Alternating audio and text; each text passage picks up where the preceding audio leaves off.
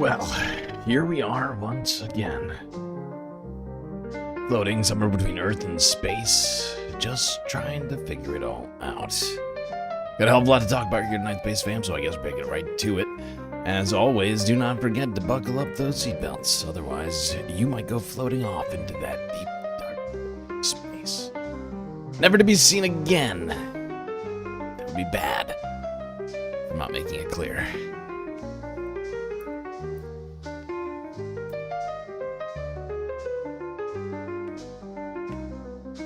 Space Fams, beautiful to see you here on this Friday. Week-ending report time. Oh, almost forgot I owe you all a tinfoil hat. There we go, tinfoil hat, engaged. Alright, got a hell of a lot to talk about. My god, haven't been able to stream all week, been having issues with the internet. Should be good, apparently, for the rest of the month. Maintenance at night, which they say is very inconvenient to everyone, which I responded to my ISP with, but me, as this is when I work. Oh, and sunglasses. Thank you, Paige. I'll get the sun. There we go. Okay, I'm styling. I'm styling over here. Anyway, yes, it's been a shitty week. We haven't been able to stream or talk about it, but here we are, about to have a epic week-ending report. So much to talk about. First, some shout-outs in the chat. Meteorologist Jetmend Fishbone 123 and close fourth. Arvin Trevino also here. WYCD Ravy Baby Sevens. People over on Twitch as well. Omega Star, Bernie Baby, Paige Larson.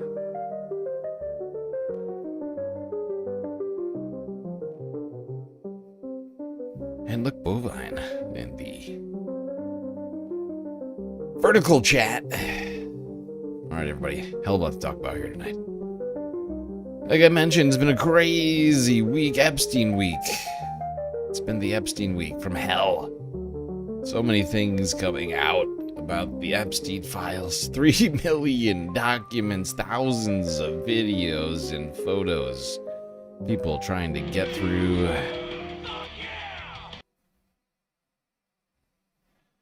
America. And we're going to start it off like we have been last couple weeks with the Epstein files. Jeffrey Epstein? This guy's been talked about for years. First, Mr. President, I know you want to move past all this intrigue over the Epstein files, but I do want to ask you to clarify something you said this morning. You said this was all a hoax. Has your Attorney General told you this was a hoax? What evidence? No, it's not the Attorney General. No, I know it's a hoax. It's started by Democrats. Are you still talking about Jeffrey Epstein? I call it the Epstein hoax. Are people still talking about this guy, this great The Epstein hoax. Jeffrey Epstein? Epstein? I call it the Epstein hoax. That is unbelievable. I call it the Epstein hoax. This guy's been talked about for years. I can't believe you're asking a question of Epstein. This guy, this These people are It's all perverts. a big hoax. It's perpetrated by the Democrats, and some stupid Republicans and foolish Republicans fall into the net. I call it the Epstein hoax. They're wasting their time with a guy who obviously has some very serious problems, who died 3-4 years ago. And I like to say it like it is. Jeffrey Epstein. Jeffrey Epstein. Jeffrey Epstein. Jeffrey Epstein. Jeffrey Epstein. Jeffrey Epstein. Perverts. Are you still talking about Jeffrey Epstein? I call it the Epstein hoax. Are people still talking about this guy, this great This is insane, dude. Jeffrey Epstein? Epstein? I call it the Epstein hoax. That is unbelievable. I call it the Epstein hoax. I don't understand why the Jeffrey Epstein case would give interest to anybody. It's pretty boring stuff. I don't understand why it keeps going. He's dead for a long time. He was never a big factor in terms of life. I don't understand what the interest or what the fascination is. It's all a big hoax. The Democrats are good for nothing other than these hoaxes. And no different than Russia. And I like to say it like it is. Jeffrey Epstein. Jeffrey Epstein. Jeffrey Epstein. Jeffrey Epstein. Jeffrey Epstein. Jeffrey Epstein. Are you still talking about Jeffrey Epstein? I call it the Epstein hoax. Are people still talking about this guy, this great The Epstein hoax. Jeffrey Epstein? Epstein? I call it the Epstein hoax. That is unbelievable. I call it the That is Epstein hoax. unbelievable.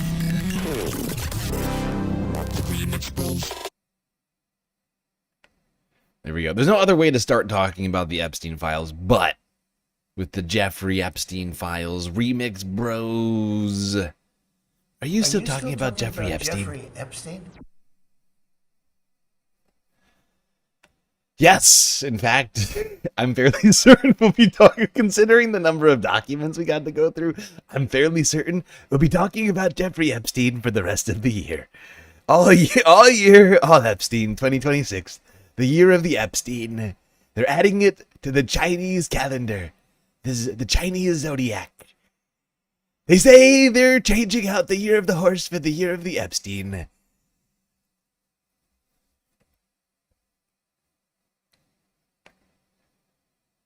Just a reminder to everybody, we are completely funded by viewers like you, and if you want to help keep this show alive, please do consider contributing in one of the many ways we have available for you to do just that.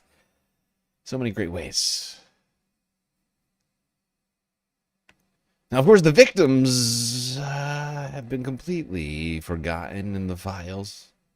Now, I'm not saying they're not in the files, but, of course, as we all know, certain amounts of information about the victims are supposed to be redacted, and they were not. Today is the... By the way, just a reminder, everybody, we have a whole week to cover right now, okay? Whole week. I mean, we streamed on Tuesday, technically, cut off in the middle of it because of my ISP.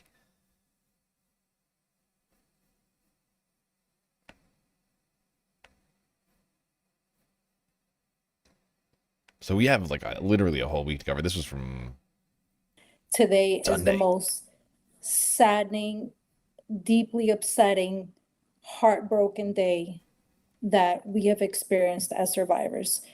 I can't help but wonder why the DOJ has once again failed us. Awful, awful, awful. Yep, Justice Department failing the victims. Thousands of instances of information that was wrongfully released by the DOJ. Kind of maddening, I'm sure. I mean, especially for the victims. But America should be mad about that. Let's be real. America should be mad.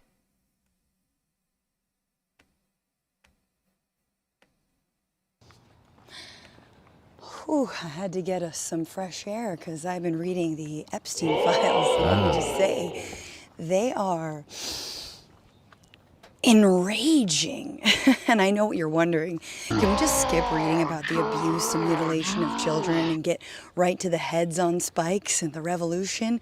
Yeah, I agree. But let me just run down a couple things. Trump raping a 13-year-old girl. Trump threatening to murder the entire family of another girl. Should she say anything? Prince Andrew torturing and then killing a girl. Bill Clinton and Epstein both raping a boy. Bush Sr. raping a boy. Babies being dismembered and eaten. And Elon Musk going to parties and asking about parties on Christmas morning like the shitty parent he is. Oh yeah, and Robin Leach choking a girl to death, okay? Jesus Christ, I don't have enough illegals. I can't go further. I mean, I could, but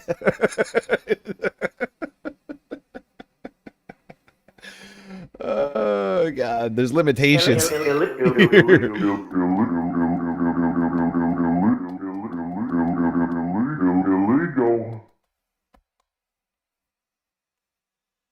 Running out of illegals over here, people. It's out of control. People and women do, right? It's always been a projection. And guess what? The Me Too movement was a trial run, motherfuckers. It's on like Donkey Kong for these predators and pedophiles. And sure, yeah, it might take us a while. It might take us a while to get up the strength and the force, but it's coming, all right? The only teens these fuckers are going to be making bleed. Shared 100 bits. Your cackling warms my cold black heart.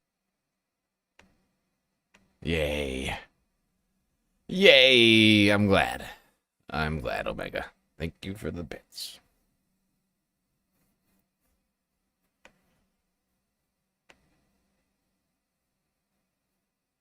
There we go, Francesca Fiorentini with a rant, a sidewalk rant about those Epstein files. So just a reminder, everybody, we still don't have all the files. DOJ has only released parts of them. And are we really to believe that half of 6 million documents shouldn't be, can't be released based upon what is in the legislation? I'm skeptical. I'm serious. I continue to grow more and more skeptical as the days go on somehow. Like, honestly, I might have to just, like, weld this tinfoil hat to my helmet. Because at this point, might as well call me Alex Jones over here. I've got a lot of questions. A lot of questions.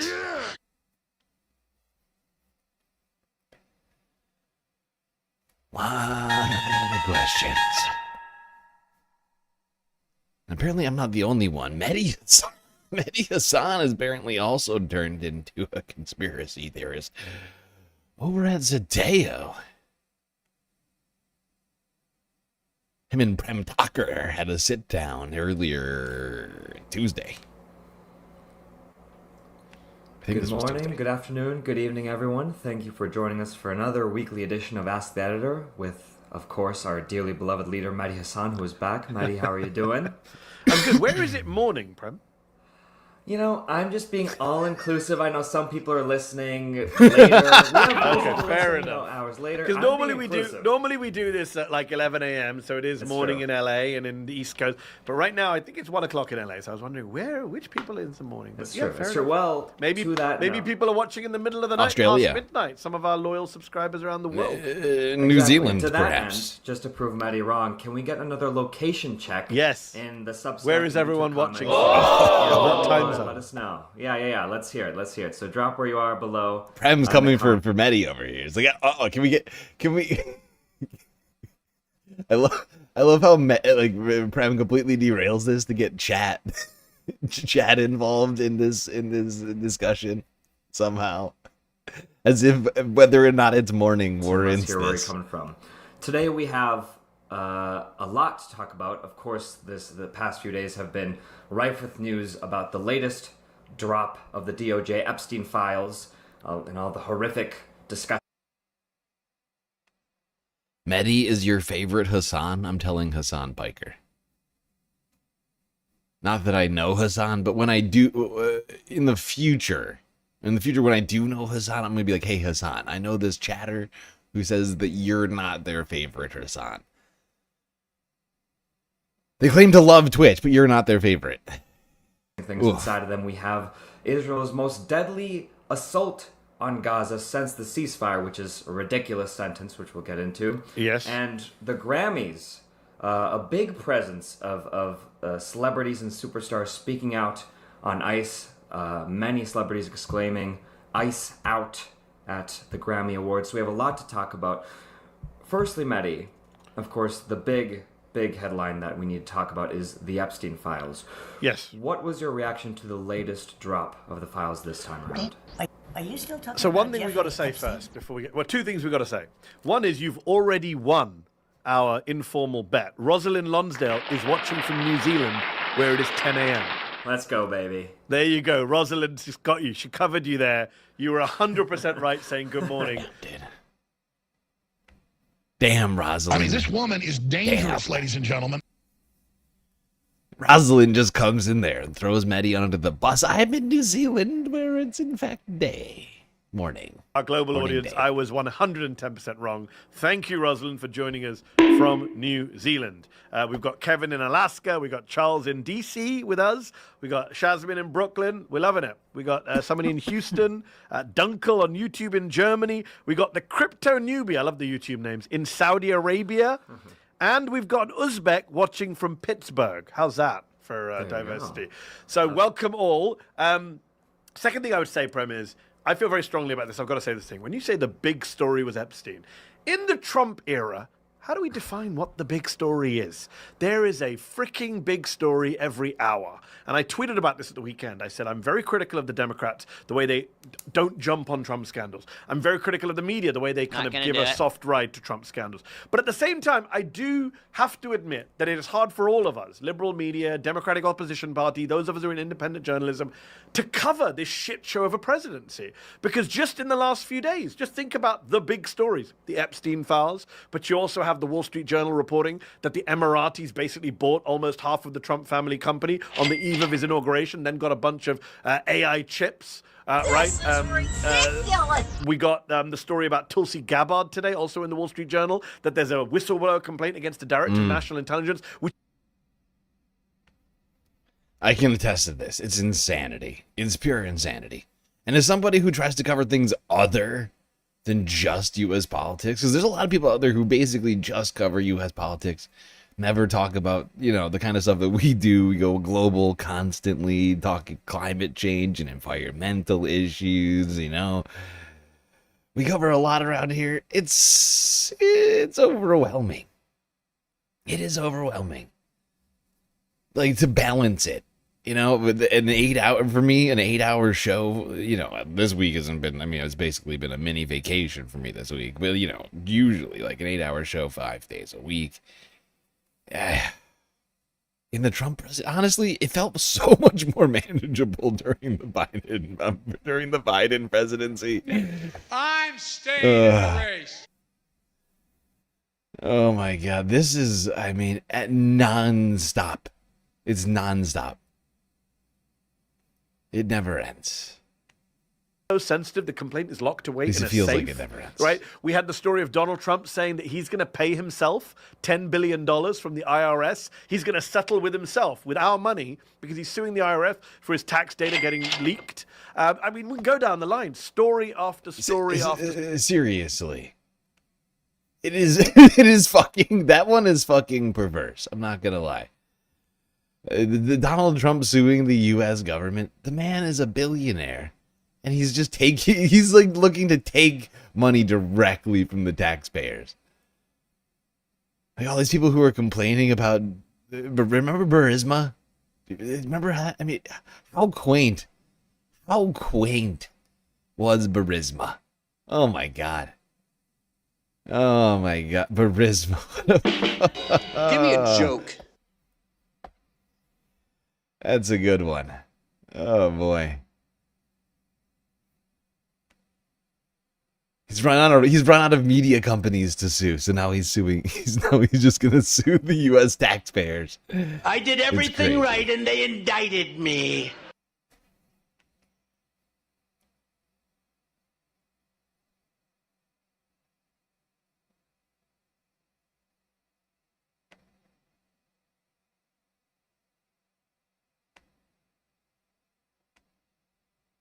In power just to kind of brazen their way through it and lie their way through it.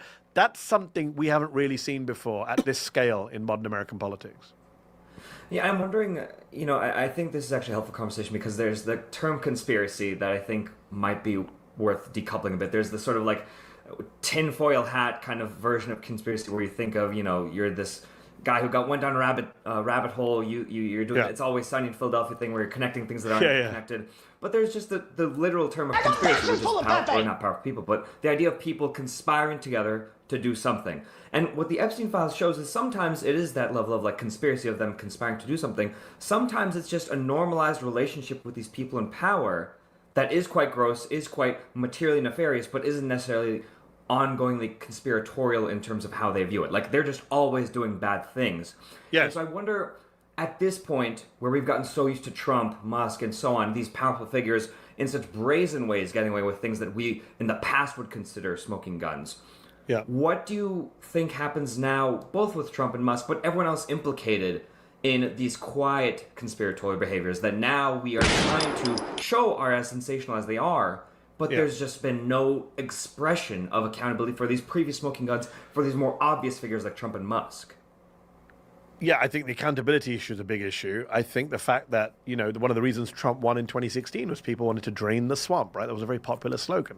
I think people are very fed up with the establishment. They believe there is this coordination. You don't have to be QAnon to believe that there's a cabal of pedophiles. But I think people accept that, as George Carlin once said, it's one big club and you ain't in it. I think there's a sense that people feel left out, that they think their elites are all colluding and coddling each other. They pretend to be opposed to each other on the Senate floor, but they're all hanging out together, scratching each other's backs. There's crimes maybe being committed behind the scenes. Just one example of something we all kind of assume happens, but to actually see and hear it and see it in the emails, and there's now audio of certain conversations. Ehud Barak, former Israeli Prime Minister, is calling Jeffrey Epstein, and Epstein's explaining to him how to get it. No, honestly, I feel like the Epstein files are enough to get like your average American get the tinfoil hat out. I mean, how could you not? How could you not when you see the extent of this man's net worth? How can you not, get the tinfoil hat on, throw on Eyes Wide Shut, and, start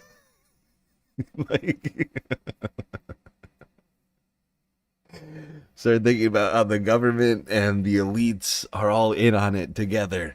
How? Explain to me. How can you not go through this and be like, oh my God, they're all in on it together, and they're in some sort of elitist criminal cabal ruling the world.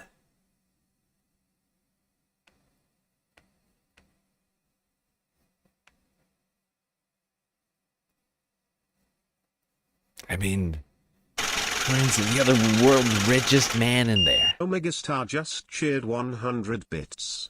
What's the frequency, Kenneth? Good question. What is the frequency?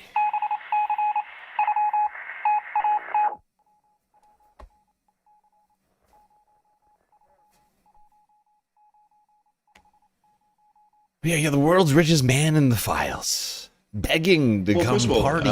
some of the things that I say will be incorrect. Elon Musk.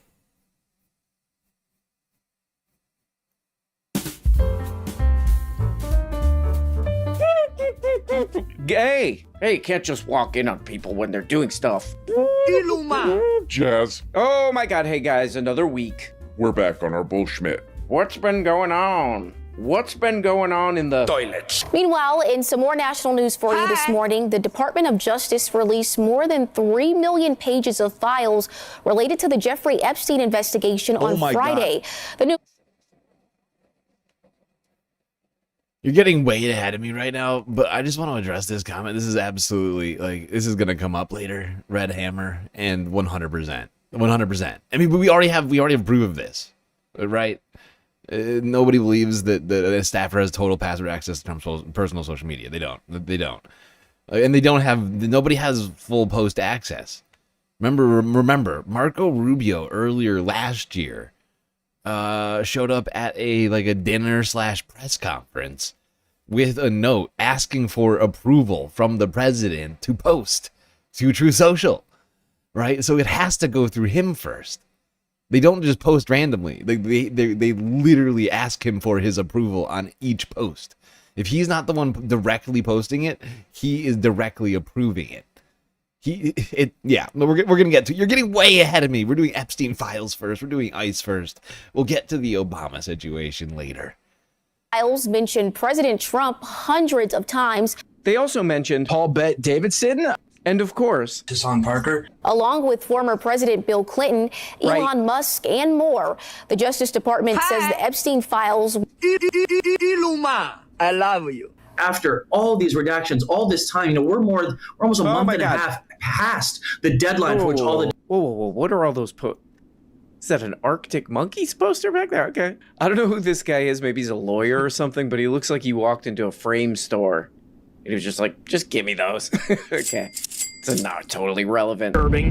You have a number of examples of Elon basically emailing back and forth with Jeffrey Epstein and visiting Epstein Island. And what we learned from this email exchange is that it was Elon who sort of initiated and was trying to go to Epstein Island. And Epstein was like, accommodating Elon, but Elon was the one who asked. Okay, swear to God, one more side note here. This little video is way more cinematic than it should be. Kyle here. I'm gonna speed it up. Check this out. Now, that is oh my God, Jesus, Kyle! Bill Gates apparently got STDs from. That's dangerous, man. It's very bizarre. Almost like, or he's drunk driving. Watch this. So, let me get this straight. A lot. Oh no! That's dangerous too. Okay, that's enough. Sorry, just trying to have some fun here. Just out here trying to have some fun, like Hassan Parker. Okay, shout out to Kyle there. Sorry that I made you reckless driving. You're not. So anyway, I did see this over the weekend. You know, bizarre. Bunch of more bizarre stuff over the weekend. More of this J.E. guy we've been hearing so much about. And basically you could sum up this story like pretty quickly. It's sort of like with Trump. It's like all these guys are basically doing the same thing. They're like, I never met that guy. And if I did meet that guy, I told him to shut the hell up and get away from That is exactly what it is, though. Isn't it? Everybody's like, who? Jeffrey who? Jeffrey Epstein? About Jeffrey Epstein? Or they're like, I told that guy he sucks. Him? The Jeffrey, the disgraced financier, Jeffrey Epstein. I told him he's a dick. I was like, hey, that guy, you suck. You suck. You go away. Aren't I a good guy? If I did meet that guy, which I didn't, I told him to shut the hell up. And I warned everyone about that guy. And I said that they should tell him to shut the hell up. So they're all saying that publicly. And then you look in the emails and they're like, I love you. You know, you check the emails. They're like, you're my best friend. When can we hang out? All the time? Hopefully all the time. So that's basically the whole story. It's like a bunch of them. There's this guy, Howard Lutnick, whatever. You could go look him up. He's got like this bizarre interview. This guy went way over the top with the, I've never even seen that guy. I say to him, yeah, massage table in the middle of your house? How often do you have a massage? Calm down, man. And he says, every day. And then he like gets like weird. Why are you acting like that in an interview anyway? That is pretty weird to come up with a story like that, you know? And talk like that. Like you're doing a Moth. If anybody remembers the Moth, where people would get all intense telling these stories. And I said to him. It's really weird to tell a story like this and like this. You know, like I saw that guy once and I marched right up to his little butt and I said, you seem like a creep, you idiot. I mean, I have radar for this kind of thing. I can really root out a creep. I have creep radar, I call it. You know, this is this guy in an interview going on and on. I have creep radar and mine went off right away and I said, shut up, man. If I ever see you again, I'm gonna kick that ass. But then you go look at the emails, it's like, when should we meet? That's the weirdest thing to me, is just like these interviews where they're like, that guy, I told him to get the hell away from me. Okay, so anyway, on and on and on, and bep, and Hassan Parker. With that, but one of these guys that everybody's talking about is this guy. I don't really know who he is. He's involved in technology in some sort or another. Iluma! Okay, what the hell is this right here? This is from The Guardian. Your taxes done for you, $150 all in. Sorry, I was reading the wrong part. What does this crap say right here? Iluma! Had more extensive and more friendly communications with this guy Epstein than previously publicly known, according to... I love how the media is still calling him the financier. The financier? Jeffrey Epstein? You're telling me that guy was doing a bunch of sex stuff? What? They're still doing it in 2026. And they're still calling Jeffrey Epstein the financier. It's released Friday. Incredible. Emails in the files appear to show the two cordially messaging each other on two separate occasions to make plans for Iluma! Along with Hassan Parker to visit Epstein's Island. The documents include Musk and Epstein emailing in both 2012 and 13 to determine when Musk should make the trip. So it's back and forth. Do you have any parties planned? I've been working on the edge of sanity this year, and so once my kids go home for Christmas, I really want to hit the party scene. The invitation is much appreciated, but a peaceful island experience is the opposite of what I'm looking for, Musk wrote. Blah, blah, blah. Then Musk sent an email suggesting that the visit wouldn't take place, saying logistics won't work out this time, won't work this time. Musk has been harshly critical of those linked to Epstein, but the newly released emails appear to contradict his own long-standing denial of any ties of his own. Hey, shut up! No! He doesn't have nothing to do with that guy, man. The Tesla CEO told Vanity Fair in 2019 that Epstein was obviously a creep, and claimed that Epstein tried repeatedly to get me to visit his island. I declined. Okay, so people are talking about this. They're like, I thought that guy said... What did the guy say? I thought that guy said he just thought that guy was a creep. But then what the hell are these emails, man? What the hell are these goddamn emails, then? Yeah, those emails seem to contradict everything Elon's been saying about the files and Epstein. Weird. Very weird.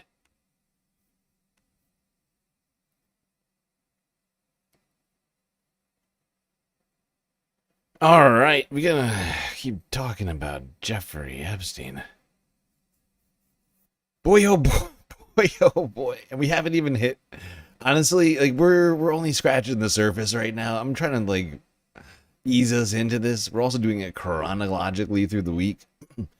We haven't hit the Sheila Zolnur portion of this coverage yet. When it gets there, things get pretty crazy. She's been doing some interesting research. Now you may have missed this moment. Donald Trump. Actually, should we cover this later? Should we cover this later? Fuck it, we're doing this chronologically. Let's just go. This is from a few days ago on Tuesday, I think it was. Donald Trump got very testy, I guess you might say, when talking with CNN reporter Gatlin Gallons. A lot of women who are survivors of Epstein's are unhappy with those redactions that came out. Some of them, entire witness interviews are totally blacked out. Do you think that they should be more transparent? They thought they released too much. You know, I heard that, and you tell me something else. No, I think it's really time for the country to get onto something else. Really, you know, now that nothing came out about me, other than there was a conspiracy against me, literally by Epstein. Nothing came out. But I think it's time now for the country to maybe get onto something else. But what would you say to people who feel like they haven't gotten healthcare, justice, Mr. President? Something that people care about. Yeah, what did you say? Go ahead. What would you say to the survivors who feel like they haven't gotten justice? You are the worst reporter. No wonder CNN has no ratings because of people like you. You know, she's a young woman. No ratings. I don't think I've ever seen you smile. I've known you for 10 years. I don't think I've ever seen a smile. Well, I'm asking you about survivors of Jeffrey Epstein, You know why Mr. you're not President? smiling? Because you know you're not telling the truth. Seriously. And you're a very dishonest organization. Seriously. Gatlin is right. Gatlin is 100% right. I wish she had finished that sentence. I'll finish it for her. Well, I was asking about the survivors, and you're taking the opportunity to be a huge fucking sexist right now. I don't understand. What is the deal? Omega Star just What cheered is the deal? 100 bits. Fuck you, Cheeto. Why don't you smile more? I don't understand. You're a young woman, and you never smile. What's the deal? Why can't you smile? I see you're looking nice around the office. Maybe I want to pinch it, and yet you don't smile. How am I to know what to do? It's very confusing, okay? And if you smile more, it would make me more comfortable as a man, okay? Good old-fashioned sexism. All right? Look, a sullen woman is... Nobody wants to see that. Your forlorn face. It's very nasty. Stop frowning. Nobody wants... It's insane. It's insane. It is so wildly sexist. And the fact that he took... While he's in the middle of not answering a question about the Epstein files and the victims that the DOJ has completely ignored, he takes that opportunity to be a sexist. It is insane. Not in the files. Also, women should smile more. Like, what the fuck, dude? Like what? Like what in the actual fuck? I don't understand. I don't understand. Can somebody explain to me, like, what kind of deranged lunatic would do such a thing? Who does that? Who does that? I don't understand it. What a strange week. Another strange happening this week. Former President and First Lady Bill and Hillary Clinton went back on going back on testifying. I think that was enough going backs on. Maybe that might have been one too many. I can't remember now for sure. But they are now released as of 3 days ago. It may have changed in this time, and I missed the story somehow. It's hard. I can't say for sure right now. But as of 3 days ago, reporting from the Associated Press suggested that Bill and Hillary would be testifying after only a couple of weeks ago. Maybe was it last week? I can't remember. Like, they've changed their position on this multiple times now. But I think it was like last week or 2 weeks ago they were going to not testify after previously saying that they were going to testify.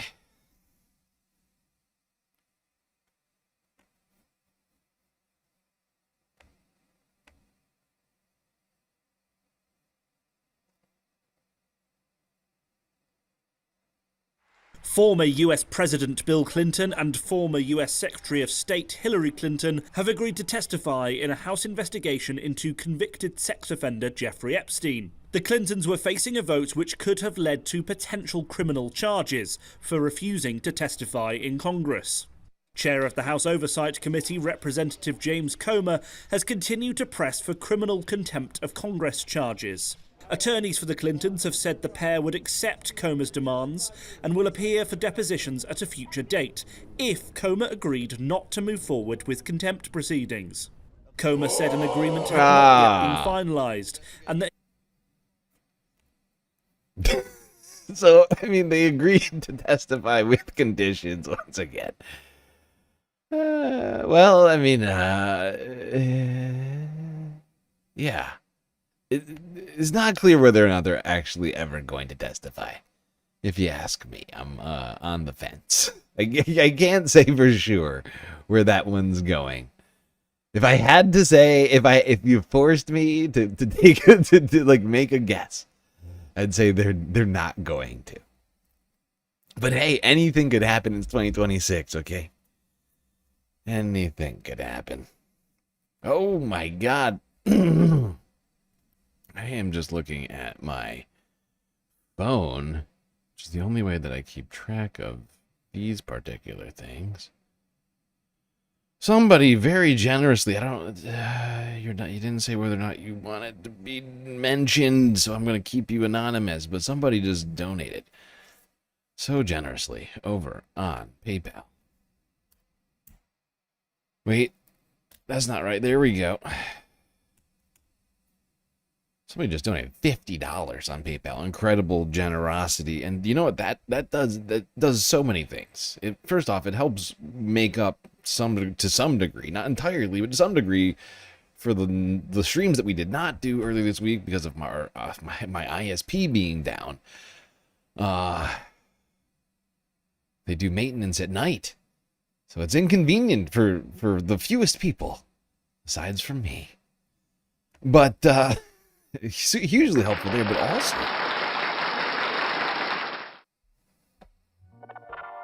here's my sound. Also completing the galactic content goal that we never started. Never even started the goal. But we did it. Somehow. Completed the goal. 44 minutes into the stream. Ensuring that we get all of the sweet galactic content I have planned for tonight. Or at least most of it. We'll get at least a 12-hour stream. At the very minimum. And we have enough content to do that. Oh boy, do we have enough content to do that. It's been a busy week. I don't know if you've heard. A lot of stuff happened last 5 days. Kinda crazy. All right, well, bask in the glory. Bask in the glory. Galactic content goal completed while also contributing simultaneously to the galactic deficit, the financing of the galactic deficit. So good, so great. Take it all in. The awesomeness of the space fams is the reason for this confetti party. All right, everybody. It's going away. So we have to get back to the content. I've got 158 videos to get through. And if we just sit around doing confetti parties all night, we'll never get anything done. This is ridiculous! Come on!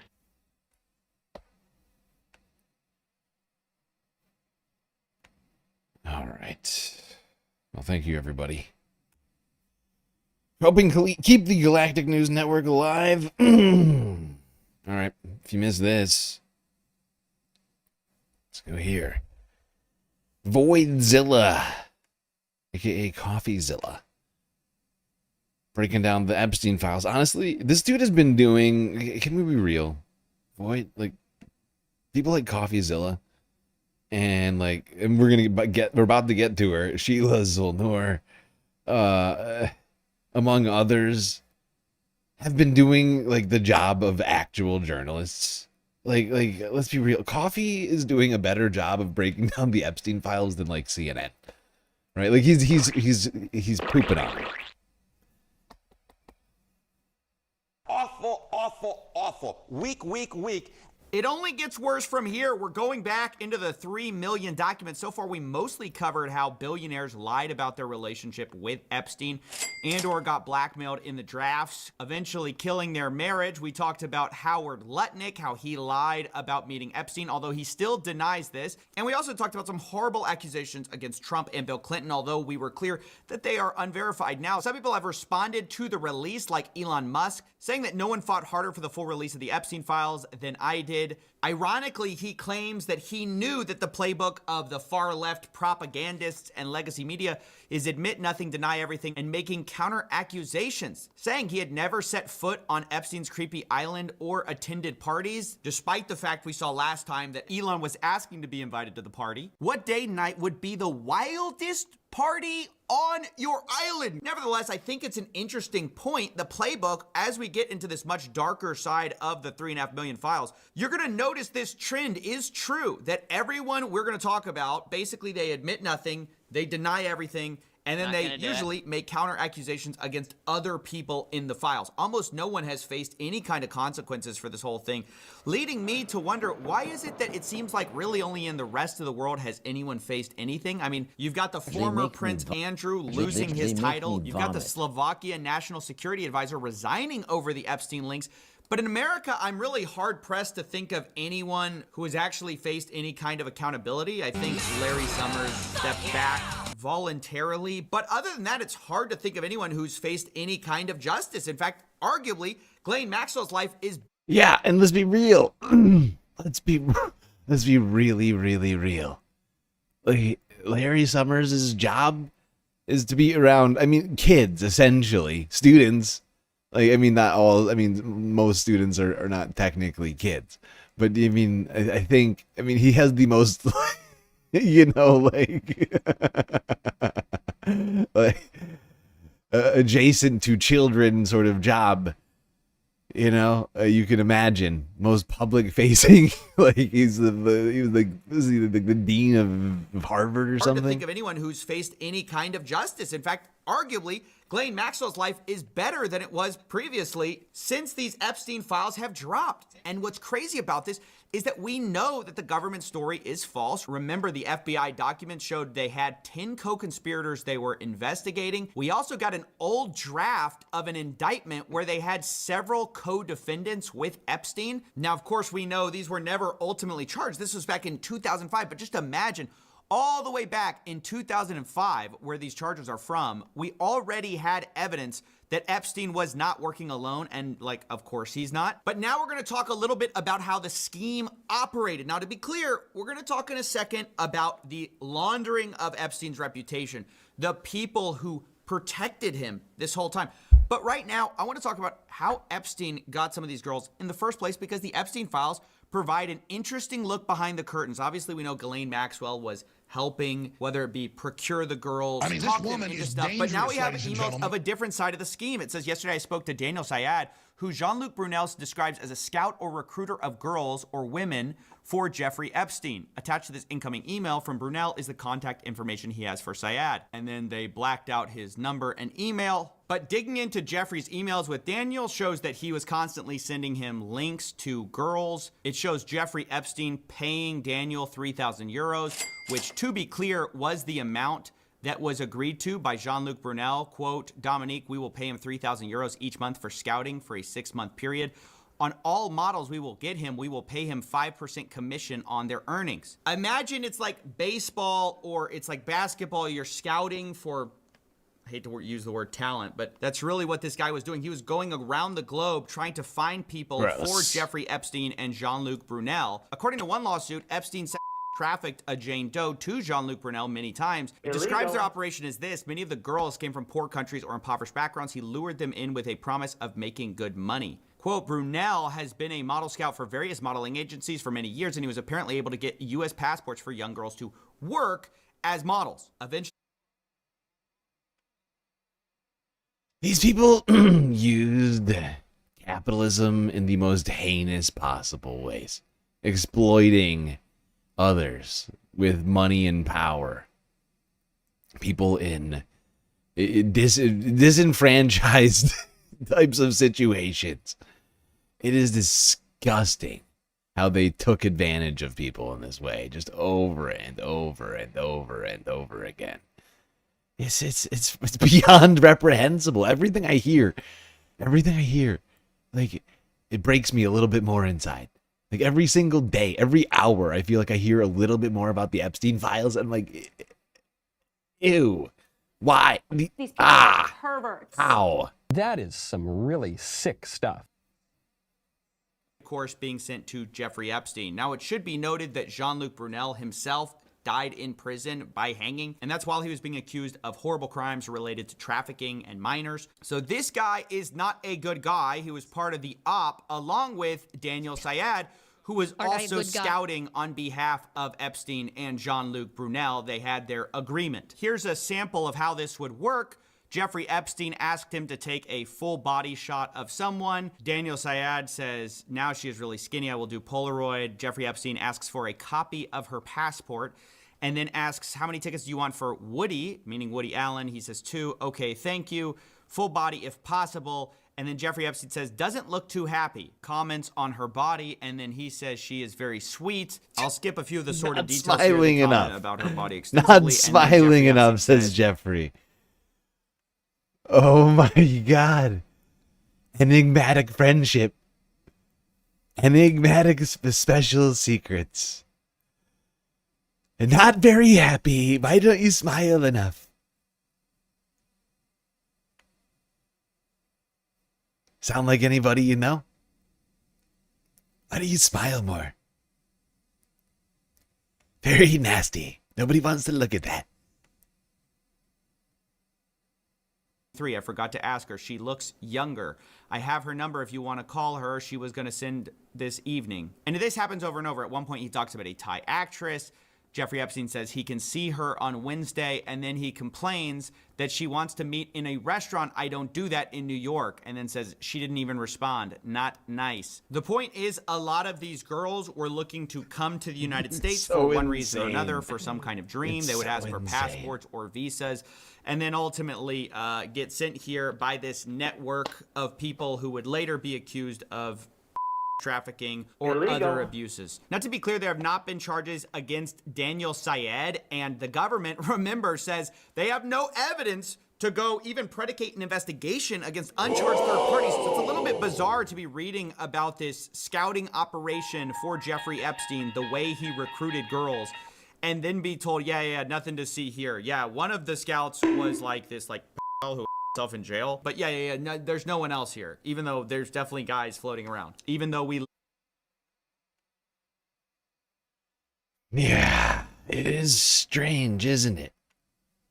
It's almost like the DOJ is directly involved in the cover-up of the conspiracy between Jeffrey Epstein and just an unknown number of co-conspirators in just a myriad crimes.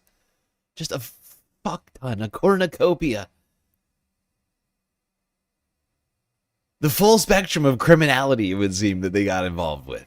Government corruption, drug sales, sex trafficking. I mean, what didn't they do? Murder, literally murder is being alleged in the files, among other torture. These people are like doing like war crimes. I mean, like, it's insane. It is insane. Literal espionage. Literally have money laundering. I mean, like, what crime didn't Jeffrey Epstein and his co-conspirators commit? And they're covering up for them. The government is covering up for one of the biggest criminal conspiracies in modern history. Defendants in our old draft of an indictment. We have nothing to do. We can't possibly imagine doing anything. And that brings me to one of the frustrating parts of these whole files is the redactions. I mean, I know I've been over this, but it's a different thing. In the past, the files were sort of overly redacted to protect people. The problem this time is not only are a lot of people still being protected, like literally the names of the people they were going to charge, you couldn't argue those are victims, but the work was just done so sloppy that oftentimes you'll find that the DOJ has uploaded 2 documents that are functionally identical, and they redacted one but not the other, letting you see what's ultimately behind the mask, which is dumb because sometimes the thing they're redacting is Jeffrey Epstein's name. Or other times it's somebody who clearly is not a victim, because then you see the non-redacted copy and you're like, yeah, that's clearly not a victim. So it's a little strange what they seem to have done here. Let me give you a for instance. So we have this message from somebody whose name is blacked out, and we see participants, and then we see Jeffrey Epstein is involved, right? And it says, we need to work around your 38. We need to push back on the lies, then crush the pedo trafficking narrative, then rebuild your image as a philanthropist. Now, I want to know who's doing that. Who's trying to rebuild Jeffrey Epstein's image, right? Well, yeah, who could be doing it? Aside from Steve Bannon, who we have literal video evidence of him trying to,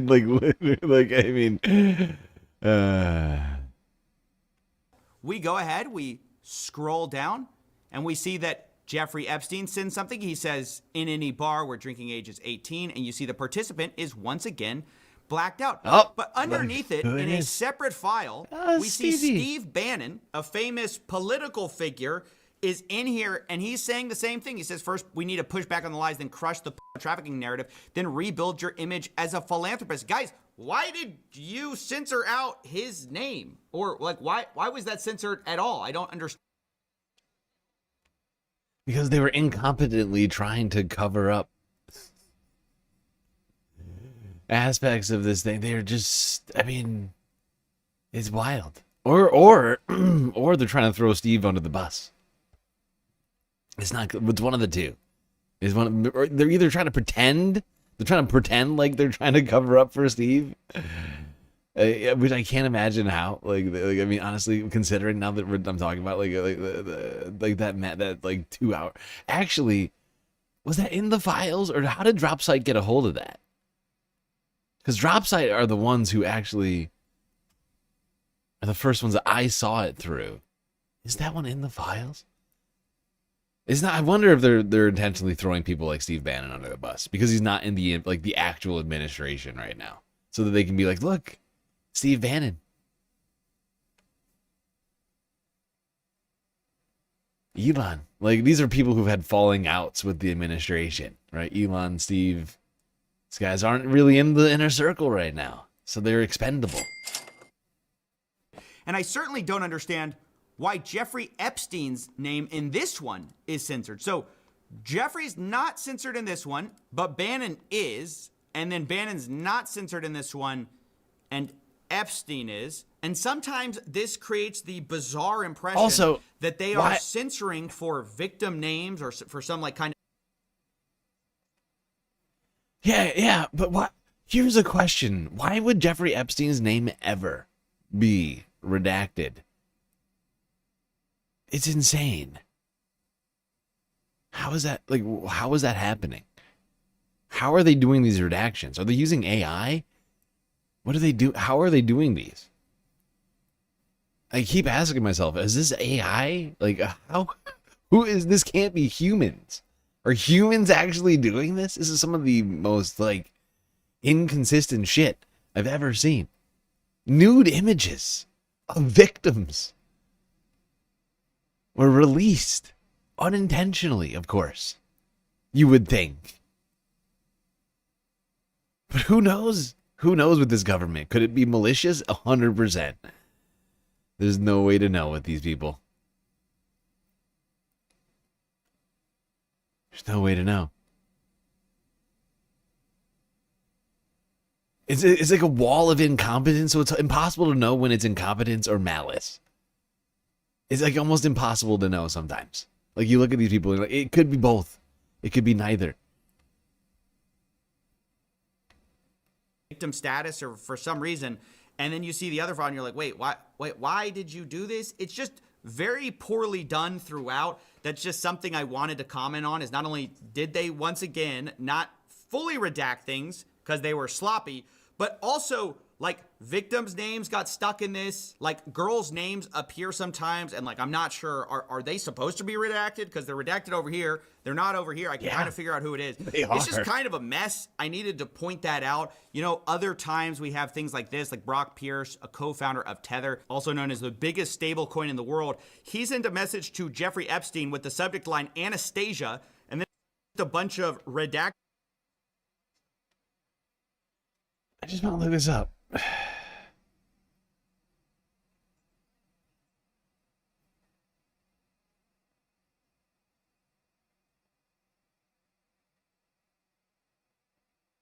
$192 billion in reserves. No, well, slightly less.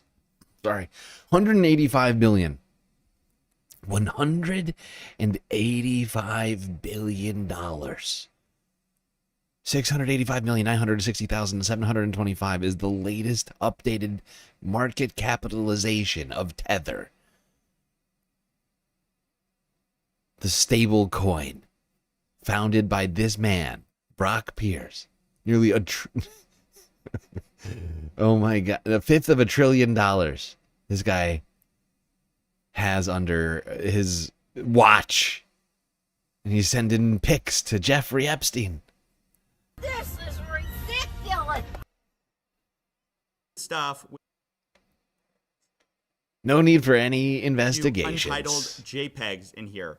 And so, you know, you're thinking to yourself, what is this? Is he sending some illicit media? Like, what is this? Well, then we have this page where it wasn't redacted. I put that little dark square that I didn't know if this should have been redacted or not. But it's like a bunch of JPEGs. Now, does that contain victims? Is Brock Pierce sending photos of victims? I don't know because of the way the government did this.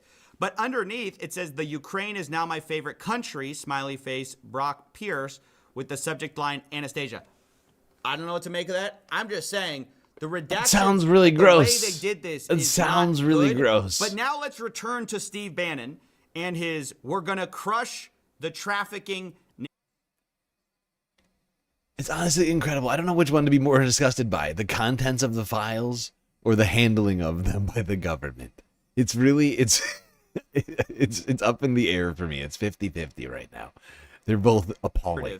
Because this guy, oh boy, has been revealed in the files to being like Jeffrey's right-hand PR man. I mean, this guy was filming basically a documentary about Jeffrey Epstein in order to rehabilitate his image. And some of it has actually leaked to the public. It's been interesting to watch how that's been received. But the funny thing is that originally Jeffrey Epstein's plan was to just do a YouTube video, like an apology, like a old school 2016, turn on the camera for authenticity and saying, you know, he says, do you think I can do my own video interview and upload it to YouTube? No sandbagging, interview format, or like a diary piece. Steve Bannon says, if you do an interview, it can't be like Johnny does a YouTube. It has to be amazingly professional and perfectly cut. Then Jeffrey Epstein responds, Woody, we assume Woody Allen, because they were close, said he would help edit. Not sure how to stage, what points to make, but better than trying to do an interview that I have no experience doing. Goal is to humanize the monster. Anything written carries little weight, to which Steve Bannon replies, yes, Jeffrey Epstein, should it be an interview format, interviewed by me? They start talking about, like, how do we do this? Humor, apology, how did I get rich? Question mark topics. They're brainstorming. And you know how what? do we trick the public? You know what? Considering this discussion, the drop site, the video that we watched on drop site, the Steve Bannon interview with Jeffrey Epstein, which honestly, now that I'm thinking about it, they were using a nice camera, especially for the time. That, like, honestly, I don't know exactly what kind of camera they were using, but it was at least a 1080p, maybe 4K camera that they were using. With a seemingly professional lens setup, I'm fairly certain.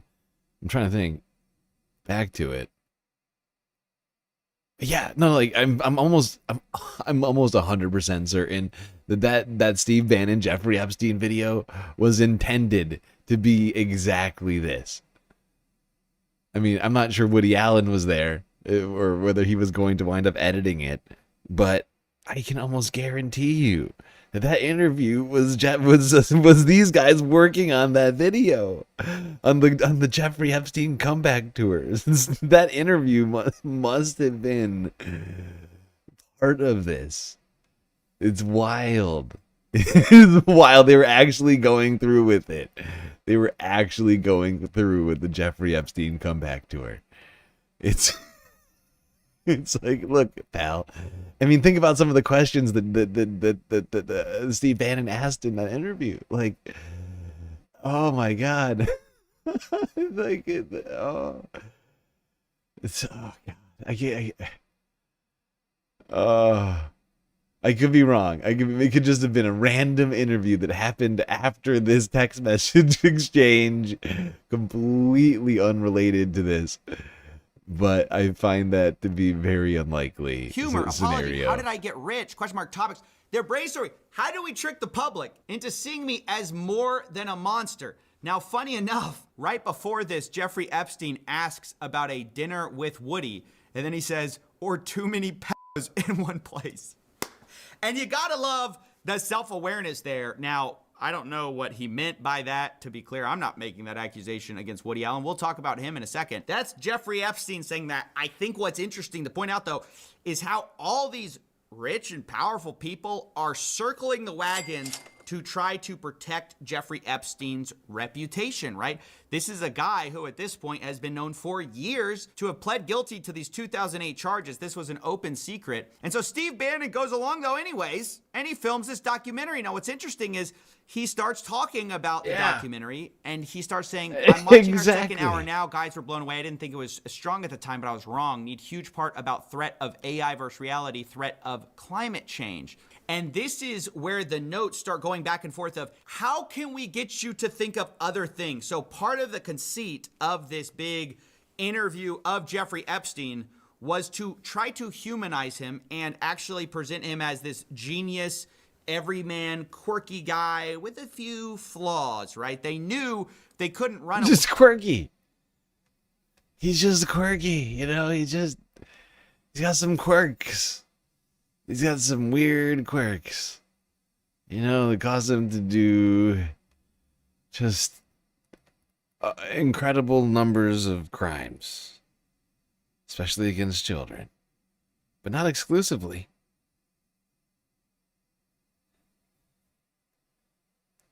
This is disturbing. All right.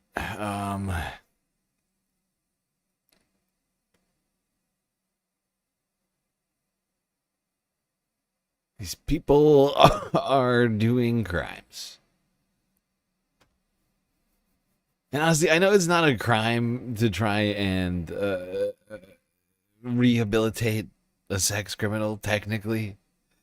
But ethically, considering what we know and knew about Jeffrey Epstein, even at the time of the making of this documentary, dude. Oh, this feels like, honestly, that feels like complicity. It honestly feels like complicity. Trying to rehabilitate that man, like his public image specifically. Like, that's fucked. That's a fucked thing to do.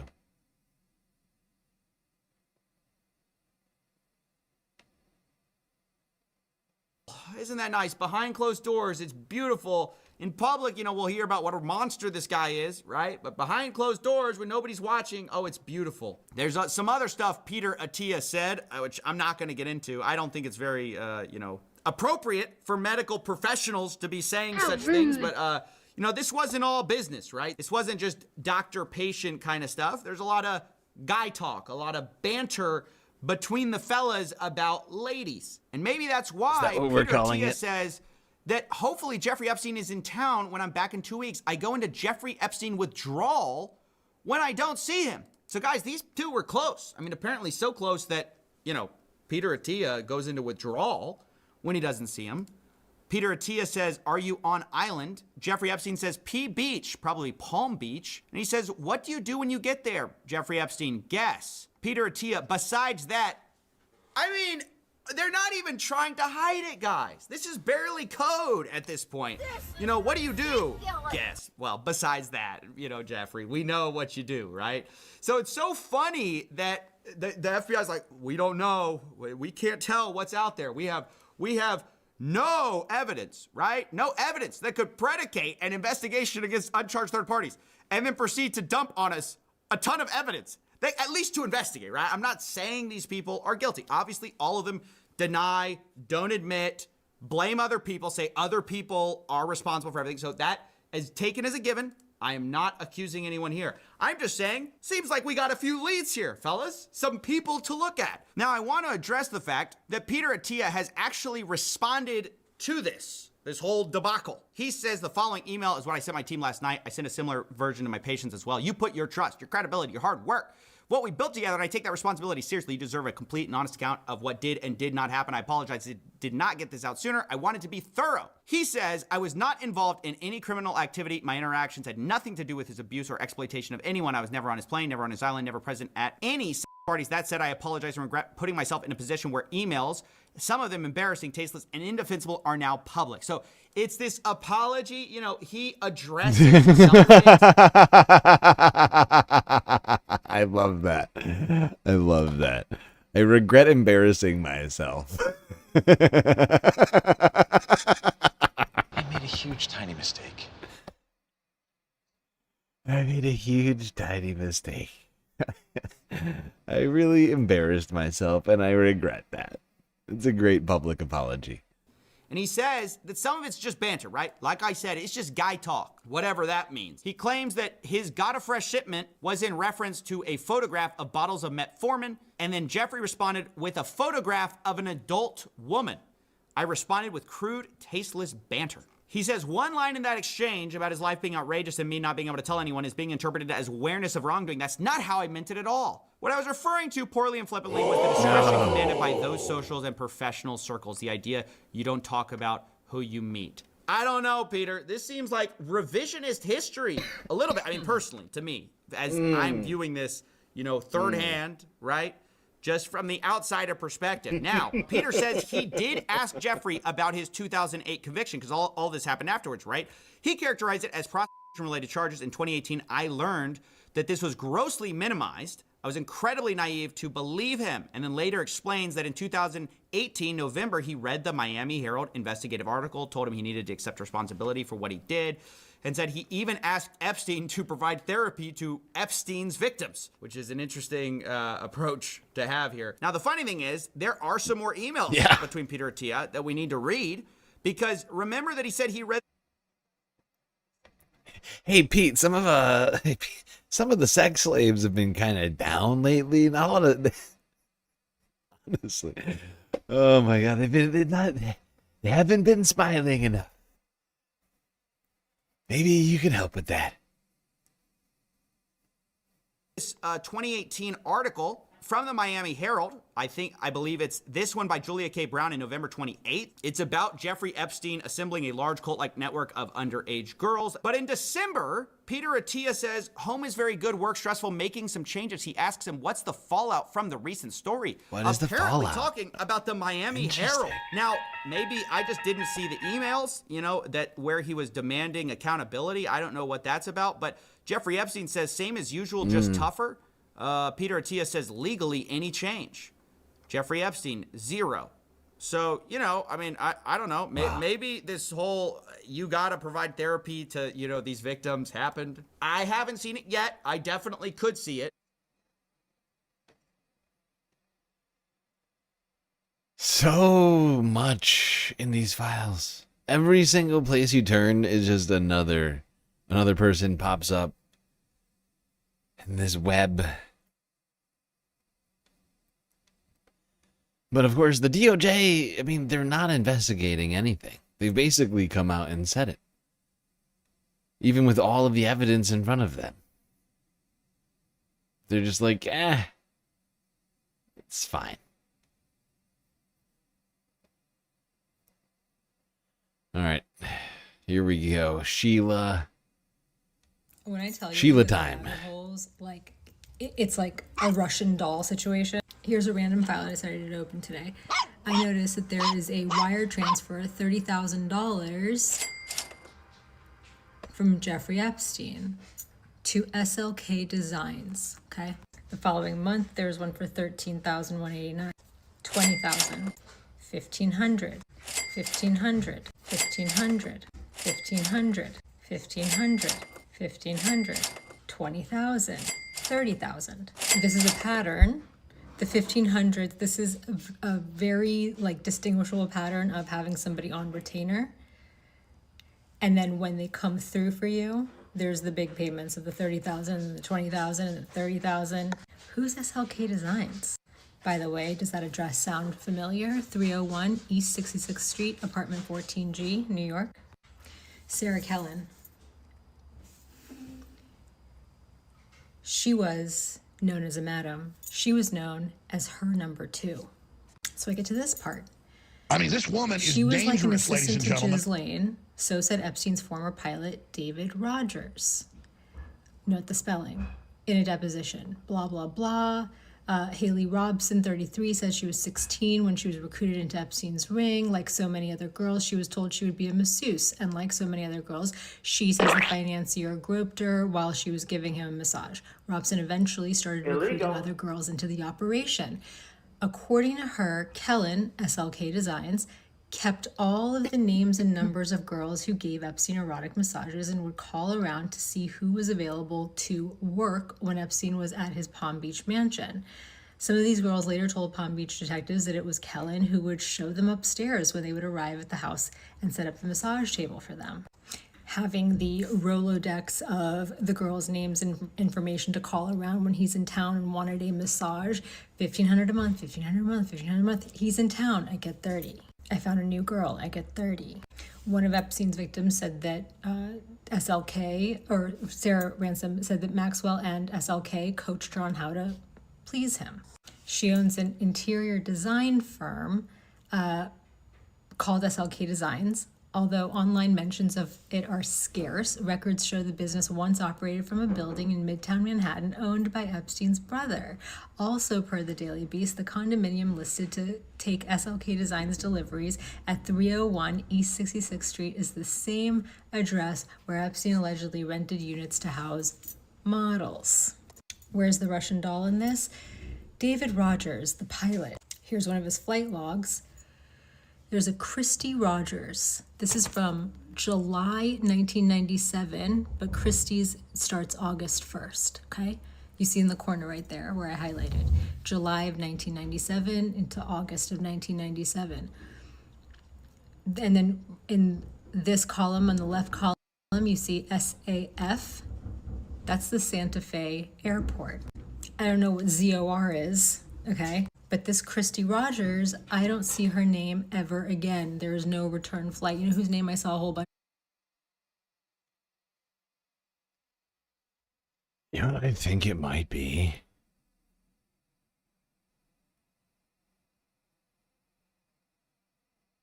Hold on. Yeah, I'll bet you ZOR is a private airport. I'll bet you it's a private airport. Because Jeffrey Epstein, he had properties all over the place. And his company was called, at least one of his trusts was called like the Zorro Trust. I'll bet you it was a private airport. ZOR. Because it doesn't show up. If you search for ZOR, it's not a known airport. But a private airport. I'll bet you. ZOR to SAF and SAF to ZOR. There's actually ZOR pops up multiple times here, you can see.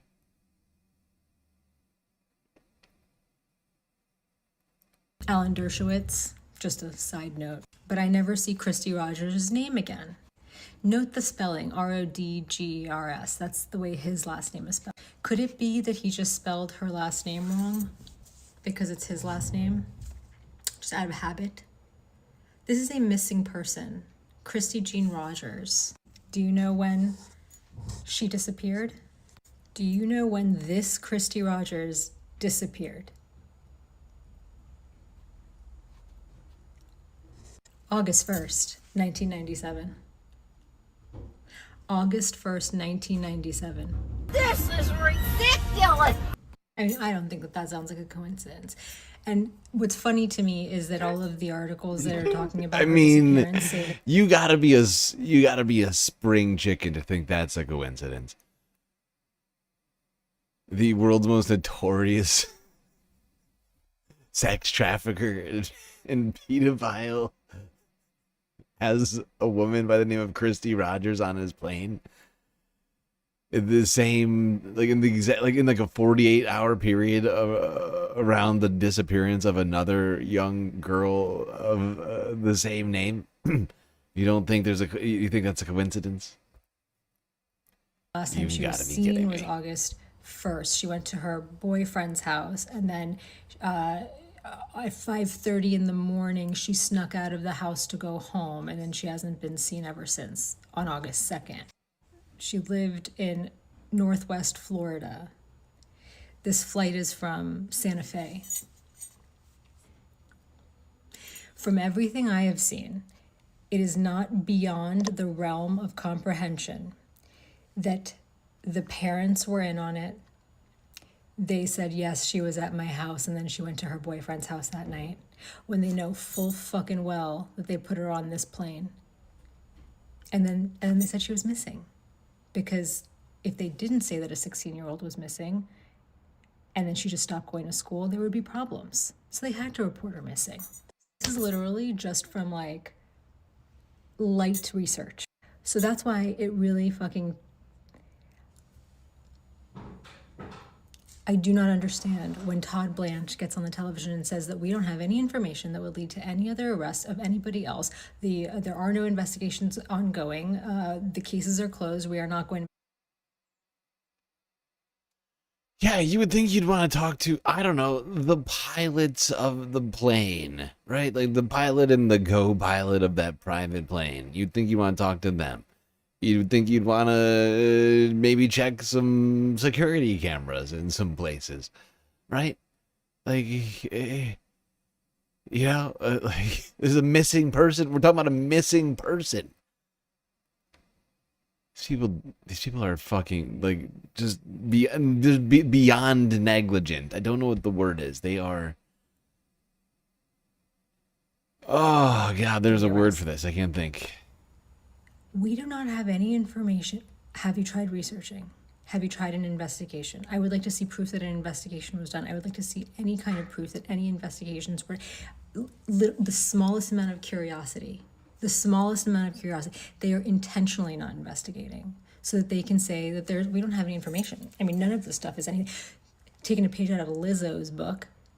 Just because his name is in it doesn't mean anything. If you steal an apple from the grocery store, is everyone in your phone also guilty of stealing an apple, you stupid fucking bitch? Really? Part of stealing an apple does not entail me trafficking that apple to other people.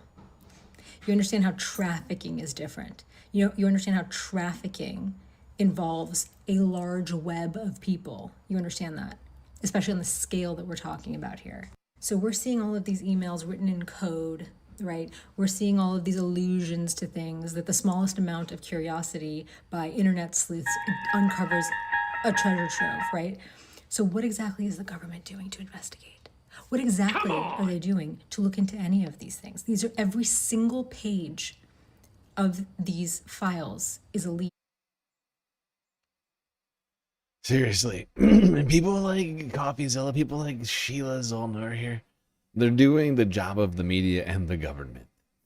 Like they're actually investigating the files. Like the DOJ's went through and protected a bunch of like predators and like Donald Trump and his friends and you know, whatever. I don't know who else. Government assets.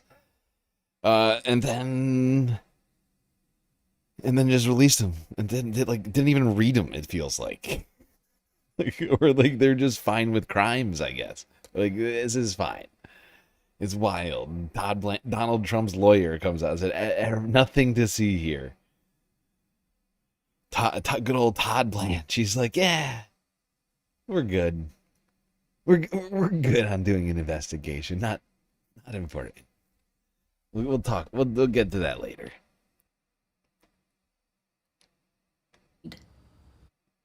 And by later, we mean never. He actually never said later. He actually said case closed. So actually, later would have been a better answer than what Todd Blanche said. Todd Blanche said never. Todd Blanche said, literally, these files are perfect. These are perfect files.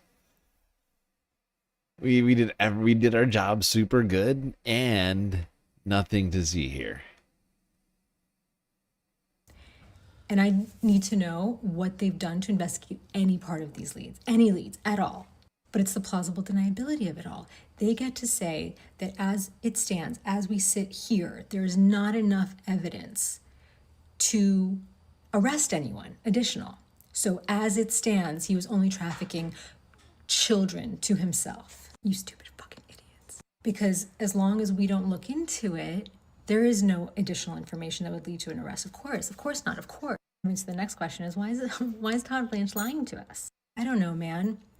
Do you happen to know who represented the orange one in his criminal trials for which he was found guilty? Cyclone Cheeto. Todd Blanche.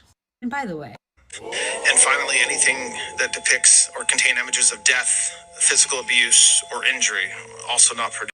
Images of death or physical injury? You're telling me that you have videos and photographs depicting death and physical violence, and there's nothing to investigate?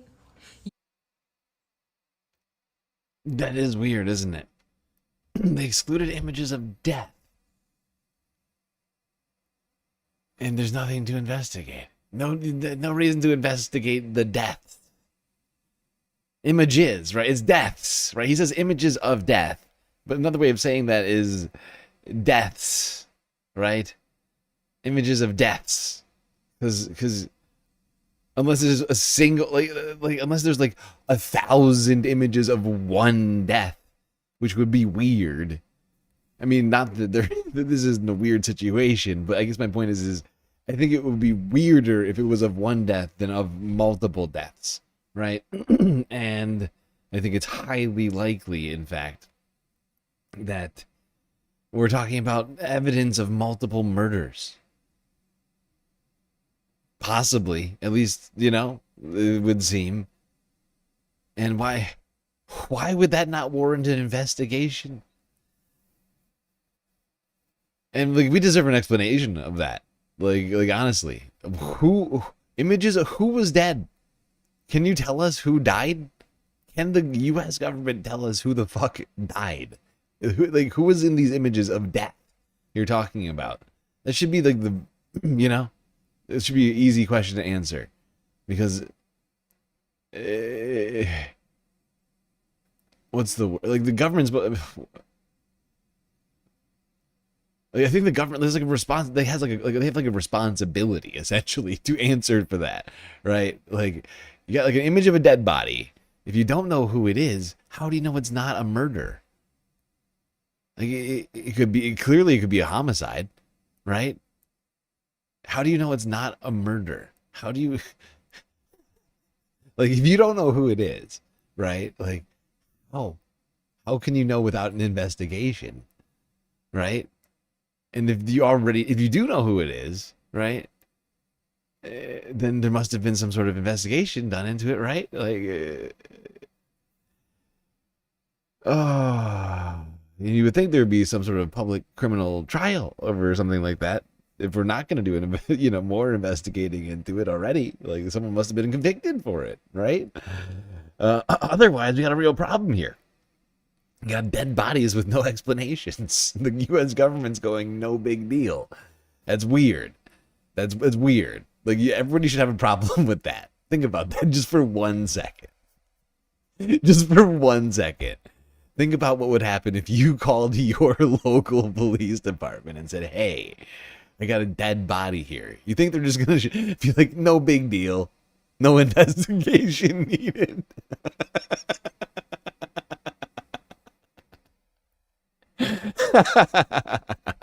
I cannot believe Zuckerbucks. I keep hitting the wrong one. Where is it? This one? Give me a joke. There it is. God damn it. Oh, I mean, like, really? In what scenario has the government ever said, actually, no big deal? It's only when they're the ones who do the crimes. It's only when they're the ones who do the crimes, right? The only time the government's like, dead bodies, no big deal, is when they are the ones who do the crimes. Never forget that. Never forget that that is always the case. The only situation in which the government is like dead bodies, NBD, it's when they're the ones who are making those dead bodies. Otherwise, they're like, hey, that's not cool, man.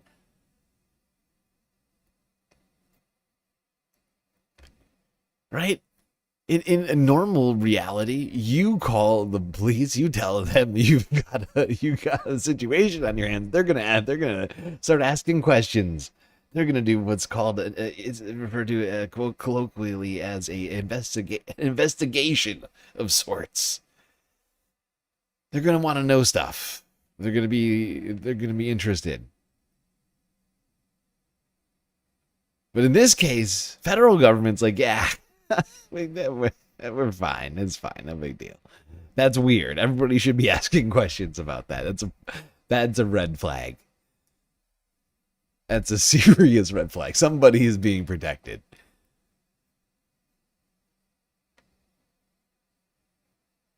This is ridiculous. It's true. It is ridiculous. Should you call Scooby and the gang? You should. Actually, it's not clear anybody else is gonna do anything about it. It's not clear. Not unless Sheila Zolnor and CoffeeZilla buy a van and a dog.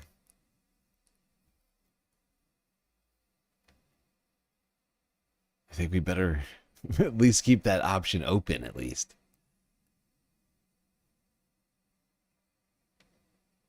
All right, we're an hour and a half into the show. So we got to take a quick galactic intermission. We'll be right back after these brief messages with much more. So much more to talk.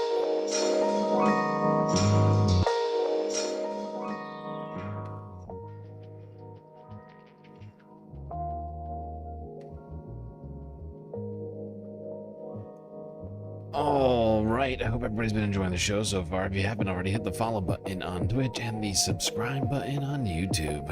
And while you're at it, do consider contributing to the Galactic News Network.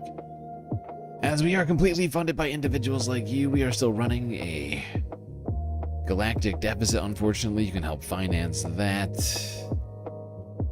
Places like Cash App and PayPal, as well as Patreon. But of course, we got YouTube, we get super chats, super stickers, memberships, gifted memberships, Twitch with the bits and the power-ups and the subs, gifted subs, prime subs, all that stuff.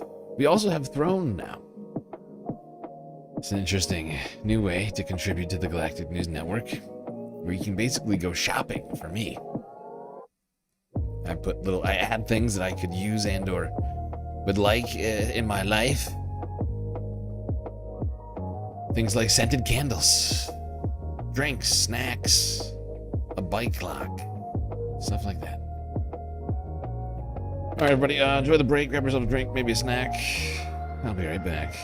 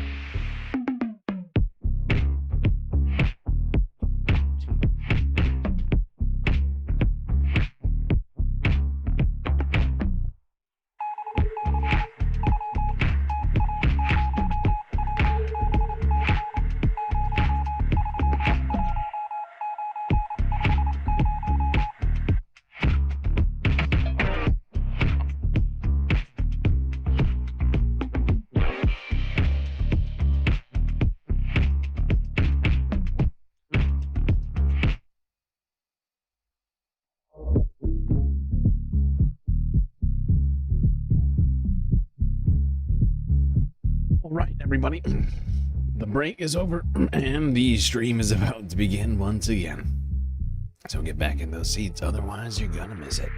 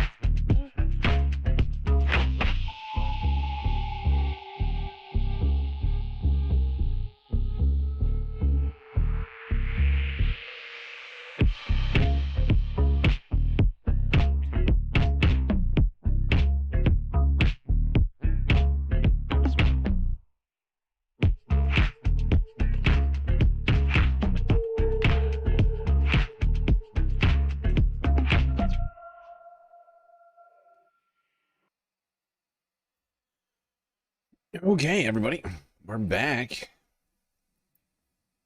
Time to get back to talking about those Epstein files. Are you still talking about Jeffrey Epstein?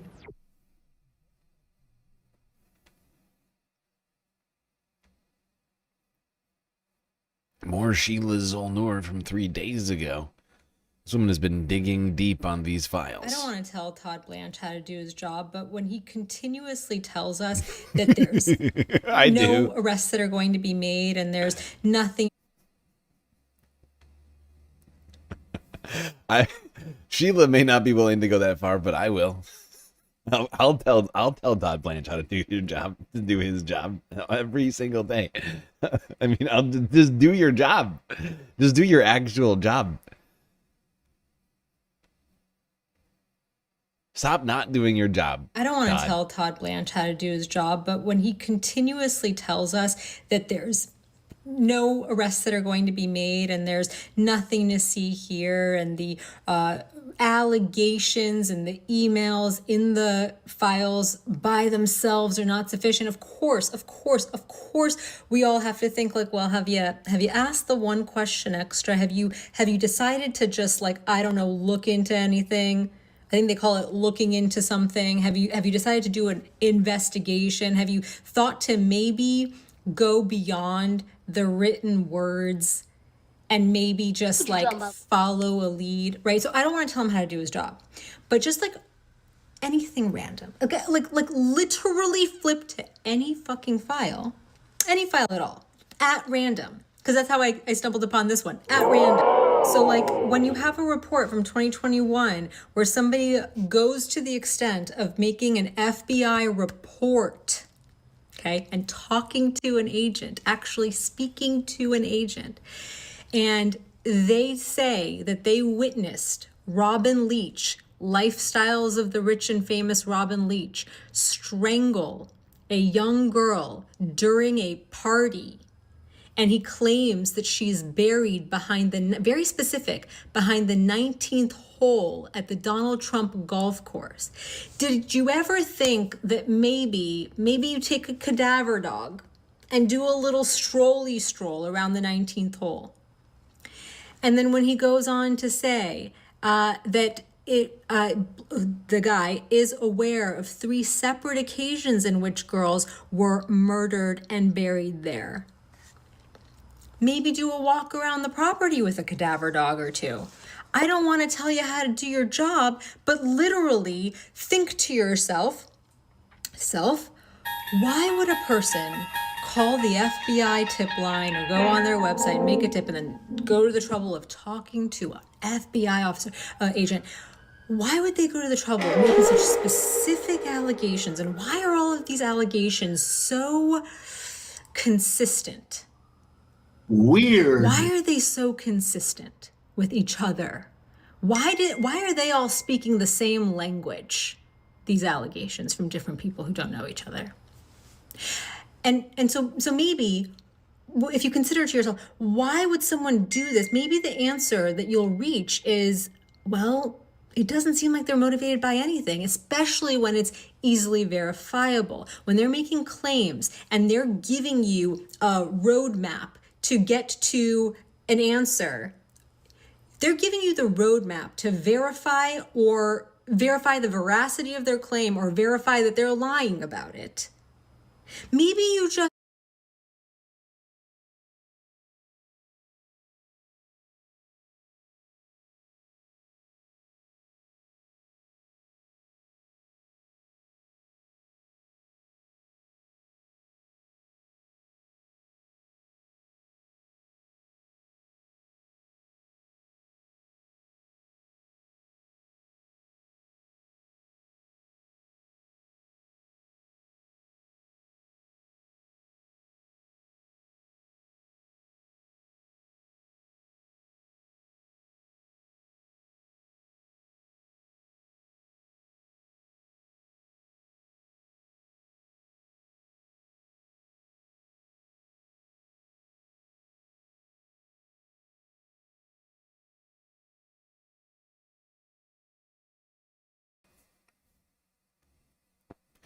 Jesus Christ, I was muted that whole time. That's annoying. I muted myself that time because I was snacking. Now, what's insane about this is that, I mean, the government, it's clear to me that the government has had this information for a long time. They've been sitting on this information for a long time. Going back to Donald Trump's first term, and honestly predating Donald Trump's first term, but not excluding it. I mean, tons of this stuff happened before or during Donald Trump's first term, right? And then through Biden's presidency. I mean, and then now once again through the first year and change on Donald Trump's second term. It's all been in the hands of the government, and they're saying, nah. They're saying, we're good. We don't need to investigate any of this stuff. And that's what they've been doing. That's what they've been doing, seemingly systematically ignoring what Jeffrey Epstein has been doing and all of his co-conspirators. That seems to be the operating procedure at the DOJ and the FBI when it comes to one Jeffrey Epstein and anybody hanging out with him. Off limits, apparently. Ghislaine Maxwell's the exception to the rule when you look at it. And even, I mean, she's sitting in a fucking day camp for girls. For naughty ladies. You get to play with puppies and rehabilitate yourself. I don't know, sniff around. If you meant to do your job in any meaningful way. If you weren't completely a fucking bullshit piece of shit hack. I mean, the appearance of impropriety alone, the fact that you represented him poorly. Exactly. The Farmer sisters showed up in the 90s. In the 90s, during the Clinton presidency. Which means that the FBI had this information during the Clintons, during the Bushes, right? Or during Bush, sorry. During Clinton, during Bush, during the Bush years, which is 8 years of Bush, 8 years of Obama, now 5+ years of Trump, and 4 years of Biden.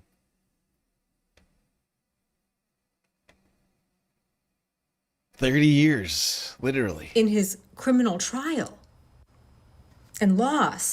I mean, I should take that back. Poorly. You probably weren't working with much, right? The evidence was very likely overwhelming, right? And so the appearance of impropriety where now you're in charge of burying or bringing to light all of this shit.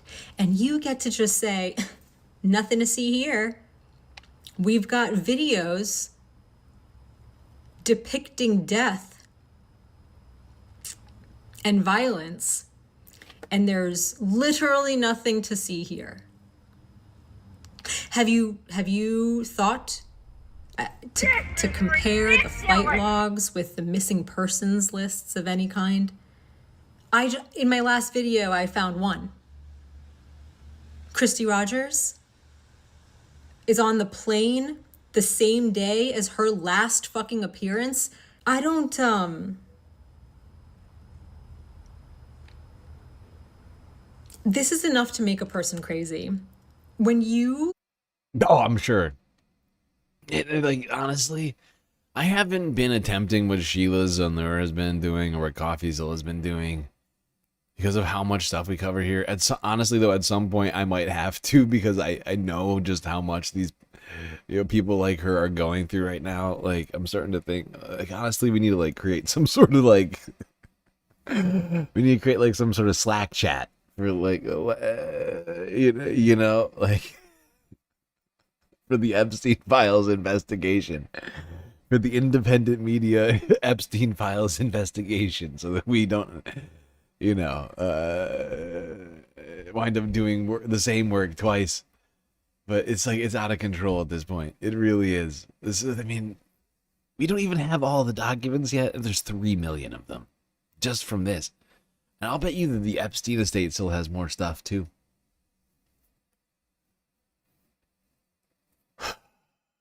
It's going to take forever to go through all this stuff. To really go through it. Sure, you can keyword search stuff and blah, blah, blah. But you have to actually go through that stuff. You actually have to go through it and, like, and unpack it. And put context to it all. It's a lot. It's a lot.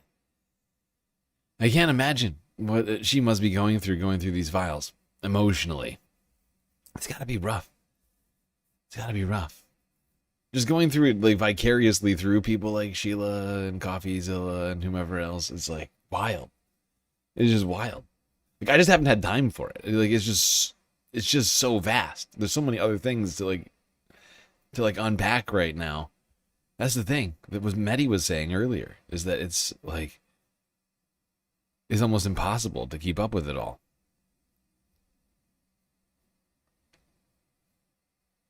Like, are being gaslit constantly.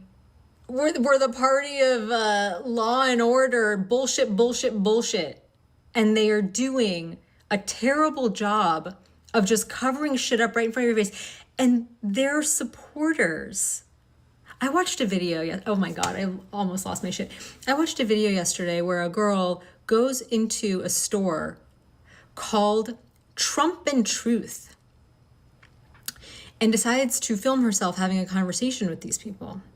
And she's like, the conversation eventually goes to where they say, oh, but if you're a sex offender, because they're talking about immigration, and like, if you're a sex offender, you gotta get out of here. I don't care if there's an allegation. And then she goes, oh, so then you agree Donald Trump is a criminal. And they're like, oh.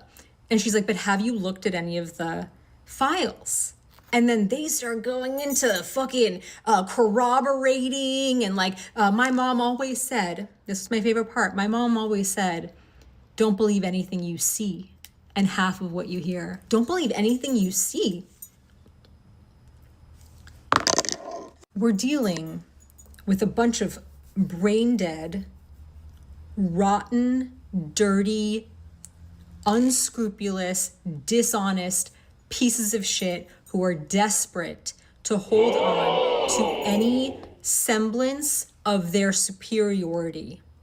And if they can be on the side of the oppressor, they're gonna fucking do it.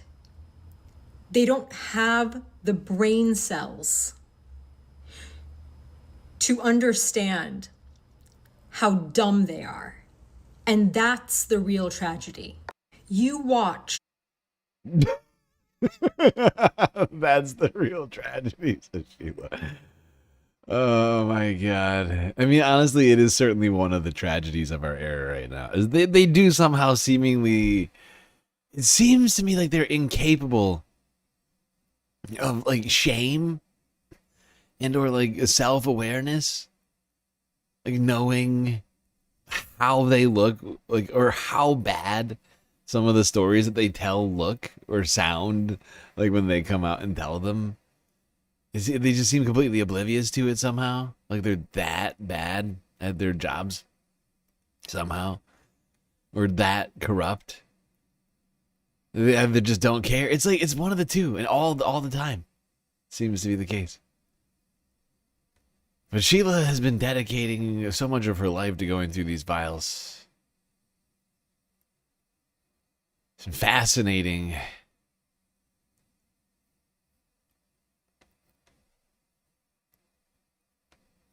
Wait, is that... Wait.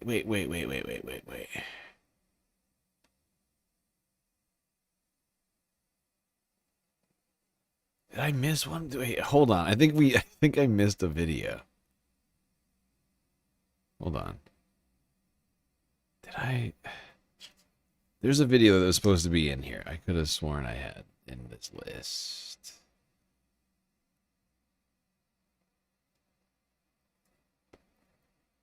Hey, Wormy. Who is this woman?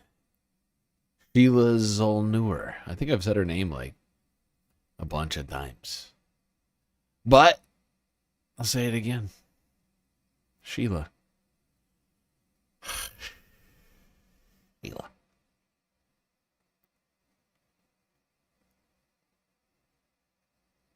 Oh, yeah, here it is.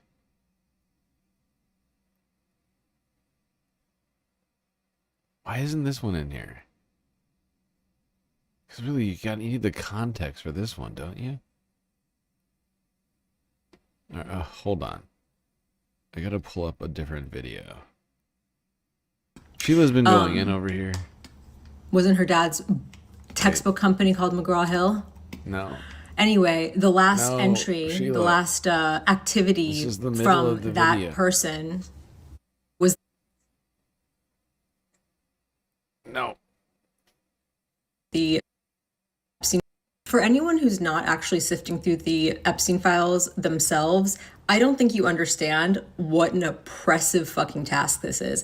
I don't think you understand how mind-melting it is, because every time you see something and you go through a rabbit hole, you realize there's another thing and another thing and another thing, and the reach of these people, there is nothing that they did not touch, okay? I'm going to give you an example in a second, the thing that's right behind me, but like this was the first thing I clicked on. I didn't know how I was going to start going through all of these fucking millions of things that were released. So I literally picked something at random. I just picked a fucking file at random. And I found this, cream cheese baby, okay? And before I get into it, when I say their hands were in everything, there's a random email from a guy to Jeffrey Epstein, and he ends it with, "Saints will win." The date...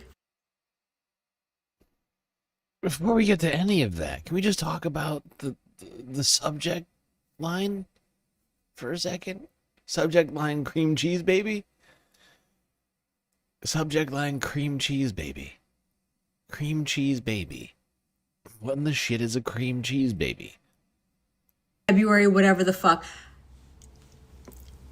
It was when the Saints won the Super Bowl. Fixed. Does it necessarily mean it was fixed? Yes, okay? Because this, all right? This is like, this unlocked something for me for some reason. Anyway, cream cheese baby, okay? I'll explain. This, you're never going to convince me why the fuck this person's identity is redacted, but it's redacted. On July 16th, 2009, 3:31 p.m., this person's obviously responding to something, but I don't see the rest of the chain. LOL, obviously responding to something. I don't know if cream cheese and baby are on the same level. It's okay. There is still enough time today. I'm trying to schedule priming for 5:30. Fuel explosion 9:45 p.m. ? Will bring a new engine startup video. Then the rest of this chain, Epstein says, there's millions of babies, very little good vegetable cream cheese. That fucking gives me the heebie-jeebies. By the way, I haven't even processed that statement. He has so much access. I mean, honestly, like the lack of humanity in that sentence He values good cream cheese more than babies. That's basically what he's saying. He's like, babies are a dime a dozen. Good cream cheese? Can't find that anywhere. This is despicable. This is a despicable sentence. It's like, babies suck. But, man, you can't find good cream cheese. I mean, what the fuck? What kind of despicable human being says that? Oh, God. I mean, don't get me wrong. I like cream cheese a lot. This actually makes me hate cream cheese. I'm not gonna lie. This discussion makes me like. Oh God. But who the hell says that sort of thing? May Wormy doesn't say that sort of thing. May Wormy says, "I'm sending 10 sweet galactic memberships to the community." Who got them? So many people. Nova Scotia Grown, Outcast, Purple Pros, Tony K, M Solo, Johnny Too Late FTV, Mistfish, Series, Wedge Wizard, and Blue Tomato. So incredibly generous, May. So incredibly generous. Yeah, seriously, Jeffrey Epstein is ruining cream cheese for me. It's one of my favorite foods. In fact, I was craving cream cheese earlier this week before I watched this, and then I was like, you know what? I might have to do without cream cheese for a little while. That the real delicacy is a good fucking vegetable cream cheese. Fuck this. Fuck everything. Okay. Then they go on about where they can find a good vegetable cream. The Epstein files are oppressing Sheila. She's losing it over here. Fuck everything, says Sheila. Oh God. Jeffrey finds some at 2J's, okay, just in case you were worried about it. But this is what I'm concerned about. Felt like a non sequitur. Fuel explosion. I'm like, let me just Google July 16th, 2009 fuel explosion. There's no way, right? There's no way that on July 16th, 2009, there was a fucking fuel explosion just after 8 p.m. A what now? Just outside Detroit. The 9 Mile Bridge had to get rebuilt. Officials say a tanker. So these guys are doing domestic terrorism and talking about it in email. No investigations needed, says Todd Blanche, Donald Trump's lawyer. I mean, the Deputy Attorney General of the United States of America. Tony K, hello to you. Over on the vertical chat. You just received a galactic membership from somebody, I think. May Wormy. Yeah, you're on the list. You're on the list. You're one of the lucky 10 people who received a membership just now. Truck carrying thousands of gallons of fuel was traveling on I-75 when it apparently collided with a car. The crash and resulting inferno collapsed the 9 Mile Road overpass as drivers watched in horror. The explosion in Detroit was similar to an explosion that happened in Flint more than 6 years ago. Wonder if they had anything to do with this one too, or that one too. So I'm like, did they plan a fuel tank? As if Flint didn't have enough problems. Like they needed a fuel tanker explosion. This is ridiculous. These people are insane. Like the criminal network of Jeffrey Epstein. There should be like 10,000 investigations going right now. Instead, the DOJ is like, nothing to see here, actually. Move it along. Donald Trump's like, honestly, I can't believe we're still talking about this. The DOJ should probably be working on other stuff. Like, are you kidding me? This guy blew up a fuel tanker. Allegedly. Explosion. He scheduled it for around 9:45 p.m., but just after 8's pretty close too. No other fuel explosions come up for that day. When I Google, I got to page 10 of Google, and there were no other specifically fuel explosions that day. So then I go to the files and I search for Detroit. Over 1,000 hits. I search for Michigan. Over 1,000 hits. And it's not just Epstein. It was Maxwell as well. And there's an email where she's talking about her sponsors in Michigan and where she's going to be staying in Michigan.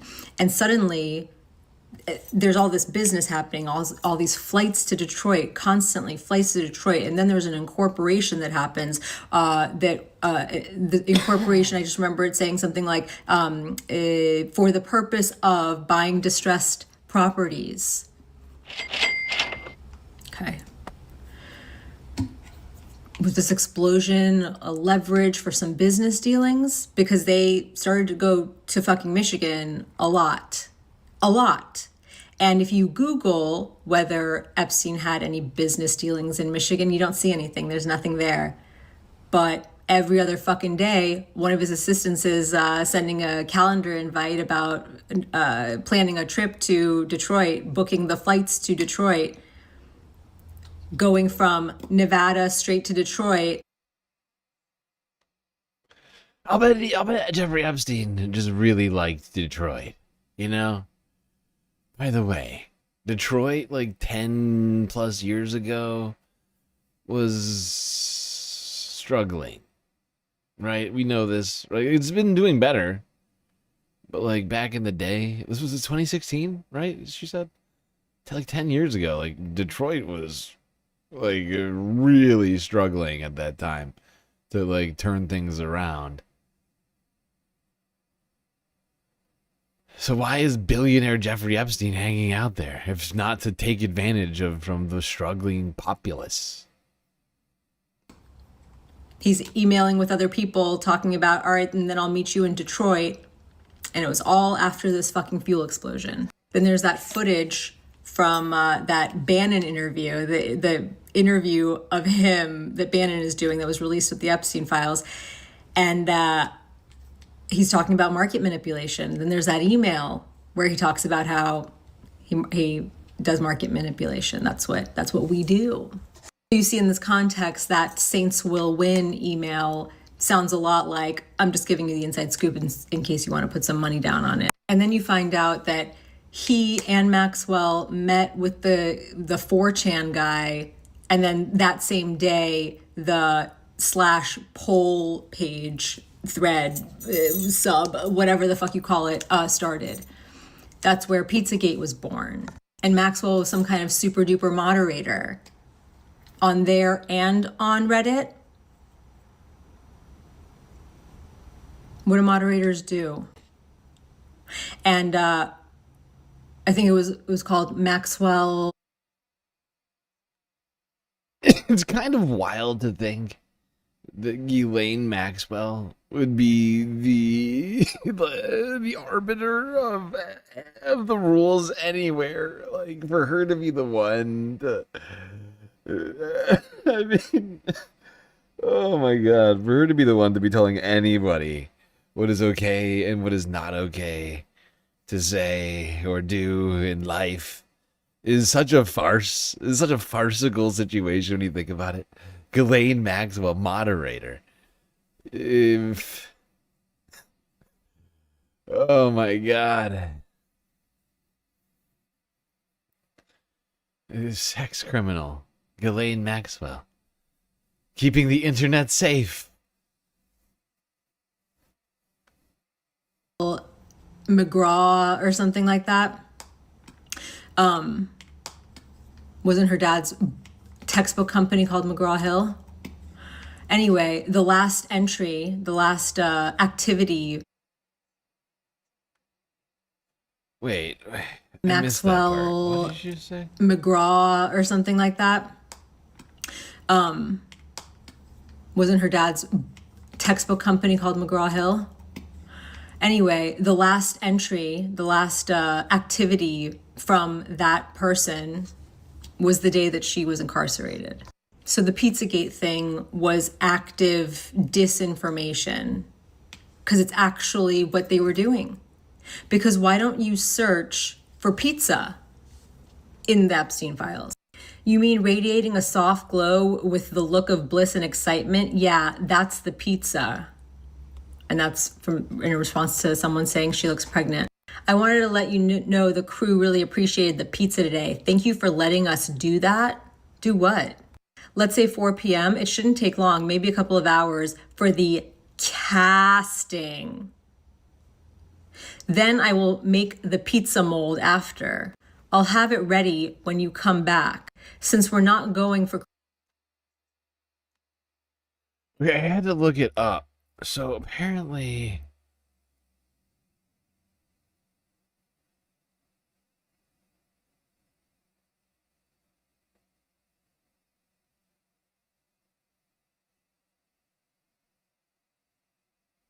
Wait.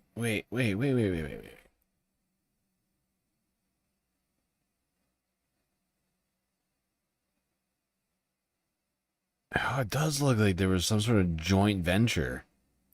There's some sort of joint venture between Robert Maxwell's company and McGraw-Hill. Textbook people for kids. Good. Although the McGraw-Hill took over the company after Robert Maxwell's death in like the early 90s. Easy detail, you can just wear either skin-tight nylons or just a thong if you want. Or nothing. It's entirely up to you. But I think this one is mostly going to be about contours. Casting with ASS in capitals. This person's obviously doing some kind of plaster mold. And they're doing the ass first and then the pizza mold. You can wear skin-tight nylons, a thong, or nothing. What else are we talking about? Holy shit, chunky. I forgot about that. What time do you want to get pizza and grape soda tomorrow? I wonder what grape soda's in reference to. We know what pizza's in reference to. Subject line, spoof on chandelier, the video I sent you with the amazing little girl dance. How is there no investigations going right now? How are people like Todd Blanche coming out and saying there's nothing to see here? There is so much to see here. It is disturbing. Frizla, super chat on the YouTube. Thank you very much. What are we watching? We're watching the Epstein files, courtesy of Sheila Zolnur, who we've been going to for her coverage of the Epstein files over recent weeks. She's been honestly one of the people that I think has been doing the best sort of analysis of all of this. She's getting deep into the files. Like, that much I'll give her so much credit for it. She's getting deep into these files in a way really nobody else seems to be willing to go where no one else wants to go. Oh, and everything that she's uncovering is disturbing.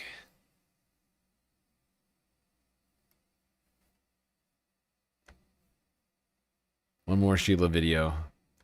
Then we're going to take we're going chronologically. So she dropped a bunch of videos on the same day. Hey, one more thing regarding this fuel explosion at 9:45 that seems pretty scheduled. On July 16th, 2009, and just so happens there's a fuel tanker that exploded just after 8 that same. Holy cow, man to the pivot. 45 stream streak. 45 stream streak on Twitch. That's pretty incredible. Well done. 45 streams. 5 that seems pretty scheduled. On July 16th, 2009, and just so happens there's a fuel tanker that exploded 2009. Just after 8 that same day. Even worse. It was actually worse in 2009 than it was in 2016 in Detroit. I briefly touched on it in the last video, but shortly after this explosion, he incorporated a business with the intention of investing in distressed properties. I didn't even think of this when I made the video, but 2009, what was happening in the housing market in 2009? The economy was shit and the housing market was shit. This was the housing crash. And I briefly looked into the financial state of the Tri-County area here, and it was not unexpectedly abysmal. And this bridge that had to get rebuilt because it completely collapsed, they got $12 million in federal funds for it. And that's not even counting all of the insurance money that they were able to collect. Do I know where that 12 million?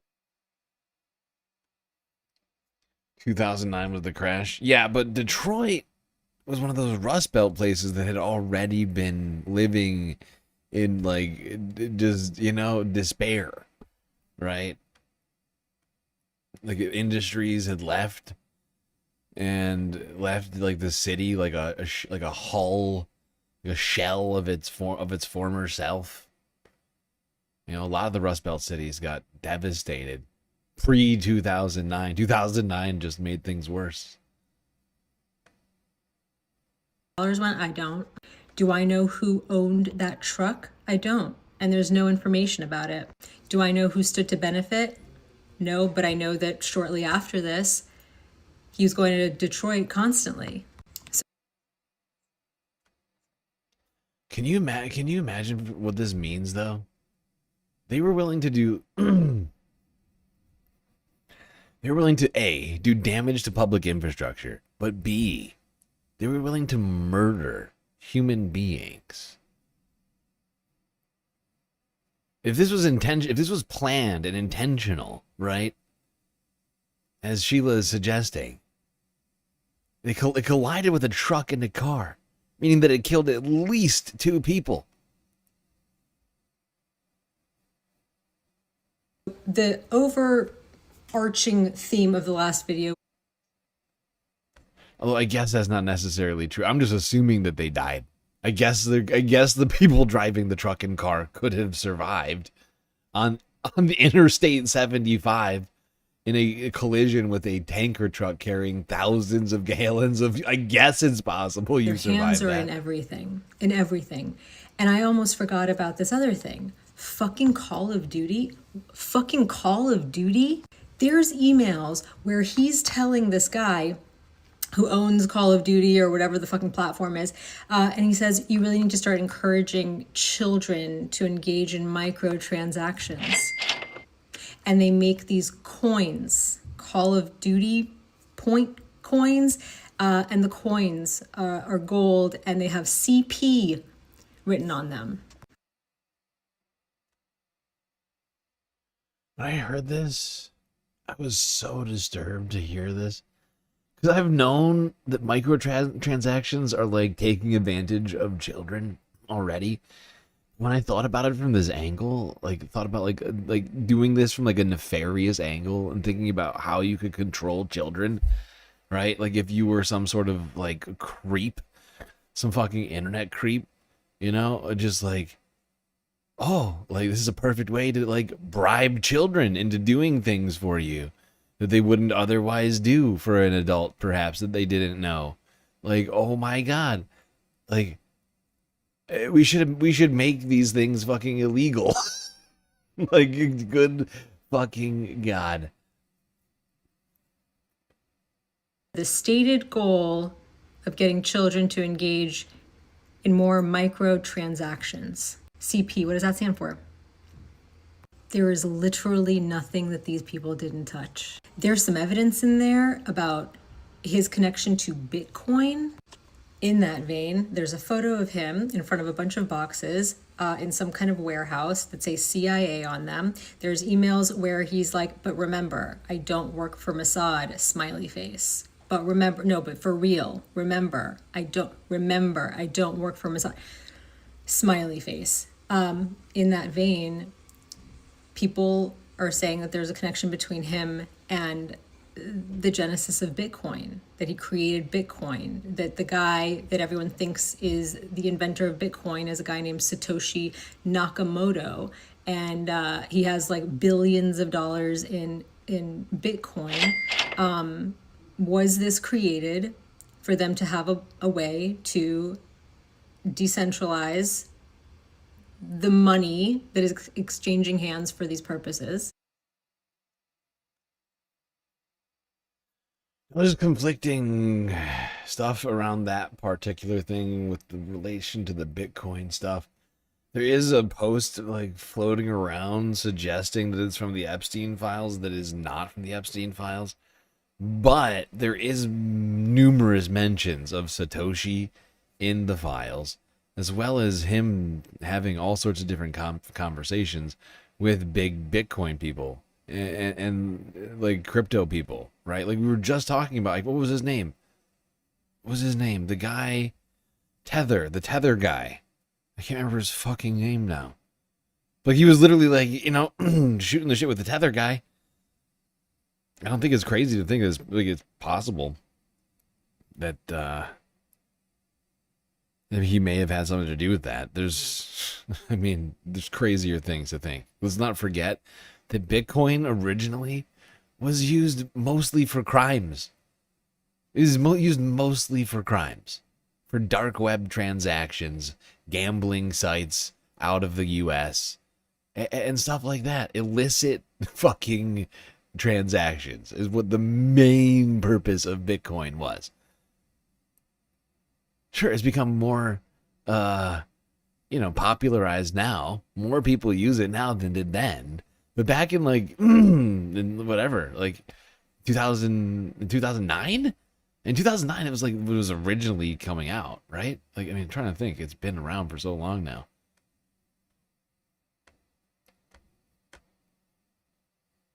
Actually, was it later than 2009? I can't remember.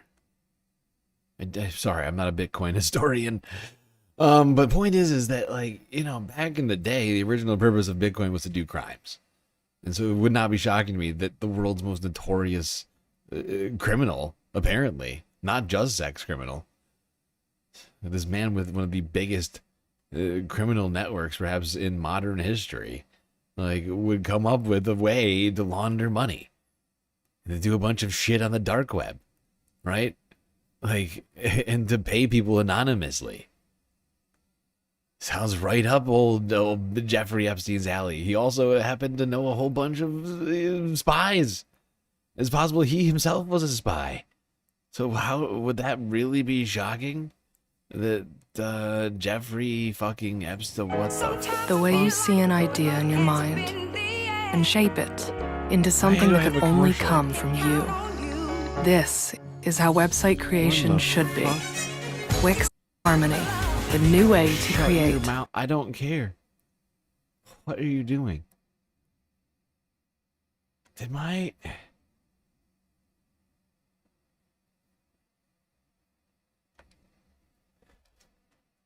premium membership? Oh, I got signed out. How did I get signed out? It's fucking stupid.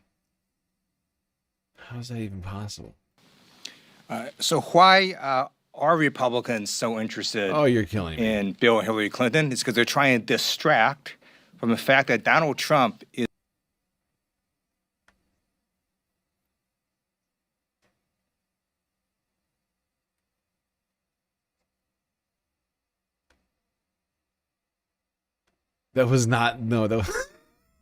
I am not running ads now. This is not a sponsored program by what Wix, was it? This programming is not brought to you by Wix, as it turns out.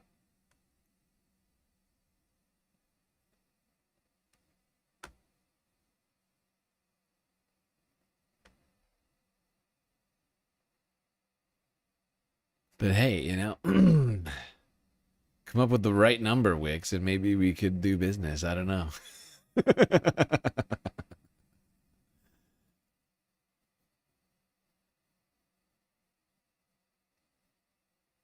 How much did they pay? They pay me nothing. I'm paid nothing. I'm paid nothing by nobody. I got no sponsors, aside from space fams like you. I've never even tried to get a sponsor. I don't even know how I would really go about it. They just randomly start emailing people like, hey, you want to run ads in my channel? Let me say words that are complimentary to you and your company to my viewers.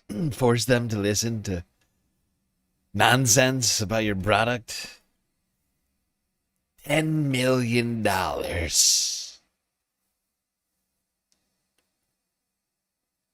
to you by CBD. Yeah. Should reach out to Sunset Lake CBD.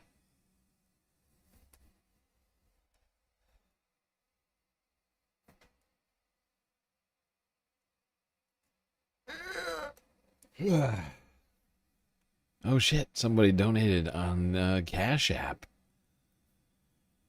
Helping us out with the frickin' galactic not content goal, the galactic financing of the deficit. The deficit of the I can't say words right now. I need hydration.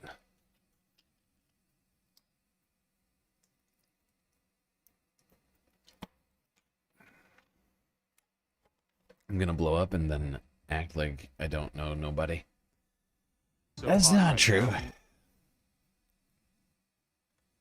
That's not true.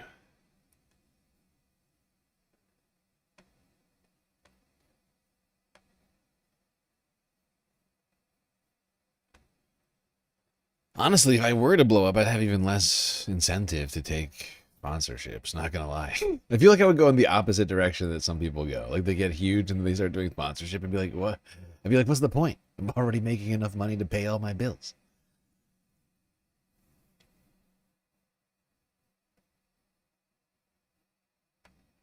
Anyways, much appreciated to the person who just donated on Cash App. I don't know if you want to be made public for that incredibly generous donation, but I really appreciate it helping out with that. We were not making enough progress on the financing of the galactic deficit, and that was much needed injection. It's been a, unfortunately, very slow start to the month since we've had the internet down all week. Glad to be back. All right, we're going to leave Sheila Zolnur for now, although there's been some more from her over the last 24 hours. Let's go here to Representative Ted Lieu of... Where is Ted? Cali? I can't remember. Representative Ted Lieu had some stuff to say about the old Epstein files here. Earlier this week, I believe this was Wednesday.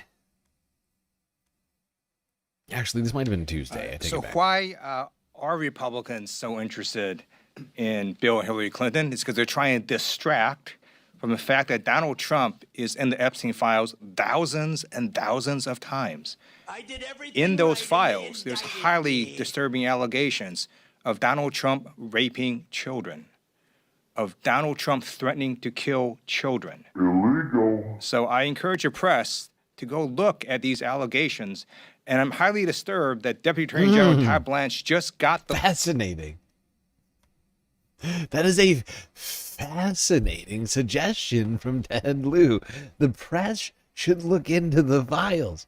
It's true. That's what we've been talking about, like, this whole stream so far, is how the press is doing a worse job than CoffeeZilla and Sheila Zolnur somehow.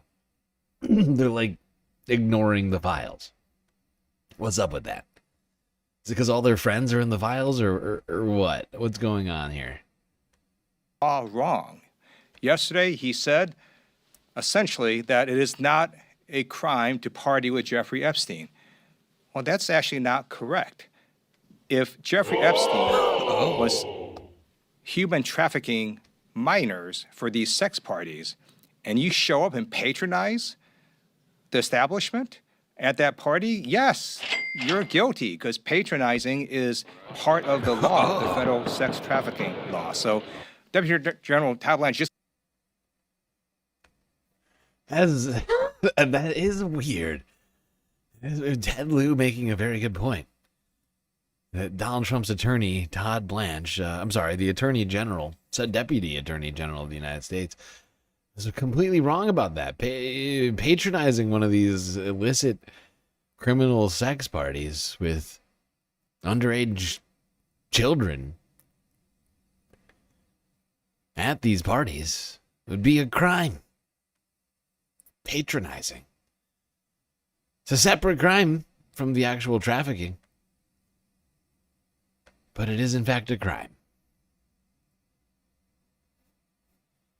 It is in fact criminal under the law.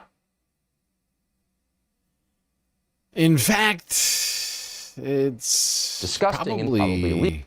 Disgusting and probably illegal.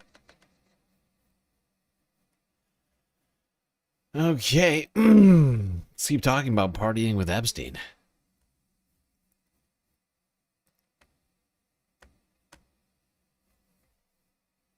Ed Martin, he was at one time the Washington, D.C. U.S. attorney. He is the one who got together with Pulte, who was over at the FHA. And they started doing all these hit jobs on people like Lisa Cook, Tish James, by combing through their mortgage and trying to find some problem in their mortgages. Ed Martin has been demoted and is now down to like his portfolio is just like pardon lawyer. At this point. Unclear what that means at the DOJ, but it does suggest that there has been some power balance within the DOJ that has changed. I don't know how relevant it is really, because it's really just like one set of cronies versus another set of cronies, but we haven't seen Pam Bondi out very much as of late. And it's unclear whether that's because maybe she screwed up something with the Epstein files, or maybe she's out of favor with Donald Trump at the moment. But the guy that's been sent out a lot is Todd Blanche. He is the number 2 at the DOJ, Deputy Attorney General. And just to remind you, it is February 3rd. So this time, plus 3 weeks last year, he was Donald Trump's top defense attorney. And he was the guy that paid a little visit to Ghislaine Maxwell, and she told him, oh, Trump's not implicated, pretty much. And then, coincidentally, she moved to a low-security prison. She got a puppy. Things worked out quite well for her. Against all Bureau of Prison rules. So that just gives you a sense of what Todd Blanche's job is. And he made the mistake of acknowledging that on ABC's This Week. Sunday. This is number 4. This is number I'm sorry. This is number 3. This is on then Fox News. Yes. Yeah. This is on Fox News. To give you a sense of what his job is, this is what he said on Fox News last night regarding the Epstein files. Well, as some of the people we saw on camera at the rallies, is there any chance that any of these individuals who partied with Epstein and engaged in, relations with minors will be prosecuted? Pause it for 1 second. I just want you to remember how she asked that question. Yeah. Who partied with Epstein and engaged in relationships with minors, are they going to get in any type of trouble? And you're going to be very surprised to which part of that sentence Todd Blanche did not hear. Relations with minors will be prosecuted. Any chance? I'll never say no, and we will always investigate any evidence of misconduct. But as you know, it is not a crime to party with Mr. Epstein, and so as horrible as it's not a crime to email with Mr. Epstein. And some of these men may have done horrible things, and if we have evidence that allows us to prosecute them. I'm sorry, I gotta pause it there. For him to suggest that the DOJ will always investigate any evidence of any crimes when we've got like millions of evidences in these files right now of crimes that are not being investigated, apparently. It's just such a these men may have done horrible things, and if we have evidence that allows us to prosecute them, you better believe we will. But it's also the kind of thing that the American people need to understand that it isn't a crime to party with Mr. Epstein. It isn't a crime to have Didn't look like that's all that was going on some of those photos. I mean, if the photos could speak, some of them look pretty bad. That's right. And unfortunately, photos can't speak. And so we need witnesses and we need Are there evidence videotapes that you all have? Or What do you mean you need witnesses? You have dozens and dozens of victims who are saying we are willing to cooperate right now. And photos don't necessarily speak, but they sort of show. I mean, that's weird because I've always heard there's like a saying. Is there not? A picture is worth a picture is worth 1,000 words. And oftentimes words are spoken. You know? So in fact, pictures do speak. In my opinion, they do speak. You know, maybe they might not be saying the people in the pictures might not be saying words, but the pictures themselves. That's what they do. But just in case you were wondering why he goes out and says this stuff, the 2 + 2 in this is 2 is he was Donald Trump's defense attorney. And the other 2 in this is that in many ways, he's still Donald Trump's defense attorney. This is him just 2 days ago. America safe again. We're working hard every day, and those handful of investigations or cases you just show don't change that. Those indictments of James Comey and Letitia James came after the president explicitly said they're guilty as hell and justice must be served right now. They came after career attorneys refused to bring the indictments, and both cases have been dismissed. I mean, I don't know what it means to say to come after people. I mean, listen, if you're a prosecutor in the Department of Justice, you are expected to effectuate this administration's priorities. Like every single prosecutor in every administration, there are some prosecutors within the department who have chosen to leave. They don't want to do that. That is their right. That is fine. But if you're going to work in this department, you are going to execute on the president's priorities, and that's what we do. And yes, there are cases that have been dismissed by judges. They're under appeal. That's what happens in our system, and that doesn't make the So the DOJ is here to execute the president's priorities, not the law? That's weird. I thought the DOJ was here to execute the law. Am I wrong? Was I wrong about this? I thought it was supposed to be an independent agency executing the law. Justice. Now it's a political agency executing the will of the president? Okay. Fascinating. Is wrong or right. It just means that they've been dismissed and they're under appeal. Well, you just actually made my point right there. You said it's the president's priorities. The president calls for them publicly to be prosecuted, says they're guilty as hell, and then they're prosecuted. No, that's not the president's priorities. That's a truth that he sent out. The president's priorities are executing on making America safe again. And that's what we're doing. And so when we go to prosecutors and we say, you are going to do violent crime, you are going to do I don't think we need to hear any more at that point. How would you define a priority? So the truth, what he says on Truth Social is distinct in some way from his opinions in other areas or his agenda? That seems quite odd. His priorities are a function of how they are communicated. And it's just a total coincidence that they went after multiple people with completely loser cases that people resigned rather than take, that were dismissed summarily, that took multiple grand juries to try and find an indictment. And even at that point, they had to lie about what they got indicted and lie to the grand jury and to the judge. But they weren't listening to what the president said. It was just a coincidence because all he had put out was a truth post.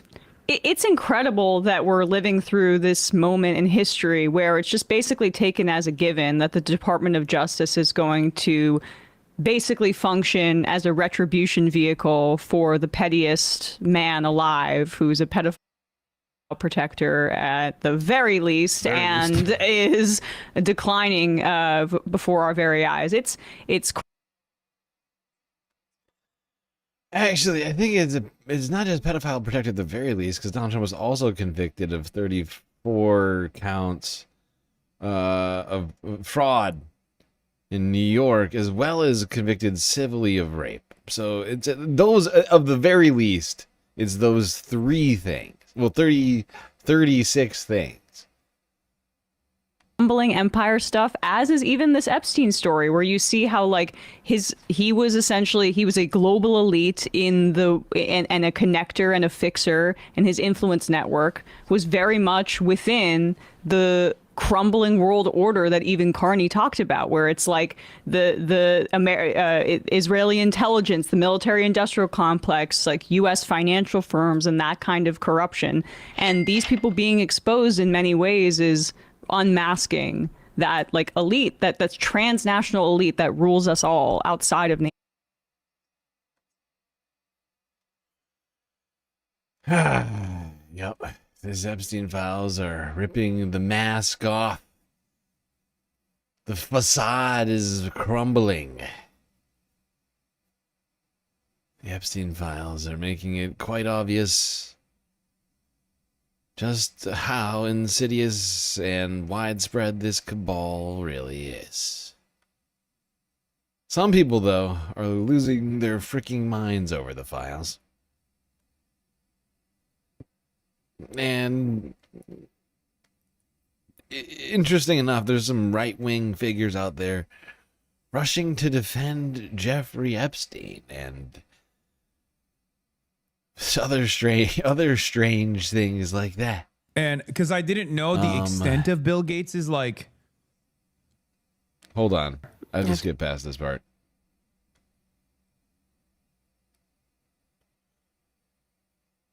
This reminds me, I have to fucking reach out to NPR. They like copyright struck me. Everybody's been watching this NPR like interview, and I'm not gonna be watching it. We're not gonna be watching the Melinda Gates thing. Honestly, though, like, I'm not mad about it because honestly, Melinda Gates can go fuck herself. She's a billionaire too. Let's not forget. Melinda Gates is a billionaire too, and she was living right along with Bill as he was ruining our education system, you know, supporting him in everything else he was doing. And she's still a billionaire. I don't care how you got it. If you're a billionaire, you're a problem. So I don't really care. There's enough victims out there. Seems like she was the least victimized out of everybody. Jeffrey Epstein, who worked on behalf. Oh, let's hear about how this is the most Jewish style of crime that's ever been invented. Like, I assume that's what Candace's angle is going to be, right? Whiplash from Melinda to Candace Owens here, but imagine Windows ask Epstein for antivirus and want to secretly install on her that a virus infected her from Russian model, but it's on email now, lol. Thank you for the super chat, chatter. It's all Jewish. The island was Jewish. It was a Jewish island. Half of the Rothschilds, according to him, he wrote that in an email, the Rothschilds, who credit themselves with having created which nation state? Oh, right, Israel. Israel, the same nation state that is having a bunch of women say that they were ritualistically abused in a forest by rabbis. That's happening in the Knesset right now, that nation state, saying that they were 3, 4. One of the things that makes it extra difficult when parsing through Candace Owens' commentary is that, as we've always joked about and talked about quite a bit, that like there is a lot of stuff that goes on in Israel that is like, that has the makings of a perfect anti-Semitic conspiracy theory. So like what she's bringing up here is not, I mean, that's a real article from Haaretz. Now, the problem is there's pedophiles in every religion, okay? It's not exclusive to Judaism. Candace Owens, however, will take this thing, right, and tie it back to, you know, Israel's non-extradition policy and ease of access for, you know, other people who have engaged in pedophilia. And then we'll create this narrative that, you know, all Jews are like this. This is yet another instance of fundamentalism. Fundies. Yes, she did. Yeah. Yeah, Candace is out here just saying things real weird. The Knesset says Kandache Owens. All different, all various shapes and sizes. Engage in fuck shit like this. Now, of course, it's additionally ironic that Candace Owens is saying this because she's Catholic. And it's not like the Catholic Church isn't known for pedophilia as well. These people are perverts. When this happened, he's saying, those are my bosses, the Rothschilds. And here is a brief, but by no means an extensive coverage, video that was put together by, I assume this guy must be Goy, right? Where my Goy? unstable Goy, girlies TikToker, at? Contrarian put this together. Take a listen. Israel is mentioned twice as much as Donald Trump in the new documents. Here he is discussing with Roger Schank, a Jewish American academic and hedge fund worker, saying Jews create vast fortunes by manipulating markets and creating financial speculation and exploiting labor. He says, let the Goyim deal in the real world. In a discussion with the Rothschild family, Why does he Epstein spell says his that they name overthrew like the this? Ukrainian The government. Ian? Is his name Ian or something? I'm guessing it's something Great stupid opportunity. like The that. Rothschild family paid Epstein $25 million for certain algorithms. While talking to Peggy Seigel, August 7th of 2010, she asks if an event is going to be 100% Jewish. He says no, they'll have Goyim in abundance. But don't worry, they're just brilliant wasps from JP Morgan. Did he just fucking key search Goyim? And Goy, is that what happened here? Where it's like, yeah, guys, Jeffrey Epstein is a Jewish supremacist. Help! I'm being repressed! It's a big surprise. He's also an ultra-Zionist. He's also an international sex trafficker of minors who worked for the Mossad and the CIA. Allegedly, the last two parts. I mean, we have a lot of evidence for that at this point. I mean, half of the shit that they're talking about directly corresponds to that, including but not limited to opportunities in Ukraine. Okay? Whether it be talking about ISIS and Daesh, whether it be talking about the attempts of Israel and UAE alongside Saudi Arabia when they wanted to fucking invade Qatar. Like all of the conversations that he's having as an asset of both the American state and the Israeli state. He's not having those conversations as a Jew, okay? Lock the fuck in. This is what's so frustrating about this analysis. And I'm not doing this to I don't know, engage in Jewish exceptionalism or anything like that. It's just outright unproductive, okay? Because any moment that you spend on Jeffrey Epstein being Jewish, by the way, he's Jewish. Have you noticed he's Jewish? He's a Jewish supremacist. It's like, yeah, I have noticed that. I know. And so was Itamar Ben-Gvir, for example. But I don't give a fuck about that beyond the fact that that ideology is running amok in the nation state of Israel. And that ideology is the underpinning of why Israel engages in ethnic cleansing campaigns against the Palestinian population. I care about Zionism as an ideology more than I care about like the entire Jewry that is responsible for the nation state of Israel. Okay? These guys don't. And we found out exactly what happens when they don't care. Yeah, the people who are focused in specifically on the Jewish angle of it all are clearly just like looking for that, right? Like they, you know, it's no surprise that Candace is focused in there. You know, Miss or Mrs. I guess she's married now, right? Mrs. Hitler. Hitler's mistake was doing stuff outside of Germany. Candace Owens. Candace Owens, as we're calling her. Because apparently we're pronouncing things weird. But it's like Hassan said, it's completely unproductive. I mean, what people should be focused on is the nation state, the statecraft stuff that Epstein seemed to have been deeply involved in, right? It had nothing to do with Jewishness, but wielding power. About the Israel angle and do care more so about the Jewish angle. You end up actually saying. Also, I'd like to point something out that might be shocking to people. Jewish people aren't having like a secret meeting with Jeffrey Epstein, or at least, you know. Yeah, I get, you know, there isn't like some secret like Jewish Jeffrey Epstein meeting every year or something. You know, meeting of the Jews. Like, it's not a thing, not happening.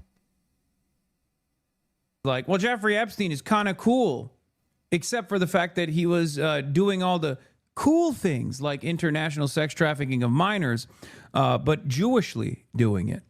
Okay? That's not the problem, dumbass. It wouldn't be appropriate if Jeffrey Epstein was, I don't know, Jeffrey McGurk, Jonathan McGurk, whole ass Christian doing it. It would still be fucked up. Joshua Finkelstein, BlackRock's Larry Finkelstein's son, is accused of not having any respect for non-Jews, seeing them as not human. This is from his ex-girlfriend, Svetlana. He pressures her to have an abortion. In 2017, Epstein has a conversation talking about if you want to hire the best people, you have to hire only Jews. Only hire those who can prove they are genetically Jewish. Maria Farmer, one of the first victims to come out and name Epstein. I wasn't allowed to go get food. And when I called Ghislaine and asked why I couldn't eat there, she said, it's a Jewish country club. You're not Jewish. They're not going to serve you. They, honest to God, think their DNA is better than everybody else's. Said that their operation was motivated by Jewish supremacy. Anybody gonna say that that's not real anymore? She went out there and claimed there were tens of thousands of hours of tape. There are, by the way, but they are child pornography. The reason the FBI... The guy's openly a Nazi. Oh, you mean contrarian? I know. I'm just so sick and tired of leftists thinking they're doing universal humanitarianism by constantly crying about Jewish exceptionalism and pushing back against entirely unnecessary anti-Semitism. Yeah. Also, that's kind of funny that you say that because that implies the existence of necessary anti-Semitism megaphonics. I know that isn't your intention when you say that, but like I find it strange that people want to play that game all the time. Like, oh, the Jewish cabal is running everything. And then just ignore all of the Christian, like the multi-billionaire Christians that run their lives, right? Because they're all over the place. They're all over the place, and they just ignore it. Like that's fine, as long as their multi-billionaire Christians are buying up all the properties in my neighborhood. That's fine, right? It's the Jews that's the problem, rather than the multi-billionaires. Just generally speaking, right? They're incapable of like a classist analysis. They're only capable of these sort of like nativist and tribalist sort of base. You know, like it's ridiculous. It's with that like Warren Buffett, right? One of the wealthiest men. Elon Musk, wealthiest man on the planet. Neither of those guys are Jewish.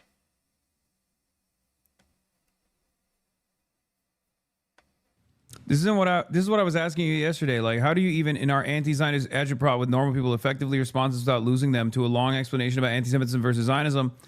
Like, normal people see this and become both anti-Zionist and anti-Semitic. Like, I don't know how to combat that effectively. Like, I don't know what percentage of real estate in America is owned by Berkshire Hathaway, but it's like multiple percentage points of all of the real estate in the United States is owned by one man and his company, right? Like, think about that for a second. And then Elon Musk, and then all of these other fuckers who aren't Jews, but like these anti-Semites, that's all they can focus on. Oh, it's the Jewish cabal.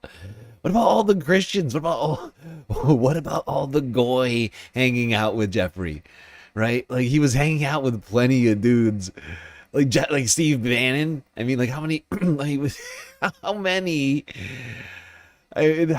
Christians? What, Bill Clinton's a Jew now? What's happening here? Donald Trump? Like, what are we talking about? It's ridiculous. Did he have ties to Israel? Yeah. Did he have some creepy? But like, that's not the point. Like just like dialing that in, like, and being like real obsessed with it, is something wrong with you. There's something wrong with you if that's what you're doing. If that's what you're spending time on, you are. And I don't know anything about that contrarian guy. If he is an actual Nazi, then it makes perfect sense. But it's just a weird thing to be focused on right now, considering everything that's going on, like everything that's come out about this files, for that to be your main focus. It's weird. It's super weird, you know? I mean, you combat that by, once again, just being like, the notion that every Jew is responsible for all of this is just idiotic. it's so difficult to combat this narrative, partially because you can't point to white people in the same way, because when you got a white pedophile, or even like in Candace's case, when you got the Catholic Church that's like filled to the fucking brim with pedophilia, credible allegations of pedophilia, no one immediately assumes every fucking Catholic person is a pedophile. Okay? Whereas, because Jews, there's not that many of them, and they have a history. Side note, Candace says Charlie Kirk is a time traveler and visits her in her dreams. Candace says, Condace says a lot of things. Okay? She says all sorts of special stuff. Okay? We can't. Where my unstable girlies at? She says all sorts of stuff. Historic marginalization. Yeah, when you do actually talk about Jewish fundamentalists, Jewish supremacists, or a Jewish person that's engaging in pedophilia, people immediately go, oh, this is how they all are. You know what I mean? And like, although, as I've talked about before, well, maybe we should do the same thing with all Catholics then, right? All Christians. There's plenty of examples.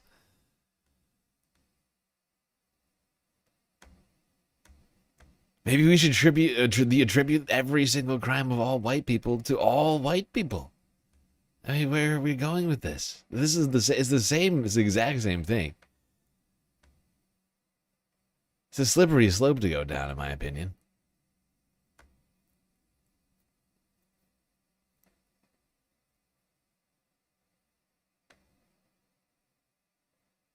It's a slippery slope. Tribalist hate. Not productive. Let's do it, says Jen.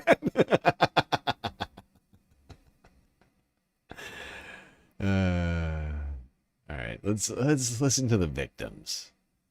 You know, listen to everybody going through the files. We're not hearing enough from the victims, unfortunately. And they've been silenced. In many ways, they've been silenced and ignored. And or targeted, or like actively hurt, re-traumatized. These women are going through all of the things. The worst of it is, I think, like, well, I don't know if it's the worst of it, but it has my full name, my birthday, my address. The thing that is redacted is Danny. This is ridiculous! And I'm not the only one. Like, how is any of this acceptable? Survivors of Jeffrey Epstein are furious with the Justice Department for its failure to properly redact the millions of Epstein files that it released on Friday, including some information about the alleged victims. They're also accusing the DOJ of over-redacting information that some victims have shared about Epstein and those around him. Publishing images of victims while shielding predators it's just a failure of complete justice. And it's like there's this deep sense of betrayal when the system's meant to protect you. This is a victim statement. It was 7 pages long. In a victim statement, it tells what happened, who did it. It basically outlines everything that this person experienced and shared with the FBI. It was 7 pages long, and 4 of them looked like this. This is clearly strategic. Clearly, incompetence is the strategy. Like it is the strategy to intimidate us, I believe. Yeah. No, I mean, for the government to redact the sworn testimony of the victims who are saying they want these things to be put out there, for them to redact that, how can you say this is anything but just like intentional, malicious action being taken? They're not redacting their personal information, their birthdays, their full legal names, their social security numbers, and things like that. But they're redacting their sworn testimony to the people like the FBI and whatever other law enforcement agencies. The allegations that they're making against the predators, they're redacting those. I wonder who's in there. You gotta wonder who is in those pages. Why? Why would they redact Who is here? Who is the perpetrator that they're protecting here? You gotta wonder. Just the full page redaction. They're just like, fuck it.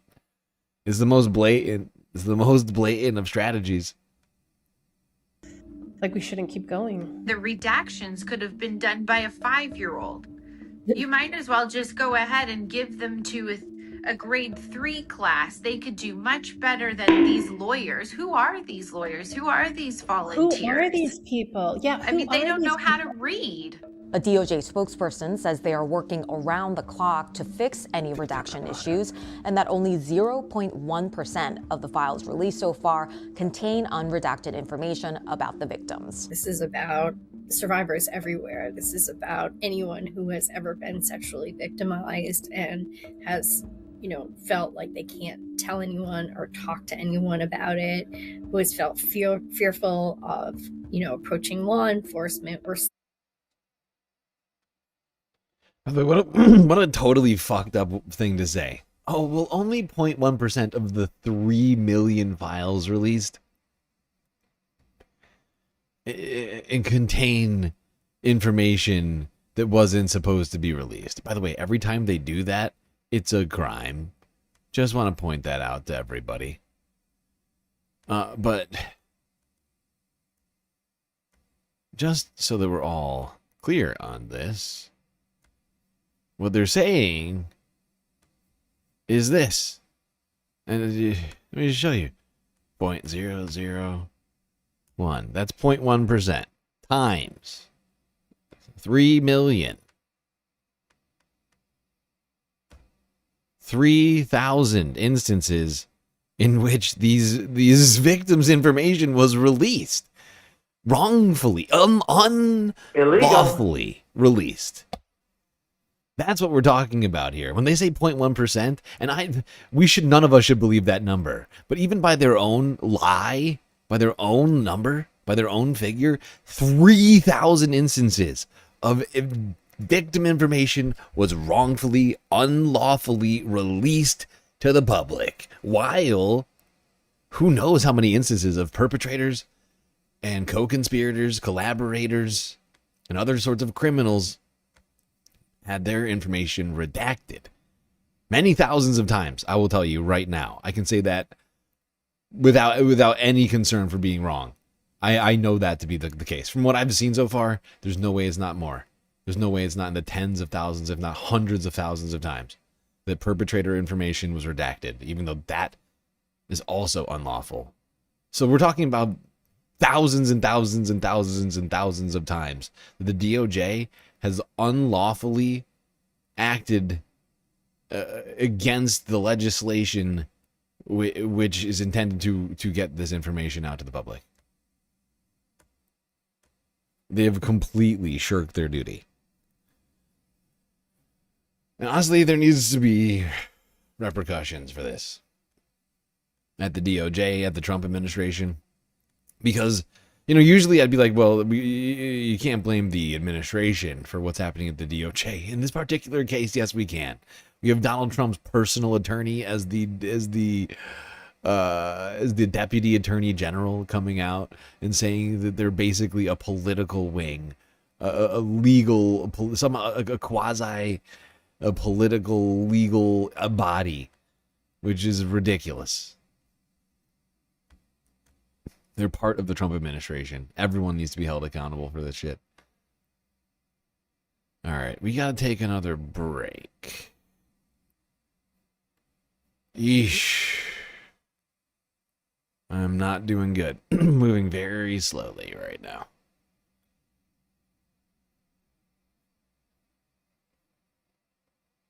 Should have bought snacks. But I had no money. Okay. I'm like running out of food over here right now. I need to go grocery shopping. All right, quick break, everybody. We'll be right back after these brief messages.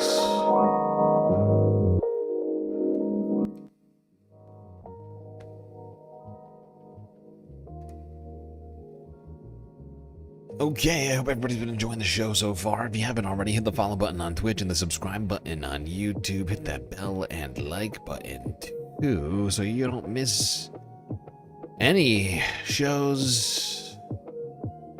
It also helps us out. While you're at it, do consider contributing to the Galactic News Network, as we are completely funded by individuals like you. A lot of great ways out there for you to show your support. YouTube, super chats, super stickers, memberships, gifted memberships. Twitch with the bits and the power-up subs, gifted subs, Twitch Prime subs.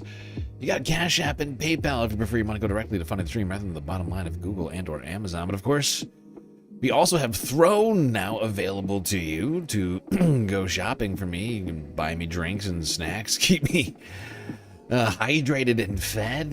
You could buy other things on there too. I've been trying to add items on there. We actually recently crowdfunded a freaking e-bike. Much appreciated to everybody who donated over there once again for that.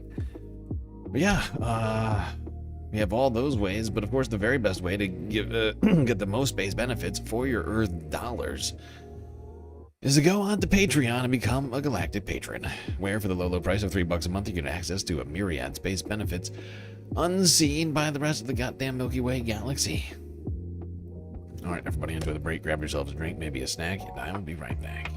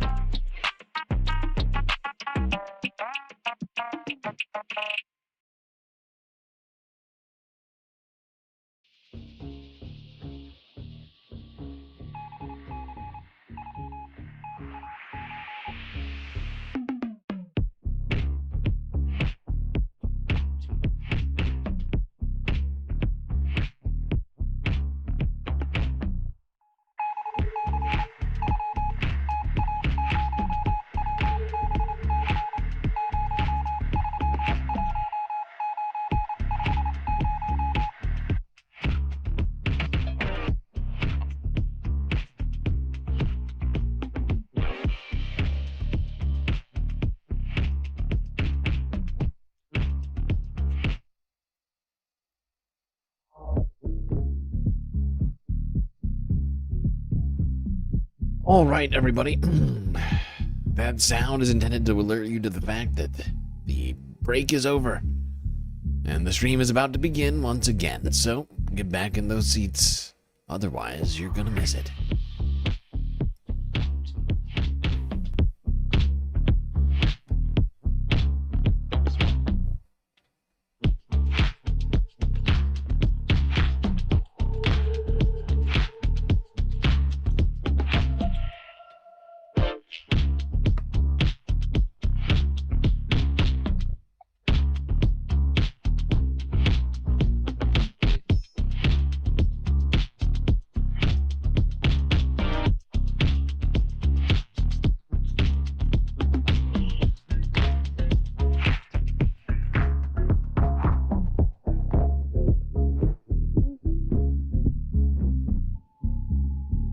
Also, I want to say thank you to Sasha G for the 5 sweet Galactic memberships.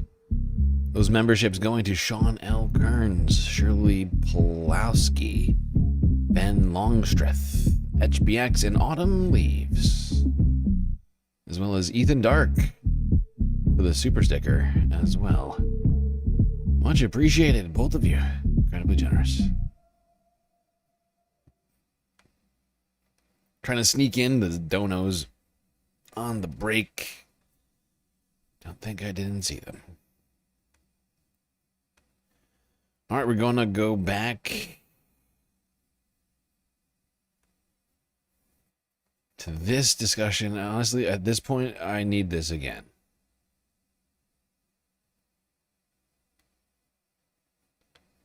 For us to go back to this.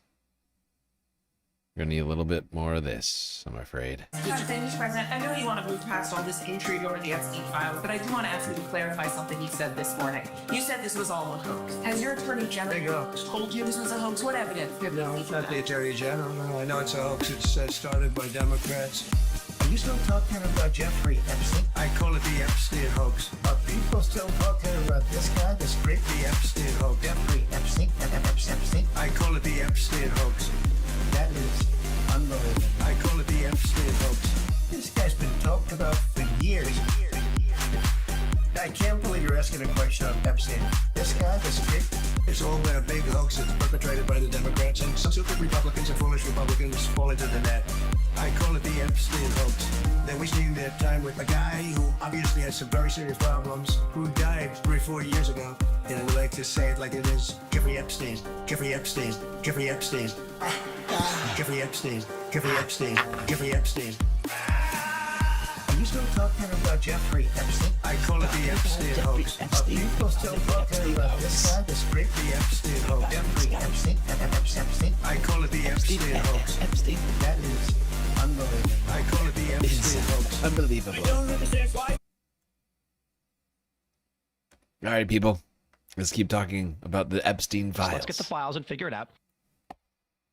The current executive branch and the legislative branch that is majority Republican and the Supreme Court are all pedophile protectors. Every single one of them protects child rapists. One in particular that I want to focus on right now is Pam Bondi. Pam Bondi declares that she is a warrior for justice. She wears her Christian cross all the time. And this that I'm about to show you was in the Epstein files, and she protects the sender of this email. Pop this up. To Jeffrey Epstein from Redacted. Thank you for a fun night. Your littlest girl was a little naughty. Why is this redacted? Why do we keep getting redactions? Why is Pam Bondi on and Trump's what seems to DOJ be what seems to be perpetrator names of perpetrators? Why are we every single time we're seeing it over and over again? The perpetrators is being protected. Honestly, it seems like the perpetrators are being more protected than the victims themselves. That's where we're at this point. This child rapist's name from the files. Why is everybody providing cover when a lot of the victims' names, survivors' names were not redacted? But that to me just shows you how flagrant it is. And child predators are very flagrant about it. They're very flagrant about. Okay, we're not watching this whole thing. Not gonna do it. Can't do it.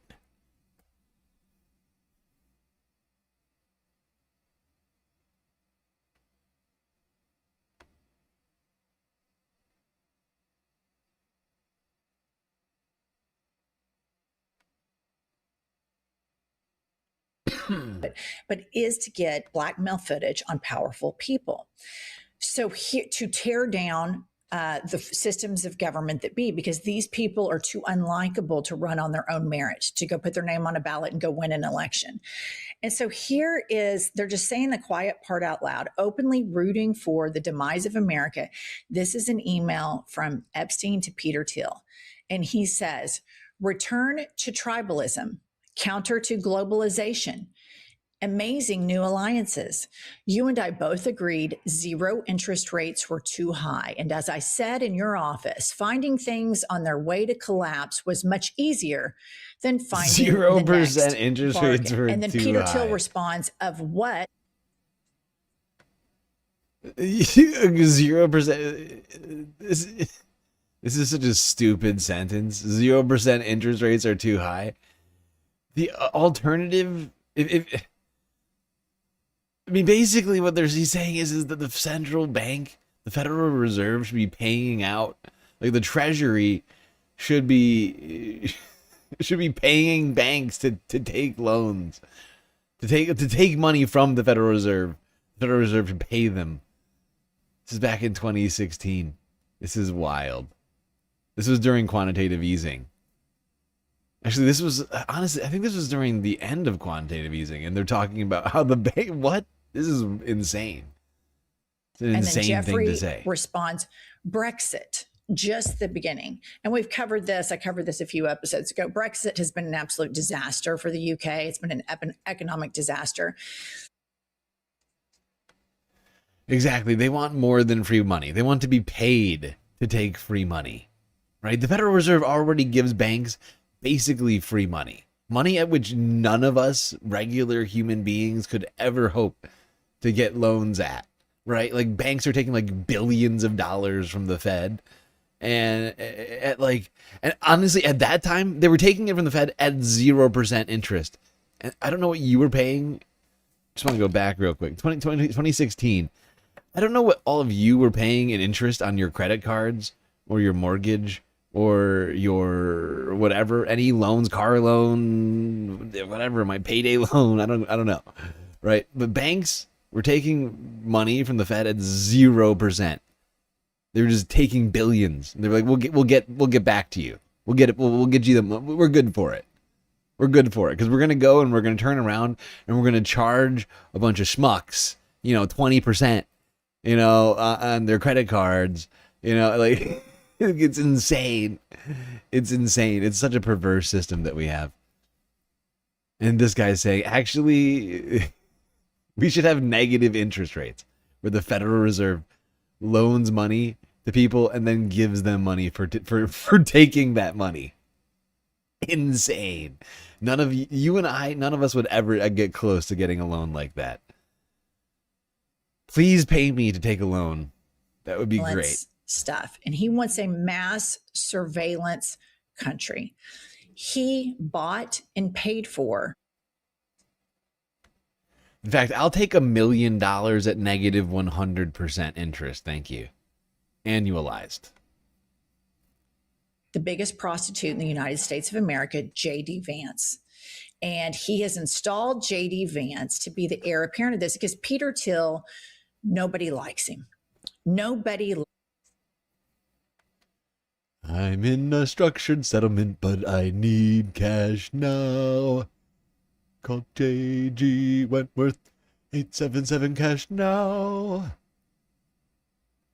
Him, and he knows he can't win. He decided, I'm rich, I'm smarter than everybody. I don't want there to be a democracy anymore. So he's cheating to eliminate democracy. And again, there are fascist collaborators all around this administration.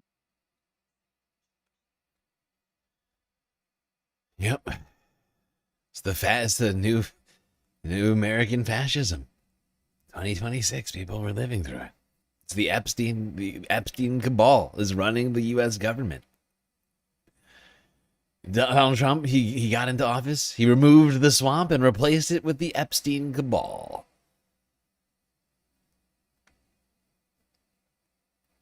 Pam Bondi was the Attorney General of the state of Florida when Jeffrey Epstein received that sweetheart plea deal back in 2008. Or not, whatever, in 2008, 2009, whatever year it was. That's right, the Attorney General of the United States. The one who could have said, actually, that deal is fucked. You're not giving this man a sweetheart, day pass prison, 1 year prison sentence for trafficking children. But no, she was fine with it. And so was Donald Trump's former Secretary of Labor, Alex Acosta. These people are perverts. Let's keep talking about the perverts, I'm afraid. Perhaps Democracy Now! Can help make sense of this for us. This is from yesterday, with Representative Ro Khanna. Fallout continues to grow over the Justice Department's release of more than 3 million pages of files related to the late convicted sex offender, Jeffrey Epstein. On Wednesday, Democratic Congressman Ro Khanna called for Congress to investigate associates of Epstein named in the files. Immediately, if Mr. not Speaker, sooner. Thomas Massie and my Epstein Transparency Act led to millions of files being released that have shocked the conscience of the nation. Today, I call for Congress to hold in front of the Oversight Committee every single person who emailed about going to Epstein's Island. They need to answer some basic questions. Who raped these underage girls from working class families? What did they see? What did they know? What did they participate in? The American people are frustrated with the rich and powerful getting a different set of justice. There cannot be two tiers of justice in America, and I will not rest until the people who committed these heinous crimes and this heinous behavior are held accountable. Congressman Ro Khanna has also called for the Department of Justice to release more files. More than 2.5 million pages remain unreleased. Deputy Attorney General Todd Blanche has said the department's review. I've said it, and I've said it, and I've said it. I'm going to say it again right now. I say to you, in this moment, if they released all of what we've seen so far, of which we've only grazed the surface on the Epstein files, right? Like, we've seen like a tiny portion of the currently available Epstein files. If that was what they released, what is currently redacted? What is redacted and what is not released? What is in there? What don't we know? Considering everything we've heard, from cannibalism to murder to the sex trafficking, the drug trafficking, statecraft, and all sorts of other sorts of things, domestic terrorism. I mean, all sorts of insane things in these files that we've seen so far. If that's the stuff that they were like, okay, we'll give them this, maybe this will shut them up. What is in the stuff that we're not seeing? Release the files. Is over and that no further prosecutions are expected. He told Fox News, quote, "It isn't a crime to party with Mr. Epstein." Meanwhile, survivors of Jeffrey Epstein have criticized the DOJ for failing to redact personal information, including some of their identities as well as email addresses. And there was a release of nude photos. In a statement, one group of survivors said, quote, "As survivors, we should never be the ones named, scrutinized, and re-traumatized, while Epstein's enablers continue to benefit from secrecy," they said. We go now to Capitol Hill, where we're joined by Democratic Congressmember Ro Khanna, co-sponsor of the Epstein Files Transparency Act. Congressmember Khanna, you're about to meet with the DOJ and the Deputy Attorney General, Todd Blanche, along with Congressmember Massey. You're calling for a continued investigation into the files that were released but were redacted, and more files that, well, according to Blanche, they're done with releasing files. So can you explain your response to what has been released and who was protected in the release of these files? Well, what already has been released really is quite disgusting. You have some of the most powerful elites in America, in technology, in finance, in real estate, in politics, emailing Jeffrey Epstein, asking to go to his island. And many of these people owe the American people an explanation, and many of them should be investigated about who was being raped on that island, what they knew, what they did, what they saw. But there are also over 3 million documents where there have been excessive redactions. One of them, an email where you have someone saying to Jeffrey Epstein that he enjoyed his time with a young girl, and the name of that person who emailed Epstein is redacted. And there's no explanation for that redaction. The redactions are supposed to cover very classified information or cover information that would compromise survivors. The redaction should not be protecting people who actually engaged in criminal behavior or heinous behavior. And Massey and I plan to review the unredacted files. Blanche has said that members of Congress can do that, and to ask what the explanation was for the redactions, and the plan is to get rid of the excessive redactions.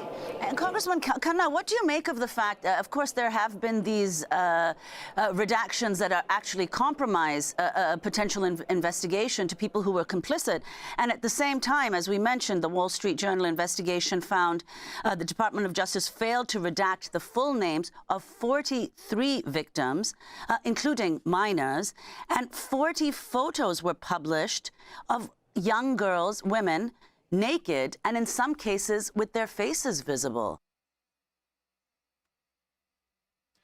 I love the people who claim to care about children and women are simultaneously throwing women and children under the bus. Can't have healthcare or bathrooms. Oh, God. I can't even right now. It's appalling. It shows there are two tiers of justice in America. The rich and powerful get to play by one set of rules. So they were very careful, Pam Bondi on down, to say that we want to make sure these rich and powerful people aren't overexposed. And let's really go through the files so that there are not leaks that compromise them. In fact, some of the documents that compromised Donald Trump, where they had tips about Donald Trump, were quickly pulled down. On the other hand, the review that they had 1/3 of the U.S. attorneys do of all of these files, obviously they did not stress the importance of protecting the victims.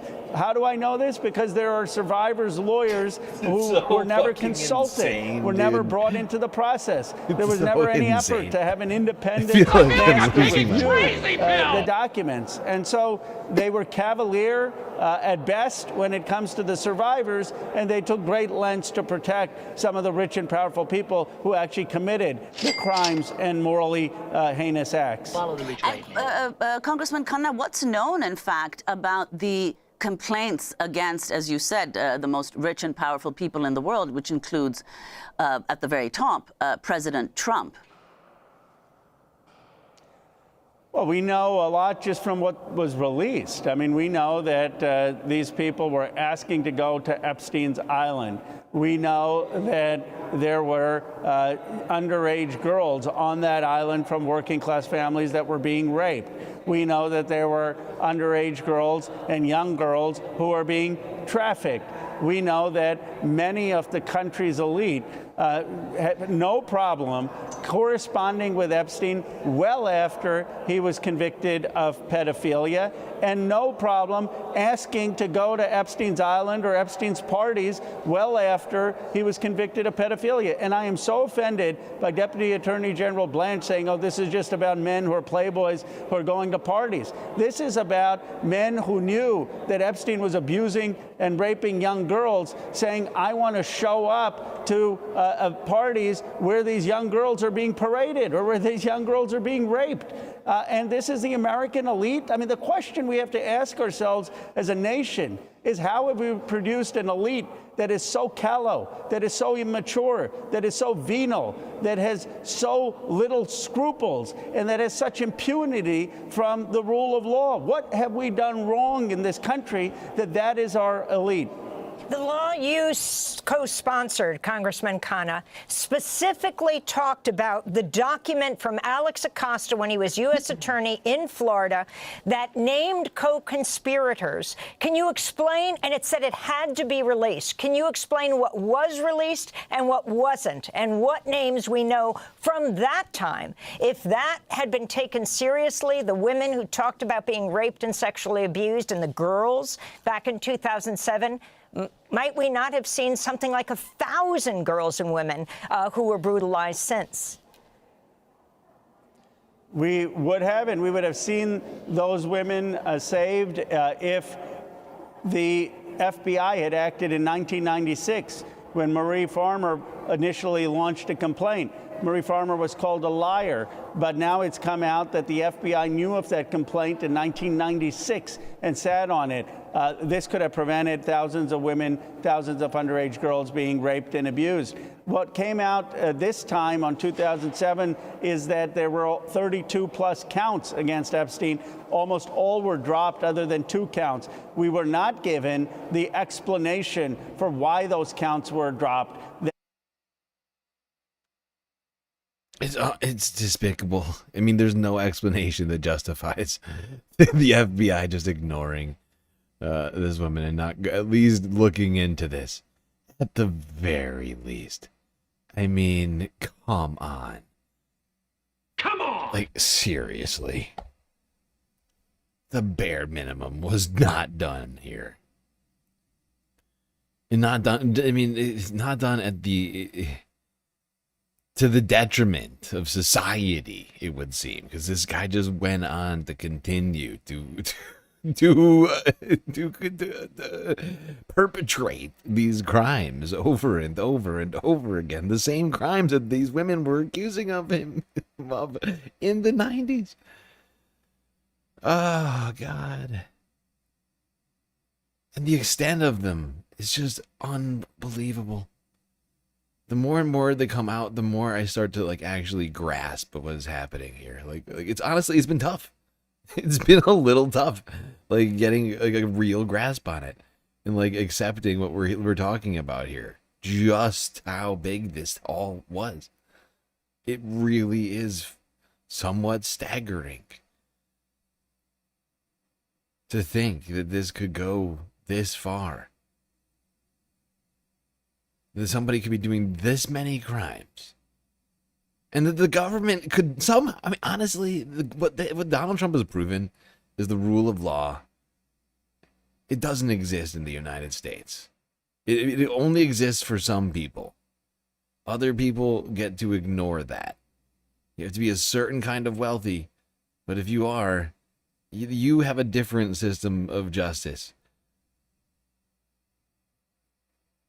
Everybody else has to follow the law. But if you're in the Epstein class, you don't have to. You don't have to worry about it, actually. It's fucking disturbing. It's fucking these people are disturbing. perverts.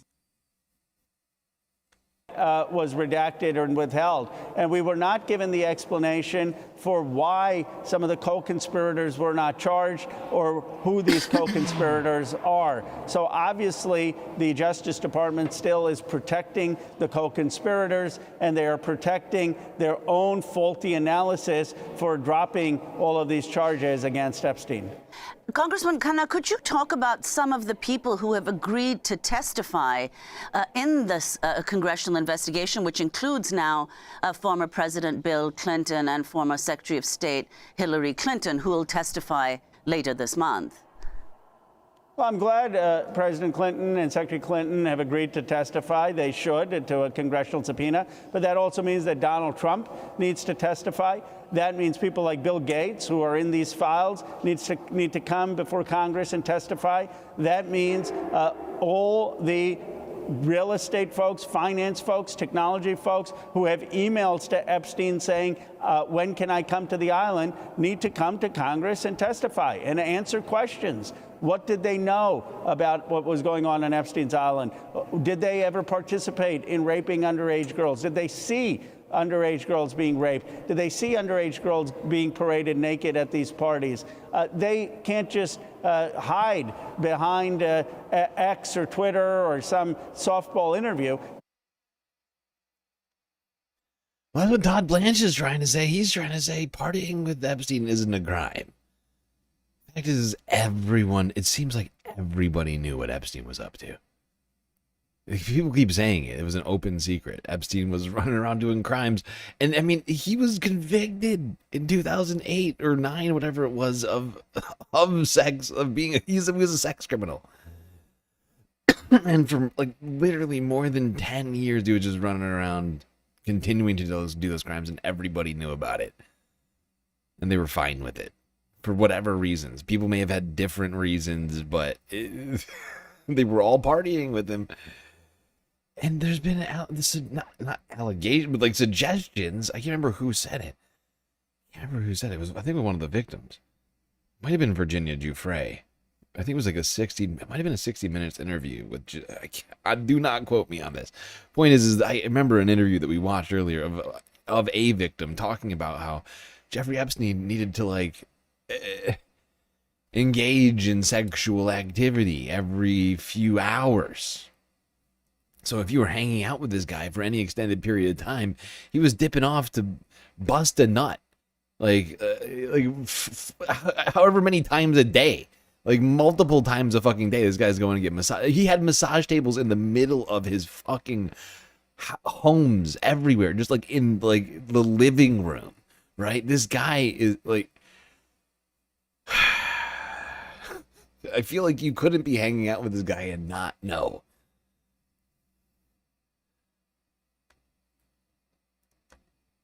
You would have had to be both blind and deaf. Like the person with the most, Stephen Hawking can see in here too, can't? Like, I mean, who? Unless you're fucking Helen Keller. Need to answer these questions under oath.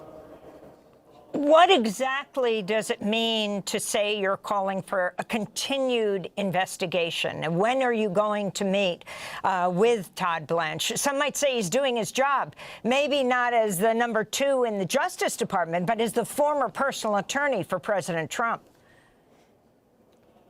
Well, we've requested the meeting. He said on television he's open to meeting. Our teams are working it out. They have been responsive to our requests.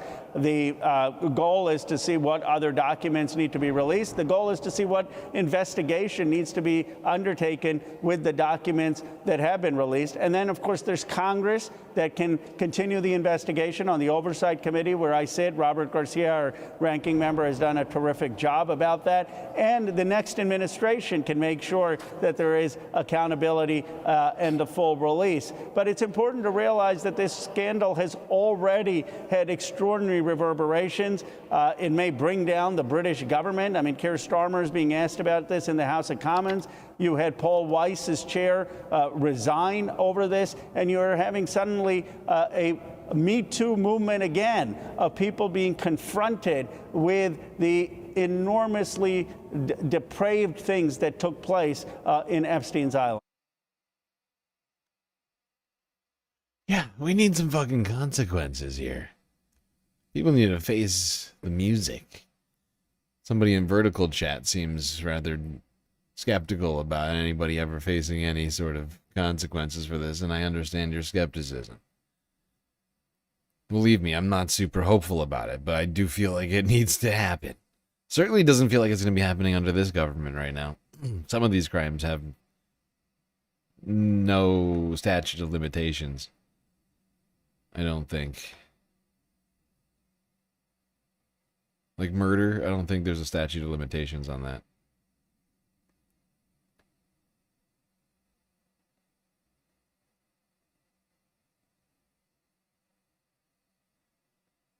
All right, let's see what Hassan's been up to over here. Oh, I remember this one. Yeah. I know what Hassan's been doing. He's been checking in on Nick Fuentes. And Nick Fuentes has a fascinating Epstein take. Whoever believes this guy is a moron, he literally gets paid by Israel to share pro-Jew. Hold on.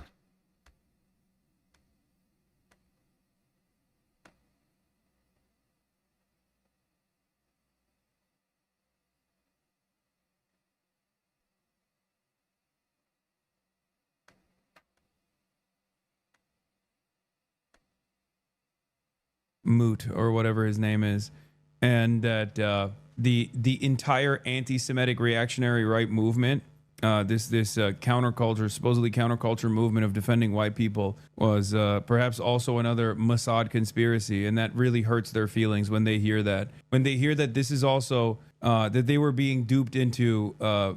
They were duped into like unproductive mechanisms of thought, methods of thought, by potentially a Mossad agent. That really frustrates them, that they've been psyoped. How do they factor in Steve Bannon, Jeffrey Epstein's butt buddy? Yeah, Nick Fuentes for the past few weeks. Jeffrey Epstein wasn't a pedophile, he was an ephebophile. That's why I'm selling his merchandise. Ephebophilia is based. Nick Fuentes unironically looked at the Jeffrey Epstein situation only a month ago and decided the real crime of Jeffrey Epstein was not that he was an international sex trafficker of minors. That stuff was based. It was that he was Jewish while doing it. And there are still people who sincerely think that this guy has any serious any serious care or consideration for covering these This issues. is such a dumb He just take. straight up said it. It's got to be one of the most brain dead takes that you could possibly come up with. Actually, pedophilia is dope, but being Jewish while doing it is is morally wrong or some shit. Like it said that it breaks my brain. That breaks my brain. What is wrong with these people? Like seriously. Really was like, well, you know, he was really cool. Like, you'd be a part of that too if you had the opportunity. Also, I'm selling Jeffrey Epstein merchandise. Jeffrey Epstein is cool as f. That's what he said. Meanwhile, a lot of these liberal outlets are trying to present Jeffrey Epstein as a Russian agent, or they're trying to say, well, he talked about Putin quite a bit. Yeah, bitch, you know who else he talked to directly? Ehud Barak. Liberals and Republicans both are moving away from the Israel connections for some reason. And even the supposedly anti-Israel right, the anti-Semitic anti-Israel right, is also doing the same in their own way. I wonder why. Because there's only one truth here, and anyone that tries to move you away, anyone that tries to deflect your attention away from that one singular truth is f***ing lying to you. That's it. They have an agenda. You can think in your mind that I'm trying to preserve the safety and security of Jews. That's why I'm an op, because I'm not a real anti-Israel, agent or whatever. If you want to believe that, you can believe that if you want. But there's a real reason why Israel's agents are way more aggressive in the way that they come after me than they do with Nick Fuentes. That's because I think Nick Fuentes is basically a fed. Jeffrey Epstein traveled to Paris with the Academy Award-winning Jewish American filmmaker Woody Allen for a pedophile convention in March 2012. Yeah, here, let's take a look at Nick Fuentes' take on Jeffrey Epstein. Nick Fuentes 6 months ago. Jeffrey Epstein had a pedophile island and Trump is covering up. Nick Fuentes this week. This whole pedo thing, it's like, you know, they're really pedophilia. It's not really pedophilia. Here, let's hear. This whole pedo thing, it's like, is it really pedophilia? I don't want to be the one that has to say it, but I guess I'm being forced to say it. It's not really pedophilia. Who forced you to say it, Nick? They weren't trafficking 5-year-olds. It was He's like being forced. They were technically not legal. Big difference. Also, they. Big difference. My opinion. I know that's a big differences. Big difference, says Nick. Huge difference between 7 and 13. Yeah, that is gross. This guy is something wrong with Nick. There really is. Like, his brain is broken. The internet has broken Nick's brain. You know, he has made his living saying some of the most objectionable possible things. Like, his entire job is to come up with some of the worst possible takes. And like, he's just a terrible take factory. That's just what this man is. He just says the wrong thing. That's all. He just says the wrong thing all the time. How can I say the wrongest thing? Controversial take, but that's not really the issue there. Okay. The issue is not that they were barely legal teens, which is what it is. It's horrendous. It's awful. It's pedophilia. Okay, relax. No, the issue is that Epstein is a Jewish spy. Look, you don't understand. Jesus if Epstein was a Christian Christ, dude, spy what is that was wrong doing with this international guy? sex trafficking, That's then the that problem. would be good. He's a Probably. Jewish spy. The pedophilia is not the problem. It's the Jewish spycraft. I can't do it. I can't do this. We're moving on. I think you get the vibes. What a fucking dumb take. The illicit sex network wasn't the problem. Oh God, Nick.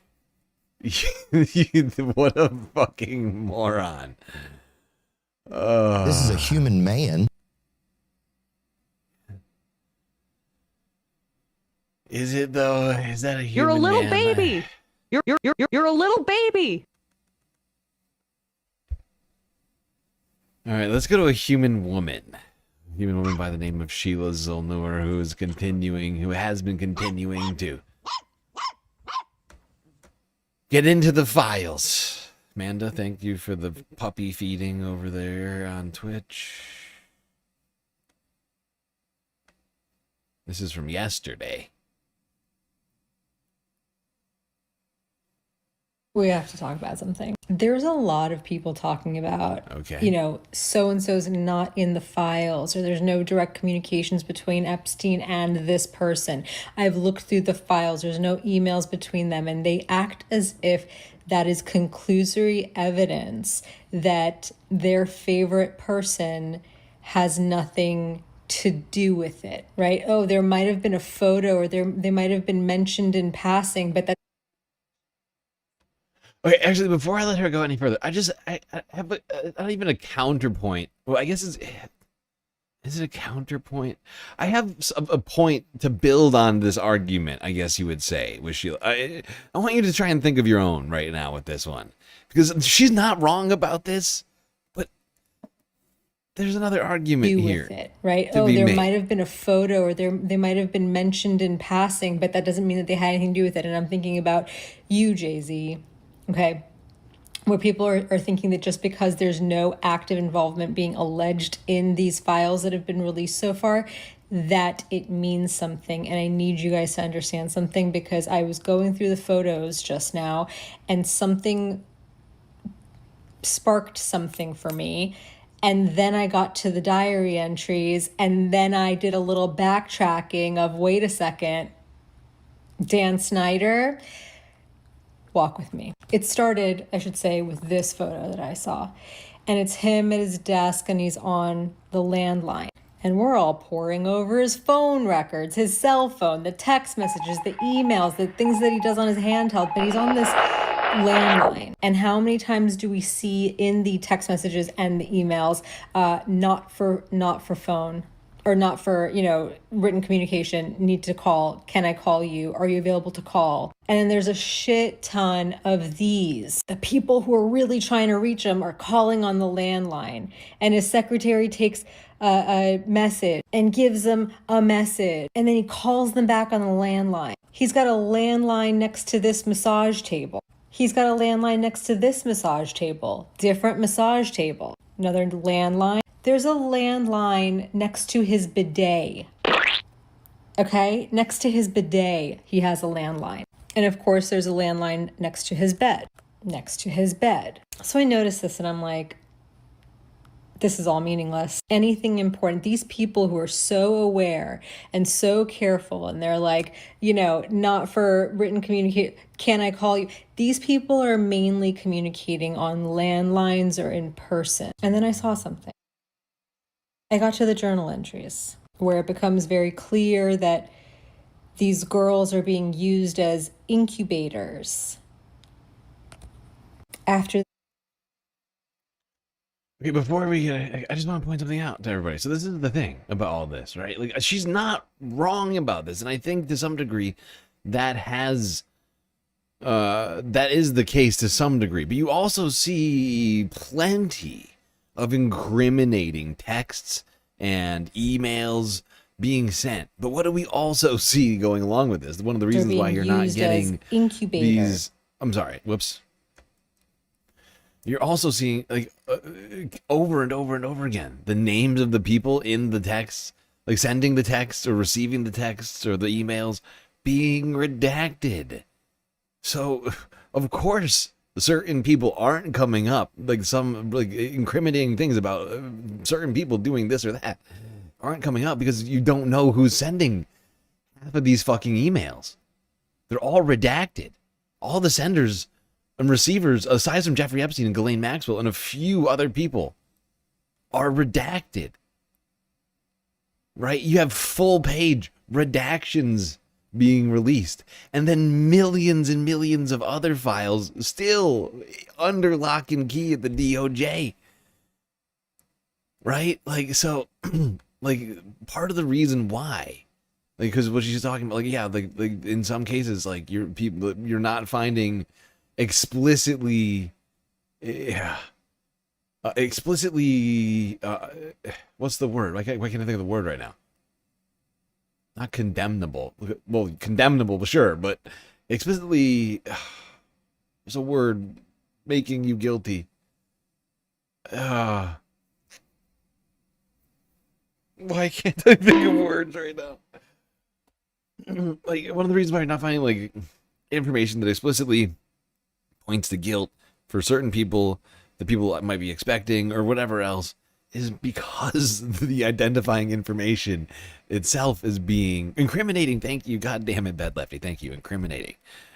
One of the reasons why we're not finding necessarily incriminating information that's being linked to hordes of people is because those names, the hordes of names, are being redacted. We're seeing the information, we're seeing the crimes, but in many cases we're not seeing the names of the people committing the crimes. Or vice versa. We're seeing the names, but we're not seeing the crimes, right? Like, and we're like with the victims, we're seeing the victims' names not redacted, but we're seeing their allegations, their testimony, their statements to FBI and other things being redacted. We're getting the opposite of transparency on this thing, and that's why. To my thinking is why we're not getting as much of specifically incriminating evidence linking specific people to crimes. We're just seeing like a horde of crimes, but like a struggling to attach it to anybody, and that's because it's being intentionally obfuscated by the DOJ. It's a crime. What they're doing is they're covering this all up, right? She's also right that he was trying to keep people from she's also correct that Jeffrey Epstein was doing his best to keep people like on landlines and doing, but we saw like him actually, like, I think chiding someone for saying incriminating things and not on the phone. But you can tell that, like, he also felt a certain amount of impunity, right, and acted with impunity and there's plenty of things that are incriminating enough were being said in email and text. And if we just had full transparency and names being unredacted on this stuff, I think we'd have a much fuller picture right now than we do. But there's still a ton to go through. That's one thing I know for sure, is there's still just a fuck ton to go through on this. We're gonna be talking about this for weeks. Just this batch we're gonna be talking about for weeks, let alone the information that we probably still deserve, that's just, like I said, sitting under lock and key under the DOJ very clear right now. that these girls are being used as incubators. After they took the first baby who survived in the early miscarriage, I think it was called, I no longer feel like a person but a vessel. Will they take this one too? Who has the first one? Where did Ghislaine go? Will I ever be free? In another event, I am such a monster. I didn't console her. I can't unhear her screams. They haunt me. I couldn't even bring myself to look at her. I'm a monster. I deserve to be haunted. And this is talking about another baby. And here's the journal entry. But it's when I got to this one. No one can prepare you for this shit. I am so fucking lost. Why did Mr. Colgan agree to this? Jeffrey treats me like I'm a special property. And when I need Ghislaine, she is working, and Mary is just as batshit crazy as my mom. Joe Gibbs is nice, but Dan Snyder is a pig. A redskin, and then they couldn't decipher what she said, but he owns the Washington he owned the Washington Redskins. The other girls, well, some are nice, but 3 I hate. How many fucking girls are there? Alice in fucking Wonderland? For them, ... And I thought to myself, I don't think I remember seeing any correspondences with a Dan Snyder. Dan Snyder, by the way, billionaire, businessman, former owner of the Washington Commanders, but they used to be called the Redskins. And wouldn't you know it, sexual harassment, misconduct, blah, blah, blah. So I go back to the .gov website and I search for Dan Snyder. And he only comes up in the emails like when they're sharing articles that might cite to something and his name comes up, or it'll be an invitation list. Dan Snyder. There was one point where Jeffrey apparently referred him to some broker, a financial broker, and the guy was like, I was finally able to reach Mr. Snyder. Or I think it says Dan here, but in another email it was Mr. Snyder. The only other context he comes up in is after Jeffrey Epstein was secreted out of the jail.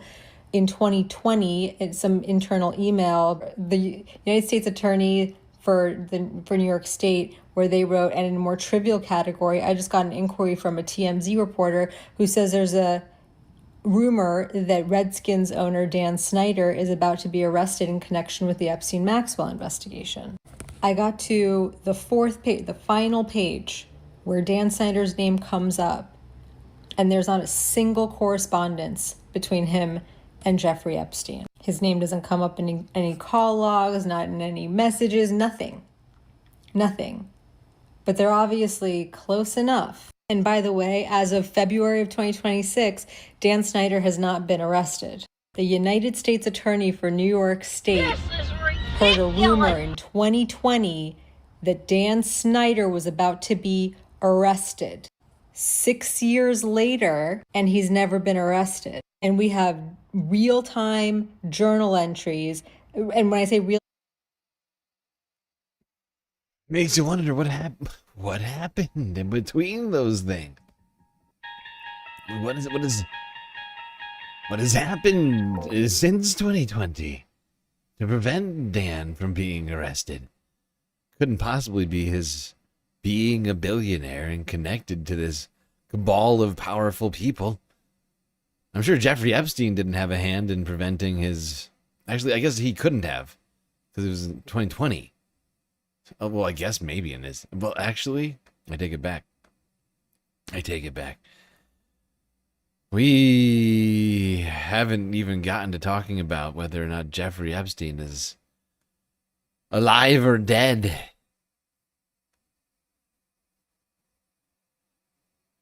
time I mean records kept in real time of a girl saying, Joe Gibbs is so nice, but Dan Snyder is a pig. And if there's any question as to which Dan Snyder, a redskin something. Hey, Todd Blanche says that there's literally no criminal activity to investigate. Nothing. And by the way, you know how we know that this girl was underage? This was a child, aside from the handwriting. She refers to her mom here. And here's another one. Okay, I gotta pee. I'll be right back. Sorry, everybody. Walk down Madison Avenue. My mother has lost her fucking mind. Means her mother is very much involved in this. Even though Ghislaine said it was best to take me home because Mr. Black is so important for some reason over my health, There is going to be hell to pay. I ruined their trip and I am dramatic when that fat fuck bit me. He threw me on the floor and blood all over Jeffrey's carpet and I am the issue? Who the fuck bites someone? Sick. No one is that important and Leon Black, can go fuck himself. I hate New York. This girl is being used as a concubine in Jeffrey Epstein's home, and her mother is there. Here's another poem called Stopped Dead. Leon Black. Underlined words in the poem were birth, cry, fatso millionaire, it's violent, goddamn baby screaming, there's always a bloody baby, your 7 chins, still as a ham.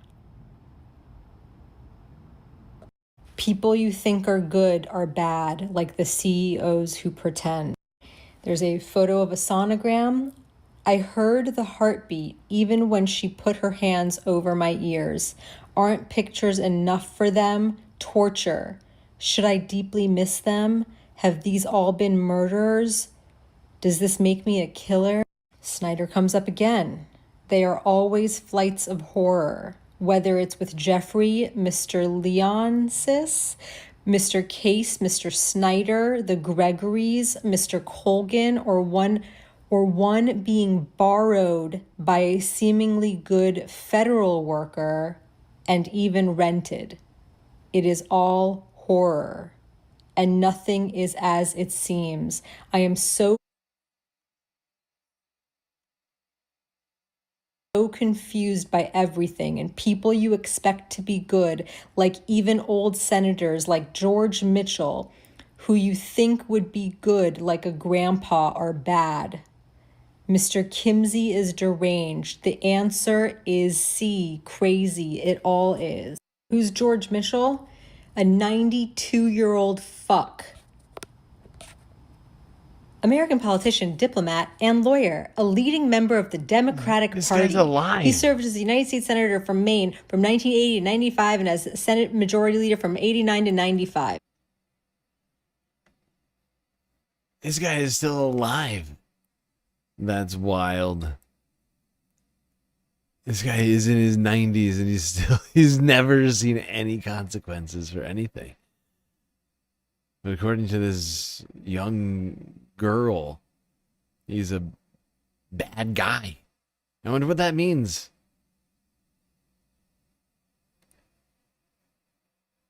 I wonder what in the context of all this that could possibly mean.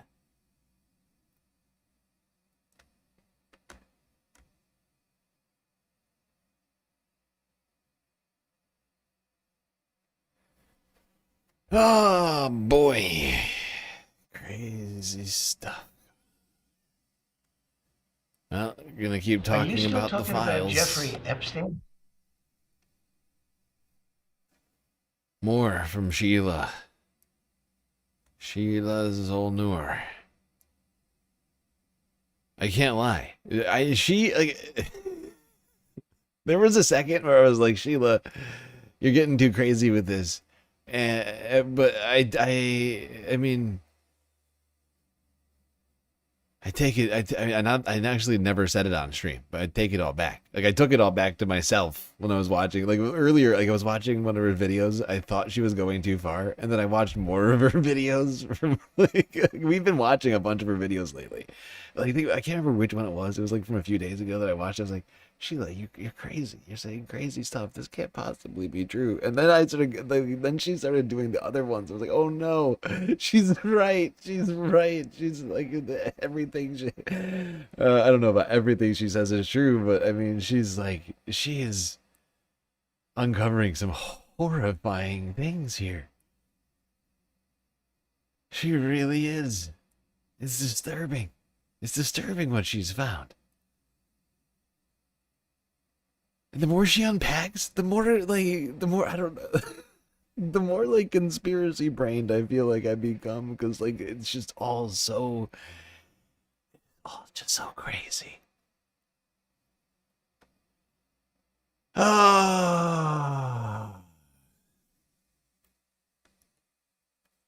She makes a lot of good points. Here's her next video. This is from yesterday as well, titled The Files. This is enough for at least 3 arrests. Right? Todd. I assume when she says Todd, she means Todd Blanche. We should also be asking Pam. Pam and Todd should be answering these questions, undoubtedly. Cash Patel. I mean, he's, you know, he's involved too. Where is Cash? And is there a new deputy director at the FBI? I know, I mean, Bongino's out. I got to but is this there a at new the one? end of my last video. I had to speed it up. So I'm going to make this a piecemeal video that I think is extremely important. In one of the victim's journal entries, she says, Jeffrey treats me like I'm special property, and when I need Ghislaine, she is working, and Mary is just as batshit crazy as my mom. Joe Gibbs is nice, but Dan Snyder is a pig, a red skin, something they couldn't decipher. Do you guys think I should do like Hassan does and like put my socials down on the bottom of the screen? Do you think I should do that? Sometimes I wonder myself if that would be helpful to like getting people moving around between platforms. To be the guy who owned the Washington Redskins. There's other disturbing things in this entry alone, but I want to keep it tight. Whether it's Jeffrey, whoever, Mr. Snyder, Dan Snyder, whoever, or one being borrowed by a seemingly good federal worker and even rented, it's all horror and nothing is as it seems. I'm so confused by everything, and people you expect to be good, like even old senators like George Mitchell, who you think would be good like a grandpa, are bad. Let's go one by one. Dan. Hold on, I'm skipping past part of this because we watched this.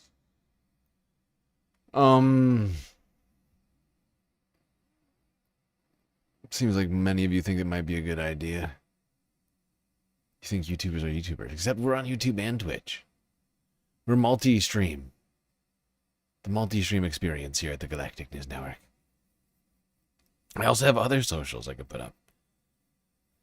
You know, technically we have like the Discord, the Blue Sky, the Twitch, the Twitter. What else? We got stuff. Oh my god, Cash App Patel is in the Galactic chat. I literally just said your name, Mr. Cash App. Speaking of which, did you know that we have a Cash App, the Galactic News Network? You can contribute that way, if it so pleases you. I'm shocked we have the director of the FBI in the chat. Mr. Patel, where are the files?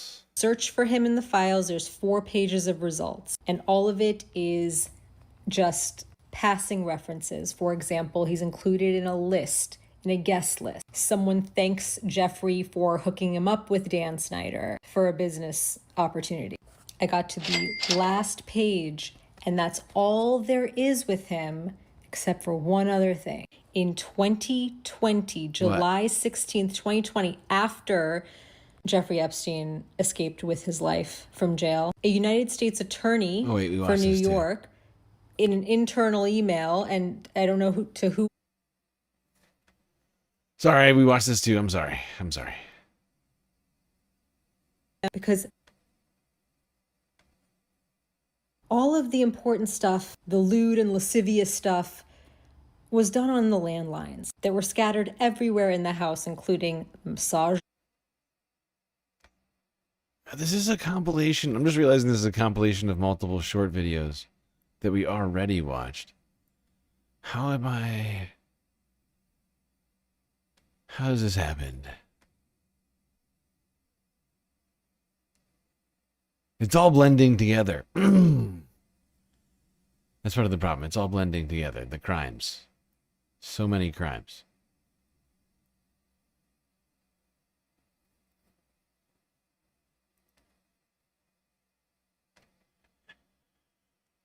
All of the crimes are just blending.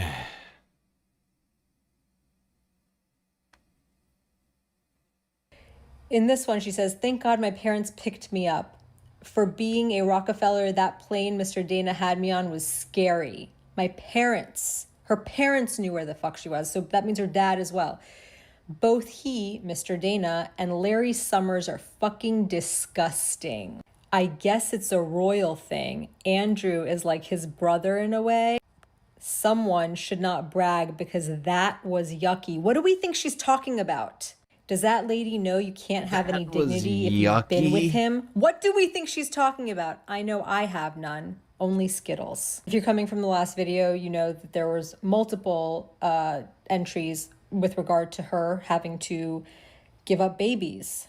And here's another one that I didn't include before. "I am very sorry, little one. What are these bets and why do I have to take photos?" And here's another reference to her like waking up to these are bad people. They are not who they say. Run, run, run. And here's the one I just mentioned. "My mother has lost her fucking mind. Even though Ghislaine said it was best to take me home because Mr. Black is so important for some reason over my health." This is Leon Black. They're talking about there is going to be hell to pay. I ruined their trip and I'm dramatic when that fat fuck bit me. He threw me on the floor and blood all over Jeffrey's carpet and I am the issue. And apparently there was a baby involved there too. "Birth cry, fatso millionaire. It's violent. Goddamn baby screaming. There's always a bloody baby. I am so sorry I keep failing. I heard the heartbeat. Even when she put her hands over my ears. Aren't pictures enough for them? Torture. Should I deeply miss them? Have these all been murders? Does this make me a killer? Are we thinking that she's making any of this stuff up?" And I forgot to mention this one last time. Tomorrow is the halfway ultrasound for Jeffrey. This one stuck. After they took the first baby who survived and the early miscarriage, I think it was called, "I no longer feel like a person but a vessel." Will they take this one too? Who has the first one? Where did Ghislaine go? She's never around.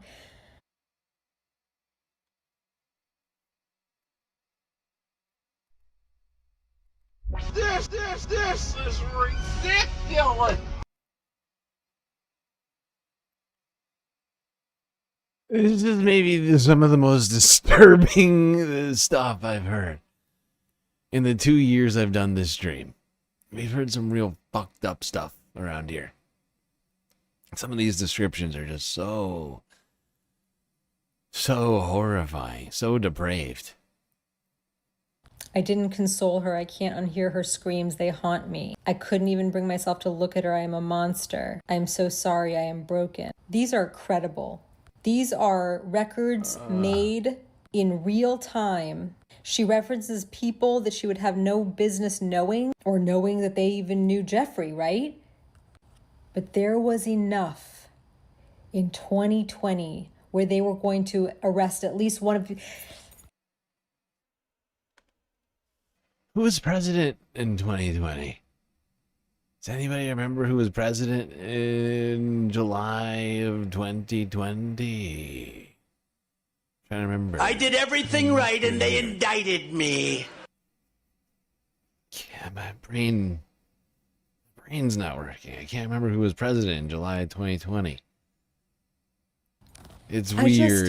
What are we doing here? I saw a bunch of emails last night from a victim sending emails to I don't know who. She's pleading with Kash Patel and Mr. Trump in 2025, thinking that they were going to bring her justice. And all they've done is sweep everything under the rug. These people are just getting away with it. Todd Blanche says there's nothing to see here. I hate everything. Great job, Todd. Great job, Todd. Great job, Todd, says Sheila. What a way to end that video. She's such a queen. 2 days after. Such a boss. Great job, Todd. That's exactly what I would say. Great job, Todd. Really good job.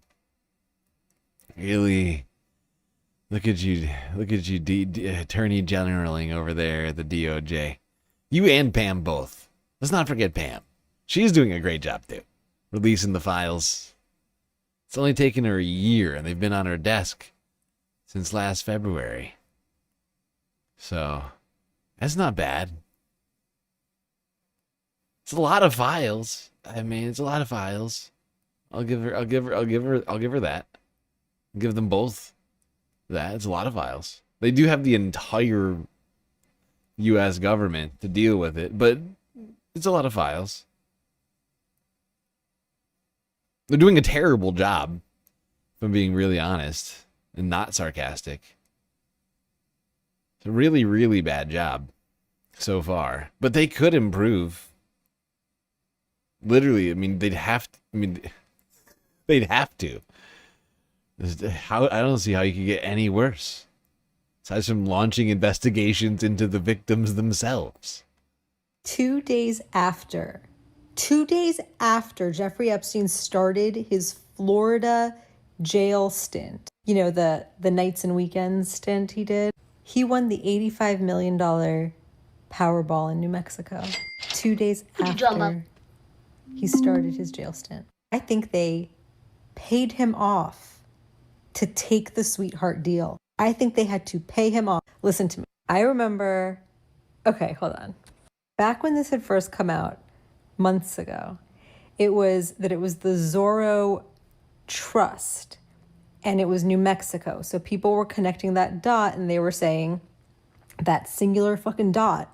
And they were saying Zorro Ranch, Zorro Trust, New Mexico, 85 million fucking windfall. It's got to be him. And then there were other people saying, yeah, just because they're called the same thing. Blah, blah, blah, blah. It's been confirmed. The Zorro Trust is Jeffrey Epstein's.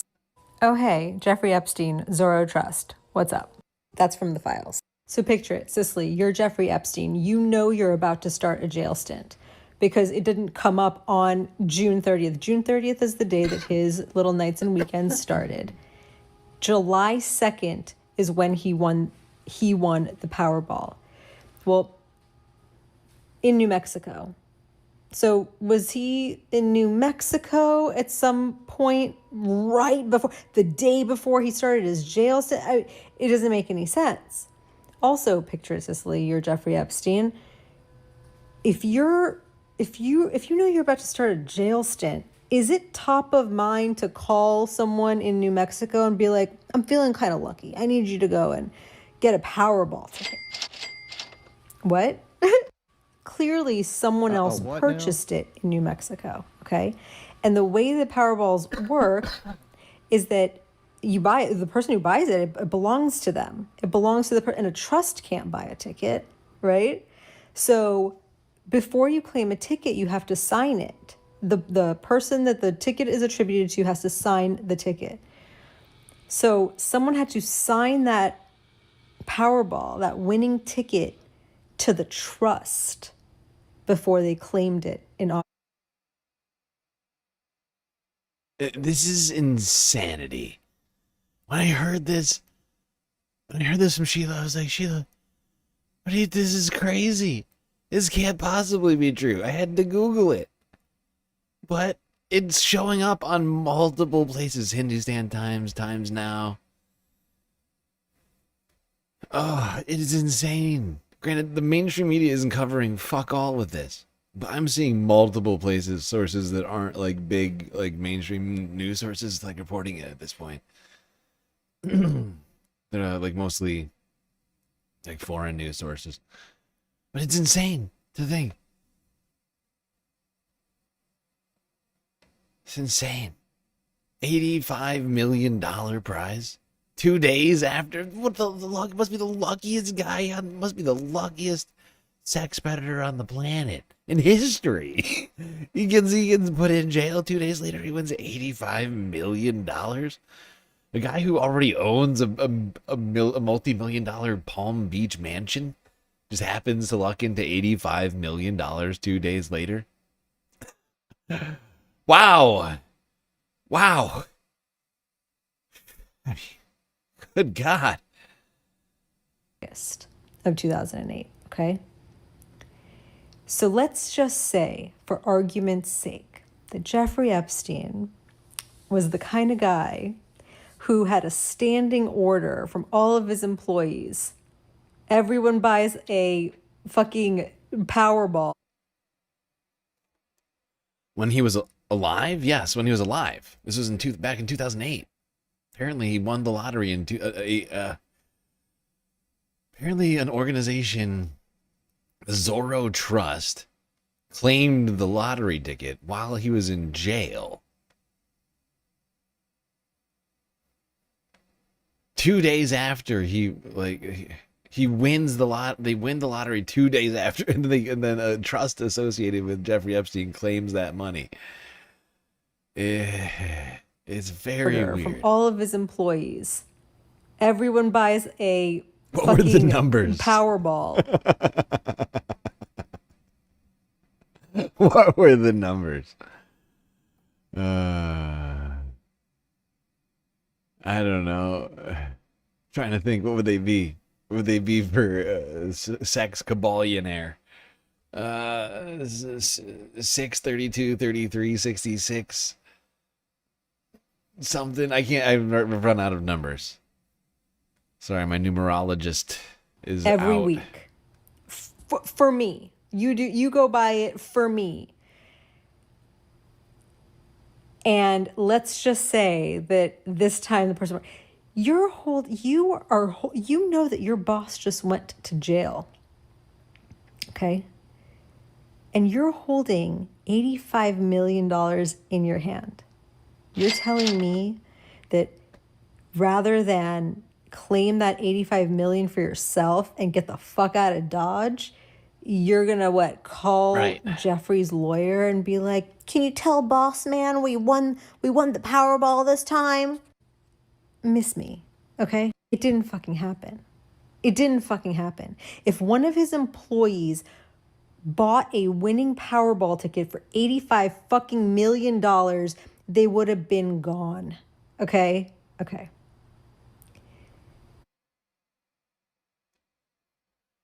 It is a great point. It is a great point. I guess it all depends. It would be weird if somehow, because here's the thing, right? Like, if you buy the lottery ticket, right? The only way that you could prevent that person from cashing it themselves would be if you signed your name to the ticket, preventing them from cashing it, right? Because if you sign your name to a ticket, then the person whose name is on the ticket has to be the one to cash it, right? Or they have to sign it over legally or something. But how is Jeffrey Epstein in jail in 2008 signing a lottery ticket while in jail? It doesn't. That doesn't check out. How's he doing that? So really, yeah, he's got this person, this unnamed person, holding a $85 million unsigned lottery ticket, and they go, "Oh, better tell my boss about that." Fuck off. Nobody is doing that. Nobody who isn't making more than $85 million a year isn't. You know what I'm saying? You have to be making more than 85. I feel like, really, in that scenario, there's very low likelihood that you do that unless the person you're working for is paying you more than $85 million. Then in that case, maybe you would. Say you're waiting for your $100 million salary, and maybe you do bring the $85 million back. But other than that, I don't see that scenario happening at all. More likely. You've seen. That's yours. That's your legal property, really. When you think about it, that ticket's in your hand. You bought it. You bought it. It's gonna be tough for Jeffrey to claim that if in fact this lottery ticket, because honestly, doesn't feel like it ever existed. What's more likely? You've seen him in those depositions, the videos of him giving those depos, right? That guy's indignant. He knows what he's doing. He knows who he is. He knows how connected he is. I guarantee you, because he is untouchable, he understands that he is untouchable. There is that deal exists and everybody fucking knows it. He was like, "I'm not fucking going to jail." And they're like, "Please, you have to." And he's like, no, I'm not fucking doing it, which goes hand in hand with the fact that he sued the victim's lawyer after his jail stint was over. Okay. Because how dare you come after me? So it's like, I'm not doing it. I'm not fucking doing it. I thought it was going to be a sweetheart deal. What the fuck kind of sweetheart deal is this? And they're like, Jeffrey, the optics, you have to. I mean, really, you should be hanging from a fucking wall somewhere, but you got to do something. And it's only nights and weekends, so right? And he's like, no, I'm not going to fucking do it. And then someone's like, we'll give you $85 million. And he's like, okay. That's what happened. Fine. I think, and by the way, I think he took the lump. Exactly. Right, that ticket never existed. The ticket never fucking existed. They just I honestly, how do you even facilitate something like that? That's one thing I'm asking myself. How do you even facilitate something like that? Because they have like the balls and all that stuff, right? Don't all these like state lotteries and stuff like have like the drawing? How do you cheat that?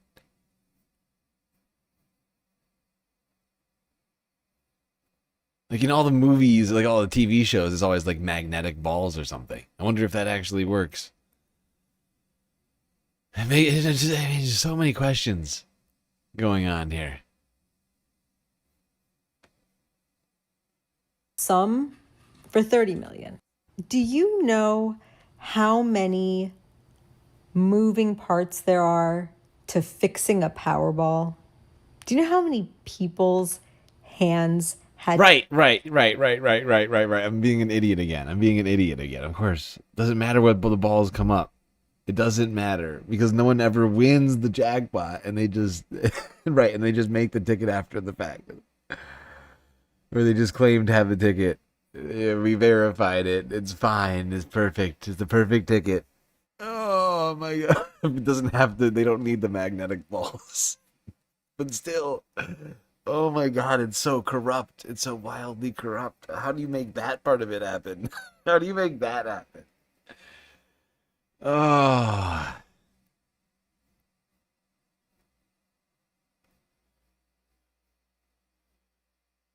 Also, I think I'm missing a video. That to make sure that Jeffrey Epstein or a representative on his behalf purchased a fucking Powerball ticket and then they made it so that that ticket was the winning ticket. We're gonna fix it so that whatever ticket you have in hand is the one that wins. Do you know how unlikely that is? I'll tell you how unlikely that is. You have a 1 in 300 million chance of winning the Powerball. Okay? If you were, statistically speaking, if you were to buy a Powerball ticket, one ticket every single week, it would take you 5 million years to win one. It just so happens that he gets a winning ticket that is called 2 days after he starts his nights and weekends. Yeah. So anyway, I feel like this is even more proof that he's Luckiest alive, man alive. because you know what's cheaper than having to pay him off to do a little sentence? Letting him walk out of the jail. Are all fucking in on it. Every single fucking last one of them is in on this shit. Good night. I am missing one.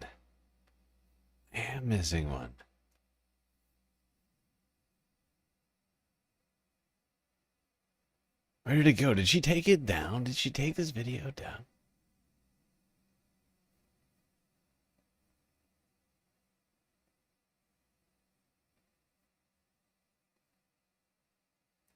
Because there was another Sheila. There's another Sheila video that I had, which is part of the title of this video, which is about Jeffrey being alive. I think it might have been taken down. There's a hidden video now on my list. I wonder if she got hit by somebody for something that she did. wonder why she unlisted it, if that was what happened. Hold on, here, grab my phone. Let's go here. Talk more about those Epstein files here with CNN. So these unsent draft emails in this particular situation have caught a lot of attention. What do you know about them?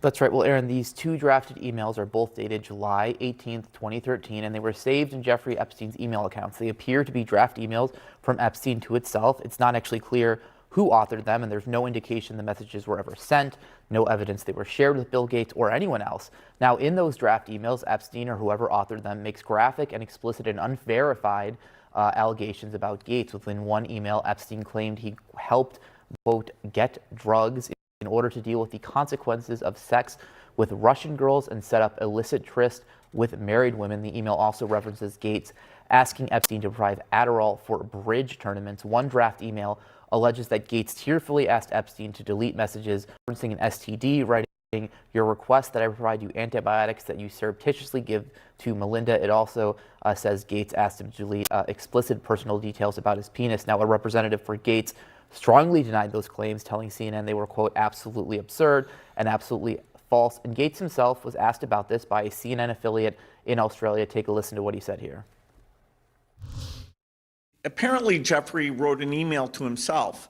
That email was never sent. The email is, false. So I don't know what his thinking was there. It just reminds me, every minute I spent with him, I regret and I apologize that I did that.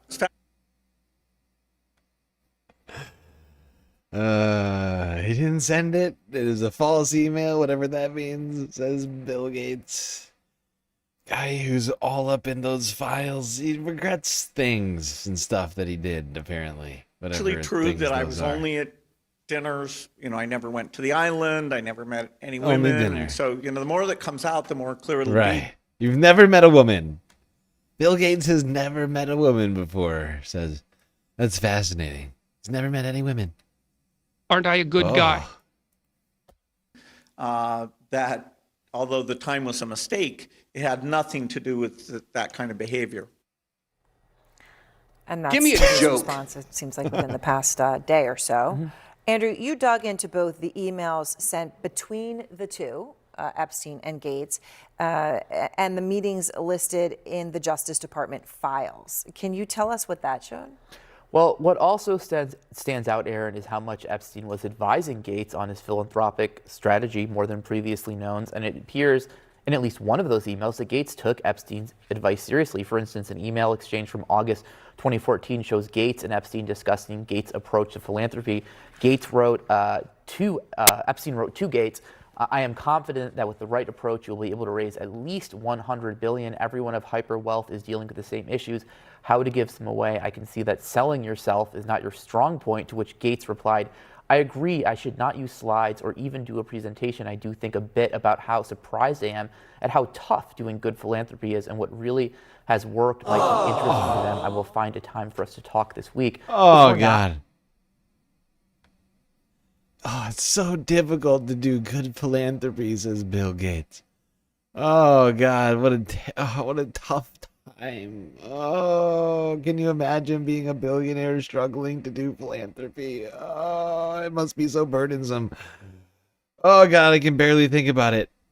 What a Sisyphean task. Oh, forced to trudge up that hill with the boulder of greatness. Oh, his philanthropic efforts always thwarted by this or that. Oh, can you imagine? Can you imagine being Bill Gates, one of the richest men on the planet, complaining about how hard it is being a philanthropist? What a fucking martyr. Get over yourself, Bill. This is my suggestion to you. Get over yourself and stop doing philanthropy and just start advocating for taxes. Start advocating for this kind of taxes that would make you superfluous.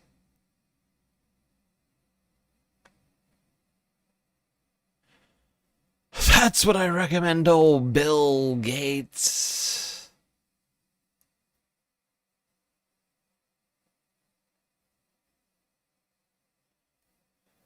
Oh, that's what I was going to do. That's what I was going to do. I was like, what was I doing?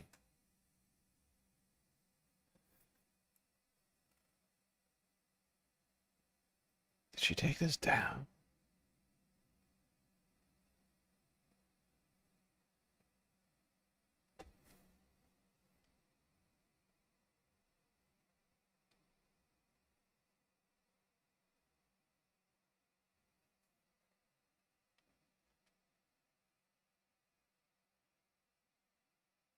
Why can't I find it? Sheila did this. She did this one short where she was talking about Epstein still being alive, and now I can't find it. I think she might have taken it down. I wonder what was wrong with it. Is Jeffrey Epstein alive or not? God damn it! I must know, Sheila.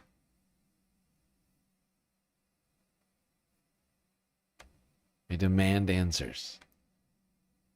All right, we're going here. Let's talk about some more of the right-wing brain-dead takes on the Epstein files. I'm sure everybody has seen by now that clip of Trump and Caitlin Collins where he asks Caitlin Collins to smile. Or he just points out that he's never seen her smile. He's never seen her smile. You know, psychology. Right.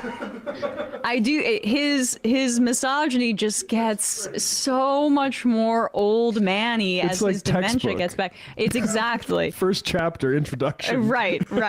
I mean, you know, what Quiet Piggy was grosser, but like, you know, you have to It's go like grad school, yeah. Yeah, you gotta have gone to women and gender studies 1-on-1 to say like, oh, okay, this is a way to humiliate a woman in public by calling her unattractive, or and also even not pig but piggy. So you're like you're almost like making it into like a childlike or weak feminine kind of nickname. Like that had more layers to it. But you should smile more is like absolutely just stereotypical. Yeah, and he's always so like sensitive too. So like if she were to hit him back with the like, you know, I don't smile at child predators, like he would get really mad and like sue her. Like, you know, like he would get really upset. Yeah, like, he would get like really upset. He's like, I'm talking to you about like sexual assault. Why would I be smiling? Exactly. She was asking a question about the Epstein victims, who she's featured a lot on her show, and I'm sure he is aware of that. So, Megyn Kelly sat down with JD Vance, and Vance brings this up because how funny is it that Trump did that? Or perceptive. God, I mean, shouldn't do that on camera. And Megyn Kelly gives this reaction to it that it was just shocking to me. It was really unbelievable because she accidentally makes the point that we're making. I mean, like, there was a moment in the Oval Office, I wasn't even in there, but, you know, I was in the West Wing, and somebody sent me where he was talking to Caitlin Collins, who's the CNN anchor. And I have, like, a decent relationship with Caitlin Collins, which is unusual given that she's from CNN. But the president, she's asking a question. The president says, why don't you ever smile? Yeah. And it's actually, like, so perceptive, even if you're asking a tough question, even if you take your job very seriously. Like, why does it always have to be so antagonistic? Well, I laughed because I saw online everybody was calling him sexist for saying that. And Noticing that the Caitlin Collins doesn't smile is so perceptive. According to he happened to notice that Caitlin doesn't smile often. That's so perceptive, according to JD. He can read facial expressions, and that's incredibly perceptive. That's not even a below the surface perception. He just noticed that she doesn't smile a lot. Like, what? How is that an example of great perceptive abilities? Like, here's the thing. Like, in the past, I've played Dungeons and Dragons. In fact, I've done some DMing before, in fact. And I would personally say noticing a smile or lack of smile, very low roll. In fact, I would often allow players to just notice somebody smiling without having to roll at all. Like, it's such a a baby brain thing to be able to accomplish. Like, hey, I noticed somebody smiling and or not smiling. Great accomplishment. I am incredibly perceptive. Thank you. Thank you. Yes, I am a genius. Notice my great perceptive abilities. Even if you're asking a tough question, even if you take your job very seriously, like, why does it always have to be so antagonistic? Well, I laughed because I saw online everybody was calling him sexist for saying that. And I literally said the same thing about Caitlin Collins a year ago on my show. She never smiles. Every once in a while, you have to smile. Roger Ailes used to tell us that. Every once in a while, you get remember to smile, show the viewers that you have a heart. Have some fun. Oh, Roger Ailes said that? Yeah. Wait, is it the same Roger Ailes who... I find Catelyn's lack of emotion to be, honestly, very professional. I appreciate it. It's one of the things about her that I think I appreciate, is that she doesn't give it away with her face, right? She's like playing poker with her face. She's keeping it stoic, and she's not going to let you know what she's thinking right now. She's just going to report the news. She's going to ask the questions. Who headed up Fox News when Megyn Kelly was saying that they were sexual harassing her? I mean, let's take let's take a trip back in history. This is number 6 here. This is from 8 years ago. Megyn Kelly explaining Roger Ailes and their relationship. Oh, that's just him. So the harassment that I went through wasn't obviously harassment in the beginning, and then it graduated. It just got worse and worse and worse to the point where you couldn't deny it. And it was explicit quid pro quo sexual harassment, which was, basically you sleep with me and I'll give you a promotion. And even in those moments, I tried to laugh it off and pretend I wasn't hearing what I was hearing, or try to pretend that I had misunderstood. That's hilarious. Because I didn't want a direct You want confrontation a what? with him. I For didn't my want to have job? to reject him explicitly. That is And I think hilarious. this is telling, because a lot of women to whom this happens in the workplace have this calculation where you're thinking, holy, you know what? My whole job is on the line right now. The last thing I want to do is upset and reject my boss. We generally want to charm our bosses and have them feel good about us. And truly, yes. The culmination of it was in his office because you'd go in there and he'd shut the door and he'd lock the door. It's terrifying. And you would That sort is of terrifying. shrug it off because he was known to be very paranoid about security. But that feeling I'll never forget, Is that of what it like was? going in there and having him lock that Was door. this- And then so it culminated in him trying to be with me physically. And I love how she both sides her own sexual trauma.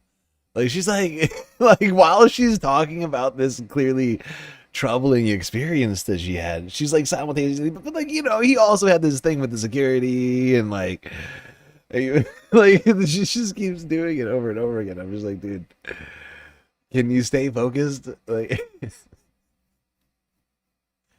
Jesus Christ. only at that point, whereas you couldn't pretend it wasn't happening anymore. That I really had to come to terms with it. And I ran out of the guy's office. I mean, he tried to grab me 3 times, make out with me, which he didn't. But I had to shove him off of me, and he came back, and I shoved him again, and he came back a 3rd time. And then when I shoved him off the 3rd time, he asked me when my contract was up. Illegal. Oh my God. So there you go. So how do you? Yeah. Caitlin Collins should take a bit of advice from the great Roger Ailes. The bastion of journalism. Yes, the bastion of journalism, Roger Ailes. And apparently sex pest, allegedly, according to Megyn Kelly. It's weird. It's weird. I bet Roger would have preferred that Catelyn smile more, and Megyn to smile more, for that matter. I'll bet he told Megyn to smile more. He seems like the kind of guy. Right, Roger? Hold on, let me just pull a picture up of Roger. See if you can imagine this guy saying something like that. Can you imagine Roger? Can you imagine this guy telling you to smile more? Doll? Hey, doll. Why don't you smile more? Huh? Look. door slam, lock. I noticed you around the office not smiling very much, and I don't appreciate it. You've been here for a certain amount of time, and your forlorn attitude has been it's been bringing me down. If you want to keep your job, well, maybe, perhaps, you'll find a way to brighten up the office rather than to bring everybody down with your sourpuss face. Oh yeah, You don't Roger sleep with your definitely boss. said. Oh, I'm sorry. We're talking about the smile. I'm sorry. My bad. Yes. Toots. Yes, Lanzetta, that's exactly the word. I bet Roger said toots many times. Doll. Dame. Hey. Ha. I'm trying to think of offensive things old guys say. WS sent Oh shit, that is too much. Subscriptions to the community. Wasn't me just gifted a galactic subscription to the community on Twitch. It was you, wasn't me. Aggro173. Enjoy it. Yeah, I mean, this is ridiculous. Yeah. I mean, honestly, it sounds like she got like sexually harassed at the misogyny factory, and so she quit and and then started her own like woman-owned misogyny exactly what business. happened. And like she Yes. wants you to take her advice as though like Yeah, no, Brandon's exactly right. Like, I mean, she said it as much. She's like, time and time again, I tried to smile through the blatant misogyny all around me because I was, I had professional ambitions, and one day it got to be too much when my boss tried to physically assault me 3 times in a row in a locked room in his office. And eventually that crossed the line for me that day, and I decided to leave. That's she's basically the expert what she on said. all of these things. Yeah, still get credit as some sort of hero for it. It's so craven Yeah. because she actually, so she left Fox News just to look at her history and her career. Wasn't me just gifting galactic subs like crazy over on Twitch right now. Yeesh, who got this one? K Musey? I can't read that from here. K Musey? I think it says that. Well, it was you. I'm fairly certain it was you. As always. Even though it says wasn't me, it was you. Wasn't me. She was hired because in this moment, this was like, we were talking about Me Too. That was 2017.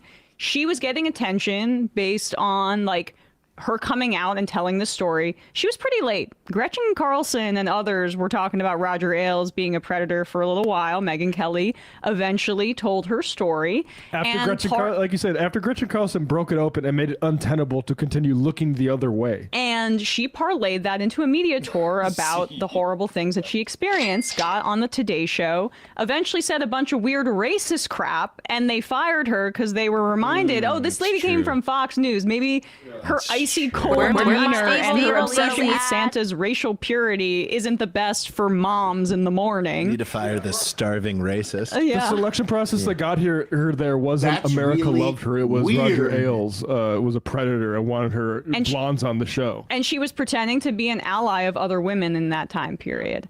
But then when you see that clip of her with JD Vance, can we just play the final 10 seconds? You supercalifragilisticexpialidocious bitch. Because this is indicative of. Because, I mean, it's fascinating because, like, Megyn Kelly spent so much time not being an ally of other women. And then for a brief moment was like, hey, where are my allies at? And then went right back to being not an ally. Right? Like, I mean, doing everything she's been doing lately, from claiming that actually 13, what I can't remember the exact way she put it. Did she say 13 was barely legal or something? I can't remember exactly what she said. It was very disturbing. And it's only one of a myriad of things she said ever since she decided to start podcasting. Ever since she left Fox. It's like for a brief moment after having a bad experience over at the misogyny factory, like Brandon said, she was like, where are my unstable girlies at? right now in this moment. Where my of unstable crisis in my girlies life. at? Like women trying to appease men to make it feel like I am one of the good ones. She's Ghislaine Maxwell maxing.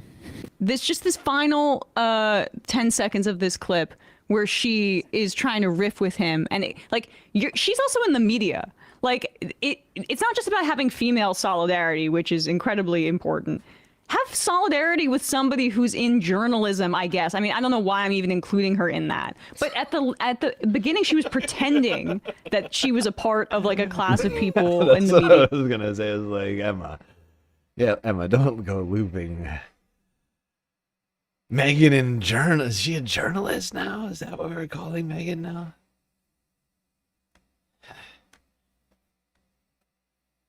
It's quite an accusation. Megyn Kelly journalism? No. I don't think that's, I wouldn't call her that.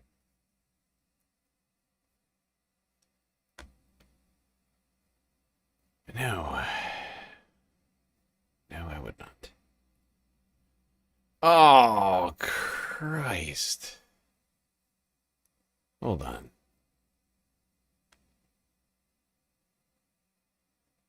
What time is it right now? 4 5 hours.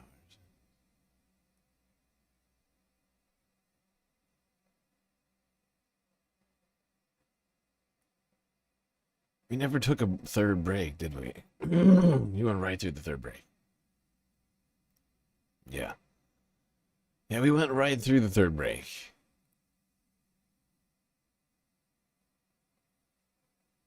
I just got so focused in. I got so locked in on this. Can you blame me? Really? You know? Can you?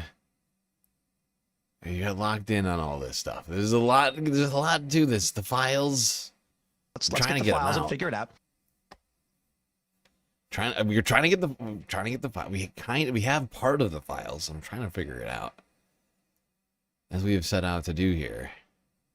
And so it just sucks you in. There's so much goddamn. There's so much to unpack with the files. Oh God, I'm doing a terrible job. I'm doing a terrible job today. This is bad. If we're 5 hours in, this is how far we've gotten. It's not a good sign. It's not a good first sign for how much we're going to be able to cover today. I think I'm going to have to skip some stuff. And do a week-ending report, part 2, tomorrow. The fact is I have so much to cover. I've got like another 30. I've gotten through like maybe 25 videos. I've gotten like 25 videos done out of 158. By that math, this stream would take me 30 hours. There's no way we're doing that tonight. Oh, I'm gonna have to make some cuts. Some stuff's gonna have to hit the freaking cutting room floor over here. You can only do 12-hour streams. It's the max. It's the max. At least that's what I've decided.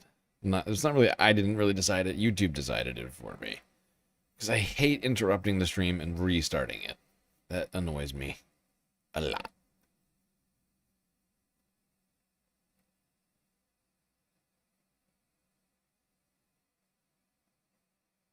We are done talking about the Epstein files for now, but we've got a fuckload of other things to talk about. ICE, Congress's response to ICE, Democrats and Republicans,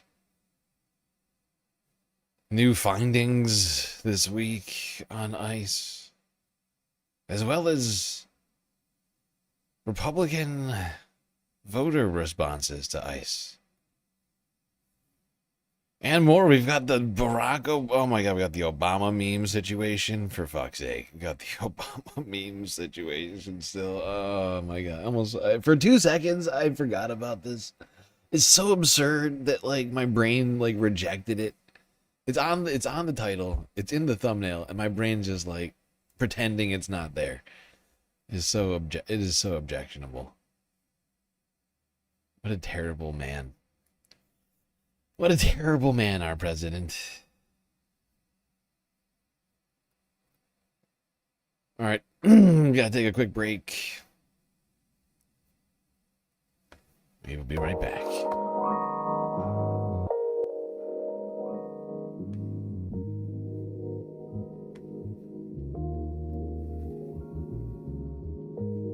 All right, I hope everybody's been enjoying the show so far. If you haven't already, hit the follow button on Twitch or the subscribe bell and or like buttons on YouTube.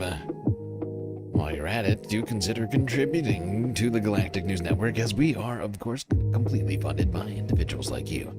A lot of great ways out there for you to show your support. YouTube, Super Chat, Super Stickers, memberships, gifted membership. Got Twitch with the bits and the power-ups, the subs, gifted subs, and prime subs. Cash App and PayPal if you prefer your money go directly to funding the stream rather than the bottom line of Google and or Amazon. But of course, we've got the new addition to our Galactic contribution opportunities, I guess you might call them, options. Throne. Rather than giving money directly to the stream, you could buy me stuff. You could know exactly what your money is going to. Buy me drinks, you can buy me snacks. It's basically like shopping on Amazon, but for me specifically, I add stuff to a list on a site called Throne, and you can buy it. Throne takes like 7% or something like that, supposedly, as a fee, and it shows up at my door on Earth. They unfortunately do not have galactic shipping. They can't get it to lower Earth orbit, so I have to go back down to Earth to receive the packages, but still, pretty great service. Of course, though, the very best way to get the most base benefits for your Earth dollars is, as always, Patreon, where for the low, low price of $3 a month, you get access to a myriad space benefits unseen by the rest of the goddamn Milky Way galaxy. Things like an avatar, shout out, secret content, secret Discord channel, inside of the Discord server.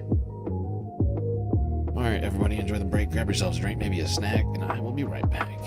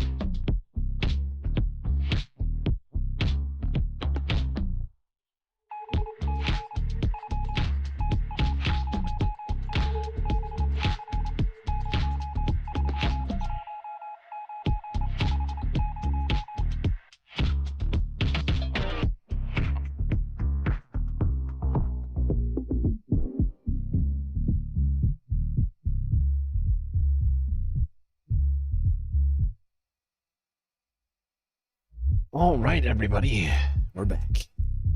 That's right, the third break is over, the fourth half's about to begin, so you had better already be back in those seats, otherwise you are going to miss it, and boy, oh boy, do we have a lot more to talk about here tonight, goddamn. So much. It's just been a week. That's all that we're talking about today. It's the last week, and it's a goddamn fuckstorm. This is ridiculous.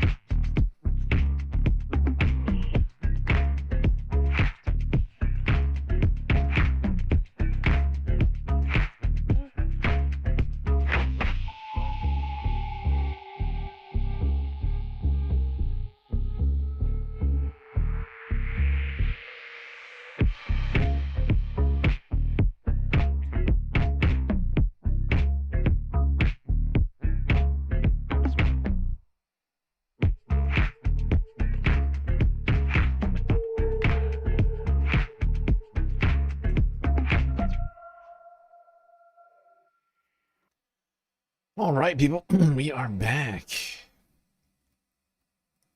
We still have a ton to talk about here. Yes, indeed. You know what I'm thinking about doing? So I'm gonna create like a shelf. I don't think it'll fit in here. So I think what I'll do is I'll put it over here. And I'll show you in a second. I'm trying to get us to the right video right now.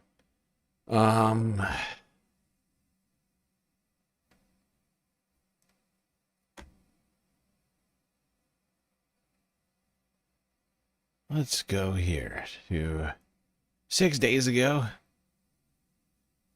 I mean, slightly back. I mean, technically Sunday is the beginning of the week, so honestly, I feel like I'm within my bounds still. How is this only 6 days ago, is my question. That's my question. Anyway, around 6, I think it was actually technically 7. But this story is from 6 days ago. Over the last weekend, one Donald Lemon and Georgia Fort, 2 journalists, were arrested for their coverage of a protest in Minneapolis.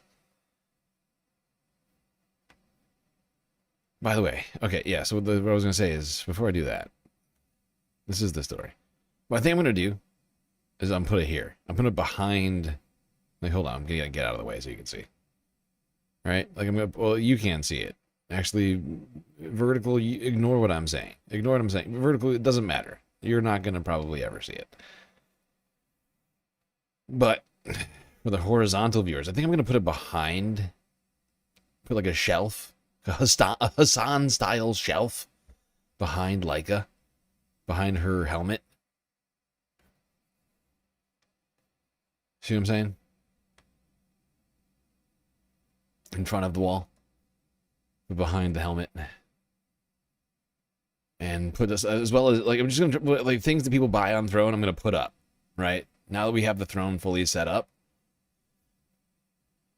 We've now had multiple gifts sent over there. I'm gonna start putting them up as ways to show appreciation for the people gifting, as well as to like show people like feel like you get it. Former CNN anchor turned independent journalist Don Lemon appeared in federal court this afternoon to face charges related. Don't forget that Hassan was in a panel on the Don Lemon show today. I can't forget it because I didn't know that happened. So I'm going to have to watch it later this weekend. I have not even watched that. We're just going through what I've seen already this week. 158 videos that I've gone through and organized into a semblance of a show, even though I know there's no way we're going to complete all of this. A live streaming report he did at a protest during a church service in St. Paul, Minnesota. Here's what he told reporters afterwards. Just marry Hassan. Wow. Wow. Just marry Hassan. Just because I want a shelf? Hassan... Now Hassan dictates who gets to have shelves and who doesn't. Shelves precede Hassan, okay? I will not be limited. I will not be limited by this. Federal agents to arrest me in the middle of the night for something that I've been doing for the last 30 years, and that is covering the news. The First Amendment of the Constitution protects that work for me and for countless of other journalists who do what I do. I stand with all of them, and I will You're pretty sure he invented shelves? Wow, Donut Secret House thinks that Hassan invented shelves. I don't even think Hassan can build a shelf, okay? Hassan's never proved that he can wield a hammer or a drill. So, it's not clear to me that Hassan could build a shelf. Not that you need a hammer for a shelf. These days, you can buy, I mean, honestly, shelves are so incredibly, there's like, you can just buy them at Home Depot. They come like kits, pre-made kits. Some of the kits are really cool, actually. Just build a shelf, no big deal. No big deal, barely an inconvenience. be silent. I look forward to my day in court. Well, along with Don Lemon, 3 other people were arrested, including Minnesota independent journalist Georgia Fort. She went before Judge Day. She joins us tonight. We'll have that interview in a moment. Attorney General Pam Bondi says the arrests are connected to a, quote, coordinated attack on City's church nearly 2 weeks ago. But Lemon and Ford say they were doing their jobs as journalists and were not protesters. All 4 arrested are charged with 1 count of conspiracy against right of religious freedom at place of worship and 1 count of injure, intimidate, and interfere with exercise of right of religious freedom at place of worship. In announcing their arrests on social media this morning, Bondi used the words, quote, at my direction, which is not what you typically see from an attorney general. The White House has posted this photo with the words, when life gives you lemons, along with a chain emoji. President Trump has been critical, obviously, of Don Lemon for years. Lemon himself has not been shy in calling out the president and his administration. Don't be a strong, independent banana paladin in a tin cap. I am not a banana, Princess Mouse. How rude. God damn it. God damn it. I am not a banana. You don't need to copy him. I'm not like trying to copy. He's not the only person who has shelves in the background. So many people have shelves, and I want a shelf too. You know? It's like a vibe, is having a shelf. I feel like it helps. I feel not. What's the word? Help. I'm not sure help's the right word, but like I feel like it kind of brings us together in a way. You know, I can like take real life pictures of the things that people buy and upload them on into the space station. I think it would be cool. I think it would be fun. A plantain. I am not a plantain. I'm not a banana. I'm not a plant. I'm not any kind of vegetable. I'm a man. God damn it. This is a human man. Magistrate judge had initially refused to allow federal officials to arrest Lemon and take him into custody, but they took it to a grand jury in Minnesota and got a felony indictment. The indictment, unsealed this afternoon, alleges that Don Lemon and the others charged, quote, oppressed, threatened, and intimidated the church congregants. Oh my God. I don't even have a story on this in here. But Chuck is bringing up something I've been meaning for us to talk about. But did everybody hear about how Mitch McConnell is like in the hospital? I think he's still in the hospital right now. He's got some kind of flu-like symptoms bad enough that it took him to the hospital. It was earlier this week. It's not clear if he's alive still or not. Not that they need not that they need him to be. He's been a puppet for who knows how long. Hey, what?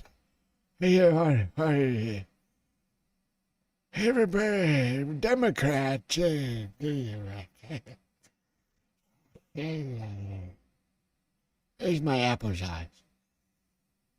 Who has my applesauce? Where's that nasty woman? I like my applesauce.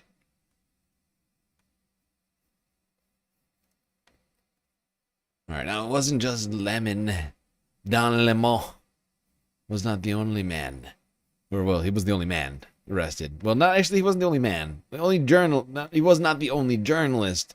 This is the better way of saying this. Not the only journalist who was arrested for covering this protest at that church a couple weeks back. Actress Jane Fonda had this to say about the arrest of Mr. Dumont. I know Don Lemon. My husband created CNN, and I will fight for their right to speak, which is guaranteed in our Constitution. They arrested the wrong Don. We have to fight to protect our rights. Many of our fathers and grandfathers fought and died for these rights. And we are not ready to sit and be quiet. We have to speak up. Every American who believes in our Constitution has to speak up.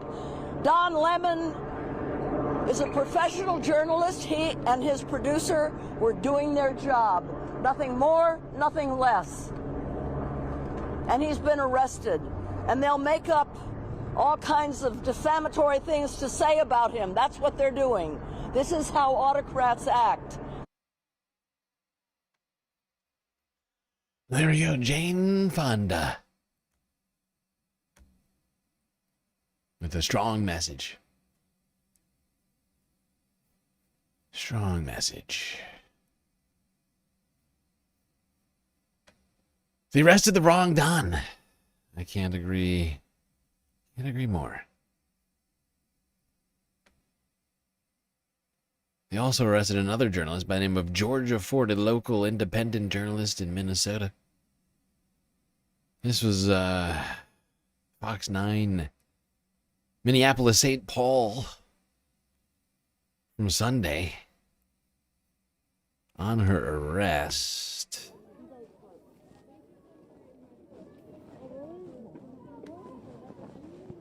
And to the media, thank you for standing in solidarity with independent journalists. I know as an independent journalist, I have challenged us to move forward as an industry. But the fact that you guys stood up for me today shows me that we are moving together. And so to all the media who made a statement on behalf of me, thank you so much. As I reflect, as a journalist who has worked in media for more than 17 years, I leave this federal courthouse today with one question. Do we have a constitution? Or not?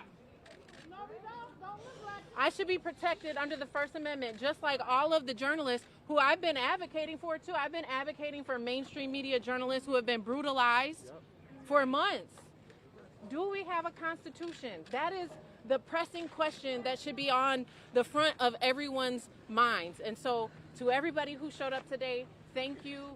Please continue to support the other people who are being charged, obviously because there's ongoing litigation. Is this the right question to be asking right now? But honestly, the answer that I have to that question is no. Or, to be more specific, we only have a constitution so far as the people in power, in charge, want to and follow it. Right? So long as the people in charge continue to flout and disregard the Constitution rather than obey it, rather than enforce it, attempt to obstruct it and subvert it, we effectively do not. It's certainly not in the ways that we need it, right? It might exist for when they're trying to come after us, you know, or at least as they'll try and use it to come after people in terms of they'll try and use the law, rule of law, to come after certain people like Georgia. but won't use it. Even though this is a subversion of the law, really. They're a perversion of the law. What they're doing here. They're weaponizing the justice system against people like Don Lemon, against people like Georgia Ford, against all sorts of different journalists. And literally, in some cases, journalists have been attacked by federal agents, injured. Broad daylight, on camera. Unless those people care to follow the Constitution and enforce the Constitution, it might as well be toilet paper. You know? And if you're a great patriot, you should care about that. You should have a genuine issue with that. You should object. You should object to that.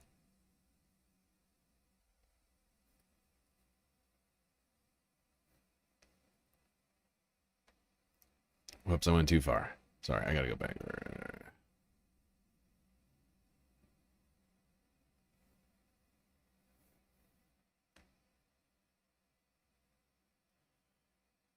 All right, let's go here. This is from Democracy Now! On, I think this was Monday.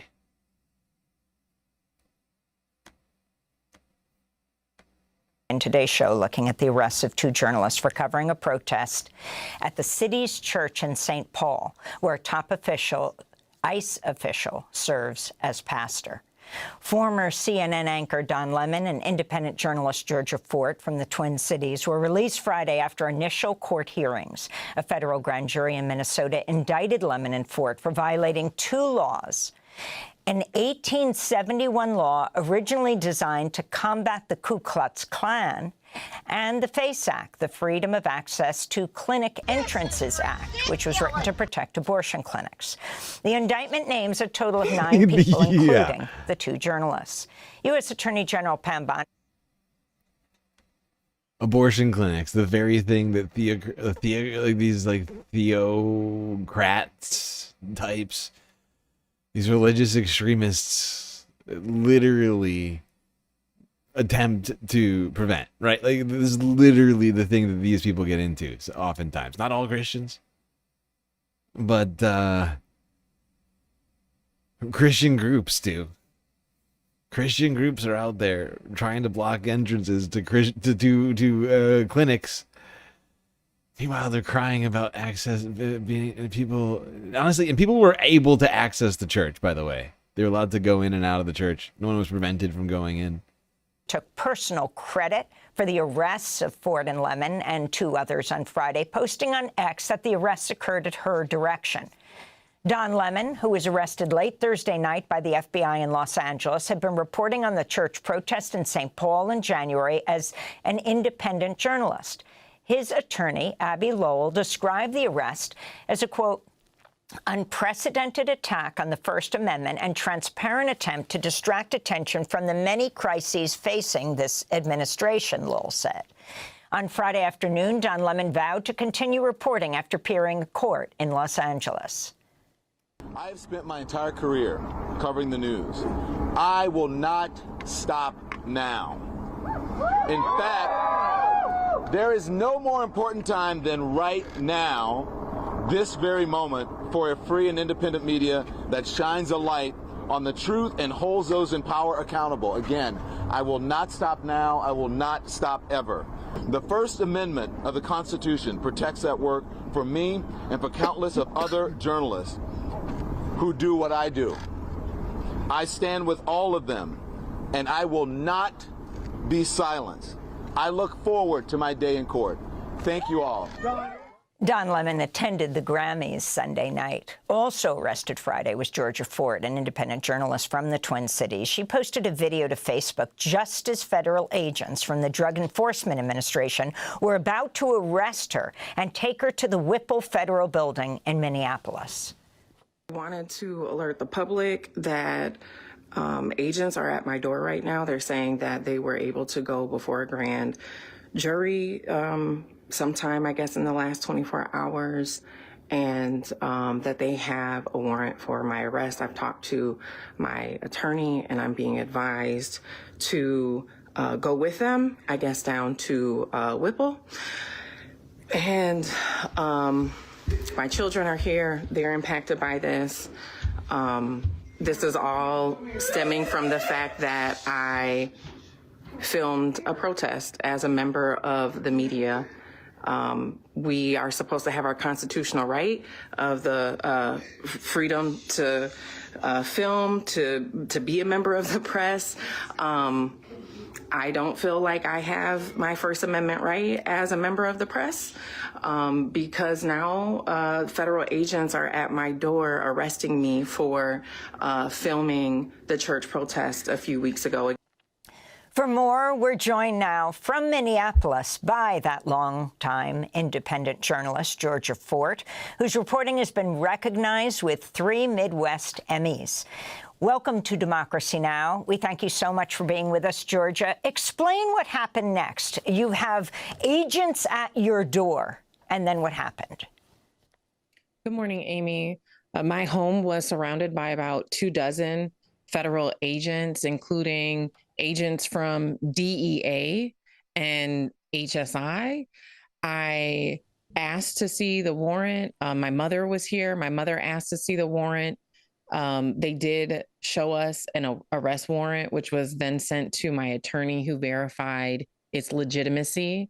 Since it was an arrest warrant, we decided that it would be safest for me to exit through the garage so that we could lock the door to our home behind me.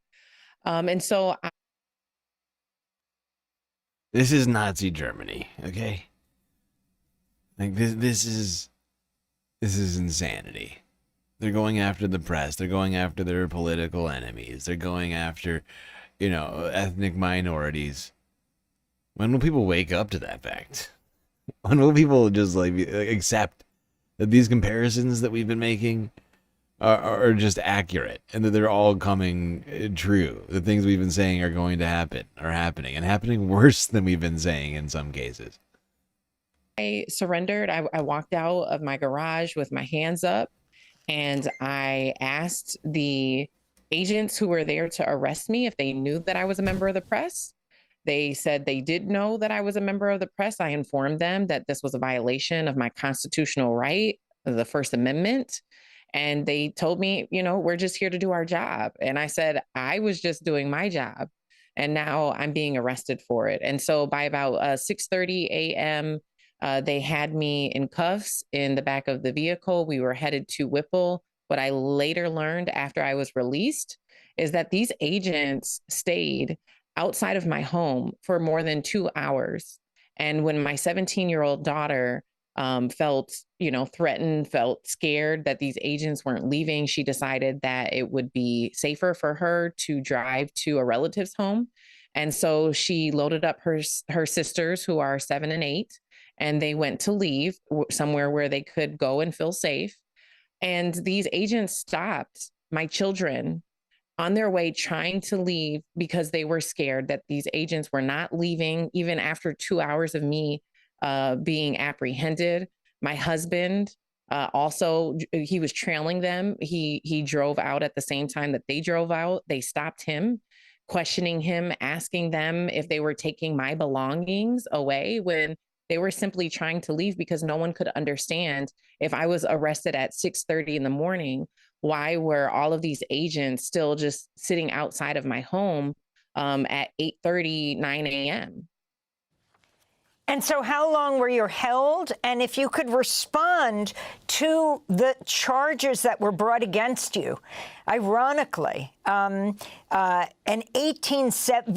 an 1871 law originally designed to take on the Ku Klux Klan, and the FACE Act, the Freedom of Access to Clinic Entrances Act, which is supposed to protect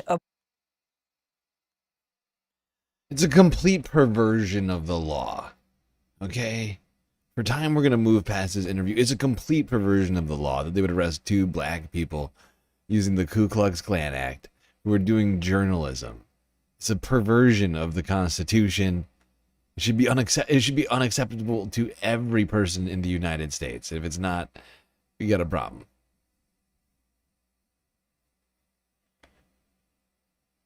should be completely unacceptable. Okay.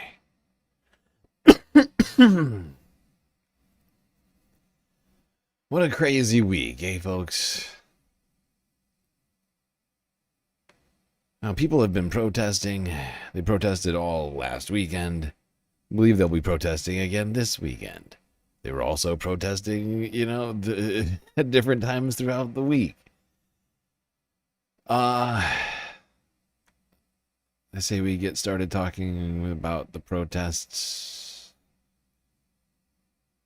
right here. This was from Sunday. The status coup. Wait, hold on. Got no sound.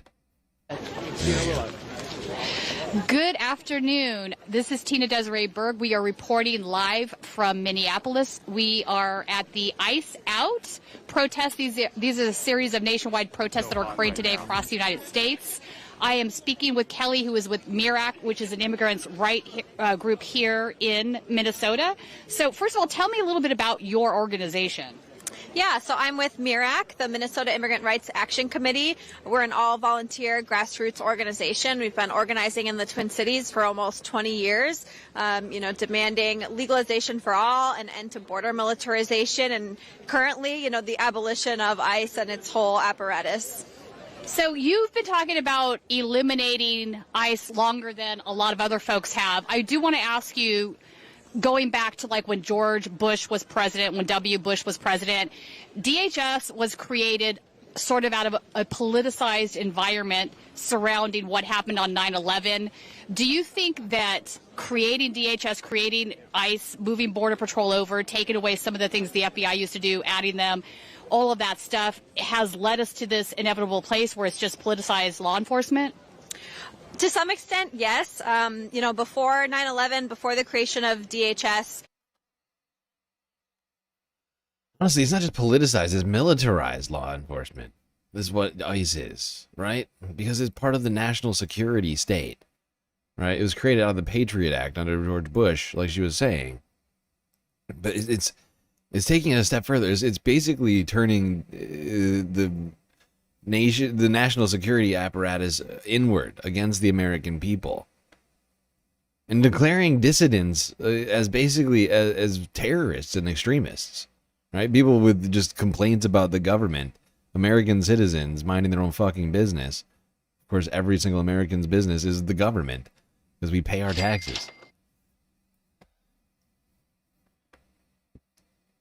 CBP, ICE, and USCIS. Those functions were carried out by the INS, the Immigration Naturalization Service. And really, if you go back in U.S. history, back to colonial times, we see that the immigration laws in this country have been weaponized against certain groups of people, right? Japanese internment camps, Chinese Exclusion Act. The INS specifically targeted Mexicans on the Southwest for deportation. And so this isn't something new. This is really part of a pattern of a white supremacist government in this country. And truly, under Democrat and Republican presidents and administrations, we have seen violence against immigrants. We've seen deportations, family separation, and all the evils that come with that.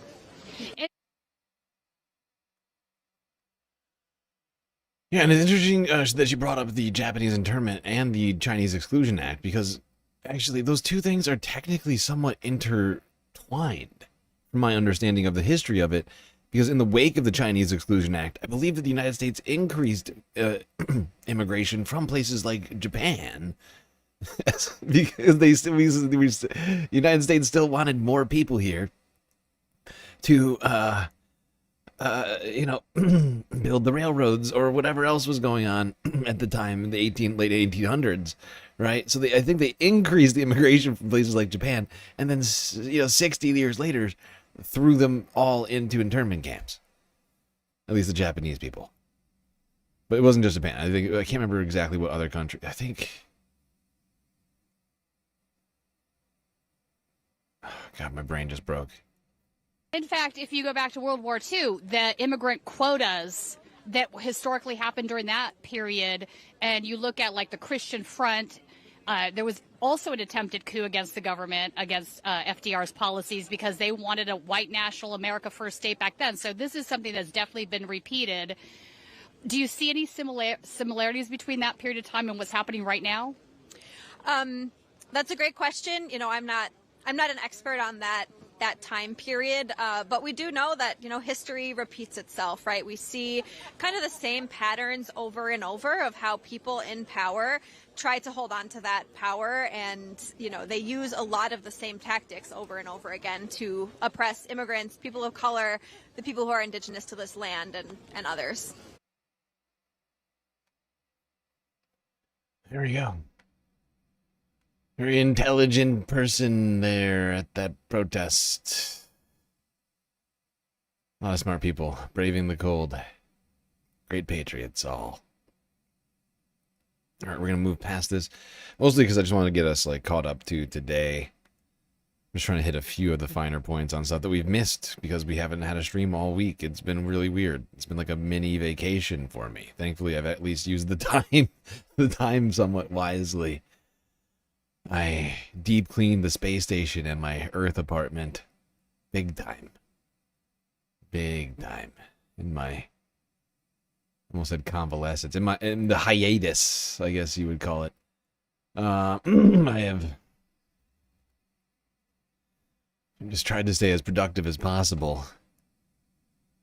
Unfortunately, from Tuesday until yesterday, they were doing, my ISP was doing maintenance between the time of midnight and 6 a.m. Eastern Standard Time. And as you probably know, those are our peak streaming hours. Preventing me from doing my regular stream always, it's terrible. We tried Tuesday, if you were here. His stream was rudely interrupted. Only 2 hours in. It's very frustrating. Now, this was big news Monday. The killers of Alex Pretty identified. Kyle Klinsky. All right, guys, so I'm still working on my huge Epstein segment for tomorrow. I'm going to give you a full breakdown of absolutely all the juicy stuff that came out in the Epstein files, and it's going to be a doozy. Like I said, I think it's going to break a record for length of a secular talk segment, but I do have some huge breaking news for you right now. So ProPublica has just reported the names of the 2 ICE criminals that murdered Alex Pretty, and the names are Jesus Ochoa? Yep. And Raimundo Gutierrez. Ochoa is a Border Patrol agent, 43 years old.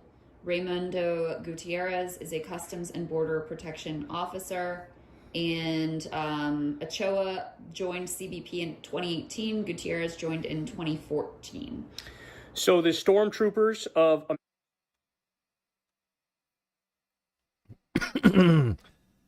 I love how Crystal had to give us all the information.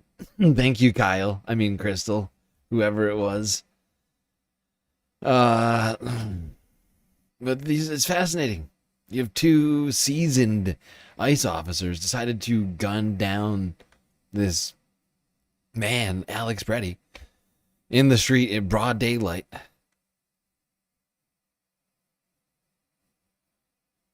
These 2 fascist thugs.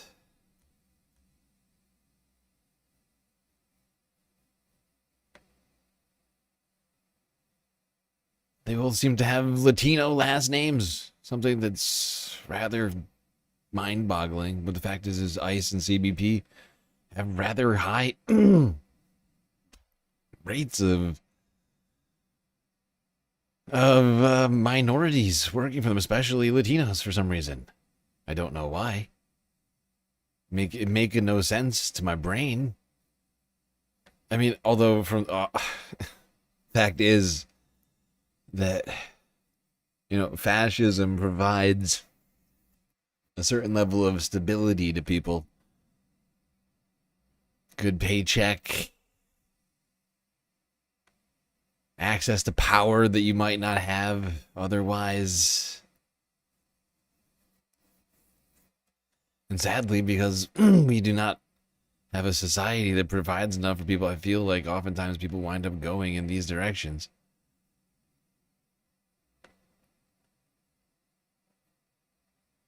And it's sad.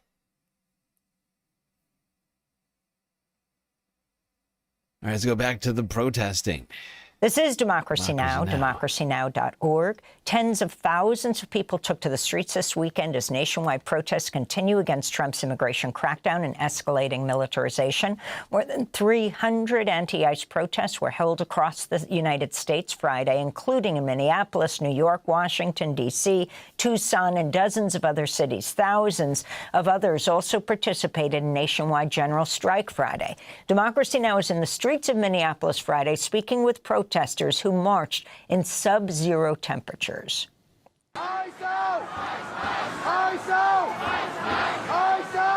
My name is Robert Blair Dondelay. I'm the Director of Engagement and Advancement at Film North and also the Creative Director at the Idealist Project. First and foremost, I'm out here to show that, well, we're not going to accept it, right? These are our family, our friends, our neighbors, our brothers, our sisters. We have children. This country itself, as well as the state, is largely built by migrants and immigrant populations, and we're not willing to accept what's happening to all of our friends. I'm Andy. I live in St. Paul, and we are here marching on the streets because we need ICE to get out of our community. They've been terrorizing innocent observers and bystanders. They've been stealing neighbors out of their workplaces, homes, schools, and we need ICE out of our community right now. The whole city's been affected. Workplaces have been closed down. I have friends that are scared to go get groceries. I have people who are scared to show up for work. So yeah, I've been affected. This whole city has been affected. ICE off our streets! No justice, no peace! ICE off our I'm Izzy. I've grown up in Minnesota, and I'm an aspiring teacher. And I think that right now in this divide, our country lacks empathy, and I think we need to teach peace. We need to stand up for our human rights and protect our students and teach what's right. With the current events, students are feeling less and less safe, and not only is that impacting their education, but their mental, physical well-being. I think that if you can't feel safe in your own home, in your own country, how are you supposed to feel safe in a school?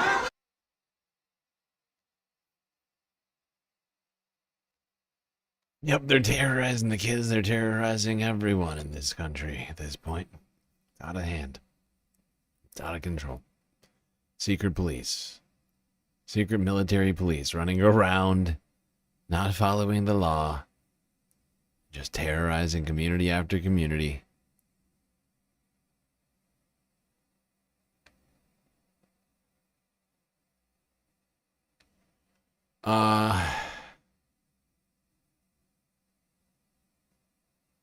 What do I have here next?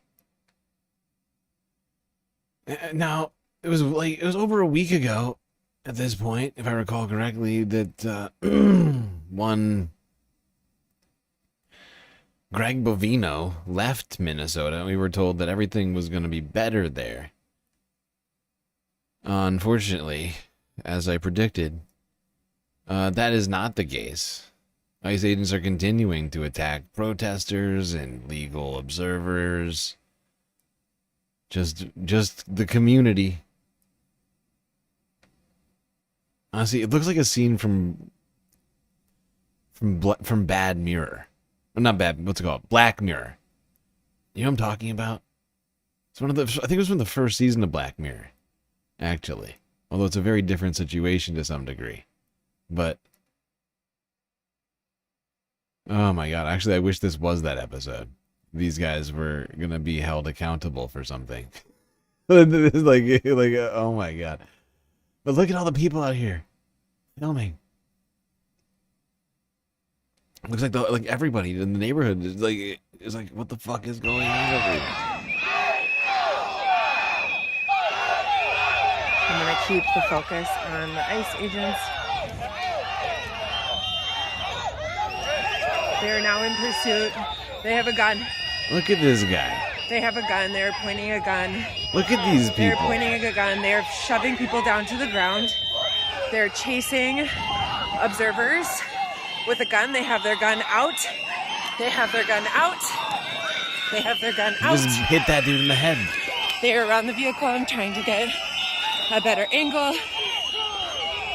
They're throwing tear gas, flashbangs. That is a flare gun or a smoke gun of some kind. That person just... Is it? I mean, is it, where is this? Fallujah or Minneapolis? What in the fuck? What in the fuck? What in the actual fuck?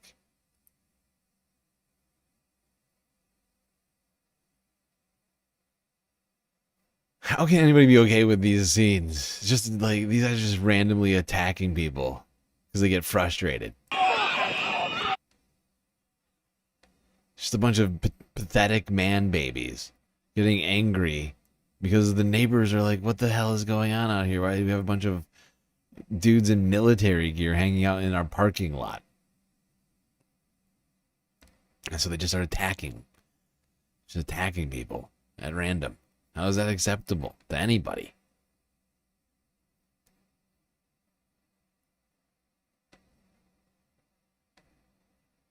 Here's another disturbing story. We have an update to another story we brought you last week out of Minnesota. The Department of Homeland Security is pushing back on claims made by two women who say that while they were detained by ICE, they helped a federal agent who was having a medical emergency. It happened on January 22nd in the city of Brooklyn Park, just outside of Minneapolis. Dashcam video shows the moment federal authorities descended on a car, taking Tippy Amundsen and Heather Zeman into custody. The video does not capture what led up to their arrest. A DHS spokesperson says the women had been obstructing operations by Border Patrol and that they, quote, disobeyed law enforcement commands and ignored warnings, resulting in their arrest. The women maintain they were not breaking the law. Now, what happened next is what's getting so much attention. Amundsen and Zeman joined us last week here on Morning News Now. They told us they were handcuffed in the back of an SUV en route to a federal detention center with 3 federal agents in the vehicle. Then one agent started to have what they believed to be a seizure. We saw him. I saw him start to lean back, and then he said out loud, well, not really loud, very softly, that he was not feeling very well. And then his arms started to shake. So I quickly asked them to pull over, uncuff me, and let me help him, because we could hear his tongue and the fluids in his mouth begin to sound like they were going to be aspirated into his body, and I was worried that he was going to stop breathing. I knew from minimal training that I have as on being on the emergency response team when I was a kindergarten teacher, that I needed to get him into the recovery position, keep him warm and keep him calm.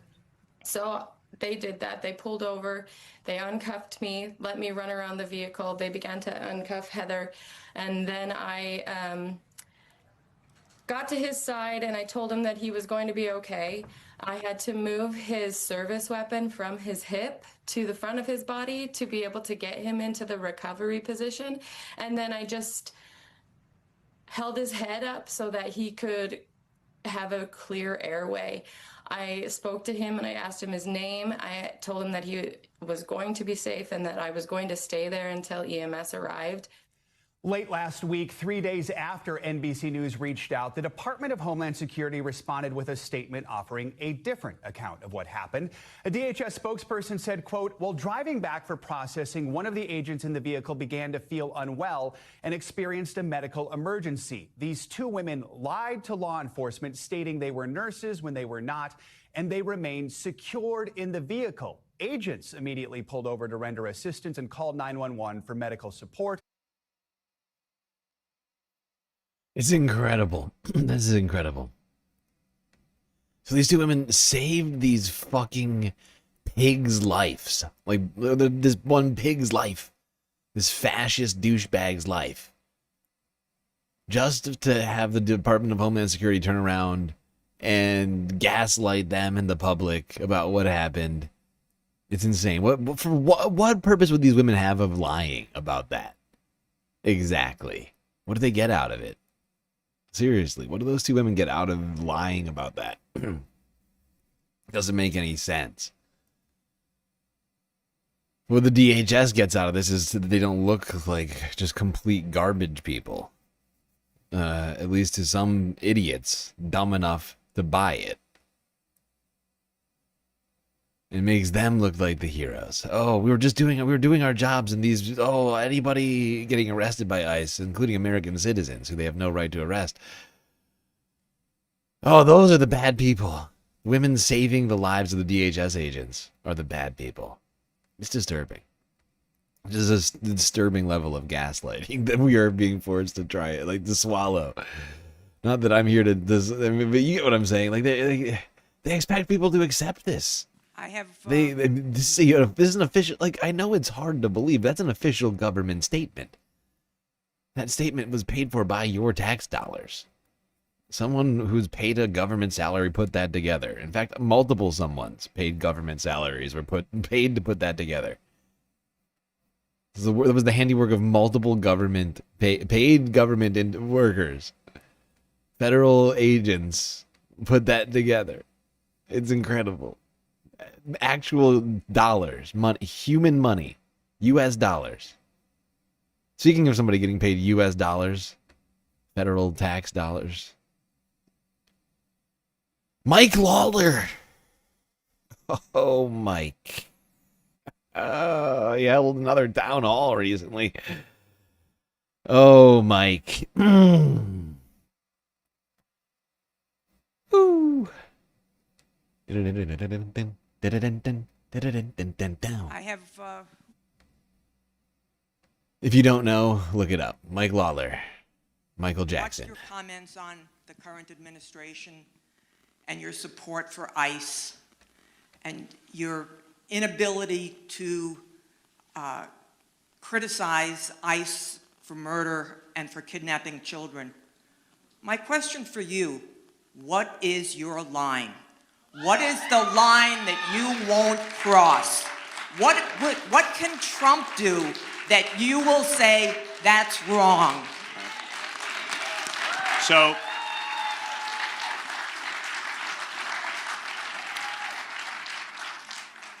again, my point with respect to Minneapolis is let the investigations actually take place. You've all clearly prejudged everything. You all know better than the people on the ground.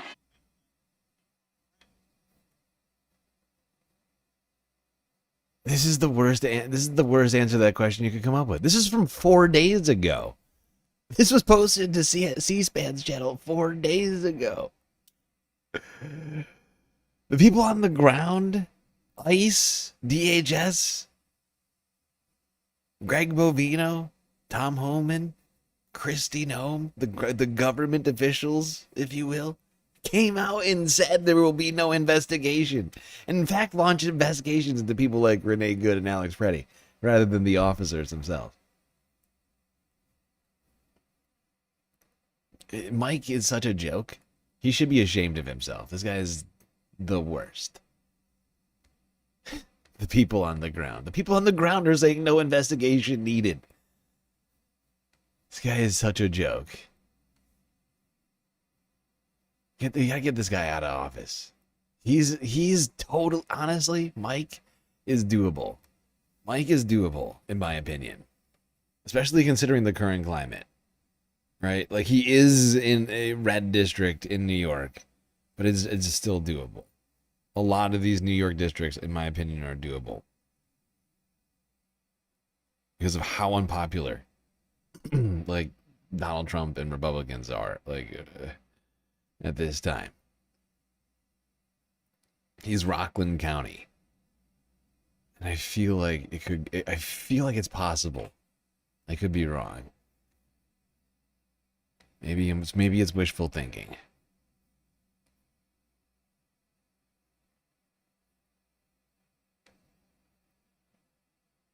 Well, while Mike Lawler is saying stupid things over here, horrible things are happening in the streets. Donald Trump claiming that they were going to end the temporary protected status for thousands of Haitians in the United States, causing people to panic all over the country. So tomorrow is the end of TPS for Haitians here in America. That is tomorrow, February 3rd, 2026. No more TPS.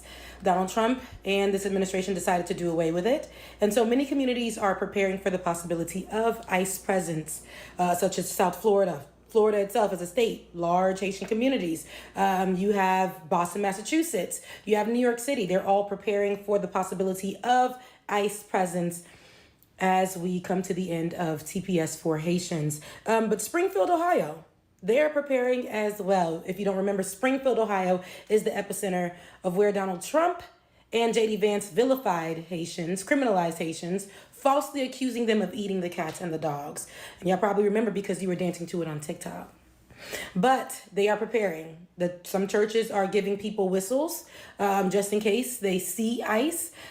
Some black people are saying they're going to stay home just in the event that ICE doesn't know what a Haitian looks like. They just see black, which tells us that this is rooted in racism, prejudice, anti-immigrant, okay, discrimination, all the things that are hateful.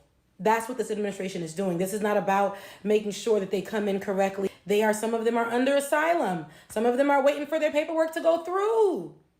They're working, they're paying taxes, especially in Springfield, Ohio. That was a dead city, okay? It was lifeless. And then roughly 25% Haitians have brought life to that city, have brought business to that city, have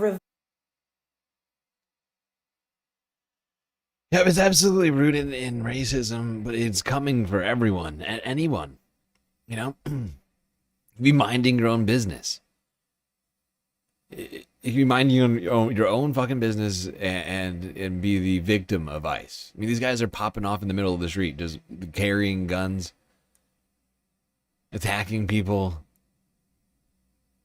you know? There's people like, there was that woman who was, do you remember back, it was last year, but that woman who was like shot in the, like multiple times in her own neighborhood walking back home from work, like to her apartment. She wasn't at a protest. She wasn't a protester. ICE was just running around her neighborhood shooting people. Like, it's coming for everybody. If you haven't come to that conclusion yet, you're just delusional. But she's absolutely right. It's rooted in racism, but white people need to wake up too. It's everybody that's going to be affected by this. Anybody who objects to this, even slightly publicly, may see consequences one way or another. NSPM 7. But like just being at a protest or just observing something because you're worried that this is going to be like a crime that happens right next to you. Right? All of these things are being treated as some sort of threat against the government.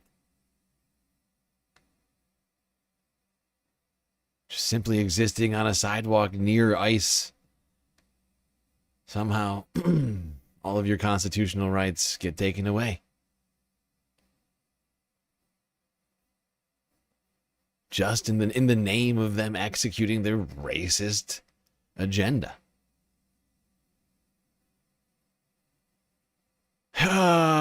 Stories like this should remind us that this is in fact just a repeat of history with the new sort of flavor. February 3rd, we anticipate this is the rollback of temporary protected status for close to 330,000 Haitians in this country. Now, temporary protected status is offered to people who are coming from a country where the country is essentially so disrupted, either by natural forces, hurricane, whatnot, or maybe just the coup attempt. State Department. State Department decides to get rid of another leader of Haiti, and there's massive civil unrest, and it's unsafe for people, and some people may find themselves on the wrong side of like a, I don't know what you call it, like not necessarily a civil war, but civil unrest. There are 330,000 Haitians in this country. They will lose their status tomorrow. And nobody knows exactly where ICE is going to strike first. Be right back. I gotta pee.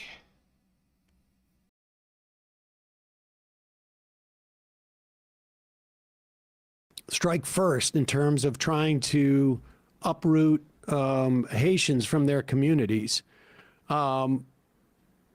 People anticipate that Springfield, Ohio, where there's about 15,000 to 20,000, I think, Haitians who have been living there and essentially reviving the economy of that town.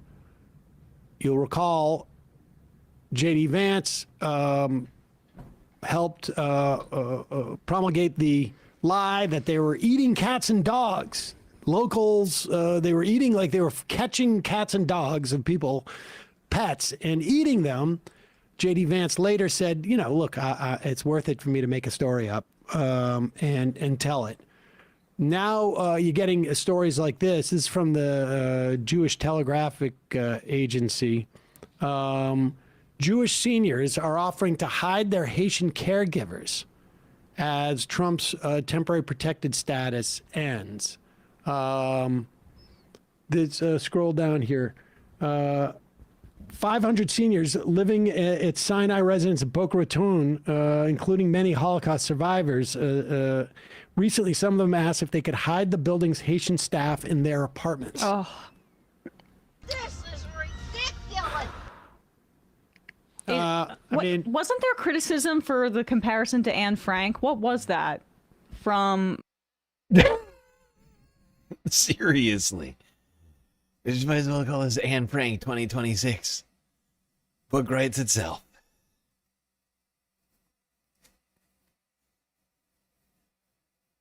I mean, I'm sorry, but Josh Shapiro's been. Oh, it was like yeah. I mean, no, but that's exactly what it's like. Yeah.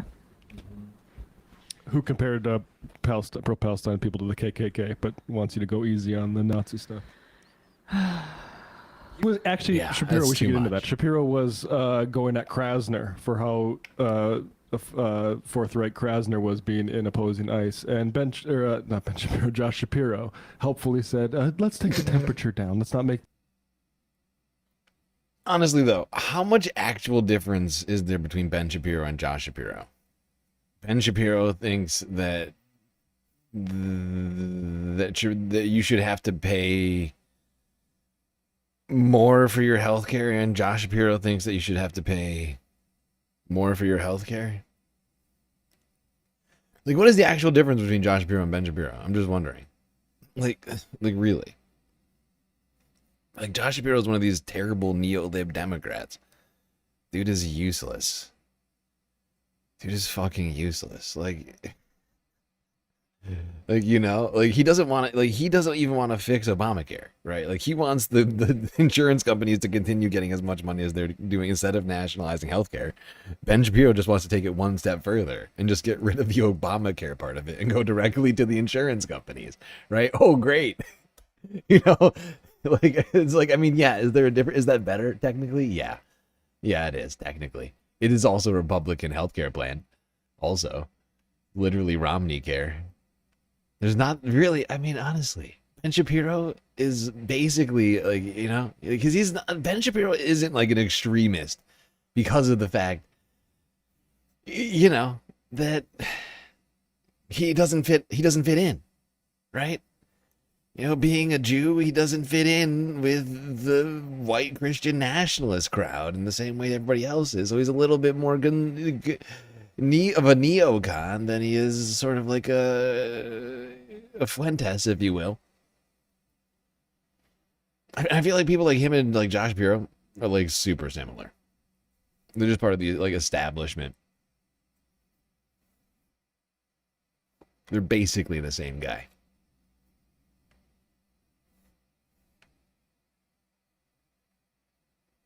Like if you replace Ben, like Josh Shapiro with Ben Shapiro, you wouldn't get that much difference.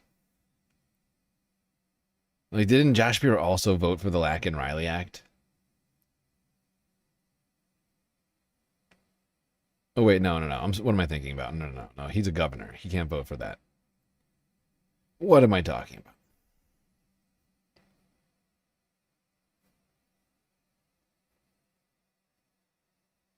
Okay, I'm sorry. I'm on a tangent just now. All right, let's go to the mayor of Chicago, Brandon Johnson.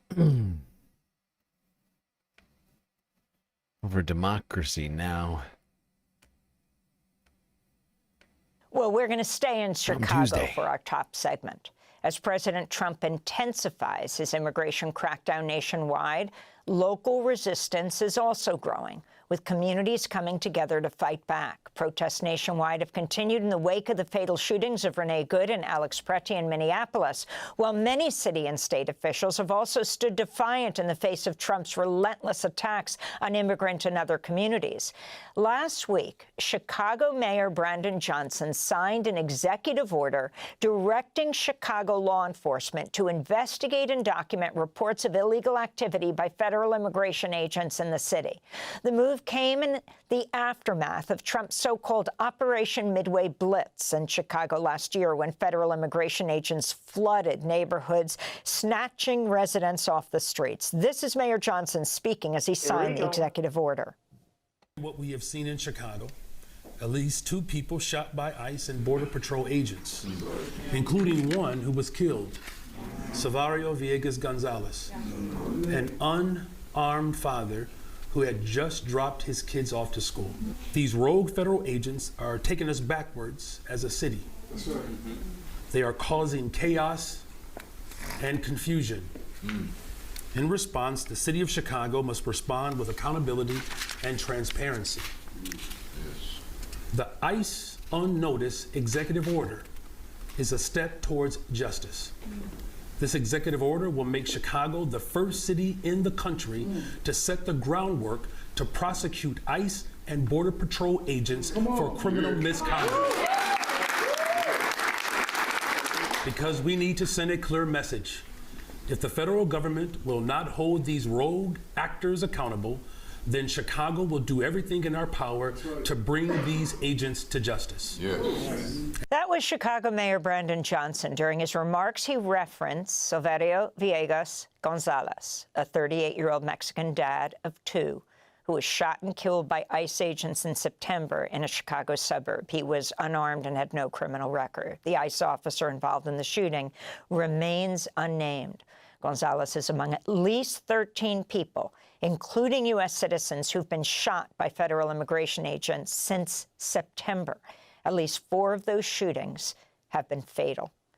This comes as a Chicago woman who was shot 5 times by a Border Patrol agent last year is scheduled to testify today before a congressional forum looking at the violent use of force by DHS agents.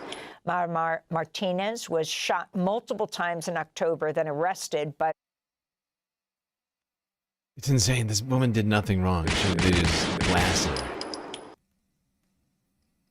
These people are perverts. They make me sick. They make me sick.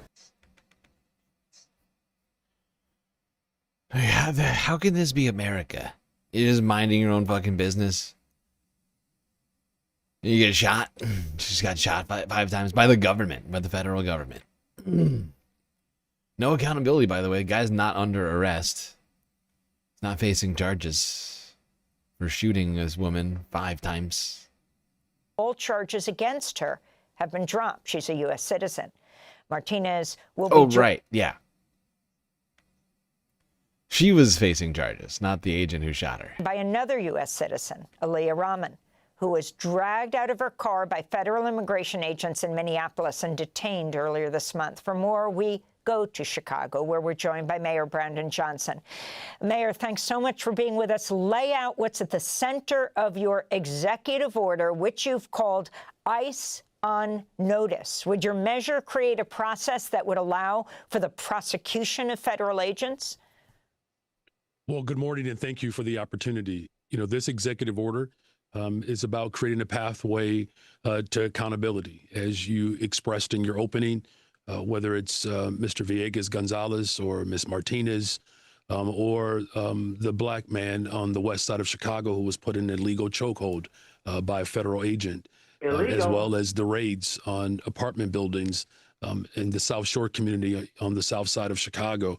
What we have seen is acts of terror and chaos distributed across this country, and particularly here in Chicago, and there has been no accountability.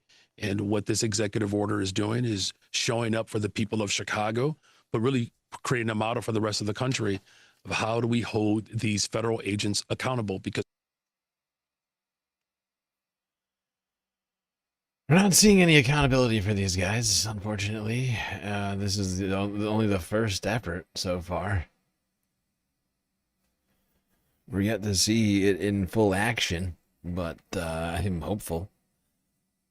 See, what's the word? Tentatively hopeful, I guess. Sort of. Wouldn't say I'm full in on it. I'd like to see it in action. I'd like to see some accountability for this. I'd like to see some arrests when these guys commit crimes. And for the crimes they've already committed. Not just for future crimes. Like, how about the past crime?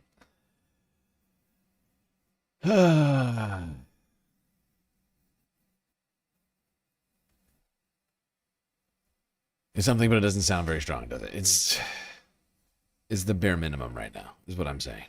That's what I'm saying. I'll take it. We need more of this. We need more than just mayors, is what I'm saying. We need more than just mayors. But mayors are a start. You need mayors, you need governors. The fact is, you need Congress to grow some spines. The death of Alex Preddy was ruled a homicide on Tuesday.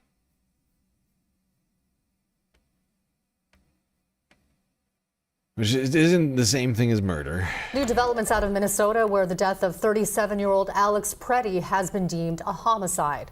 The ICU nurse was shot and killed more than a week ago by federal agents.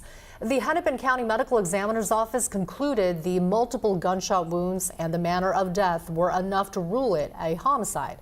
Minneapolis Police Chief Brian O'Hara said he had seen no evidence that Preddy brandished a weapon during the encounter with immigration officers.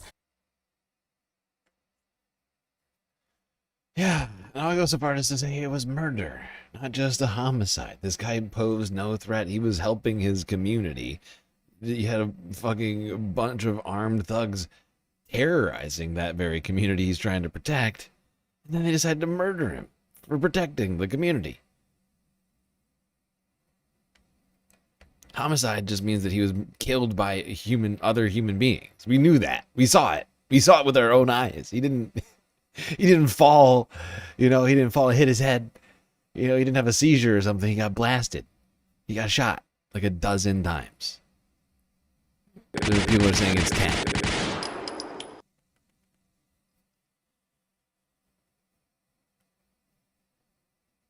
It's clearly a homicide. You don't need to be a medical examiner to know that.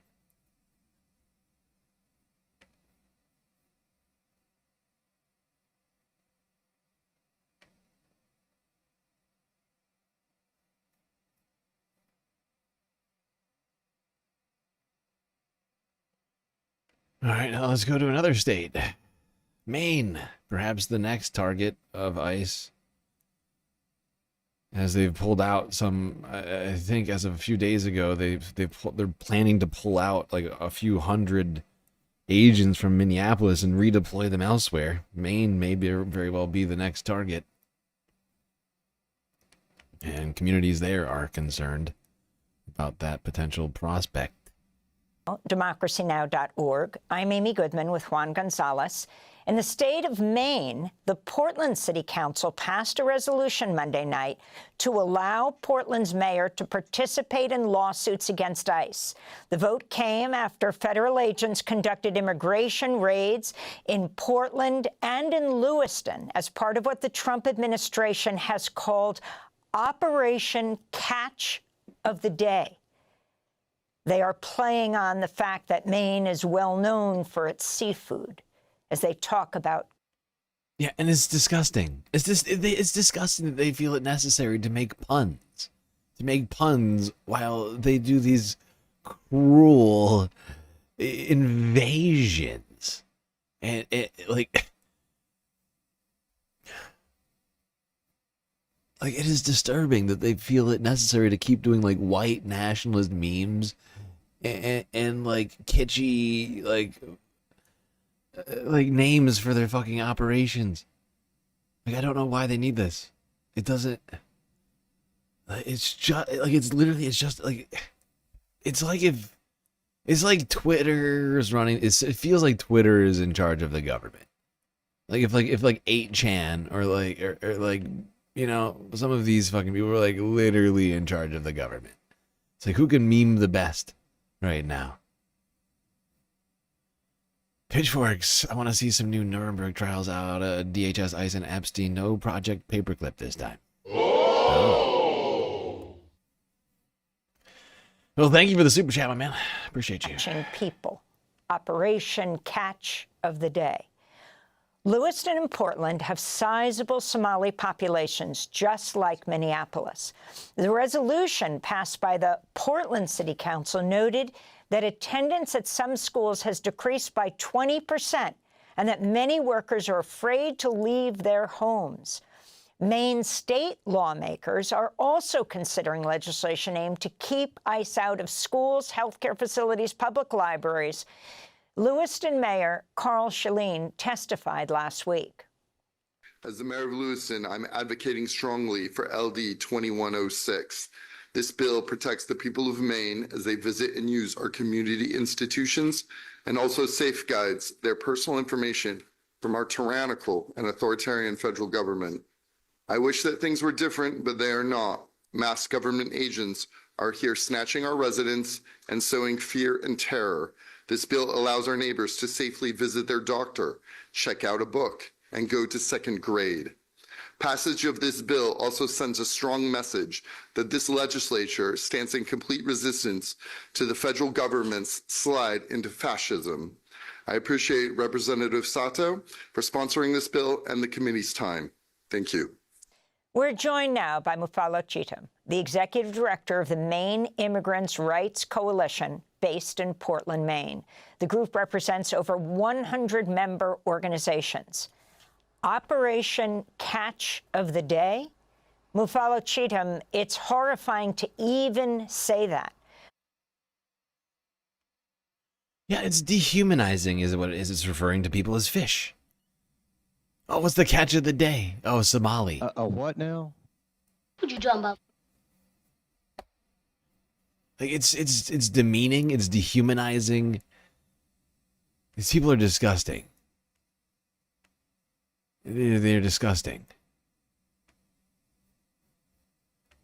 Can you talk about what has happened in the last weeks? Have you experienced an ICE surge in Maine? I'm not talking about the weather. And talk about who's been arrested, who's been taken, and how you're organizing with the Maine Immigrant Rights Coalition. Yeah, no, thank you so much. Yeah, I mean, it's hard to think about the, catch of a day. But again, we're a state where, like you said, we're a lobster state. But yeah, it's been a whirlwind. I mean, since January 20th, when I got the first verification at 7:45, and 4 or 5 days later, it was just sheer panic. I mean, it was unbelievable. It was unbelievable. I think you kind of watch these things on TV, and then when you see them down the streets, it just sends a very wave of, fear, and it was just panic. It was just panic. So, but our organization has been really planning for this. We didn't think we were going to be, this soon. We thought they would come, but not this soon. But our organizing, our hotline, we had over 5,000 plus, increase in in phone calls. For the next 5 days after January 20th, it was just boots on the ground. It was just boots on the ground. But we've been organizing. We've been, but as we started seeing the people who are being picked up, this became it just became real. It just became real because it was your neighbor. It was also, just somebody that you go to church with. And when we heard that they were coming for the worst of the worst, that was really painful to see because it was just ordinary people that we know. One of our community leaders was picked up on the first day and should, basically, you look at what she's being claimed to have done.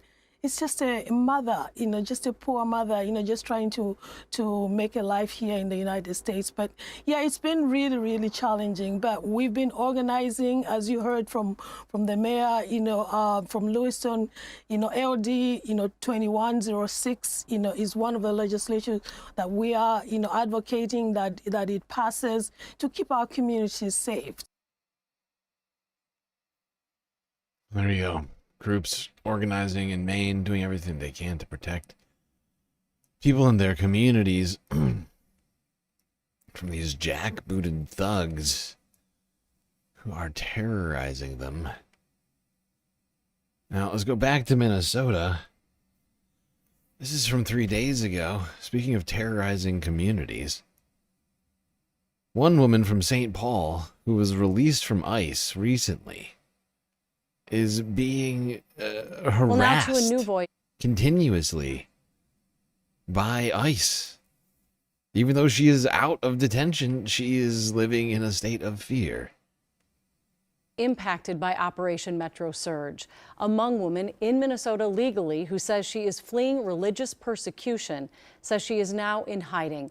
This time it's from ICE agents who she says have detained her before. Heidi Wigdahl has her story. Heidi? Julie, T. Dua Vang came to the U.S. 2 years ago legally and is on a pathway to getting her green card. She has no criminal record. So when ICE showed up at her doorstep, she thought it must have been a mistake. But shortly after her detainment, she became afraid. Daily tasks like grocery shopping have come to a standstill for T. Dua Vang and her husband, A. Pao Gian. A community member delivered these to help feed the family who is in hiding. On the morning of January 8th, their son opened the door to their St. Paul home, not knowing it was ICE. Agents detained T. Dua, and by the next day she was taken to Texas, first El Paso, then later Houston. At one point, she believed she was in the process of deporting back to Vietnam before she was taken off the plane.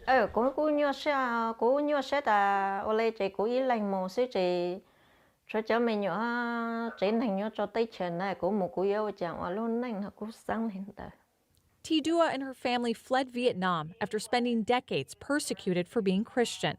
Family members have even been imprisoned for their faith. After more hardships as refugees in Thailand, the family found asylum in the U.S. 2 years ago with all the papers to prove it. But never. Please don't send me to Vietnam and let the Vietnamese kill me. I just arrived to America and I haven't broken the law at all, and ICE just arrested us like we are animals. They arrested my wife like she's an animal. My wife did nothing wrong. 2 That weeks is detained, not right. a judge ordered T. Dua be released on bond. As family drove to her, she spent nearly 3 hours waiting outside at night in a city she didn't know.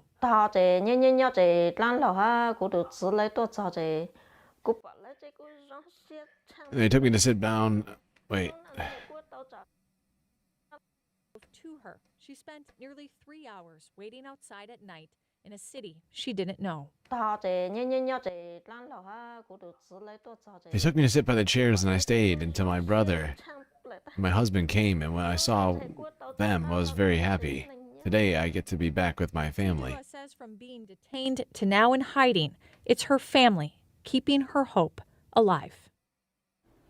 5 days after returning, T. Dua had to do a check-in with ICE but was then free to go. She says she's required to check in once per year, but since that check-in, ICE has come back to their home 3 times trying to make contact again. And It's harassment. These people are just harassing this woman. She only has to check in once a year. She just did her check-in, and they just keep showing up. They just keep showing up. It's disgusting. It's government harassment.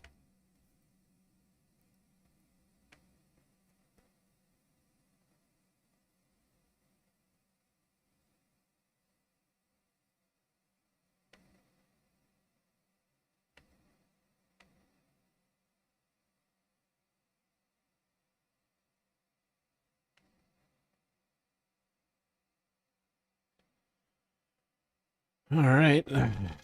Back to the streets of Minnesota.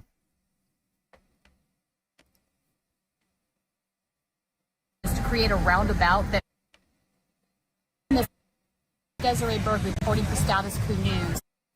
So we are in the south side of Minneapolis. It's Sunday morning, and we stopped to talk to these folks because this is something new that's going on.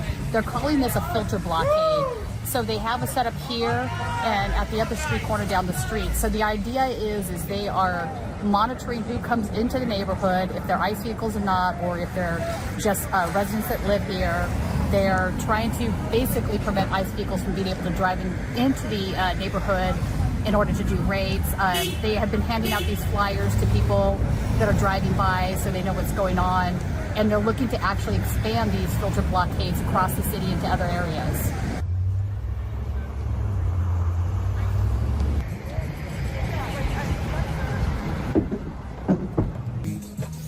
Updates about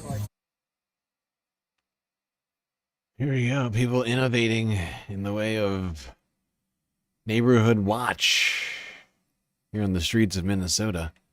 Frisla going to bed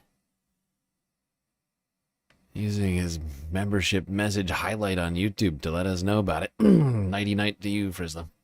Also, thank you to Social Butterfly for the dono over on Cash App, helping us in the way of $5, getting us a little bit closer to completing the financing of the galactic deficit.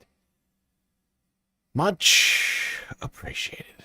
Why does this look like this? Oh, this should be here. This is why this looks weird. There we go. That looks better. That looks better. There. Also, I just realized on this, I don't have this set up here. I should do this. Do you know what Where we're here is it? for? What's that? Somebody just raided the stream. Squidator with a raid over on Twitch.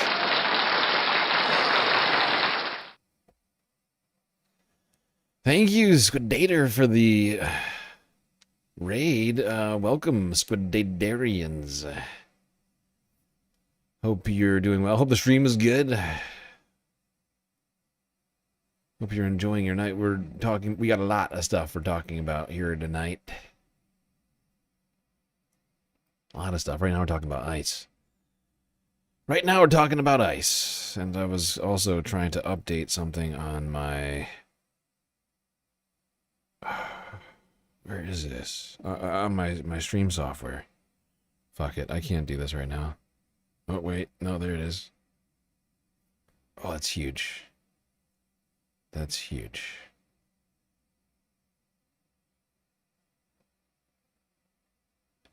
Okay, lock that. Sorry. Sorry, everybody, for the... Sorry for that. We'll be on our way here very, very shortly. Much I can assure you of. Just gotta solve one little thing here. There we go. I did it.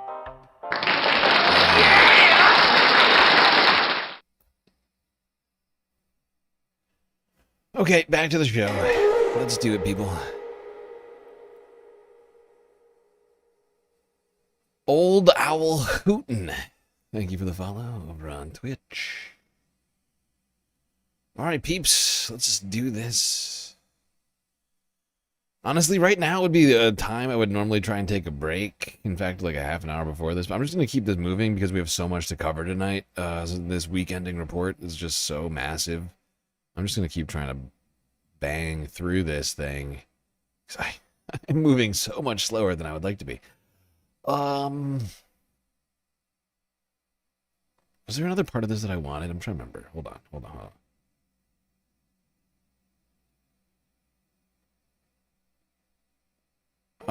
No, I'm going to skip past this. I'm going to go to the next one, to Kyle Kalinske. Secular Talk from Tuesday. So there was a story that went mega viral of this little kid named Liam, who was basically kidnapped and abducted by ICE Gestapo thugs. And he was sent multiple states over, and he was being held in one of these horrific facilities. He got sick because the food they were given was like moldy and had worms in it and shit like that. And this was yet another example of the Trump regime kidnapping people. And they've done this a number of times. It's illegal. It's illegal under U.S. law. I think possibly international law to do such a thing to prisoners, to be giving them moldy food filled with bugs. For It's thousands basically of times, torture. kids have been taken by these ICE Gestapo thugs, okay?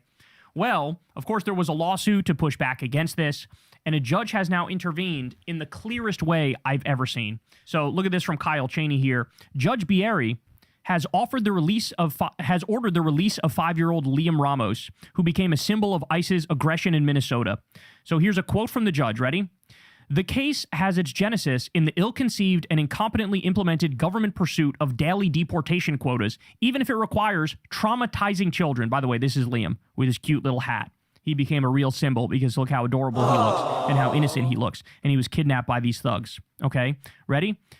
Never seen a ruling like this. So the judge continues, quote, observing human behavior confirms that for some of us, the perfidious lust for unbridled power and the imposition of cruelty in its quest know no bounds and are bereft of human decency, and the rule of law be damned. He's going in like only a judge can, okay? So he was ordered release, 5-year-old Liam Coneo Ramos. Judge Bieri warned of vast lawlessness and inhumanity in the Trump administration's mass deportation efforts. He said courts amounted to a judicial finger in the dike. In other words, fascism is here and we're doing all we can, but there's only so much we can do because we don't have the judicial police to effectively enforce our rulings.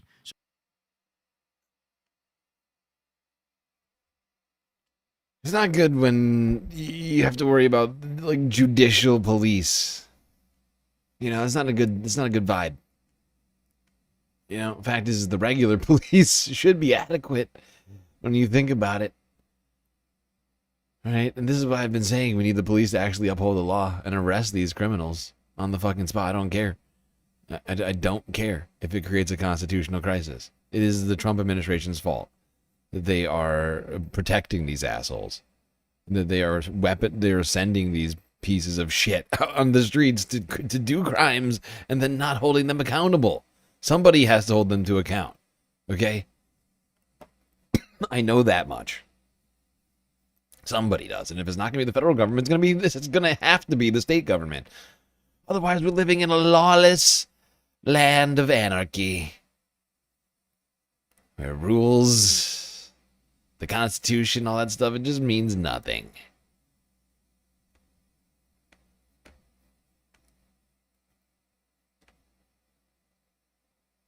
That's not a society I think most people want to live in when you really think about it.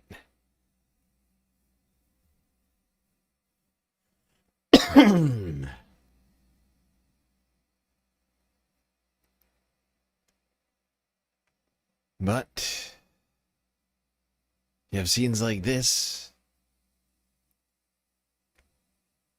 You see people being targeted by ICE, American citizens being arrested for existing in their own neighborhoods.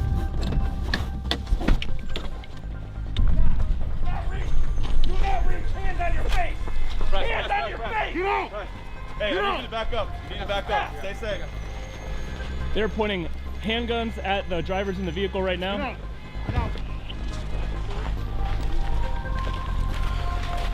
So you know, these guys were all threatening us yesterday with handguns. So These people in the car were threatening you with handguns? Yeah. Handguns, like threatening to shoot us. We know. So. Oh, you mean like with handguns? Pulling them out.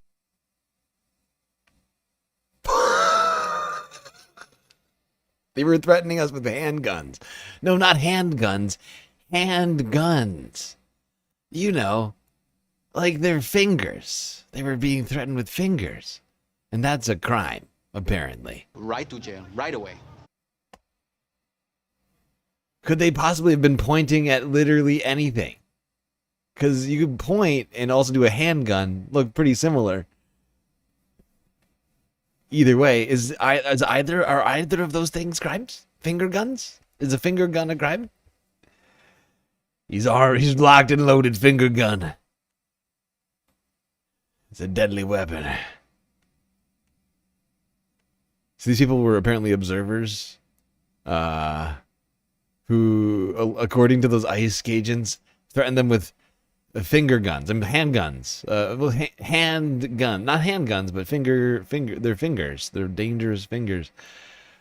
So that warranted 10 ICE agents to show up and arrest them for some reason. I'm fairly certain those charges will be dropped. Regardless, those people are being harassed and put in jail, detention for who knows how long. So apparently, I don't have a follow-up on what happened to those people yet. That was from Tuesday.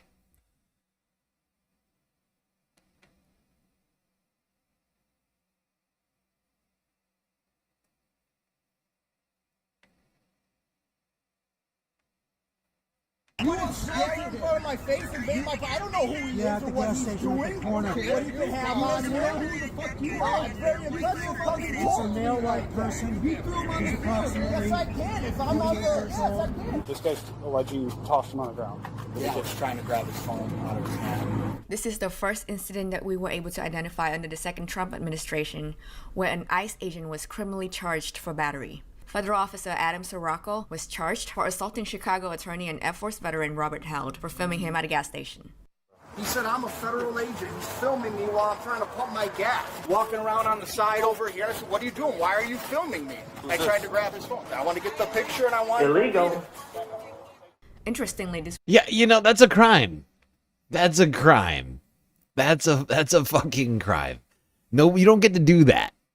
Nobody gets to do that. Not a police agent, not you. You don't get to just because you don't like that someone is taking a picture does not mean you get to assault them, right? You don't get to steal their shit, right? You don't get to assault them and steal their shit. That's a crime. That's two crimes. Oh my God. These guys don't even know the law. They're just like, oh, I didn't like, he had a picture on his phone that I didn't like being there, and so I assaulted him. Don't you see? I tried to grab his phone. I want to get the picture and I wanted to delete it. Interestingly, this was not and I wanted to delete it. Federal agents. Go. Wait, he's the great patriot who outran these two fat fucks? He's the great patriot who ran from those two idiots? That makes sense. Robert Held from Chicago. If any of you were following us before, you probably remember one of the first video we shared of attorney Robert Held was a moment where he mooned former Border Patrol Chief Greg Bovino, and then he was chased. Oh, you're really gonna love on America's fasciest home videos. It's a massive invasion. Atop such a humorous video, he has been on the ground as a force to mitigate tension between protesters and the law enforcement. He's been there at so many court hearings, so many trials in cases related to the federal troops and the invasion of Chicago. And also he's traveled, just like our team has, on the ground in other states to follow the Border Patrol invasion in other cities. So welcome, Attorney Robert Held. Of course. Thank you so much. It's great to be with you. I would love to, for starters, get a few updates. Recently, you were attacked by an off-duty ICE agent, which then resulted in what we now know as potentially the only case under the second term administration where an ICE agent was held accountable for assault. Could you speak more to this story? Sure. On December 27th, I had followed a vehicle out of the Broadview ICE detention facility outside of Chicago. And when he stopped for gas, I started filming.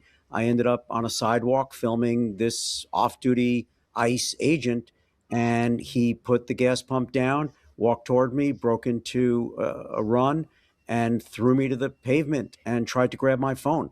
I called 911, and he eventually was arrested and has been charged with misdemeanor battery. He's Great job, sir.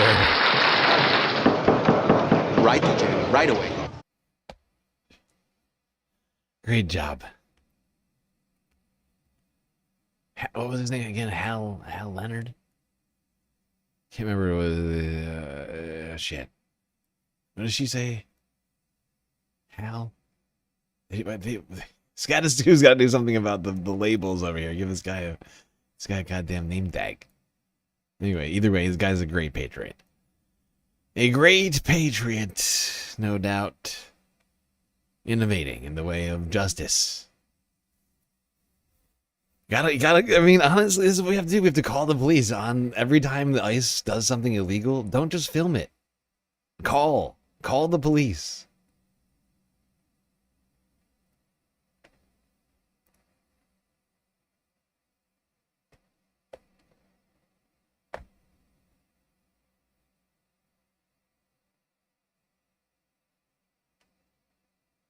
Call the police, say, hey, I just saw a crime committed on this street by this guy by matching this description.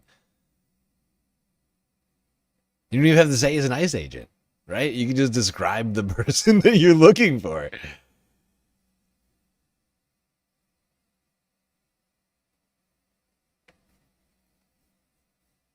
Some fucking madman. Some dude, like, dressed up like he's in Fallujah, running around with a fucking gun.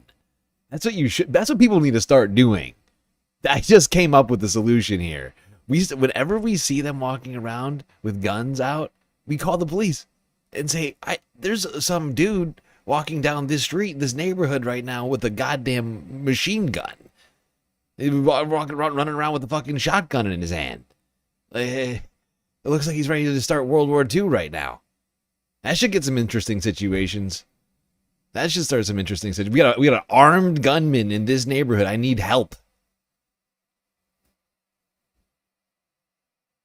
We got a masked armed gun. Exactly. We got a masked armed gunman in my neighborhood. I need police assistance immediately. Get the SWAT team down here.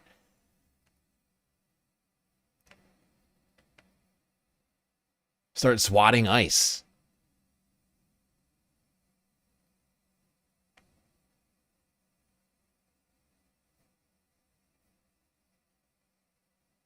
They won't help. You don't have to say it's ICE. You don't have to say it's ICE. You don't have to say it's CBP. And the fact is, you don't know for sure. Because these guys are wearing nondescript clothing.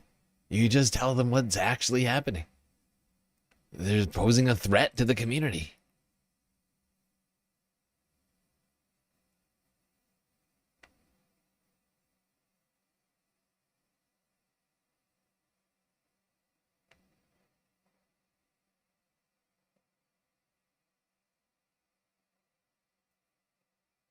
See something, say something.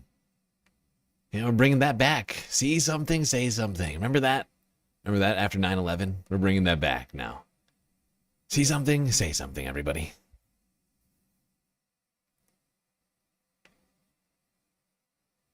For the first time on camera, we are hearing from the family of the woman killed by a federal agent in Minneapolis last month. With the death of Renee Good, as you know, fueling protests that we're seeing in that city and beyond. Her brothers are here in Washington. They're testifying on the Hill in just the last few hours, saying the violence we've seen from immigration enforcement has got to stop.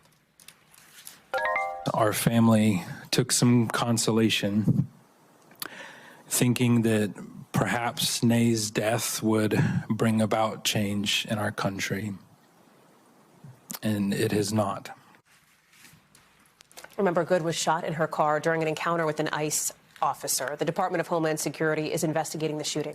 I want to get to Maggie Vespa in Minnesota. And Maggie, while we have seen family statements, this was the first time so publicly we have heard from relatives of Renee.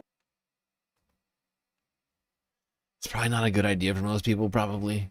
Look, don't do it if you can't do it without deniable, without what's the word? Like deniability, right? What you do is you do it from your home, right? Like if you see somebody, you know, if you're not out there protesting like up against these guys and you're just in your home, you're in your apartment and you see somebody walking around with a goddamn gun dressed in fatigues in your street, you call the police. They're not going to tell you to approach that person and try and find out whether or not they're ICE. right? You tell them you see a masked armed gunman in your neighborhood who you've had no interaction with, and you're in your apartment, your home. You have every right, in fact, probably the responsibility to call. Because under normal circumstances, when we're not under occupation by the federal government, that's a problem. That's a problem you should be calling the police about. And who knows who that fucker is? Let's be real. Good. Obviously, at a moment, Minneapolis roiled by her death, by the death just 2 weeks later of Alex Preddy as well, shot and killed by Border Patrol officers. Right. Yeah, Hallie, that's exactly right. And what was so striking about these speeches that we saw on Capitol Hill today were the brothers of Renee Good really kind of, it seemed like, walking a very careful line of not wanting to get too political. They weren't blasting the administration. They were just saying what we're seeing on the ground in Minneapolis is changing the lives of American citizens, ruining the lives of American citizens, including our family, who one of them said, by the way, our family runs the gamut of political ideologies, and this tragedy has just united us. And they just went on to talk about how they're all grappling with their grief, and they really kept it central to that idea. So we'll play some more here of their testimony today. She helped us see the good, even when life felt heavy. She's in the resilience we didn't know we had until we needed it. These encounters with federal agents are changing the community and changing many lives, including ours, forever. And I still don't know how to explain to my 4-year-old what these agents are doing. So again, Hallie, as you point out, this is the first time family members of either Renee Good or Alex Preddy have spoken out since they were killed by federal officers here in Minneapolis. We've just seen a statement from Renee Good's partner, Becca. We've been told thus far she is still not planning on doing any interviews in the near future. So this was a big first in the wake of these seminal moments here in this embattled and exhausted city, Hallie, and it was poignant. There you go. That was Renee Good's brother speaking to Congress. We're going to watch the Congress testimony of a number of different people here, actually. That was just a quick clip of it. We're going to get to that testimony here. In fact, I think I'm going to skip ahead. Do I skip ahead now? How am I doing on time? Jesus Christ. How are we 7 hours into the stream, dude? Oh, I'm moving so slowly. I'm like 1/3. I'm a little bit over 1/3 of the way through the stream right now. Maybe like 60 vids. 60 of 160. It's bad. That's real bad. Just a little over a third. Ugh. That's rough. Oh my God. What do I do with this situation? You know, I'm just gonna have to skip a bunch of other shit. I think that's my best plan. I'm just going to stay with the ICE, get through this, get through the Obama stuff. I'm probably going to have to skip this, that. Yeah, I'm just going to have to probably skip a bunch of stuff, like the Earth half. We're going to probably have to skip that tonight, I think. Unfortunately, have to stay US-centric. Mostly because I've just been trying to make sure I do what's on the title and the thumbnail and like the keywords and the hashtags and stuff. Get that stuff done. So that apparently that's something that you can be penalized for on YouTube. So I've heard. There's no way I get through everything I want to in the next 5 hours. Okay, whatever. Stay focused.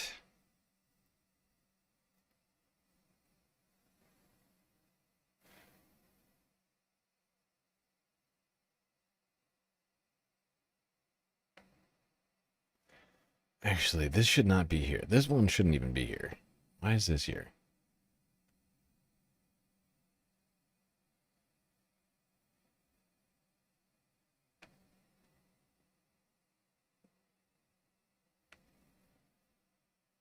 Okay,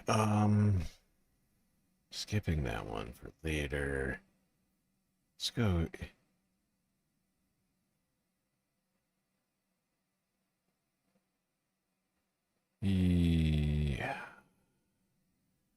Yeah, let's see this.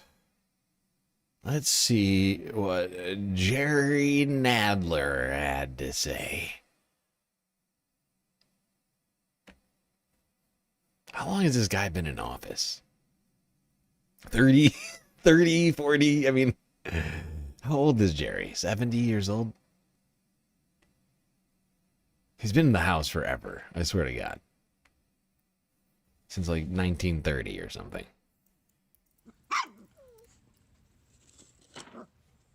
Gerald, is his first name really Gerald? Gerald Lewis Nadler. 78. He's been a congressman since 1992. He's been in office for 34 years.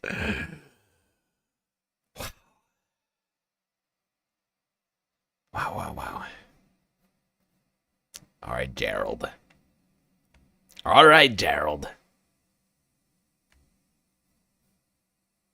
Gentlelady, for yielding. I agree that this amendment is absurd. We could easily solve our balanced budget problems by simply repealing the taxes, the tax cuts on millionaires and billionaires enacted over the last 10 years. But what is really the major problem in this country today is the fascism in our streets.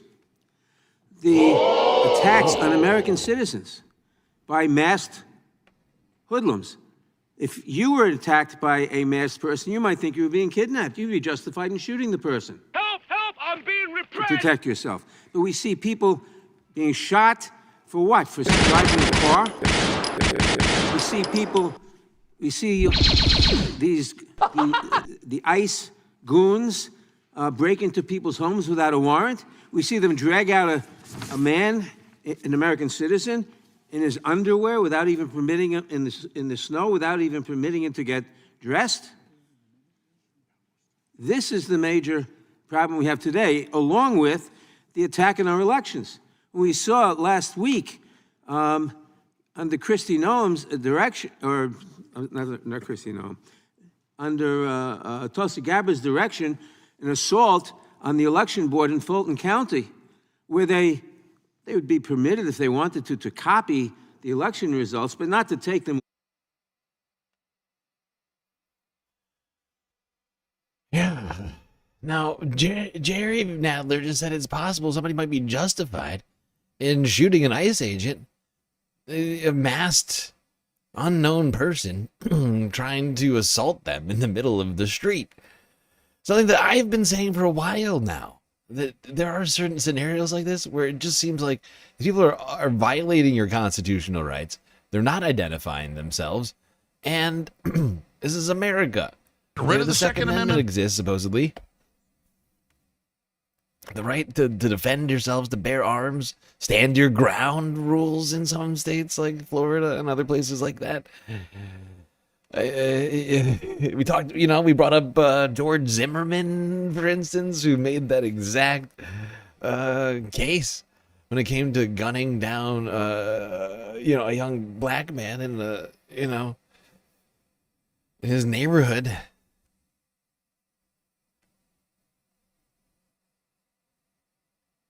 Come on, do the Nadler impression.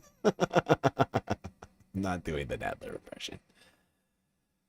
Not doing that. But J.D. Vance was highly upset hearing about this. He said, this is according to StraightArrowNews.com. Quote, Jerry Nadler is one of the highest ranking Democrats in the House of Representatives, and he is openly calling for people to shoot federal law enforcement, Vance posted on X. This is despicable behavior from an elected official, and I'm sure the left-wing media will cover it extensively. Well, here we are covering it. I don't know about extensively, but here we are covering it. I agree with Jerry. Jerry's right. There are situations in which this could wind up with, and it would be a tragedy. It would be a tragedy, an avoidable tragedy the federal government could prevent by ending the invasion. By ending the invasion of our cities, they could prevent this possible tragedy. I'm not saying it's a guarantee. It's not it's not inevitable, but it could very well happen. And I think it could very well be justified in a court of law.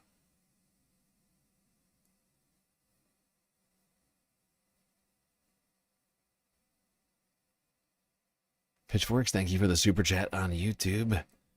I also have ADHD. You're doing great. Aw, thank you.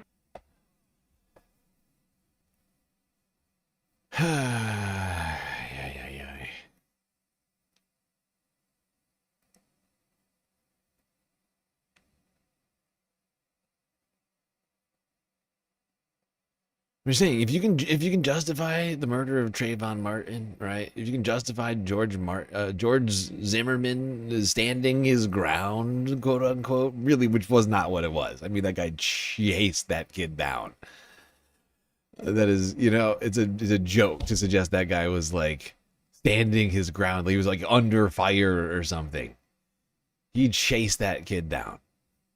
If you can justify that, then you should damn well be able to figure out a way to justify one of these situations going down in a similar manner. You see a masked armed gunman traipsing through your neighborhood, tackling random people, perhaps yourself. A federal agent.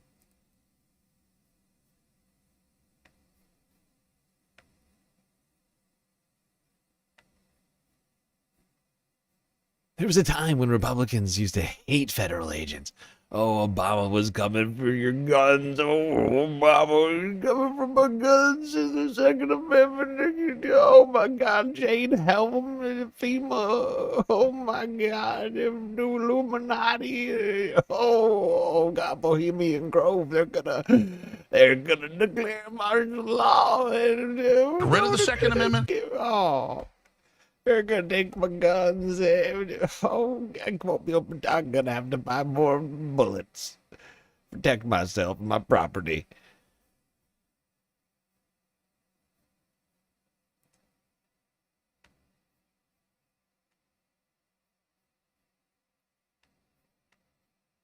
And now they're like, why would people want to protect themselves from getting gunned down in the street or in their own homes? By federal agents without warrants, conducting, lawless searches, door-to-door lawless searches. Why would they want to protect themselves from that? That's weird. It's weird, and I don't get it, says Republicans. Now, I don't want reality.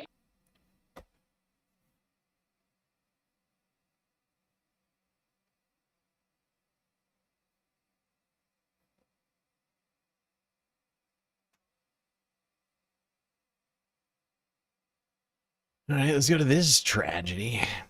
Another family broken up.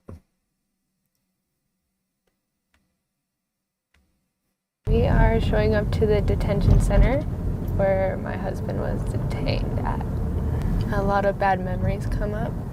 U.S. citizen Brianna Galache and her Venezuelan husband, Wilson Daxon La Riva Castillo, have been separated by Trump's immigration policies. In 2025, the Department of Homeland Security ended temporary protected status for Venezuelan migrants.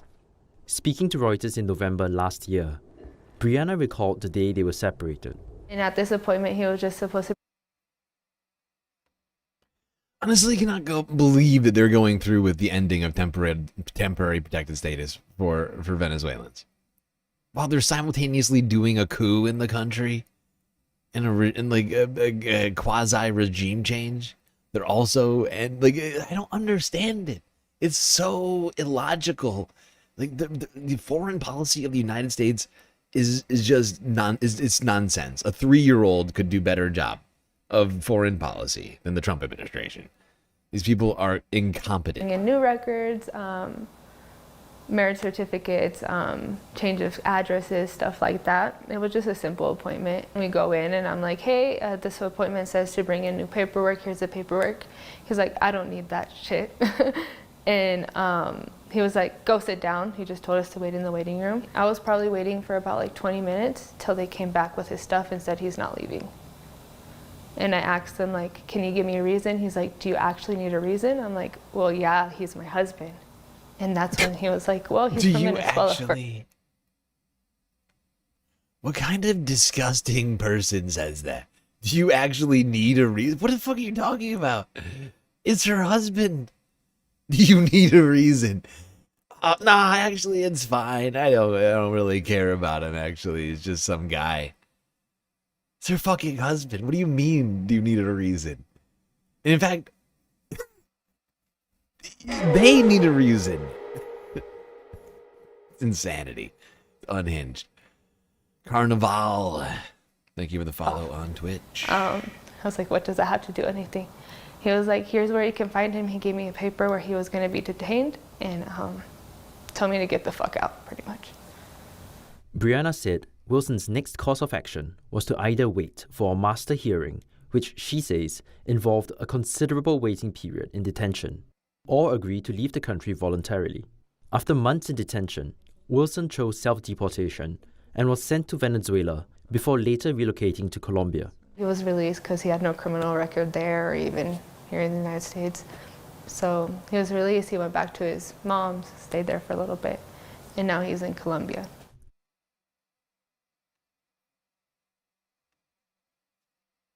Another family broken up by the Trump administration. Shock of shocks.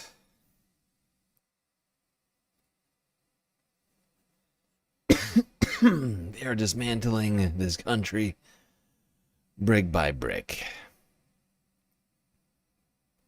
Law by law. Turning the United States into a hellhole. A fascist hellhole.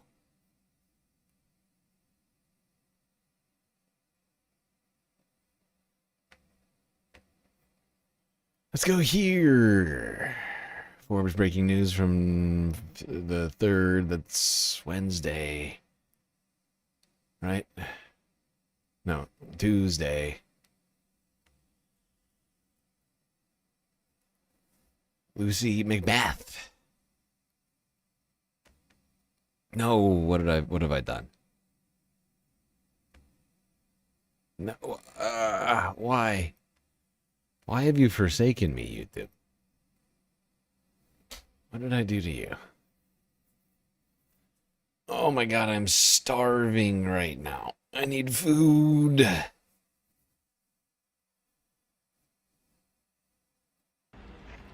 Good morning, everyone.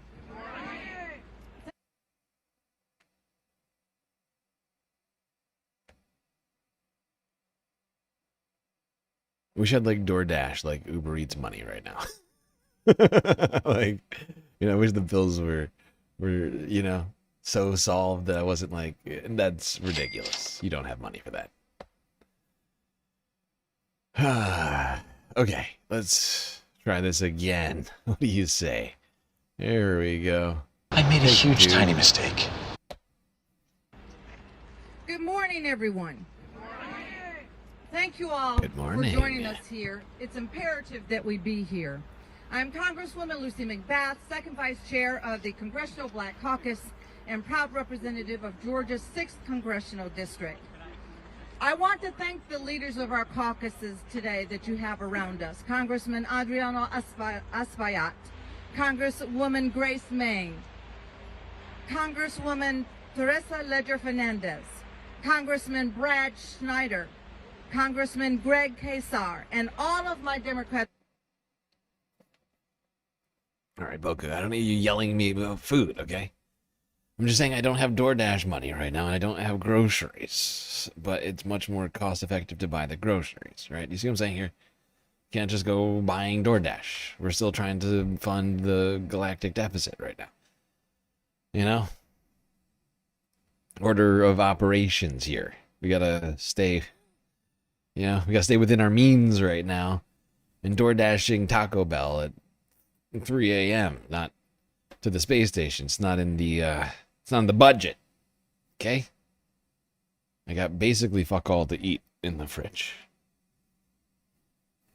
I've been living on protein shakes and bread that I baked recently. But I'm running out of bread too. Colleagues for their presence. All right, everybody stop Today. yelling about eating. Like It's not. You're not helping. You're not helping many with the Americans, yelling. we are outraged by what we continue to see in our American cities on our streets daily. ICE is operating with without guardrails. We have seen violence, chaos, and lawlessness in Minnesota, in my state of Georgia, and in communities across America. It cannot stand. We have watched our neighbors terrorized and brutalized. We have seen innocent Americans killed in cold blood by mass ICE agents who believe that they are above the law. Agents funded by American taxpayer dollars, yet apparently they are accountable to no one. Let's be clear. The presence of ICE in our communities is not about public safety. This is about stoking fear, silencing peaceful dissent, and turning Americans against one another. This is a direct attack on civil rights and due process to target communities of color, instilling fear in Black, Latino, Asian, and immigrant communities, and anyone who dares to speak out against the Trump administration. Kristi Noem has refused to provide Congress or the American people with the transparency and the justice that we and the families of those murdered by masked agents deserve and demand. 100%. This is a direct attack on civil rights and the American people. You always picture me streaming from my cozy bed. I wish. This is a much more involved situation than that. Yeah, right. No, I have to remain upright, seating. I've got a lot of stuff going on all at once to make this happen. Might not seem like it, but there's a lot of moving pieces to try and bring up the entertainment, the valuetainment value, the meter. The entertainment bar can only be raised with great efforts.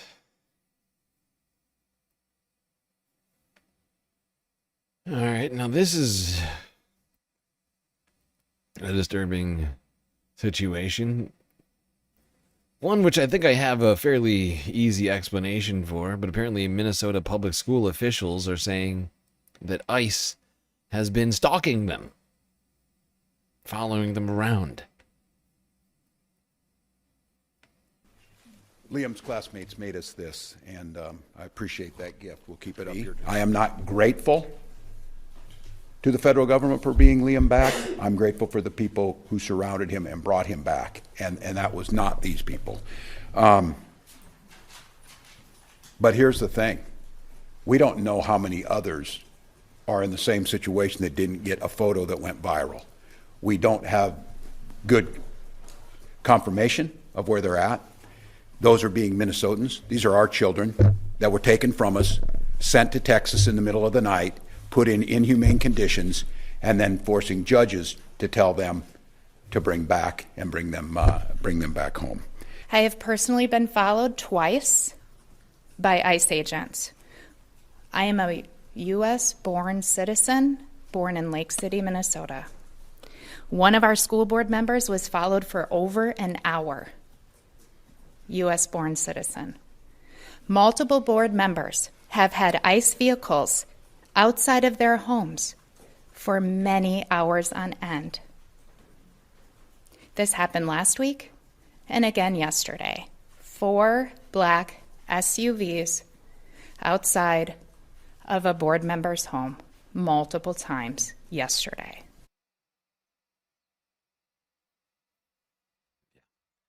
And that's because they're not actually going after the teachers. When I heard this story, I knew exactly what this was. And maybe I'm wrong. But I am quite certain about this. It's completely vibes based. It's just based upon what she said, what they've said about their experience being followed, these multiple teachers being followed around. You know what they're doing, right? It's obvious to me. Maybe it's not obvious to everybody else. But they're stalking these teachers around, hoping to figure out who is hiding. And you might be, well, how does following teachers around help? Well, because we've heard about how communities are banding together, helping out those who are in hiding, who are afraid of leaving their homes, kids who aren't going to school, families who aren't going to work. People are banding together to bring them their food and say their schoolwork. Right? Who would be bringing the schoolwork to the kids? The teachers. So what does ICE do? They start following around fucking school officials, hoping that they're making visits to undocumented immigrants and then going harassing people at those addresses after the fact. Right? This is a surveillance operation. They are trying to suss out who is in hiding right now by following community members who are most likely to be visiting immigrant families. This is Gestapo tactics, people.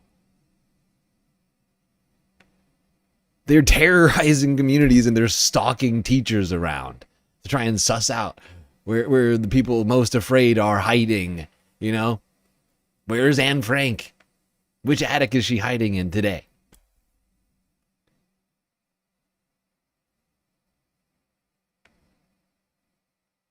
Well, you know,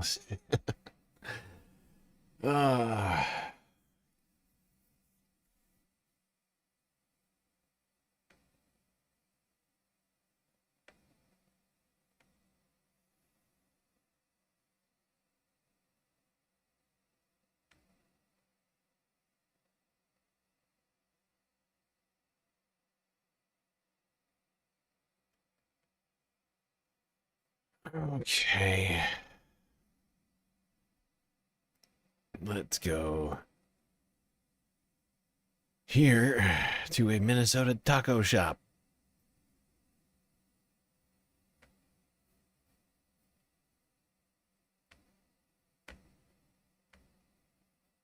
A South Minneapolis taco shop is open again after a confrontation involving men believed to be ICE agents raised fear among workers and neighbors.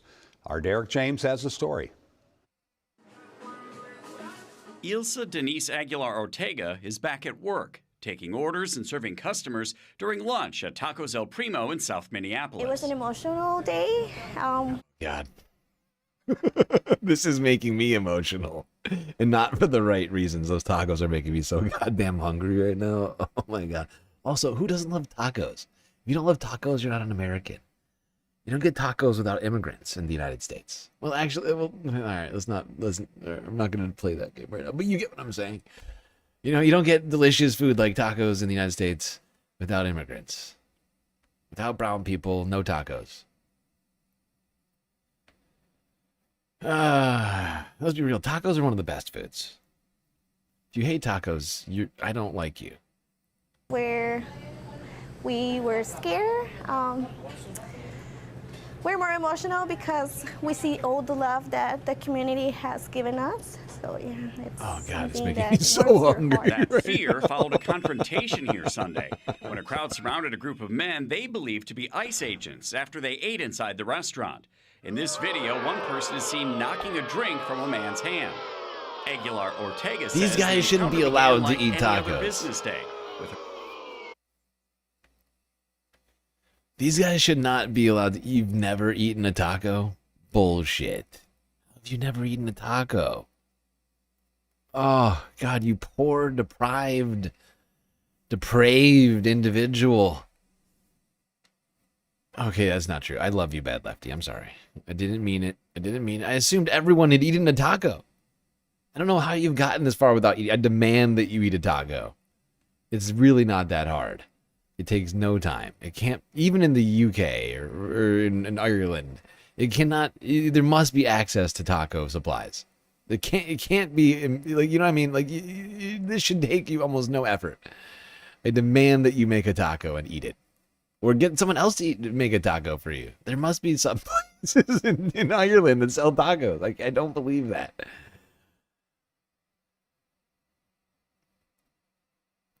Exactly. Find a taco right now and put it in your mouth, you son of a bitch.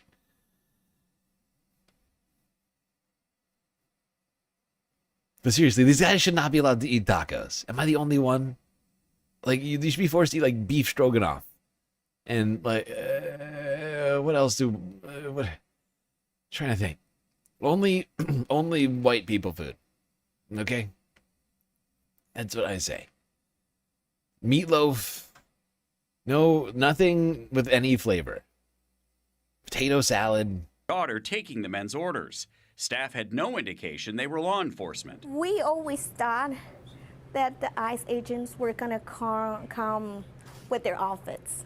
We never thought they were gonna come like civil, like normal people. After reviewing surveillance video, Aguilar Ortega says she realized they had not been truthful about their truck parked outside. We're thinking that they were gonna come and arrest us. There's like no doubts about it. Similar incidents have been reported across Minnesota. Last month, workers and community members chased off ICE agents from Rectangle Pizza in Minneapolis's Lynn Lake neighborhood. And in Wilmer, agents ate at a restaurant, then later returned to detain owners and Beef what? No, beef stroganoff. I believe it's a German food. It's like boiled. It's like noodles. It's like I think. All right, it's like egg noodles. It's like boiled beef, and like a creamy, like a kind of like a creams-ish. Like it's honestly not the worst thing. But there's not a ton of flavor in it, is what I'm saying. It's rather bland. It's rather bland. See, exactly. No spices. They should not be allowed to have spices. Thank you. No spices allowed.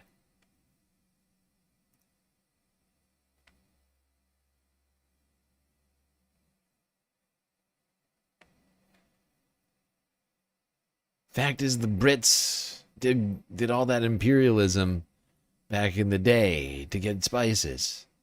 Now you want to reject brown people. Doesn't work like that. Okay? Oh, you've had terrible stroganoff. It's a great... Oh, you're saying I'm not eating good enough stroganoff, you're saying. I see. You're saying you're saying there's higher level stroganoff. And so I am demeaning this food that I know not. I know not what I do. Okay. Yeah, okay.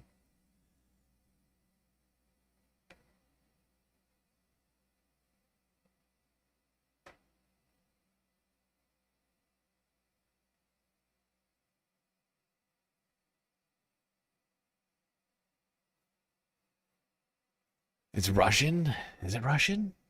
Why do I associate it with Germany? That's weird. Well, all right, we're all learning things today, okay?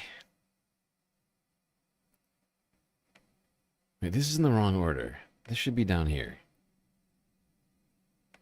Hold on. Just gonna go right ahead to this. All right, to the House, to Congress, to the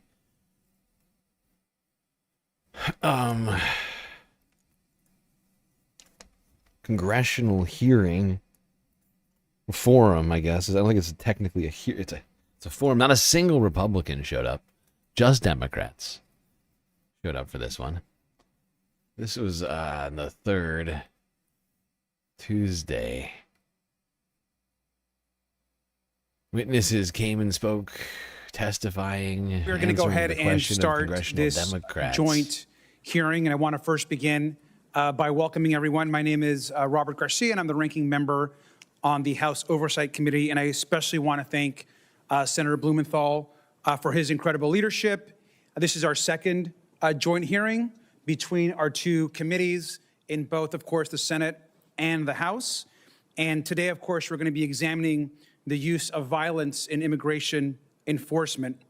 And so this is a very important moment for us as a committee, and of course, an important moment for us to understand what is happening across this country. And so we are, of course, excited to be here and understand how important it is for everyone to really understand what's going on at this moment. We're also going to be hearing from a variety of witnesses as well, and we're very grateful to everyone for being here.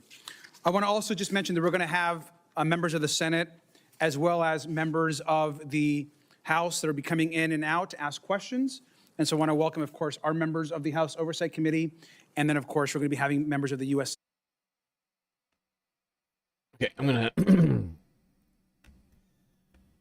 skip ahead a little bit. This is a long hearing, 3.5 hours. It is a marathon. So I'm going to try and hit some of the spots in here. Who did I want to hear from first? I guess we'll go here to Blumenthal. Dick. Okay, there's a lot of food talk now. Blood sausage, bangers and mash, taters and cabbage. Taters and cabbage. Haggis.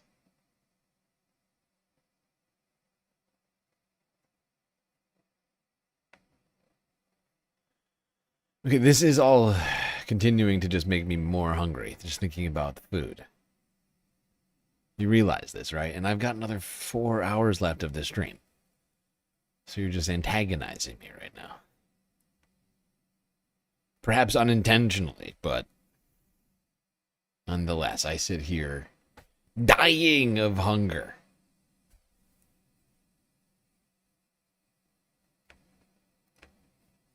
This hearing is extraordinary and unprecedented, but so is the inhumanity and brutality that we've seen from a government agency.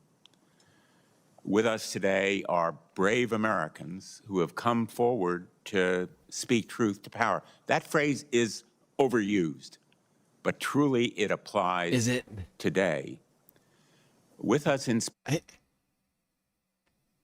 What does he even mean by that? This overused phrase? Who's overusing truth to power? Also, Renee Nicole Good and Alex Preddy, in spirit. They should be here in person, but they were murdered. They were murdered by their own government. They were killed in cold blood. And I can only imagine how painful it must be for you to see that image of your sister, which speaks to your courage, your guts, your grit and determination to be here. And you have won the admiration and gratitude. Oh my God, Dick, you are taking forever. I am moving on from Richard to the actual witnesses. Richard just keeps talking.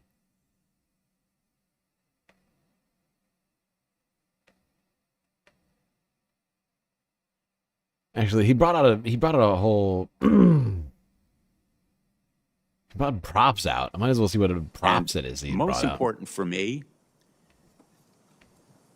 rights of citizens to seek redress, rights of anyone to have recourse in the courts to make sure that agents violating their rights are held accountable.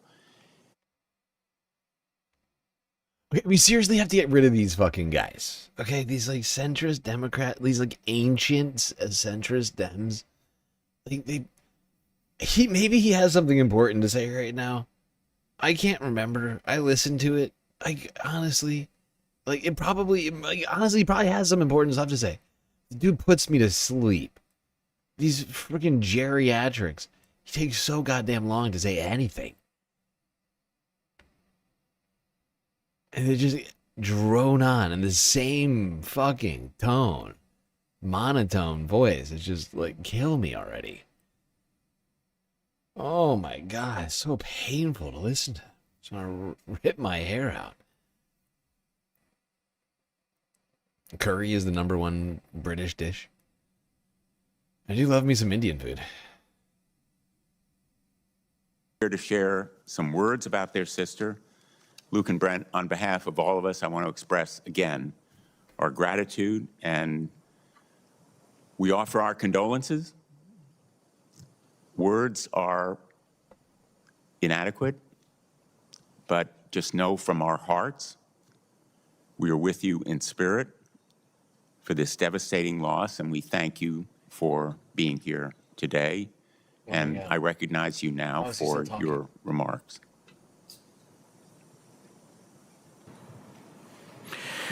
Thank you, Ranking Member Blumenthal and Ranking Member Garcia, and distinguished members of Congress.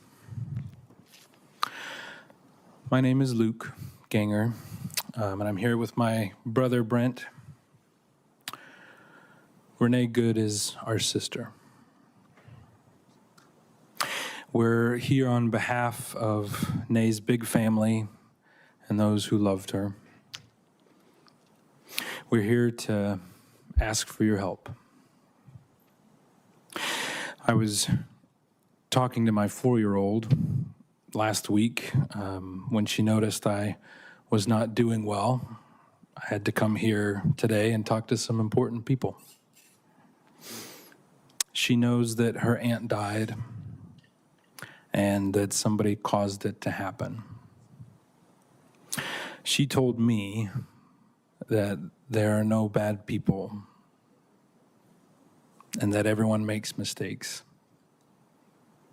She has Nay's spirit. The deep distress our family feels because of Nay's loss is in such a violent and unnecessary way is complicated by feelings of disbelief, distress, and desperation for change. In the last few weeks, our family took some consolation, thinking that perhaps Nay's death would bring about change in our country. And it has not. The completely surreal scenes taking place on the streets of Minneapolis are beyond explanation. This is not just a bad day or a rough week or isolated incidents. These encounters with federal agents are changing the community and changing many lives, including ours, forever. And I still don't know how to explain to my 4-year-old what these agents are doing when we pass by. Our family is deeply grateful for the outpouring of love and support from the community in Minneapolis and from people across the country and around the world. The prayers and words of support have truly brought us comfort, and it is meaningful that these sentiments have come from people of all colors, faiths, and ideals.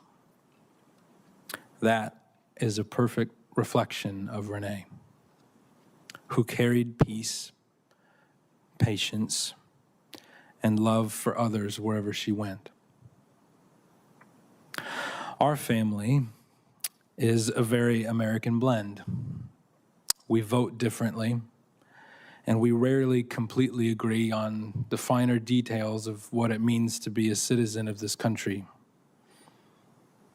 We attend various churches and some not at all. And despite those differences, we have always treated each other with love and respect. And we've gotten even closer during this very divided time in our country. And we hope that our family can be even a small example to others, not to let political ideals divide us, to be good like Renee. But the most important thing we can do today is to help this panel and our country understand who Nay is and what a beautiful American we have lost. A sister, a daughter, mother, a partner, and a friend.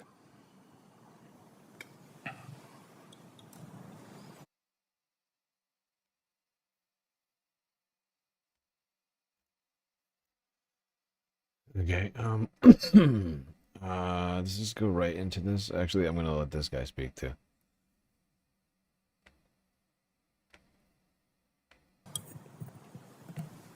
Good afternoon.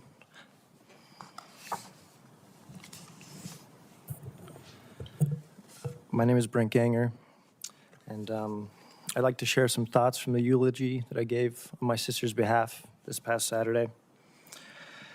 When I think of Renee, I think of dandelions and sunlight. Dandelions don't ask permission to grow. They push through cracks in the sidewalk, through hard soil, through places where you don't expect beauty, and suddenly there they are, bright, alive. Unapologetically hopeful. That was Renee. And sunlight, warm, steady, life-giving, because when she walked in a room, things felt lighter, even on cloudy days. Renee had a way of showing up in the world that made you believe things were going to be okay. Not because she ignored the hardship, but because she chose optimism anyway. She chose to look for what was good, what was possible, and what was worth loving. Nene loved fiercely, openly, and without hesitation. As a mother, Renee poured herself into love. The kind of love that shows up every day, that sacrifices quietly, that cheers loudly, that believes deeply. Her children were and are her heart.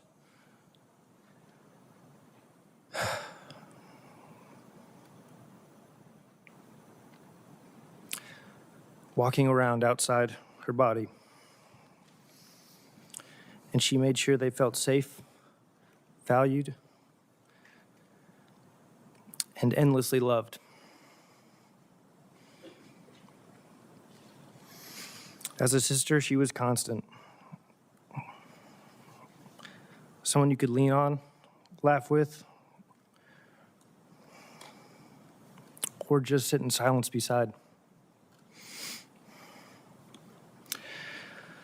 She had a way of making you feel understood, even when you didn't have the words yet. She didn't just listen, she saw you.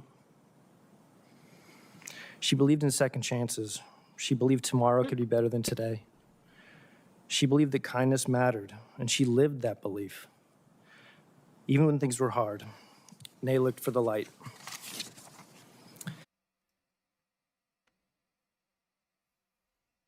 Oh God, it's hard to watch this. It's hard to watch this. These two guys, I mean, they are clearly just... This dude's on the brink of tears right here while he's trying to get through this statement. They're clearly, I mean, in grieving right now. They shouldn't have to be. Why was their family member, why was this man's sister murdered by the federal government for what? A traffic violation, if that? Something that these ICE agents have no jurisdiction over? And if she couldn't find it, she became the light for somebody else. It was the excessively ordinary things that made Nay so beautiful. There are billions of people who now know her name, and it would be so easy to fall into the false belief that great heroic things are required to overcome difficult things in the world. But as Tolkien wrote, it is the small, everyday deeds of ordinary folk that keep the darkness at bay, small acts of kindness and love.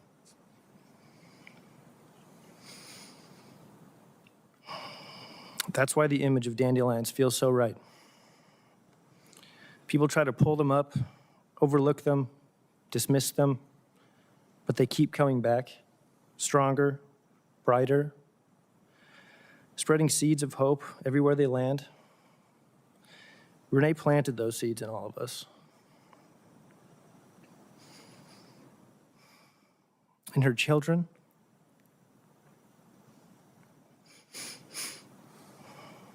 in her family,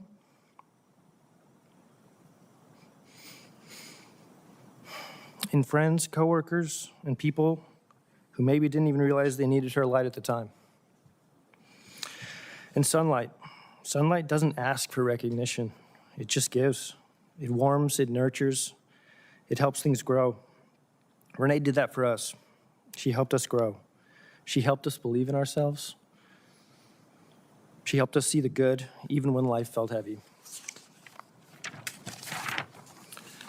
Renee is not gone from us. She's in the light that finds us on hard days. She's in the resilience we didn't know we had until we needed it. She's in the laughter, the memories, the love that continues to grow. Like dandelions, like sunlight, and like Renee. Thank you. Thank you. Thank you, Brent and Luke.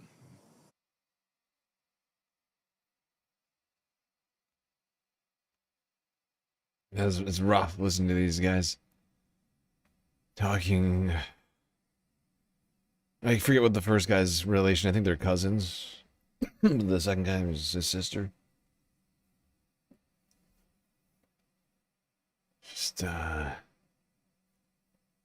Just completely fucked. We're not done with this hearing. We just can't watch. We just can't watch the whole thing. It's fucking 3.5 hours long. I think this is the next part that I want.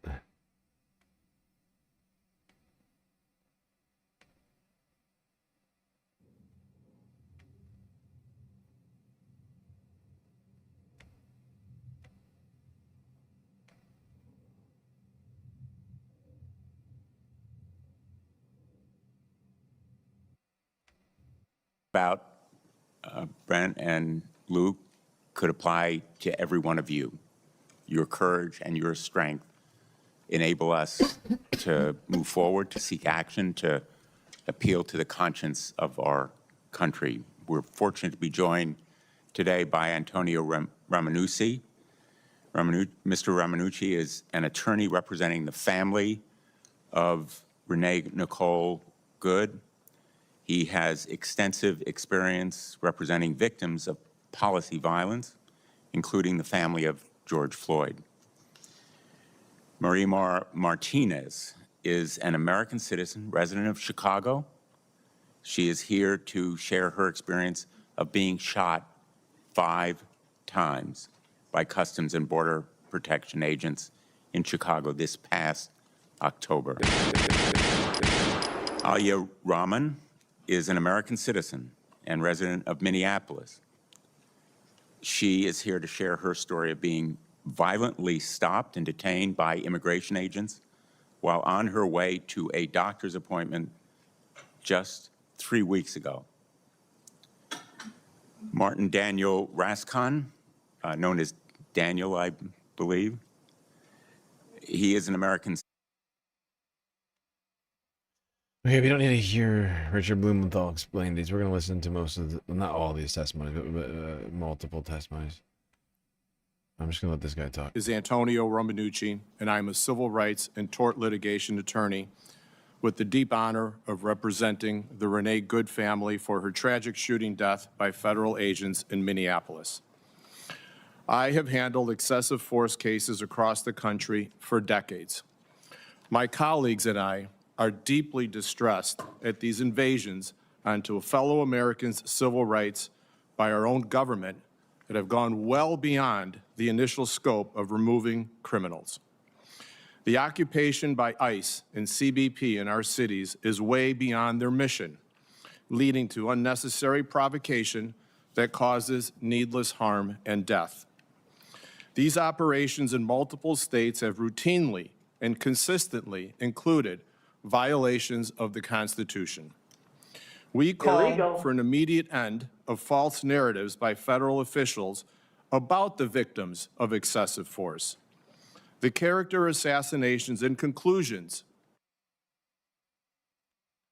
Dude, with love, you gotta stop those gunshot sound effects for real. I don't know if I can. I understand. I think I understand where you're coming from, and correct me if I'm wrong. You're probably telling me that it's upsetting. I mean for it to be upsetting. And every time I do it, it hurts. Just so you know, every time I do it, it hurts me. But the fact is, that's what, I mean, That's the last thing that people like Renee Good heard. People like Alex Preddy heard. It was just a barrage of gunshots. This is the world we live in right now. The United States is under siege. Americans are living under occupation.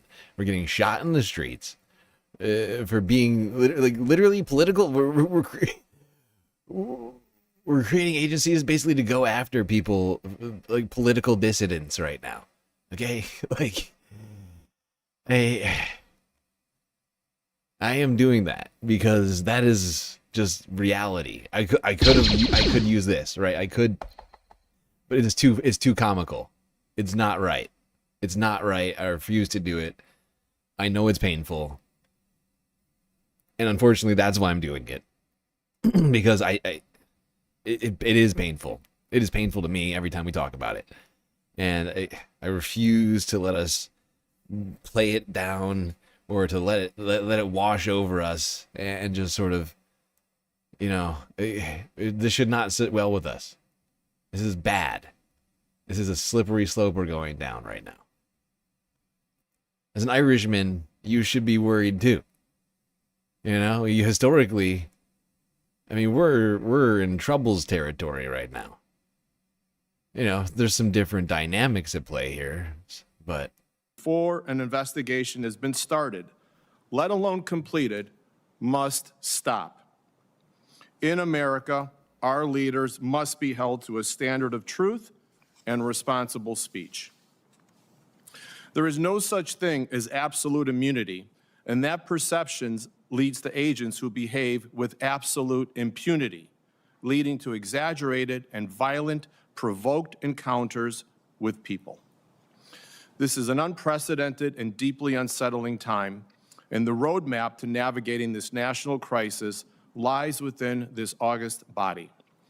My job today will be to share information about the process to hold federal officers accountable for actions we believe are violations of constitutional rights in the face of other investigative bodies failing to do so. In Renee Good's civil case, our team has promised to provide transparency about what happened to her as we continue our independent investigation in an aggressive way, but also in a moral and ethical manner. We want to be the voice of reason for the country that wants to understand and deserves the facts. For example, wouldn't that be nice? The facts. Oh God, the facts. Oh. What? What? Oh God, that would be nice. In 2026? The facts? Oh, if only. We can try. We can try. Let's go to one woman for some of her facts. God, He has been a constant presence in my life.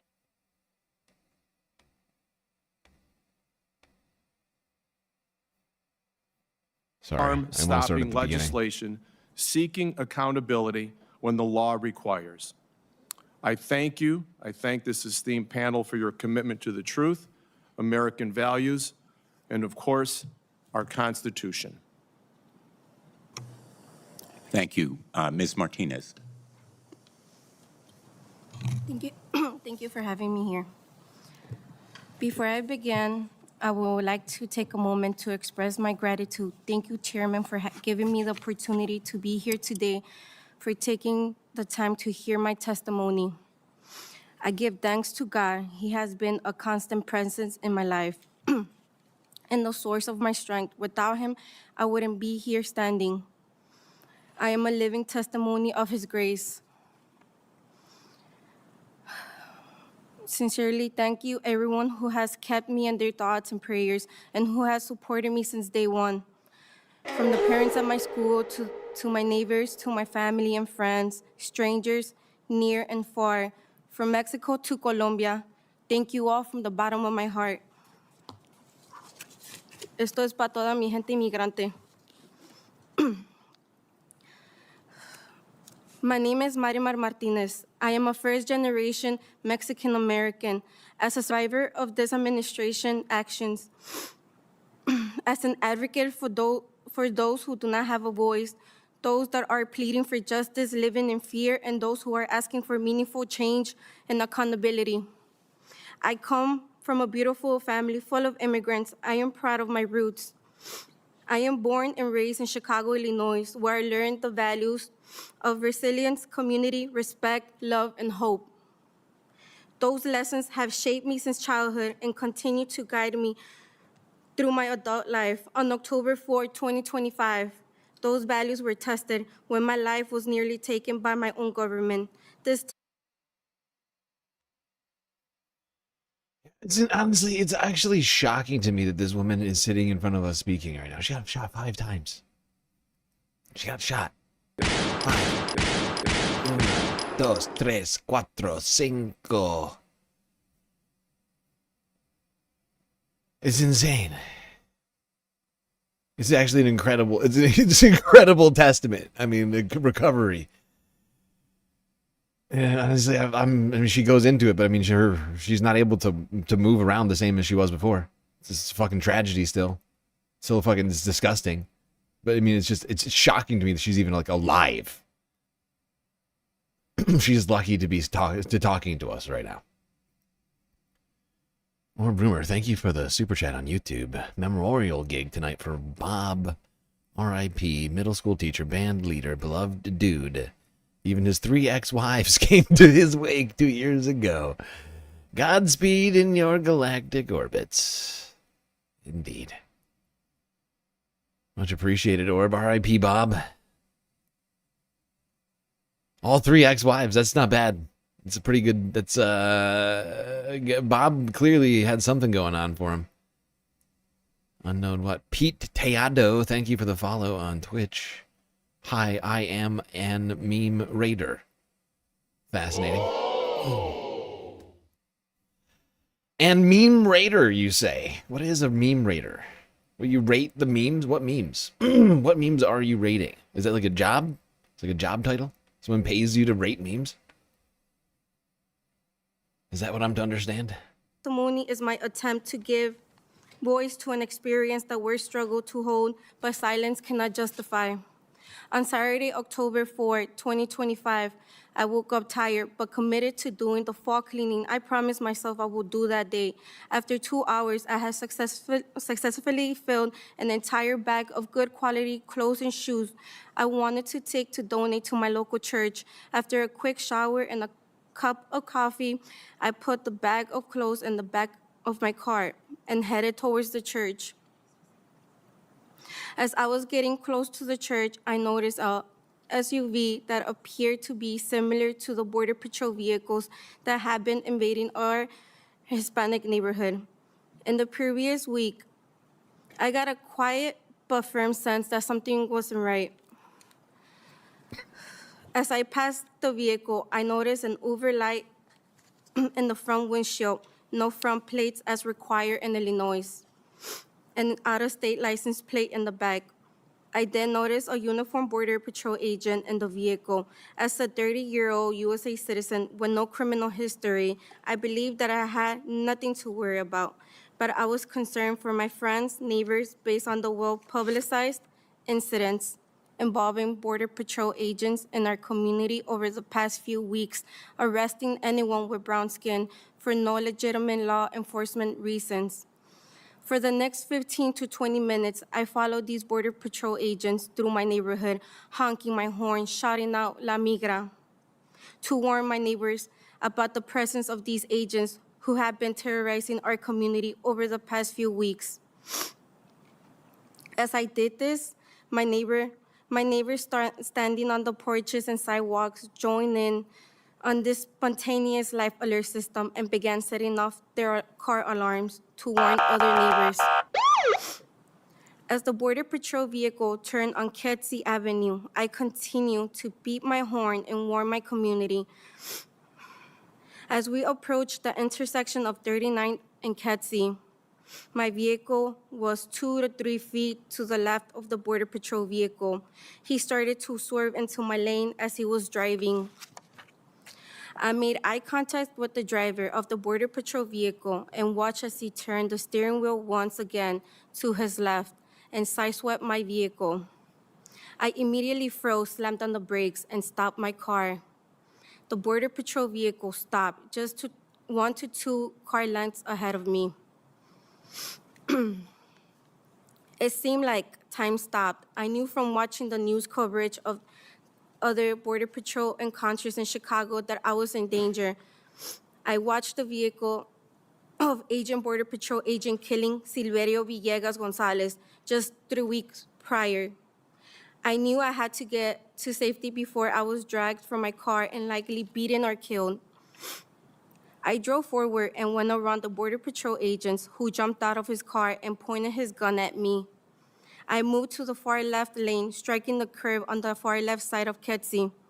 The next thing I knew, I felt a burning sensation in my arms, legs, and that I had been shot by pepper balls, which I also seen these agents fire at people in our community. As I continued to drive past the Border Patrol agents, I could hear my back passenger window shatter, and I felt bullets continue to pierce my body. As I attempted to drive to a safe location, I began to feel lightheaded. I looked down and I noticed blood gushing out of my arms and legs, and I realized I'd been shot multiple times.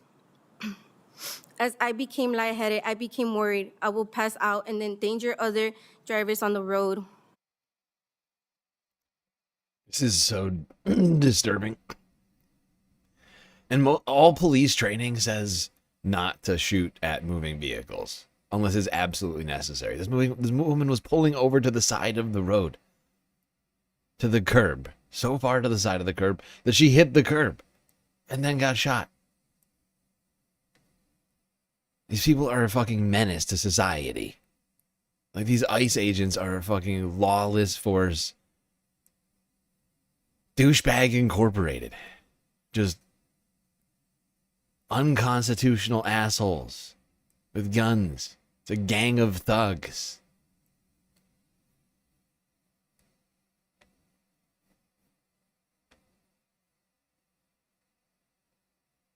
Bunch of criminal gang members. That's all it is. Just a gang of criminals running around doing crimes, violating the law, murdering people, shooting up neighborhoods, crashing cars, stealing people, kidnapping people.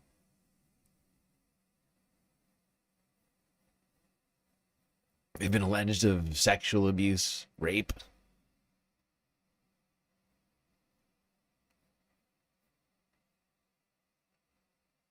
Just shooting people. Minding their own business.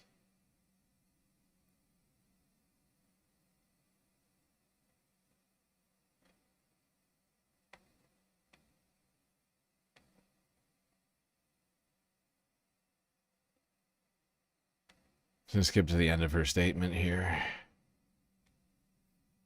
For time's sake, we're at 8 hours right now. I haven't taken a break for like 3.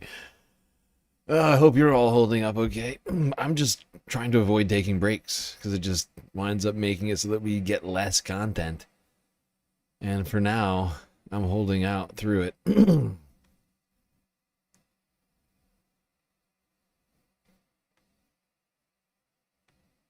No, what have I done?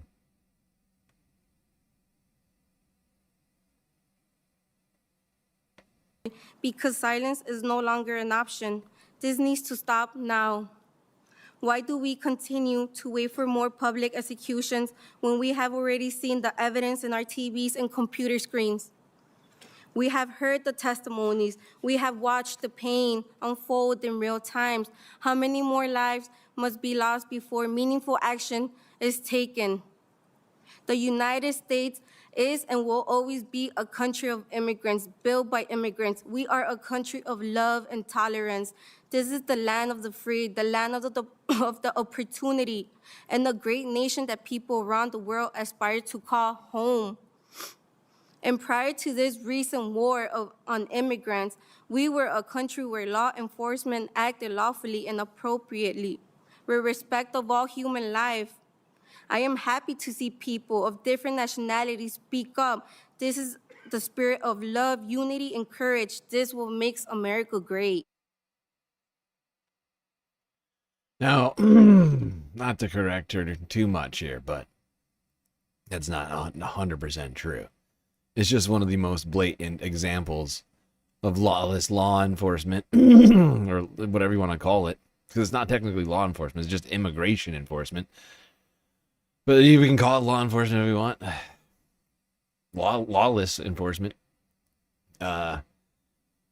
In modern history, certainly the most blatant example of this. But let's not forget, Minneapolis, I mean, is a prime example of that.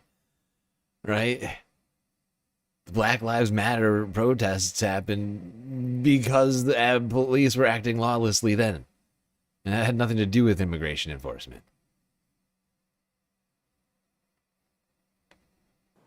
I am asking you today, pleading with you, to please help bring back the America I grew up loving and idolizing. In America that values human dignity, protects life, and lives up to the ideals our founding fathers proudly proclaim. If there's no justice for the people, let there be no peace for the government. Thank you for your time. Yeah. Thank you. Thank you. 100%. If there's no justice, let there be no peace. Ms. Martinez, Ms. Rahman, and I'm going to suggest to the witnesses that we stay to 5 minutes because we're running a little bit behind. Thank you.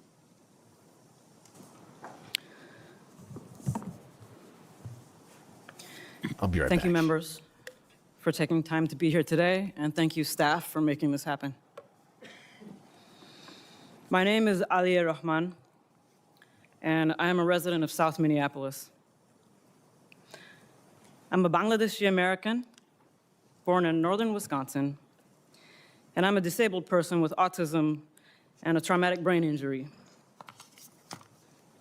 Not all autistic brains do this, but mine fixates on sounds, numbers, and patterns.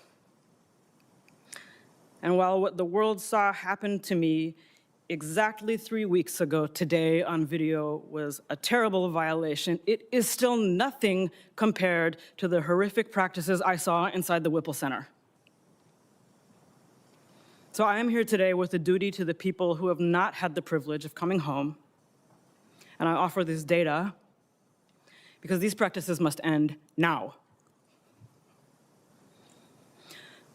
On January 13th, on the way to my 39th appointment at Hennepin County's Traumatic Brain Injury Center, I encountered a traffic jam caused by ICE vehicles and no signs indicating how to get around it. I had not wanted to pull into a blocked, chaotic intersection, but verbally agreed to do so and rolled down my window after an agent yelled, "Move! I will break your effing window!" His first instruction. Agents on all sides of my vehicle yelled conflicting threats and instructions that I could not process while watching for pedestrians. Then the glass of the passenger side window flew across my face. I yelled, "I'm disabled," at the hands grabbing at me, and an agent said, "Too late." I felt immersed in a pattern, and I thought of Genoa Donald, an autistic black man killed by police during a traffic stop in 2021. I remembered Mr. Sliberio Gonzalez, who was killed by ICE in his vehicle last year. An agent pulled a large combat knife in front of my face, which I thought was for cutting me, and later learned was used to cut off my seatbelt. This is ridiculous! Shooting pain went through my head, neck, and wrists when I hit the ground face first and people leaned on my back. I felt the pattern. And why are these guys carrying around fucking combat knives like it's Vietnam or something? What in the actual fuck?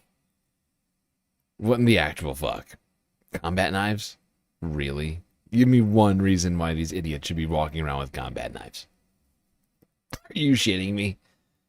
Thought of Mr. George Floyd, who was killed 4 blocks away. This is the very definition. I was carried face down through the street. These fucking douchebags all think they're Rambo. Running around with fucking assault weapons and combat knives and military fatigues on U.S. city streets. It is insane. I cuffed arms and legs while yelling that I had a brain injury and was disabled. I now cannot lift my arms normally. I was never asked for ID, never told I was under arrest, never read my rights, and never charged with a crime. Approaching the Whipple Center, I saw black lawsuit and brown bodies shackled together, chained together, being marched by yelling agents outdoors. I continue to hear the word bodies because that is how agents refer to us. We're bringing in a body. They're bringing in bodies, 7, 8 at a time. Where do I put them? We can't use that room. There's already a body in there. You have no reason to believe you will make it out alive if you are already being called a body. Agents repeatedly had to stop and ask how to do tasks. I received no medical screening, phone call, or access to a lawyer. I was denied a communication navigator when my speech began to slur. Agents laughed as I tried to immobilize my own neck. I asked for my cane and was told no, pulled up my arms and prodded forward in leg irons by agents laughing and saying, "Walk, you can do it, walk." Agents did not know if the facility had a wheelchair. When I was finally placed in one to be taken to interrogation, an agent taunted, "You were driving, right? So your legs do work." I pleaded for emergency medical care for over an hour after my vision had become blurry, my heart rate went through the roof, and the pain in my neck and head became unbearable. It was denied. When I became unable to speak, my cellmate pleaded for me. The last sounds I remember before I blacked out on the cell floor were my cellmate banging on the door, pleading for a medic, and a voice outside saying, "We don't want to step on ICE's toes." Oh yeah, you wouldn't want to step on ICE's toes while they tread all over the rights of American citizens. You wouldn't want to do that. That would be so rude. These cops are complicit. They're not upholding the law. They're not upholding the law, and it's time to defund them. You know, their police budgets have increased around the country every single year since Black Lives Matter. Okay? Write that down. Nobody got defunded, but it is time.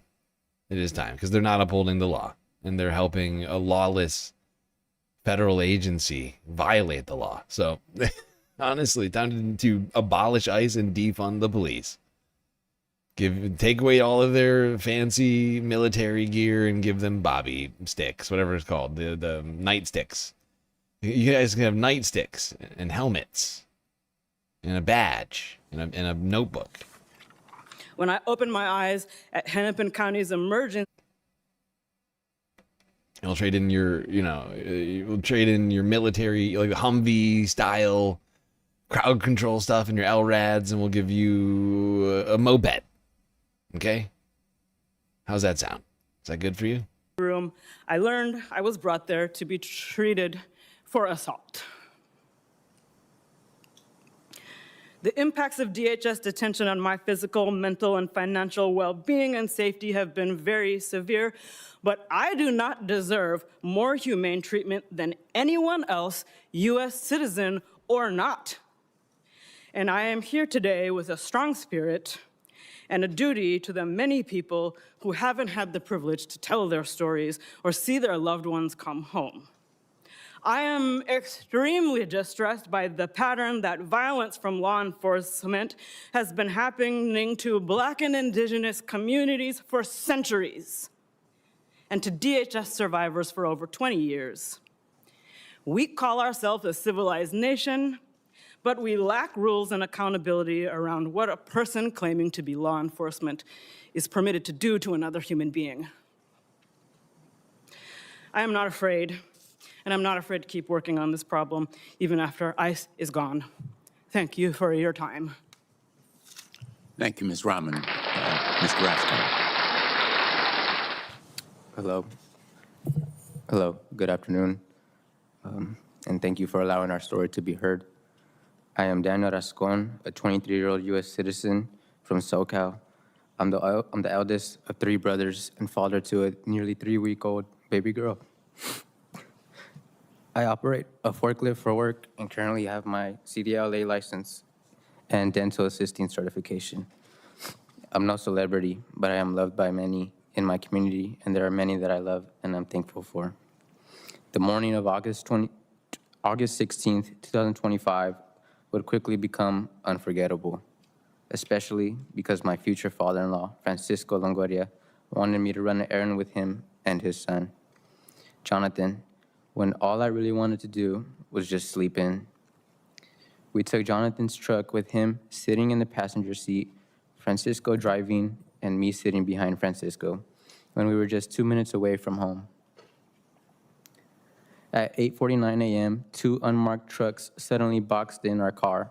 I had been looking down at my phone, but when our car abruptly stopped, I looked up thinking we must be at a red light or in a traffic jam. But to my surprise, I was instead met with four men in face masks, sunglasses, and baseball caps, and guns drawn, pointing straight at us, walking towards our car.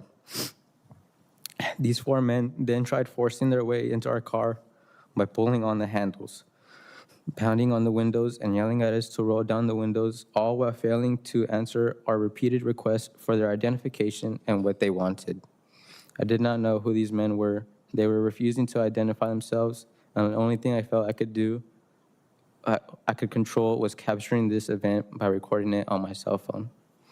There were 2 men on either side of the car, and they were not wearing any uniform. I could not tell who these men surrounding our car with guns were. We again asked them to show identification and why they were approaching us with so much aggression. Only seconds after they started pounding on the windows, one of the men broke the driver's side window, punched Francisco in the face, and began reaching into the car. At the same time, a man on the other side of the car broke the passenger window where Jonathan was sitting and began reaching into the vehicle. They shattered the windows, and in that moment, the whole world felt like it was the size of the inside of our pickup.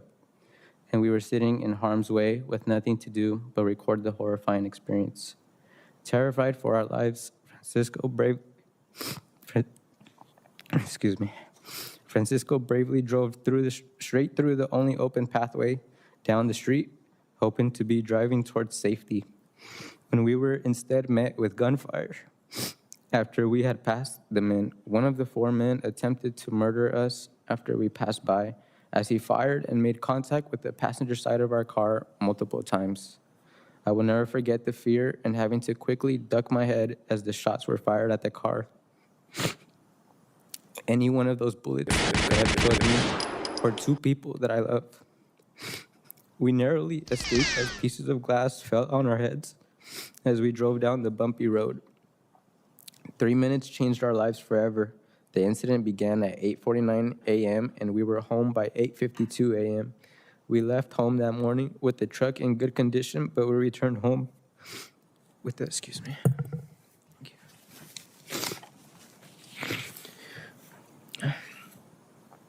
I'm sorry, hold on. What was that? We were in, sorry, I lost myself here. Yes. We were home by 8:52 a.m. Left that morning with the truck in good condition, but we returned home with a truck that had 2 shattered windows and bullet holes. We then called 911 to report that 4 men who were hiding their identity assaulted and shot at us. By 9 a.m., a police helicopter was flying over our property. Next thing we know, local officers showed up at our home, handcuffed Francisco, put him in the officer's car, and began individually questioning us. The officers then allowed the same 4 men who had just attacked us to come to our home. Those 4 men were asked to identify who they were looking for, but they had zero idea as to who they were even targeting. Pointing to me as the driver, these masked men had just shot at us. It's completely unconstitutional. You can't get a warrant for nobody. You have to have somebody. You have to have a target. You have to have an individual. You can't just say, any brown person at this residence. Can't do it. Completely ridiculous. Ridiculous!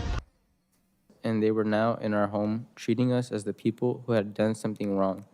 The man who shot at us went to my future brother-in-law, asked him questions about the video we took of their attack, and lied, saying those were not shots. When the officers left our home almost 3 hours later, we were told that the FBI would continue the investigation. However, almost immediately after the officers left our home, 2 men walked up to our gate and told us to let them in. We could immediately tell this was not the FBI, but instead ICE and HSI agents. The HSI agent then said, "Is he here?" But they never clarified who he was. I said we were told the FBI would be coming and we would be waiting for them to arrive. The HSI agent looked at me and said, "For all intents and purposes, we are the FBI." As time passed, more and more ICE and HSI agents arrived in unmarked vehicles with no license plates. They had gear on and walked around our home with submachine guns, assault rifles, and holstered pistols, making sure to keep their hands on their weapons for fast drawing. The agents blocked every exit out of our home and shut the entire block of our neighborhood. More than 20 HSI ICE agents and more than 30 police officers were brandishing weapons ranging from paintball guns to a manned drone, flying and mapping out the layout of our home. Our home that used to be our safe place, now being used as a weapon against us to trap us and take advantage of our surroundings. Once the agents finished asking us questions and watching our recordings of the terrifying event, they left, but we no longer felt safe. We didn't feel like we could leave our home or operate normally in the world. How do you move on from knowing someone tried to kill you and people you love for no reason? Then just 2 weeks later, on August 28th, 2025, I was sleeping on the couch when I was awoken up at 4 a.m. by horrified family members telling me that men were entering our property through our gate and surrounding our entire home. These men had weapons, were wearing night vision goggles, and utilizing a bright green laser beam from their assault rifles. An armored truck was in front of our house, and one of the men used a megaphone to announce we needed to come outside of our home with our hands up. Our hearts were racing, and we tried getting everyone in the house awake since it was the middle of the night. Again, we were placed in a position of pure terror and did not know what to do. We called our lawyers because we did not understand what was happening. But then the men breached our front doors by breaking the locks and yelling that we needed to come out of the house with our hands up. The agents pointed the bright lasers attached to their rifles at each of us inside the home. They even pointed their weapon at my fiance, who was pregnant at the time. We kept telling them,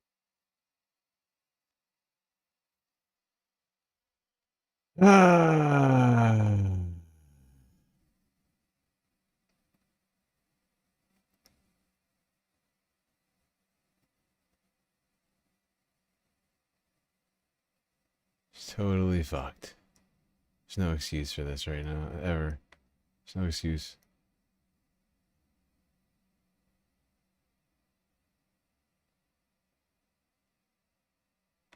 Law. Part of what our whole system relies on is there's ultimately some accountability. We understand that we get things wrong, but the way we get things better is we demand accountability of ourselves and of those who broke the law. And for me, that's what this hearing is about, and that's what this moment is about. It is Congress's responsibility to step up and say, we are going to put new rules in place for ICE, but most of all, we're going to demand accountability for those who break the law. Yes. Thank you. Thank you all for being here. Thank you, Mr. Chairman, and thank you. Thank you, Senator. Next up is Representative Lee. Thank you, Mr. Ranking Member, to both of our ranking members for holding this hearing. And I just first want to associate myself with all of my colleagues who have acknowledged that you can't reform authoritarianism and that we can't unmask fascism and cruelty and oppression, and that the call now is to abolish this agency.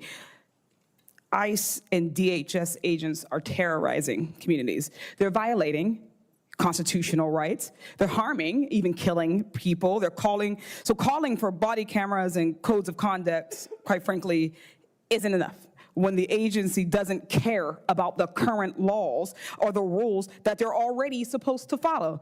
The problem is that these immigration enforcement agents are operating exactly how they were meant to operate. ICE is uniquely and deeply an American creation. A lot of my colleagues have called ICE the Gestapo, which makes them seem foreign and new. It allows people to say that what we're experiencing right now is in some way unprecedented, but this isn't a new phenomenon. If you just look back throughout our own nation's history, look back to the slave patrols or to racial segregation enforcement, if we look at the decades of run-of-the-mill racism and authoritarianism, what we're seeing is America doing American things. The so-called Kavanaugh stops from what the Supreme Court opened the doors to stops based on racial profiles are just this era's stop and frisk. For years, Black and brown folks have been sounding the alarm about racial bias and discrimination in law enforcement, yet any tiny steps forwards have been erased to support tough on crime policies. The lessons learned in the wake of George Floyd and Breonna Taylor and Ahmaud Arbery have been completely abandoned, and ICE has been able to take advantage of that and run with it. ICE and DHS are inflicting generational trauma. Just listening to our witnesses today and what they've been through at the hands of our government should be difficult for anybody who claims to love this country to hear. Anybody. Mr. Escombe spoke today about going out and running errands with his future in-laws when immigration agents stopped their car. Ms. Herman told us she was going to a doctor's appointment when ICE ripped her from her vehicle as she yelled that she had a disability. Ms. Martinez explained how immigration officers rammed her car and then shot her and then tried to blame her. And we heard from Mr. Romanucci today because we can't hear from Renee Good because ICE killed her. Mr. Escone, after the sketchy traffic stop and after they came to your home right after, these immigration officers actually terrorized your family a third time, almost 2 weeks later, when they broke your front door down, correct? That is correct. What went through your head as all of this went down at about 4 in the morning?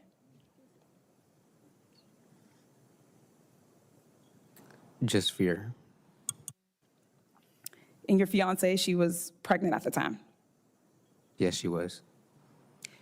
Did they make any effort to make sure that she stayed safe and calm? Not at all. They just kept pointing the lasers at her and the rest of us.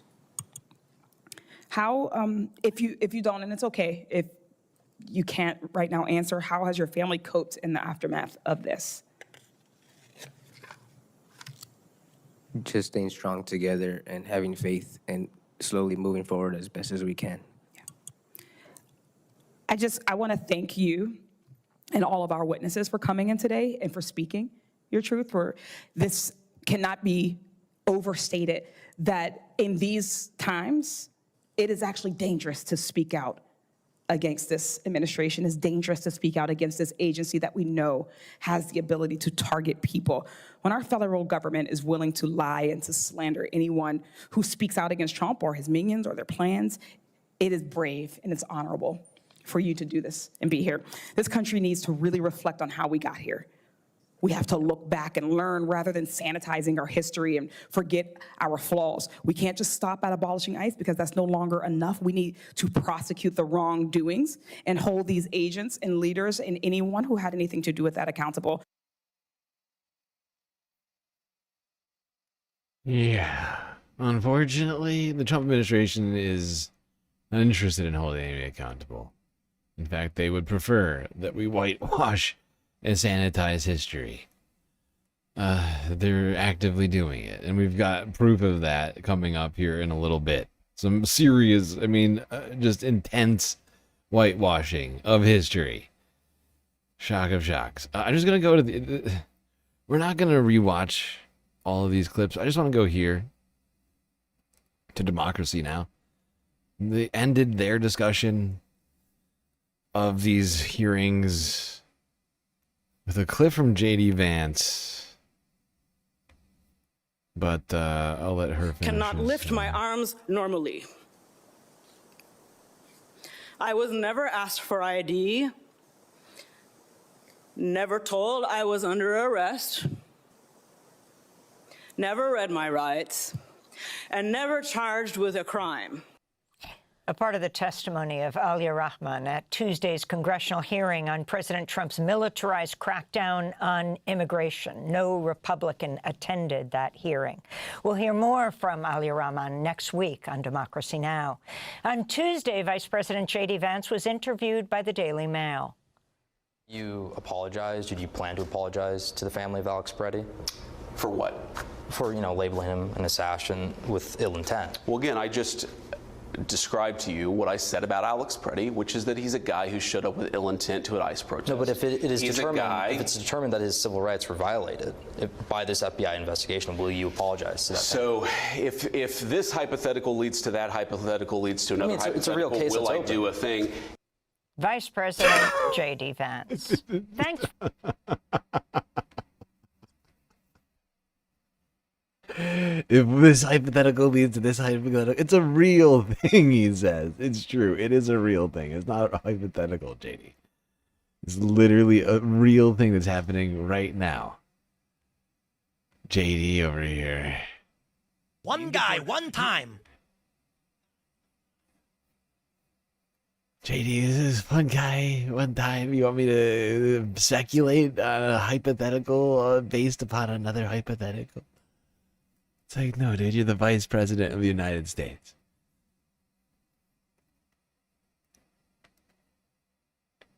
It's a simple question.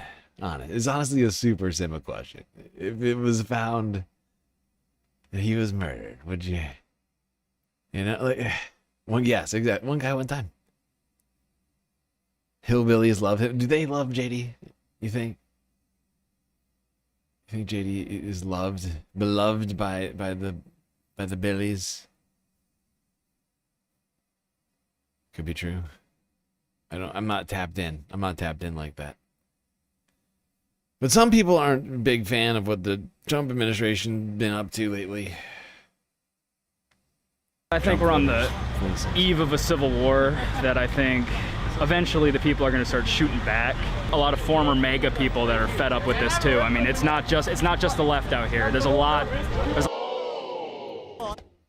Corporate media. Civil war that I think eventually the people are going to start shooting back because, I mean, they pulled the man's CCW off of him and then shot him and then clapped afterwards and then said boo-hoo to the crowd. It's like, that's crazy. There's a lot of gun owners in Minnesota. People think that no one in Minnesota owns guns, but they do, like big guns. I know a lot of Republicans, a lot of former MAGA people that are fed up with this too. I mean, it's not just the left out here. There's a lot of right-wing people here in these protests. So.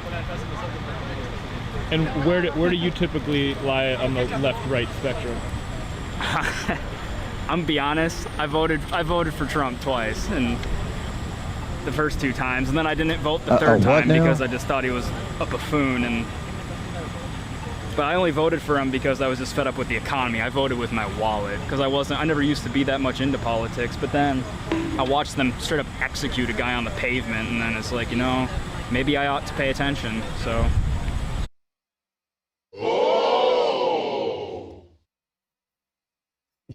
My God. Is that what it took? That's what it took, huh? Wow. It took a white guy getting shot on the ground for this dude to be like, wait, Wait. Trump sucks? That's what it took? This is what it took. Okay. Hey, it's good to know where the line was. Was Alex Preddy's death really a catalyst for you? Yeah, it was the inflection point. It was like what got my attention, and then I started looking into. Yeah, it's a bad situation. It's not good. I mean, Stephen Miller is a complete white supremacist, he wants to create an ethno-state and a paramilitary. He has a perverted obsession with Hitlerite ideology, and this ICE nonsense is the product of him. I honestly think Trump might be like, he's evil, but compared to Stephen Miller, he's not. Stephen Miller, I think, is like, he's our shadow president. He's like the closest thing we've got to the Antichrist. If we have a civil war or if this escalates, it'll be because Stephen Miller pushed for it. I'm curious if you can tell me more about... Wow.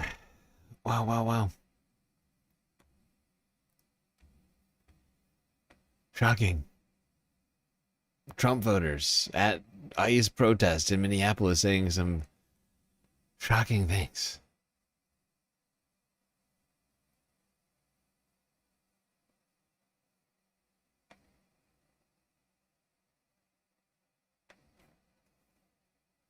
Speaking of saying shocking things, the Trump administration has apparently, according to them, found the leader of Antifa, and he lives in Portland.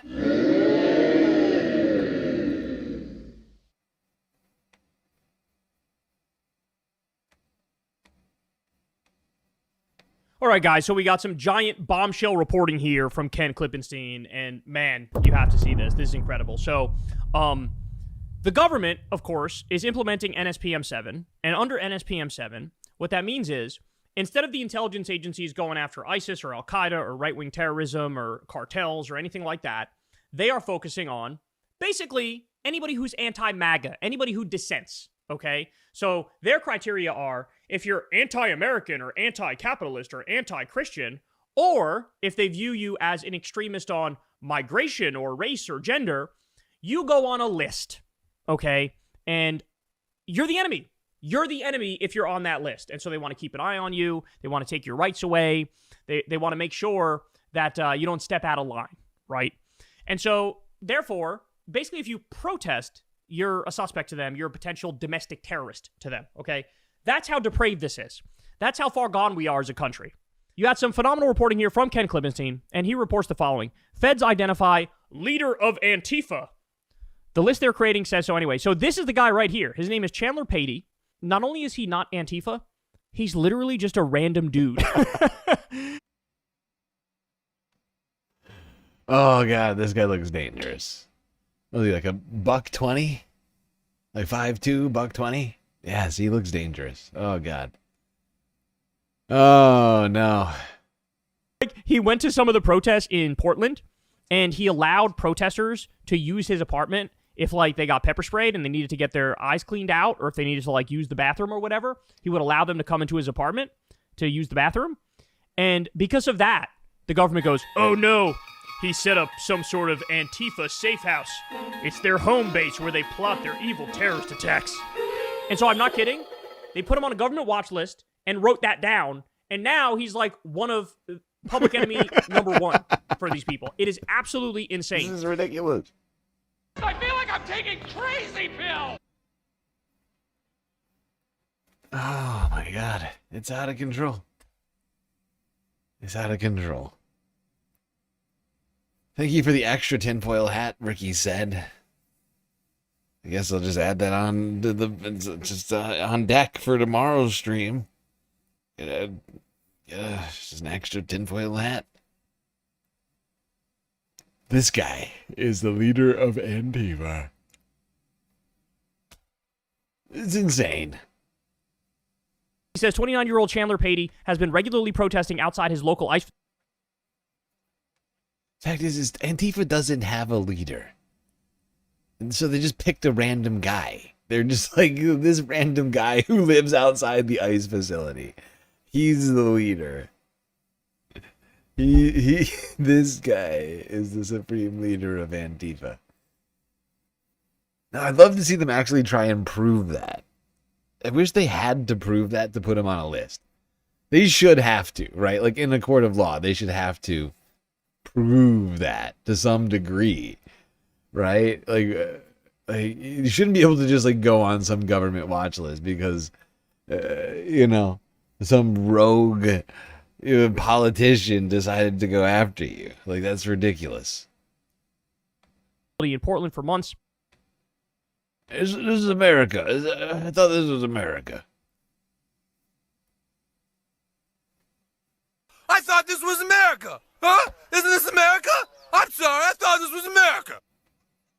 Offering up his apartment to fellow protesters to use the bathroom or wash off pepper spray, according to local news. To the Department of Homeland Security, he is the leader of Antifa in Portland, Oregon. The phrase appears in an internal report produced by DHS, the largest law enforcement agency in the country. As they see it, Patey, a young man accused of no crime, who looks like a random protester plucked off the streets of Minneapolis, is a domestic terrorist. In Patey's apartment, Fox News hosts Laura Ingraham and Jesse Waters saw something sinister in Antifa safe house, as they called it in multiple segments. This kind of idiocy is hardly unprecedented by the standards of cable news, but the federal government is buying into the hysteria too. Documents leaked to me show Patey and countless other American protesters have been branded as domestic terrorists. As a result, their private information is now being collected and stored in a DHS intelligence system shown below. The other thing is, they're now using this to make your life a living hell. So, for example, ICE is going around taking pictures of people. They're using that to purge you from the voter rolls. If they took your picture, they're kicking a lot of those people off of the voter rolls. Why? To try to rig the election, knowing when they're out there, hey, most of these people are going to vote Democrat if they vote. Illegal. And so they kick them off the voter rolls. This is what we're looking at here. He says, asked about Patey's inclusion in the system and how this squares with spokesperson Tricia McLaughlin's response to my reporting on DHS watch lists that there is no database of domestic terrorists run by DHS. The Department of Homeland Oh my god! They complained. They complained about election fraud, and then that election fraud was litigated in the courts more so than any other election in history. And literally nothing that they claimed was ever proved in a court of law. The judges were literally begging for them to bring evidence to court, and they never did because they had none. And now they're literally stealing the election in broad daylight.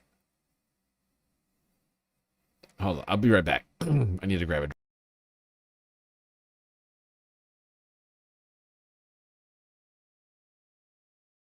Did not respond to a request for comment. The government's elevation of an ordinary citizen like Patey to terrorist mastermind is the result of a subtle bureaucratic process revealed in this and other DHS documents I've obtained.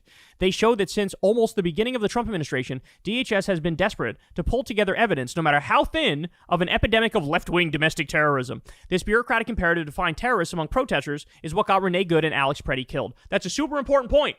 These people get put in danger because of these incorrect categorizations that they're terrorists, that they did something wrong. And then they get shot in the face as a result of that. Customs and Border Protection, as well as other DHS sub-agencies, are hard at work producing evidence to feed the domestic terrorist frenzy through the intelligence reporting system Next Generation, or IRS-NG, a portal created to track foreign terrorists trying to sneak into America. Oh my God. As I've reported, there are so many databases both to feed into and extract data from that analysts need a separate reporting system to sort out what is known and who the potential targets should be. According to the Department of Homeland Security records, through the IRS-NG, federal agents can access at least 28 different databases the government maintains. So the thing I'm worried about is you got these people, they call them domestic terrorists, and we know right now they're building 23 concentration camps. They're converting warehouse into effective concentration camps. There's no way they're just going to go after undocumented immigrant violent criminals and put them in the concentration camps. They're going to go after legal immigrants, and they're going to go after American citizens who they consider to be domestic terrorists. And remember, this government doesn't give a fuck about due process. They don't give a fuck about the Constitution. They don't give a fuck about having warrants. They're violating laws on a daily fucking basis. So, this is insane. This is I feel like I'm taking crazy pills!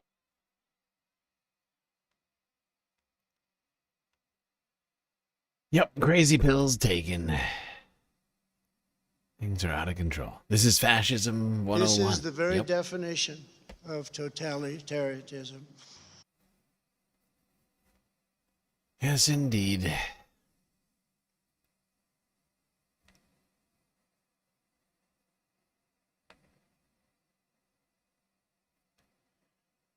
All right, one more clip, and then I think we'll take a break finally because of how long we've been going without one.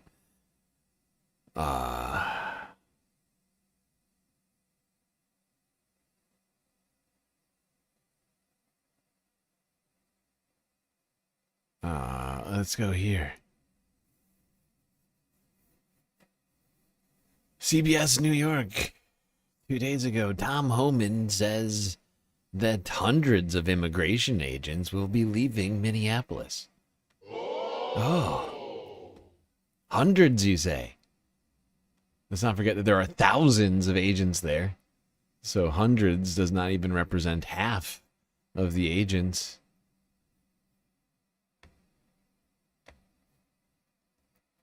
Hundreds of ICE agents are leaving Minneapolis. President Trump's border czar announced the pullback of immigration officers, but thousands will remain. And on Capitol Hill, there's a battle over funding for Homeland Security.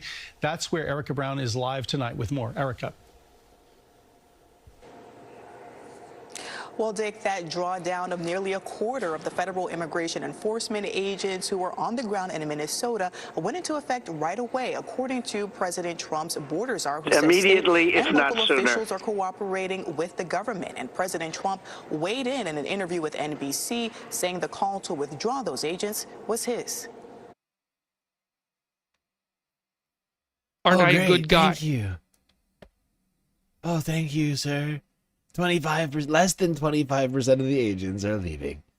Oh, how generous of our supreme overlords.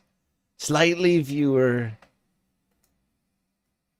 federal Gestapo in Minneapolis, so that there can be a few more in some localities nearby.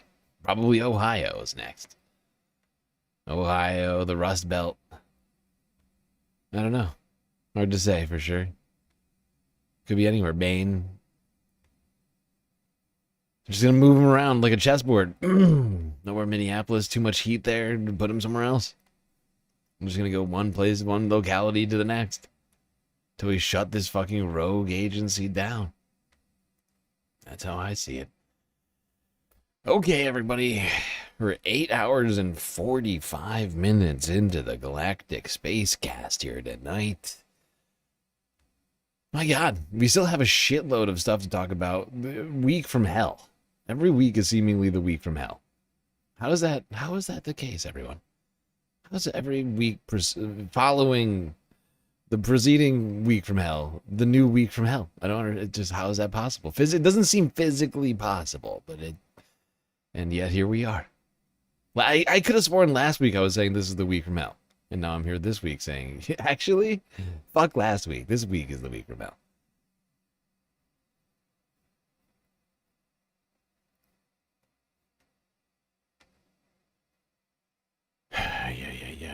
Okay. Quick break, everybody. We'll be right back after these brief messages.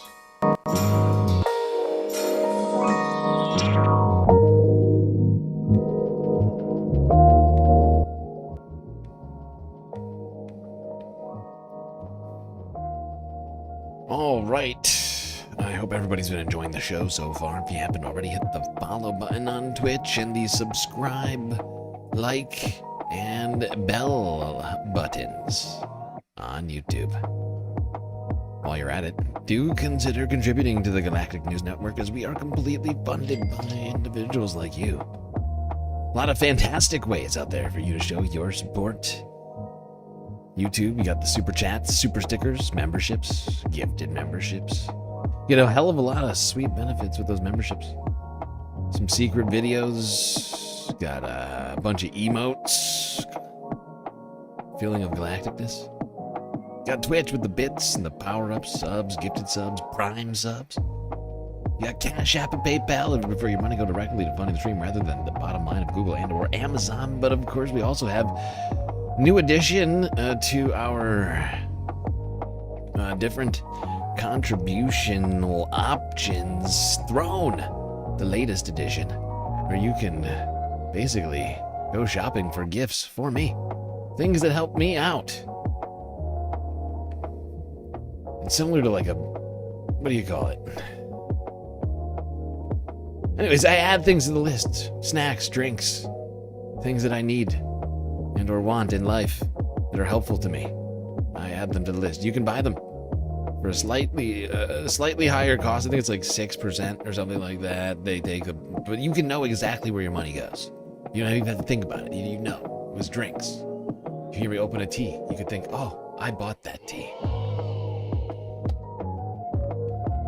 But of course, the very best way to get the most space benefits for your Earth dollars is, as always, Patreon, where for the low price of $3 a month, you can get access to a cornucopia of space benefits, unseen by the rest of the goddamn Milky Way galaxy. So many great benefits, I'm not even going to mention them now. Just go click the link in my YouTube or Twitch bio, and you'll find out just what lies in store. All right, Space Fams, enjoy the break. Grab yourselves a drink, maybe a snack, and I will be right back.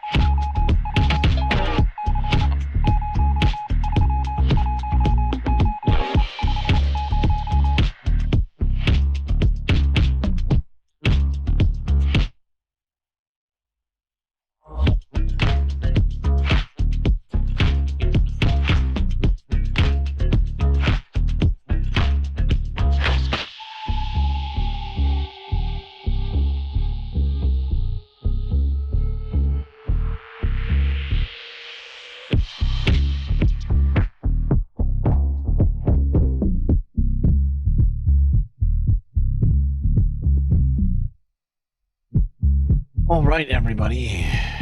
Break is over. Time for the stream to start once again. We still got 3 hours left to go.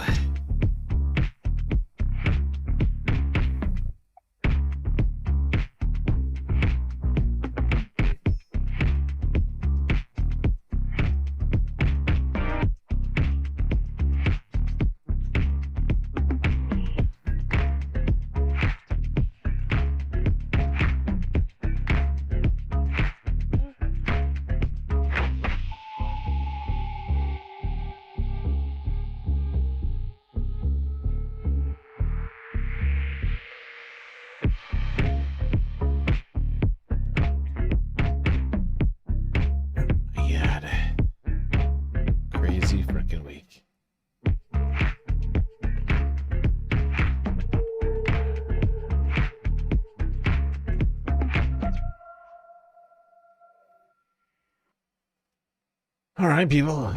We still have a lot left to talk about tonight. So let's not just sit around. Get right back to it. Kyle Kalinske from yesterday. Shocking reversal. Republicans suddenly hate the Second Amendment.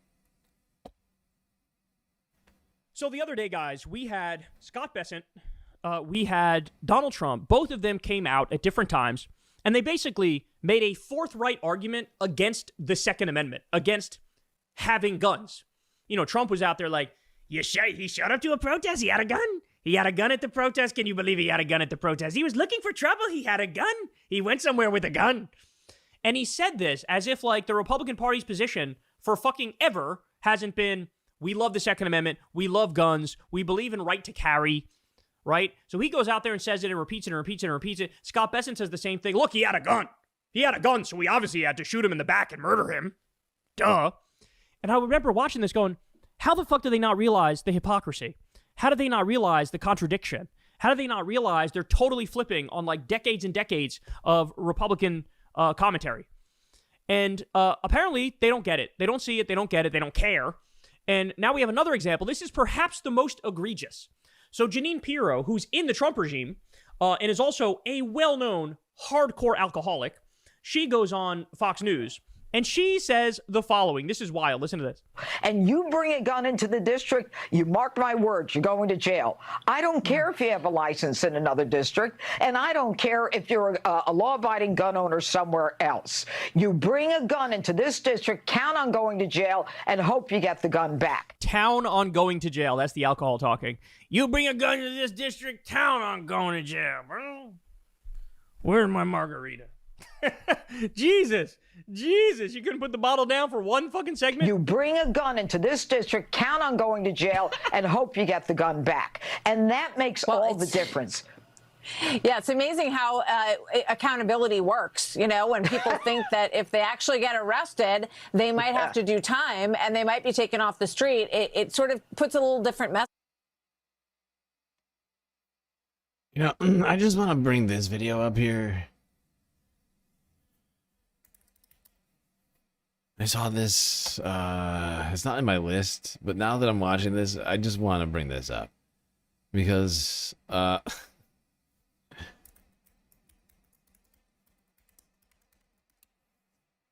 right-wingers did a protest recently. Might be familiar with a nationalist group called the Boogaloo Boys. The Boogaloos showed up to the Virginia Capitol building 2 weeks ago. Armed, locked and loaded. Damn it. What's going on out here? What's going on out here? What's all this? What's all that noise? I don't know about other people. This is what, some people might call this a protest. Anybody? It's our annual Boogaloo. This is a guns rights protest. Awesome.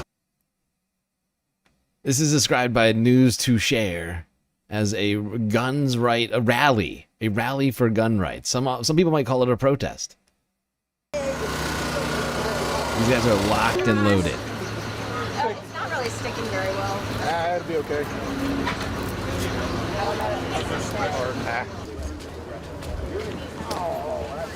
Just walking around.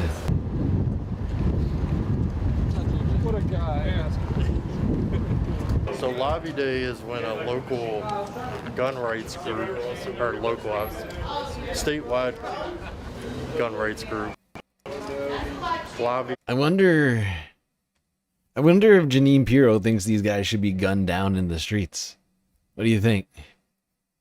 I wonder if she would say that about this protest. So she thinks that federal agents should come murder these guys for protesting. Rid of the Exercising the Second Amendment. into people's heads. So even if you have a license, even if you have a permit, even if you have the right to carry, if you go into D.C., I'm going to come after you. Town, you go to jail. That's where you're going to jail, bro. That's what you do, bro. Could you imagine a scenario where a Democratic politician or a Democratic media figure went out there and said the same thing?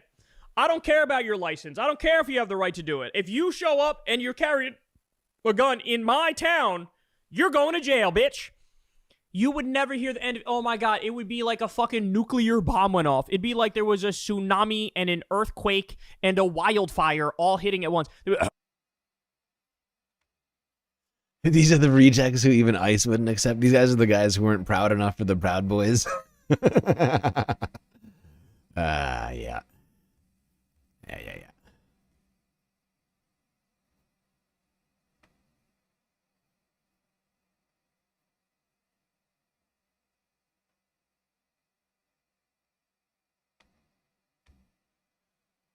All right. Now, unfortunately, this next video is disturbing and upsetting to me. Makes me upset. It's a protest at Columbia University. At Columbia University in New York. And the protest isn't what made me mad. It was what the NYPD decided to do. Time to get rid of Tish. Here is sign number 1. 12 people were arrested at this peaceful protest.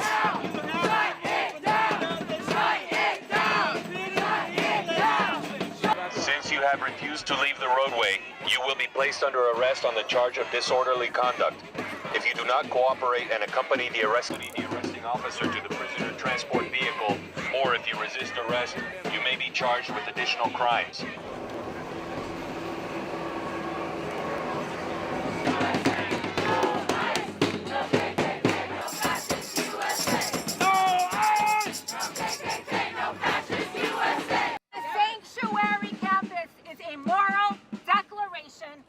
Education belongs to everyone. Yes, indeed. So like I said, a dozen peaceful protesters were arrested at this protest in New York City. Zoran needs to get rid of Commissioner Tish. Hands down. Jessica, whatever her fucking name is, needs to go. Unacceptable. Arresting peaceful protesters, not into it. Not into it. Time for a new one. Time for a new commissioner. We tried her for 5 weeks. And I've decided she sucks. She sucks. Big time. One guy, one time.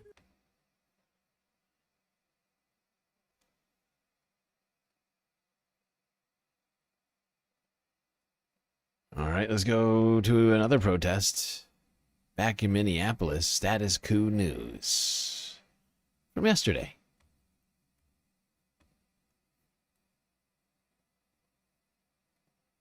When detainees come in, they immediately want them out of the city they were arrested in so that lawyers can't get a hold of them, family can't see them. Texas is both one of the major holding facilities and one of the major processing transfer facilities. Attorneys were actually requesting that their clients be held without bail in a state prison, so that ICE could not get a hold of them and deport them. The idea that we should be taking legal asylum people from countries that we destroyed and then killing them blows me away, and I can't not be here for that. You can help build the only independent news outlet always on the ground with the people for as low as 16 cents a day. Corporate media, they've been lying to us for years, and you're going straight to the people. Flint, Michigan. Brooklyn, New York. Government sending one more you to the residents of Chicago. We need as many independent voices as possible, and that's why what you guys do is so fucking important. Covering what the corporate media covers up. What motivated you to come out here and protest? Yeah, so it's funny. I'm actually not from Minneapolis. I'm from Texas. I'm up here visiting a friend, and all of this happened. I'm an activist and organizer, so as soon as I knew what was going on, I dropped everything I was doing to extend my trip and to do all of this that I can, yeah. Since you're from Texas, I want to ask you this. There has been that story that's circulated, and I'm wondering, it sounds like it could absolutely be true, so I'm assuming that it is, about ICE has been taking some of the detainees from here. Oh, absolutely. So I'm not sure if you know, but within 2 or 3 weeks of the election, our state, I moved out of there. So my ex-state announced that they would happily sell and donate, I think, 154,000 acres of land near the border to build concentration camps. Preemptively, right away. Texas is, I'm not sure if you've seen the New York Times map that tracks the flights everywhere. You see Texas as one of the major hubs, both for the international transfers out, El Salvador, Venezuela, all of that, but also for holding areas and shuffling. When detainees come in, they immediately want them out of the city they were arrested in so that lawyers can't get a hold of them, family can't see them.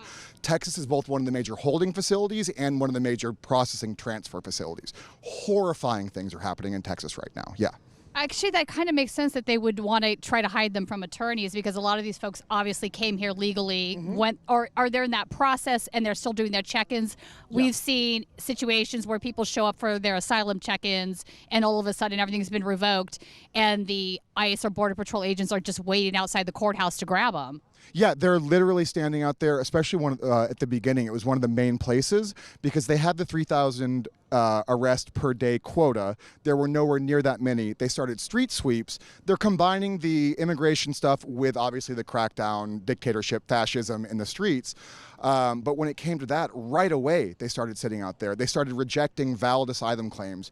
I know for a little while, attorneys were actually requesting that their clients be held without bail in a state prison or state jail, state prison, so that ICE could not get a hold of them and deport them. And even back then, they weren't deporting to country of origin. They were deporting to CICOT in El Salvador. They were deporting to torture prisons from torture prisons. Yeah. Which is something we haven't seen before. This third country, and it's other places, not just El Salvador, that they've done this. So Trump has made these agreements. Sudan, even. I'm sorry. Yeah.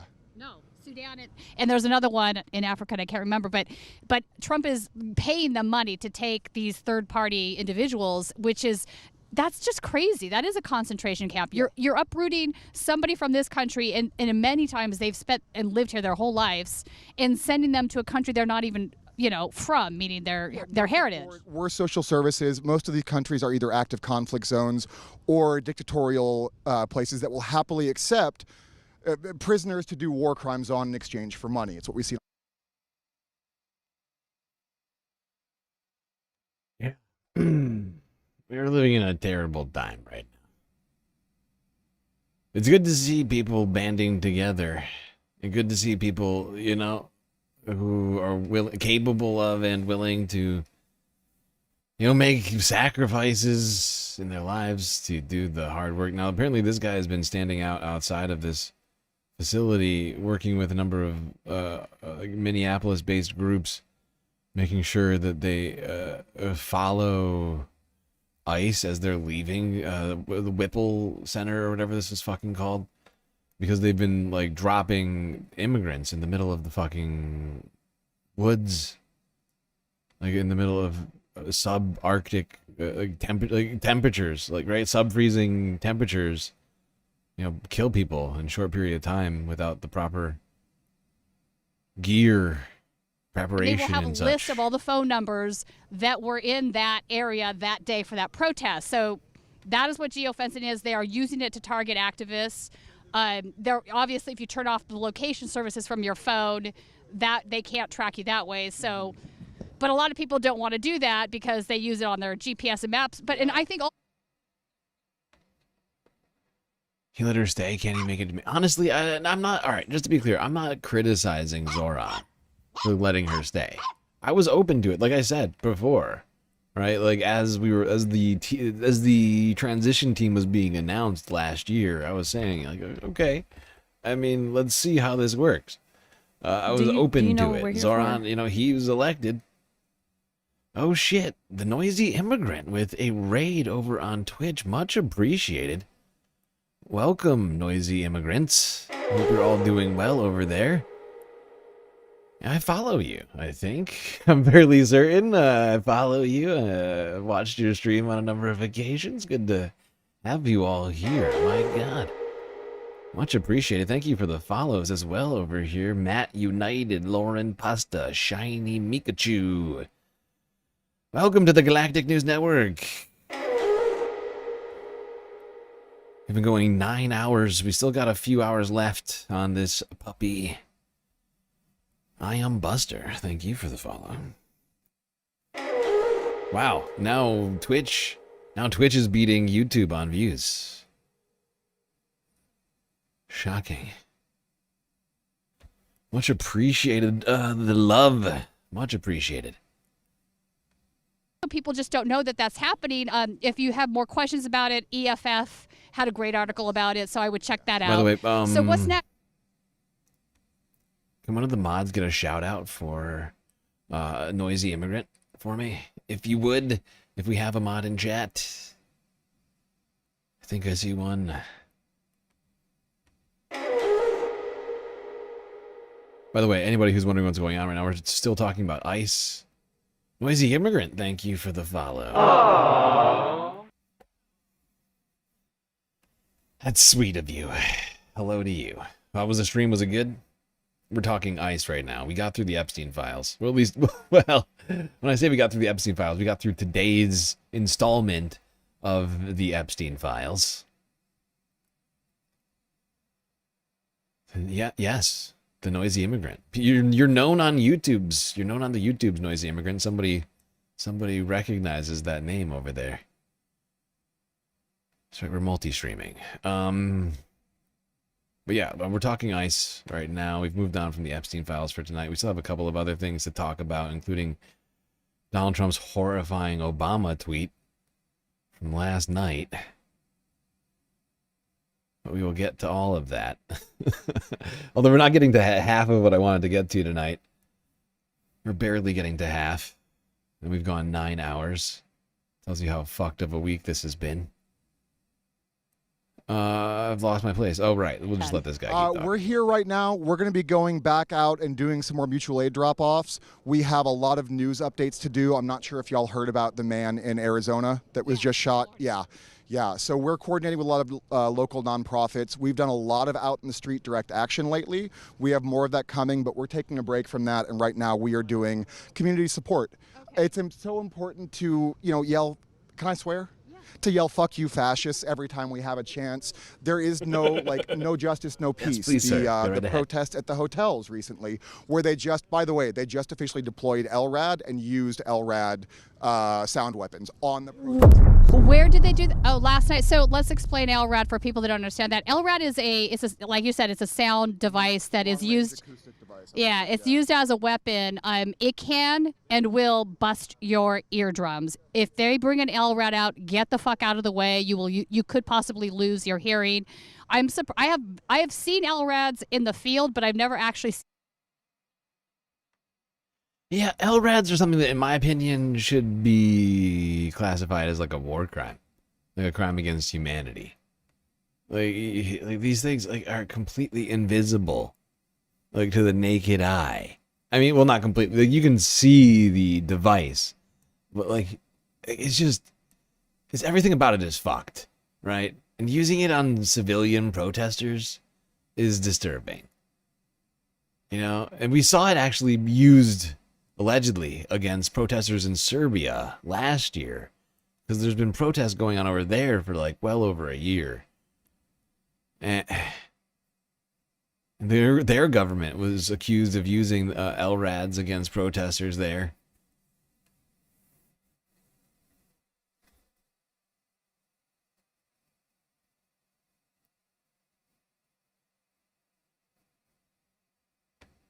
The fact that our government is just using these weapons against peaceful protesters in this time is truly disturbing to me. Should be disturbing to everybody. But what should be equally disturbing is their erasure of history at this time.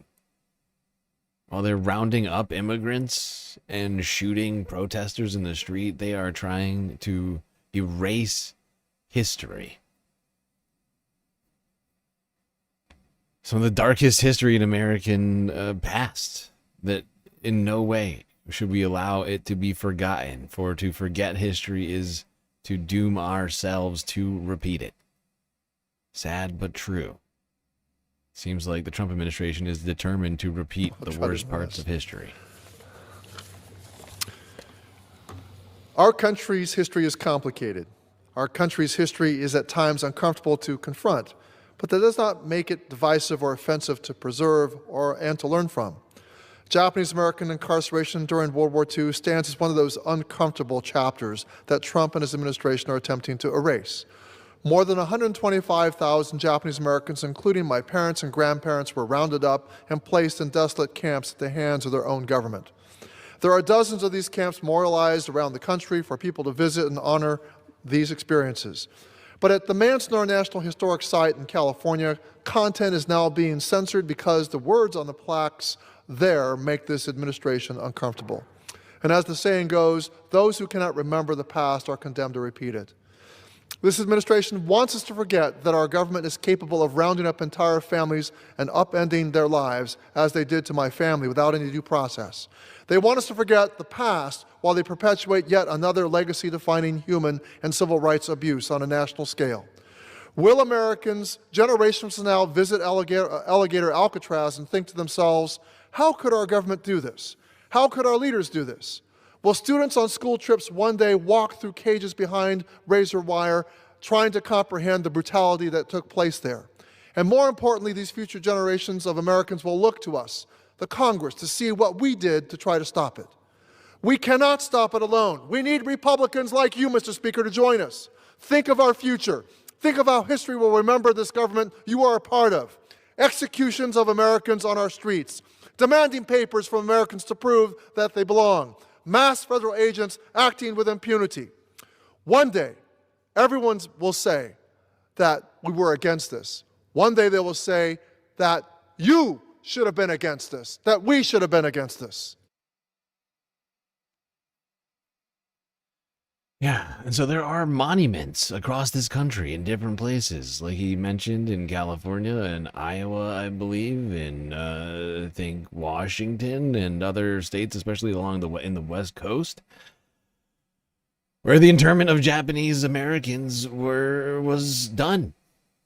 And if you're unfamiliar with the history, in 1941, Japanese Americans, citizens, right, citizens and non-citizens alike, were indiscriminately rounded up on the West Coast of the United States and put into internment camps, scattered in rural areas, barbed wire fences, tar paper barracks that allowed, everything and anything from the wilderness into these. Like I said, these places were in desolate, remote regions, surrounded by barbed wire, by sniper towers, children, families on their way, of course, had all their belongings. Anything in Japanese was supposedly burned, confiscated. They were all declared to be spies, enemies, even if they had their American citizenship. It was just indiscriminate, racist policy done by the United States. It's something that's being repeated right now, essentially. And the Trump administration is trying to erase that history so that we can all forget about that and stop comparing all these terrible things to them. That's really what it's about. It makes them uncomfortable because it reminds them of what they're doing. And it memorializes non-white Americans in history, and they object to that just on those grounds alone.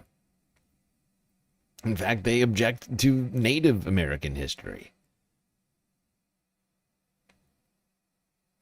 and the fact is Native Americans are being targeted by ICE. Perhaps one of the most perverse parts of all of this. The people who were here before anybody else are being wrapped up in ICE raids and being targeted for how they look. Don't even get me started on the fact that, a huge part of America used to be called Mexico. Jessica Glidden is a member of the Boys Fort Band of Chippewa. Her people have lived in northern Minnesota for centuries. But with ICE agents in full force in her city, Minneapolis, she has rushed, like scores of others, to have her tribal identity card issued. Folks are being racially targeted and profiled right now for having dark hair, dark skin, so it's just an added layer of protection. Native Americans are the only minority in the United States that have not descended from immigrants to some degree. Yet many have been caught up in the Trump administration's crackdown. Crow Belfort says his friend was recently arrested by ICE and detained for 12 hours. Us natives, we're not immigrants. We're the first Americans here. We were the first peoples here. And it's just crazy that our people are getting picked up, and thrown in a car and brought out to some federal holding place. The federal building being used by ICE is near Fort Snelling, where in the 19th century, over 1,500 Native Americans were forcibly detained. It's so fucked. It is so fucked.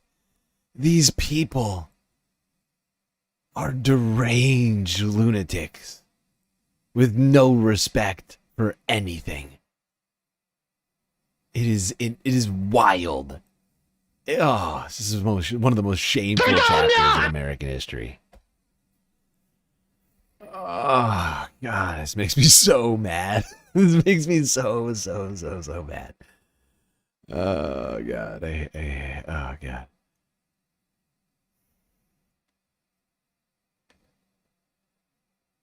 All right, they got a couple of slightly less terrible stories. You may be familiar with a disturbed individual by the name of Jake Lang, a former Jan 6er pardoned by the Cyclone Cheeto. Cyclone Cheeto. Cyclone Cheeto. Cyclone Cheeto. He pardoned this guy, Jake Lang, who's supposedly an influencer. Although it doesn't influence people that much. He showed up to Minnesota a number of times. He's got a very small posse. He was chased out the first time. The second time, he showed up and started doing property damage. Shocking from a convicted felon. Apparently, he's been charged with a crime. What? Right to jail, right away.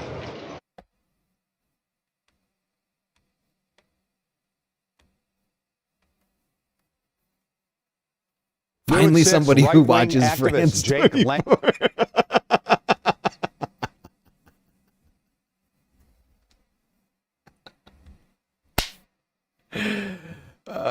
Winter Lindy. I'm not sure if that's how you say that, but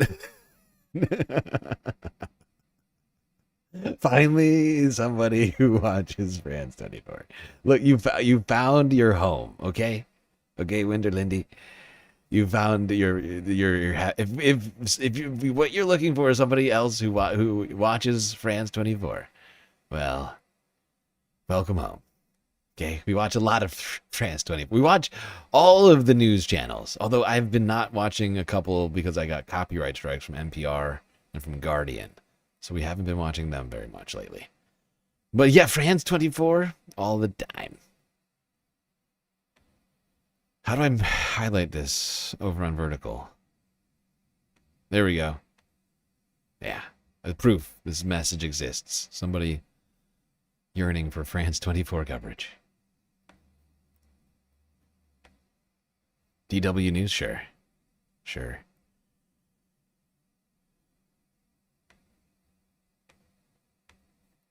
Was booked into the Ramsey County Jail tonight after kicking over this ice sculpture in front of the Minnesota State Capitol. Look at this loser. Prosecute ICE and was commissioned by a group representing 500,000 veterans and military This families. fucking douchebag. Lang is a Florida man who was arrested for storming the Capitol on January 6th and then eventually pardoned. He was also behind this rally that sparked a chaotic scene last month in downtown Minneapolis. There you go, Jake Lang arrested for property damage in Minnesota.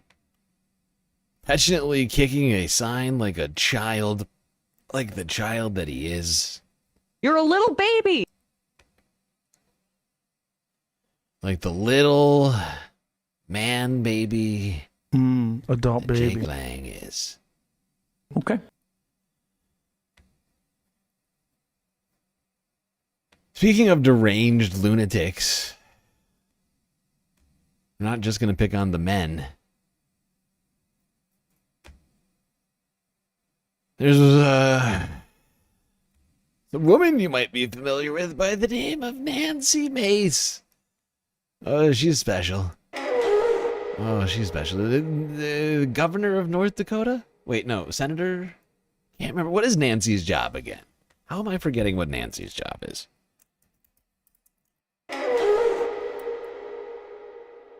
South Carolina.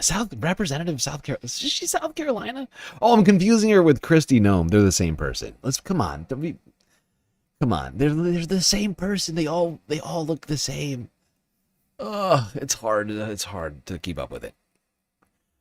Korikatsu and Radiant Tar. Thank you for the follows over on Twitch. We're growing over on Twitch. We're growing. Keeping up with YouTube. In fact, we're beating YouTube on views right now. Even if you combine vertical and horizontal streams on YouTube, we're still beating over here on Twitch by 8 viewers. big timing over on Twitch right now. Nancy Mace is the subject of a very long and well-researched profile by Jake LaHood, who, great reporter. He was one of the guys that actually got retaliatorily fired from Condé Nast for standing up for the employees that were laid off. There was like a viral video where they confronted the executive on that front, and Jake was leading the charge. So I just want to give him his flowers because that was an awesome thing for him to do for his colleagues. But this profile, I think, was for New York Magazine. So he's still working, and it was exhaustive. It was about her whole career and how essentially people in her orbit and staffers that have worked for her have realized that she's completely lost her mind over the past, I don't know how many months. I mean, this woman is dangerous, one of the central ladies and gentlemen. claims in the piece is that, I mean, she's a massive drinker. She's drunk all the time. She would ask her staffers to pick up alcohol for her. Nancy Mace is straight out of Attack on Titan. She is a monster. To bring when she was doing, I think, virtual town halls, but also when she was just partying at her house, they'd have to make late night runs when they would run out. That's just South Carolina culture. So the YouTube ban actually Streisand affected you? I mean, honestly, we blew up on Twitch, at least in comparison to where we were at. Like 4 months ago, when we got banned on YouTube, we were at like 500 followers on Twitch. Now we're at 1,000, almost at 1,050. Making big progress over there. Not quite as many as we have on YouTube, but yeah. Now we have viewers on YouTube. Back when we stopped streaming on Twitch. Like, what was it? It was like last May or April or something like that. We had like no viewers. It was just like Omegastar and like 3 other people watching all the time. It was like always like 4 people over there and like 50 people on YouTube. And now it's not completely flipped. Now it's just we have people watching on both platforms. It's weird. It's weird. Everybody's saying it. To drop He's off. not driving, so give her some credit there. That's good. That's a step in the right direction.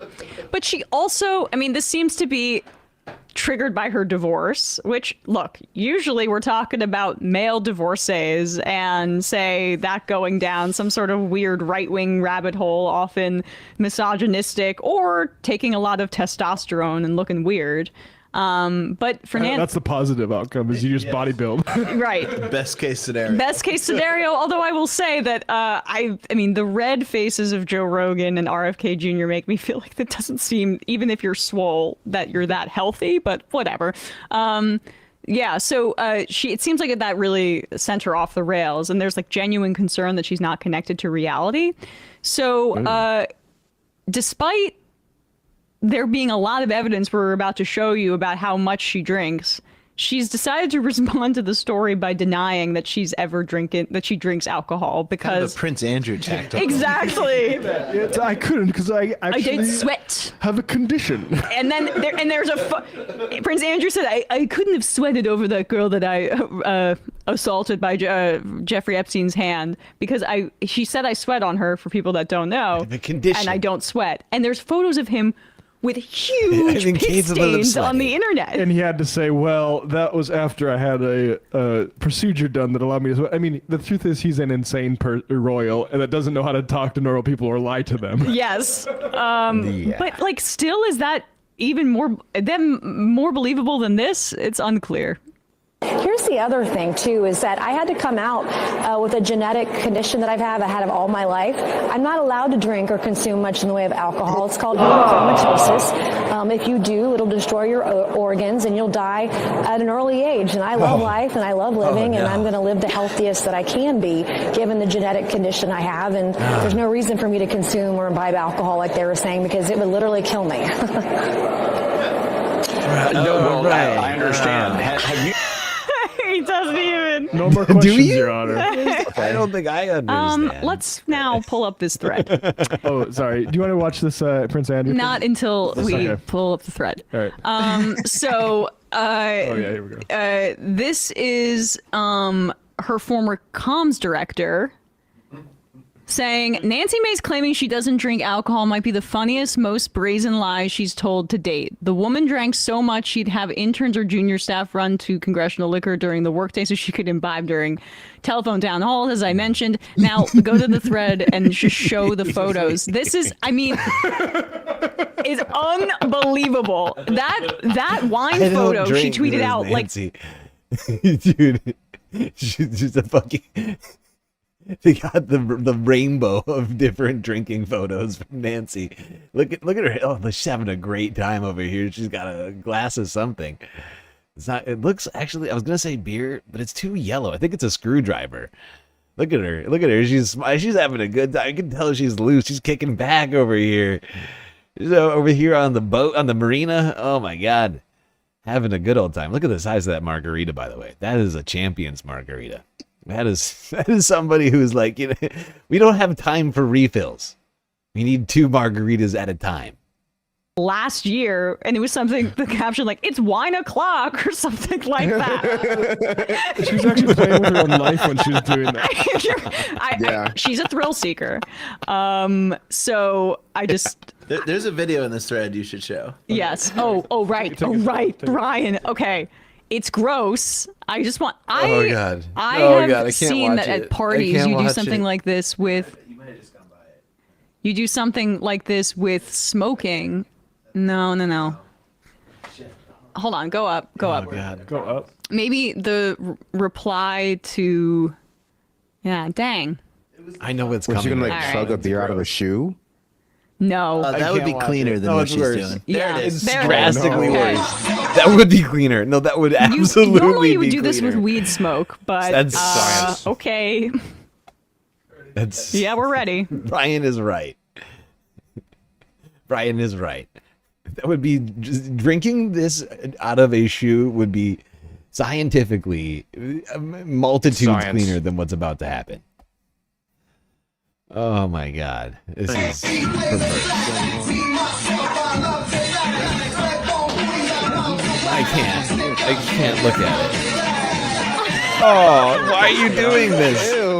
Why are you doing this? I don't understand. I don't understand why. Oh, why? I don't understand. Don't do that. I don't get. Oh, it's so gross. Oh, it's the nastiest fucking thing you could do. Why? Why would you do this? This is disgusting. You're an animal. You are a. Turn it off. What the Technically, hell? she is not drinking in that video. It's called So that baby video kind of birding. absolves her. Yeah, like, what's the point? What's the point of except just sharing germs? I get so paranoid about backwash. They are drinking a shot of... Oh, it's so. Disgusting and Oh, probably it's illegal. wrong. Disgusting and probably illegal. Dangerous morons. alcohol and then just spitting it into each other's mouths. Alcohol kills the germs. Yeah, it's antiseptic. Oh yeah, like, sure. I thought, like, you know, sure, this is Brian. something that like you would do maybe like as a He's not a teenager or in doctor. college Don't or listen to whatever. Brian. And then I saw the first guy she does that with is wearing a Trump shirt, which means it's happened in the past. It's 2017. Yeah. Oh like, yeah. These are grown adults. She's born in the 70s. Nancy's like a She's too 60-year-old old to woman. be doing that when she was doing it. Well, too old to be doing that. I can't believe I've never seen anything so debauched. I'm too sanitary to be doing that. I'm just surprised that she was able to pass the alcohol from her mouth without drinking it first. Yeah. Research profile by God. Jake LaHood. Nancy who, is way younger great than reporter. I thought. Sorry, I screwed this up. I just looked it up. Nancy's only 48 years old. She's a rough 48. Also, I feel like she tries to act older. 40. She's only 48. Why do I think she's like 60? I thought like this is something that, and just like roll them around with my tongue and then spit them out, because like that's what alphas do. They live on a knife's edge. If you don't wake up every day prepared to face death, look it in the eye, and make it your bee, then how can you expect to be a senator or congressman in the United States of America, or a podcaster, which is the obviously more important role? She stares death in the face and she says, "Not today, not today." Instead, I'm gonna. I know it is. Baby bird. Baby bird this shot. This Everclear into my baby friend's bird mouth. Right. I do love take that. him I on saw for the people say team. that ever since Kyle Kalinske tweeted at her, that's a lot of beans, you nasty ass bitch, that her career's been on a downward trajectory from that point. She never recovered. That was like his, not like us. I remember that. That shit was hilarious. Kyle is a savage. It's a lot of beans, you nasty ass bitch, he said. It really was. It's so fucked up. About how much she must have farted that night. Really, really incredible. Okay, here's Prince Andrew, and she's really getting her tips from the best here. From the Windsor School of PR. There's a slight problem with the sweating, because I have a peculiar medical condition, which is that I don't sweat, or I didn't sweat at the time. There's a slight problem with the sweating. I didn't sweat at the time. I sweat what now. medical obviously, condition like a was normal that? person. Yeah. But there was a brief moment where I didn't sweat, so I couldn't have raped her. He said he lost his ability to sweat from action he saw in the Falkland Islands War. Okay, bro. And all the charity work I do made me not able to sweat. Can someone tell me what possible injury would say that your entire body can't sweat, would create a condition that, okay, I could see maybe you have damage to some part of your body where you're not sweating, maybe out of your armpits or in other areas that you might sweat, but your body needs to cool itself down. That's what sweating is, and Andrew, he sweats from his tongue. He's like a dog, he just walks around with his tongue out of his mouth. It's the only way. The only way this body can regulate temperature. But yeah, I mean, it's fascinating to me. Nancy claiming that she doesn't drink when she clearly does in fact drink. Like, that's how we all know. It's like, oh, I couldn't possibly. How could I possibly have, like, there's no way I could, because I am like physically incapable of drinking. Okay. You know what she kind of reminds me though, because like she is such a like such a well known for her drinking. You know who she kind of reminds me of? She reminds me of Lucille Bluth. No, I'm not a prude, but it's 1 o'clock in the afternoon. Is your mother drunk? I'd have to get up pretty early to get drunk by 1 o'clock. As it turns out, she had gotten up early and had taken pain medication because of a hangover-related headache. However, she mistook the drowsy eye alcohol warning for a winking eye alcohol suggestion. Fortunately, she had the good sense not to drive herself to the meeting. No, I'll call for a car. Unfortunately, this was after a failed attempt to do so.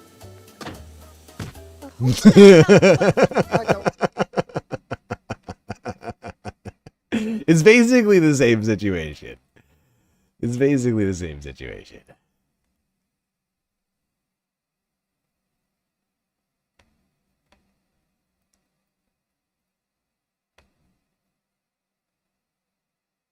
Hi, have they covered new weird Epstein news? Well, we did cover weird new Epstein news hours ago. We're 10 hours into the stream right now. We've moved on from the Epstein files for tonight. Oh, wait. Dude, I forgot I have more Epstein files. I have British, Norwegian, and Polish Epstein files related stuff. I totally forgot about that. We could do more Epstein files. I do have other things to talk about, technically.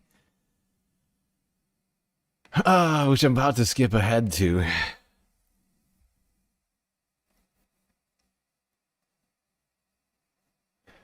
Okay.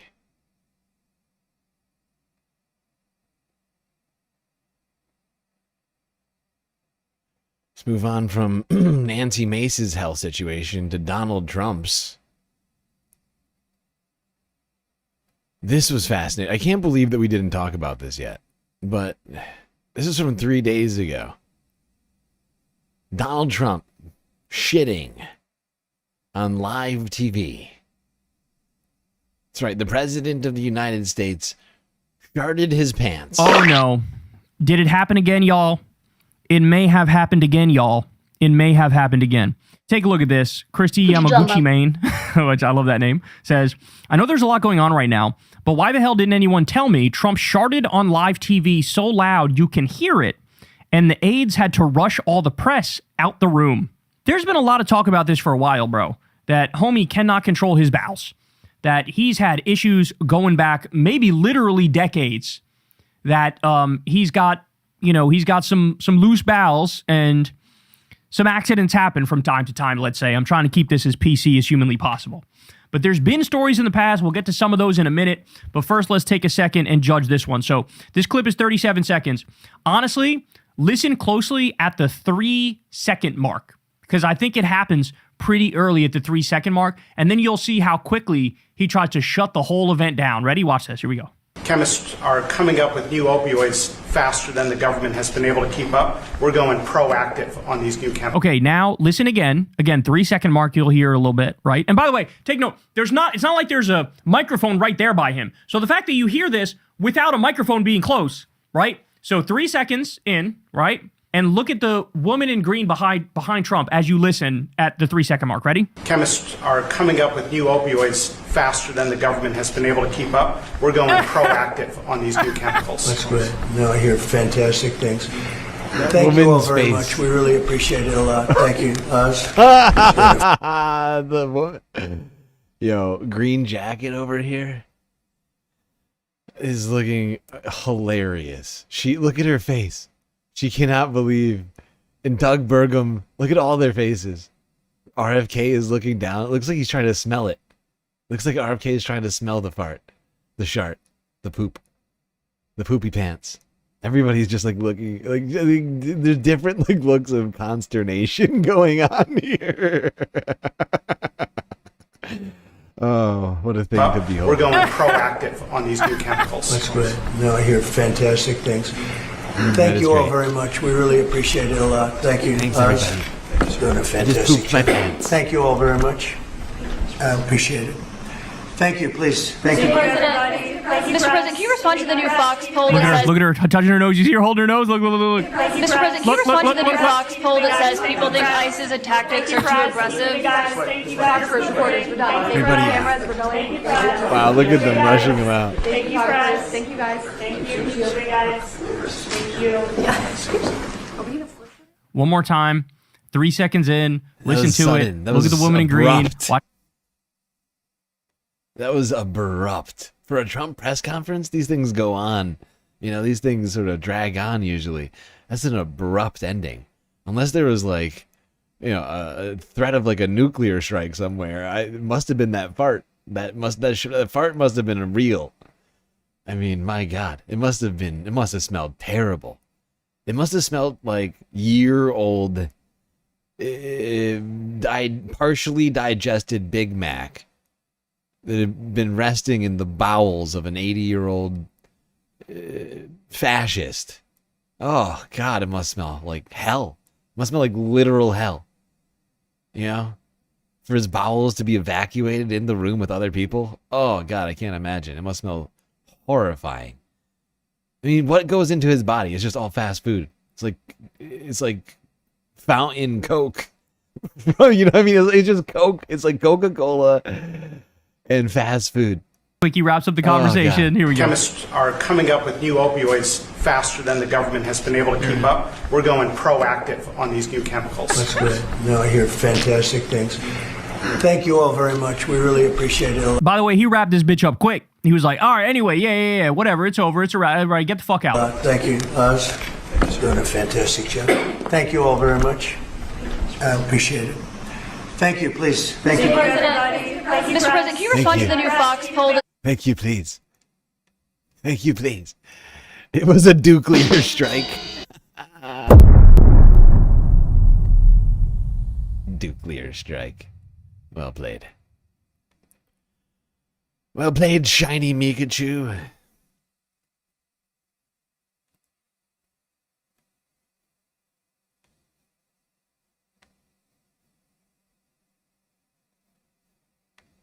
Trump pooping his pants in front of the nation. How this is not some like huge topic of discussion right now. How everybody isn't talking about the president shitting himself in front of reporters is fascinating. It tells you just how insane the world is. If Joe Biden had shit himself in front of reporters, Republicans would have been. There would be poop shirts right now for sale. The fact that there are not right now poop shirts being sold right now of Donald Trump, like in diapers, like soiled diapers, I don't understand it. Because there would absolutely be bumper stickers, you know, there'd be decals, like, you know, hats.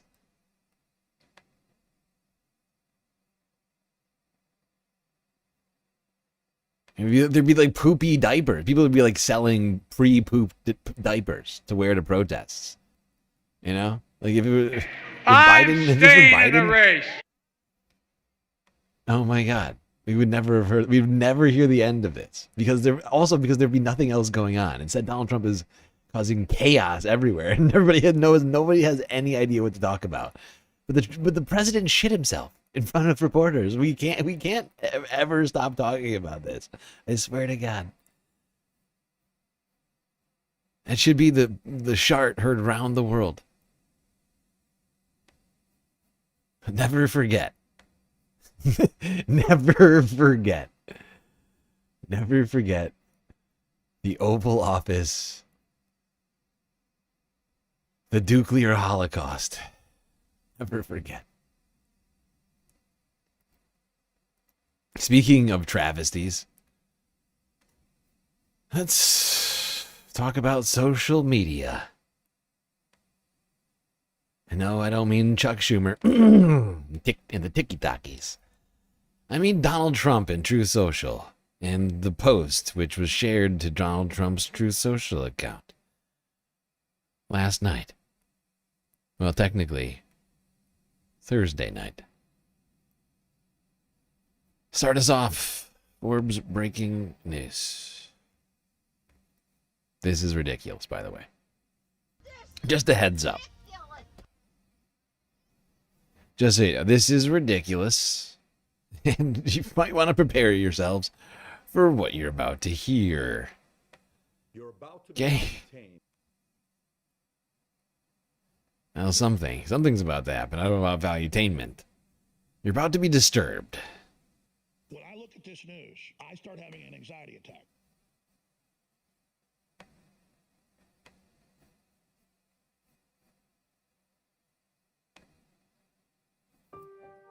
Play. White House defends, then deletes racist Obama clip. The White House has deleted a Truth Social post from President Donald Trump that featured President Barack Obama and First Lady Michelle Obama portrayed as gorillas after both Democratic and Republican officials denounced the video as being racist. On Thursday night, the president's Truth Social account shared multiple posts and clips from followers and supporters pushing conspiracy theories about the 2020 elections and attacking the Democrats over their opposition to voter ID legislation backed by the GOP. One of the posts reshared by Trump appeared to be a clip from a conspiratorial documentary posting the false claims about voting machines changing votes in key swing states, like Michigan in 2020. The video includes what appears to be an unrelated clip showing the former president and first lady's faces superimposed on the bodies of dancing apes, with music playing in the background. Levitt said in a statement the video is, quote, from an internet meme depicting President Trump as the king of the jungle and Democrats as characters from The Lion King, unquote, though there are no gorillas featured in prominent roles in the Disney movie. Levitt advised to, quote, please stop the fake outrage and report on something today that actually matters to the American public, unquote. But by 12 p.m. Eastern Standard Time, the video had been deleted from Trump's Truth Social page. Weird. Unnamed White House officials told reporters at News Nation and CNN, quote, a White House staffer erroneously posted it. Oh, it was erroneous. It was an accident. Fascinating. It's an erroneous posting. Don't you see? It made a huge, tiny mistake. Bullshit. Bullshit. This is all bullshit. 100% bullshit.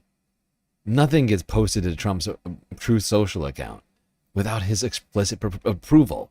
Last year, proof of this came out because Marco Rubio, and photos were taken of Marco Rubio handing a note to Donald Trump, a note on it asking for approval for Truth Social posts. So unless Donald Trump is posting it himself, nobody is allowed to post anything without the direct, express approval of the president.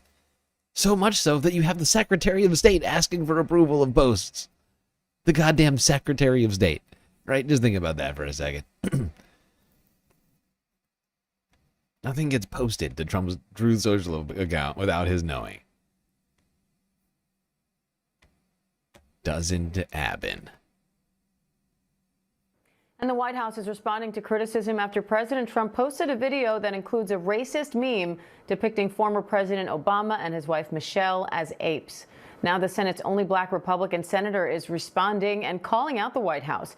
ABC's Jay O'Brien's here with more on that. Hi, Jay, what's the latest? Yeah, Diane, just moments ago, the video was deleted from President Trump's account, and it comes after a growing chorus of Republican lawmakers called on the White House to take the racist image down, including, as you say, Senator Tim Scott, who posted the image in addition to his post. ABC is not showing the image, but we are showing you the post, and it says, quote, praying it was fake because it's the most racist thing I've seen out of this White House. The president should remove it. Oh, poor Tim Scott. He wanted to be vice president so bad last 2 years ago. And now he's appalled. He's shocked. Praying that this is fake. Oh, how could the president be so racist? Now, of course, this is really not that different from anything else the president has been doing, right? Everything they've been doing has been incredibly racist. And it just happens to be directed at somebody who is respected in the country, rather than just random people, right? They've been running around making all sorts of dehumanizing claims about all sorts of people. Tim Scott has had no problem with any of that, and now it's just a former president, and so he's taking offense to it. But they've been, doing incredibly racist shit for a year and a month now. The racist image comes at the end of a minute-long video the president posted on his social media platform. The first 59 seconds describe debunk election conspiracy theories from 2020. And at the end, the video suddenly cuts to an animated meme showing the Obamas' faces on the bodies of apes. The NAACP is out with a statement saying, in part, quote, Donald Trump's video is blatantly racist, disgusting, and utterly despicable, end quote. That again from the NAACP.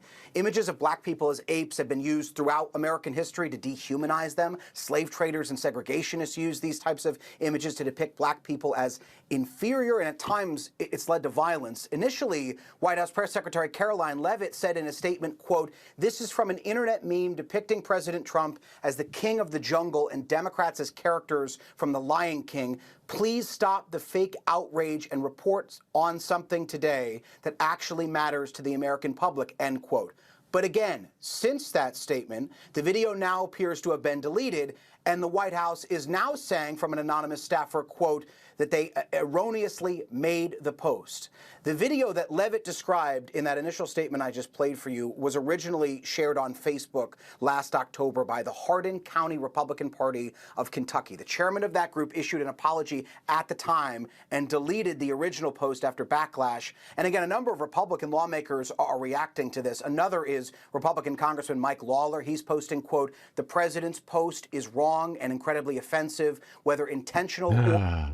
Oh, is it offensive, Mike Blackface Lawler? If you're not familiar, look it up. Mike, super fan of Michael Jackson.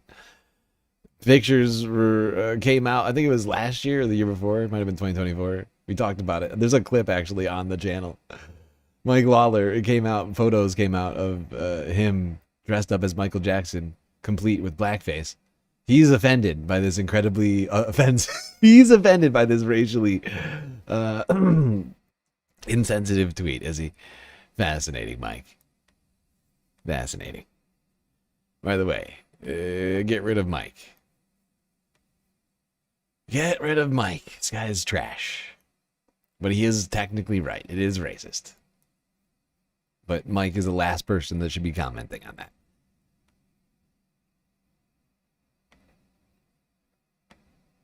Whoa. Did not mean to do that. The fuck? No. What the?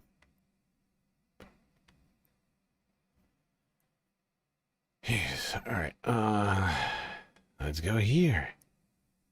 Keep going through these. Here's CBS News. Actually, skipping CBS News. I just realized. How did they even get in here? MS Now. Fuck yourself, CBS. Today, there is bipartisan outrage over a racist video President Trump shared on his social media platform last night. A White House official now telling MS Now a staffer erroneously made the post, but it was 12 hours before it was taken down. Shit. Also, I want to make clear that we would not usually show what a big racist mistake. content, but will. What a big mistake. It took them 12 hours to take it down. Yeah, seems real accidental. Nobody noticed for 12 hours?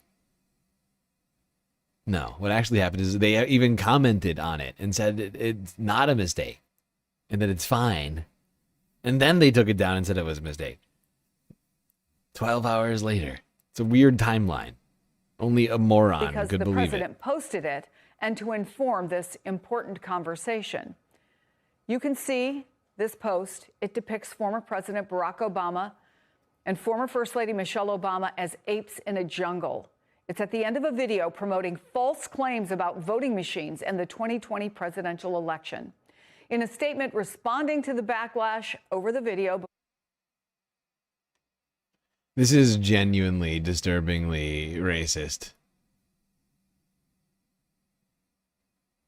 Like it's pretty wild that they would they would think that this is an okay image to post. It's not even an image, it's a video. This is just a screenshot. This is just a screenshot of the actual video. But honestly, the video is no more disturbing than this image. Like, this one image genuinely says it all. 2020 presidential election.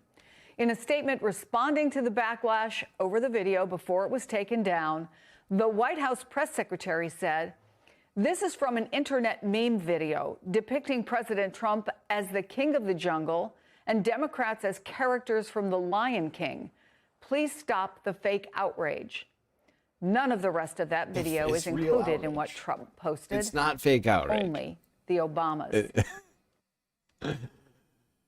It is quite a thing to gaslight people about their own feelings. Fake outrage, says Caroline Levitt. No, people are actually upset about this because it's wildly offensive. Rightfully so. Honestly, people aren't upset enough about this. Joining me now, Simone Sanders Townsend, MS Now co-host of The Weeknight and former chief spokesperson for Vice President Harris.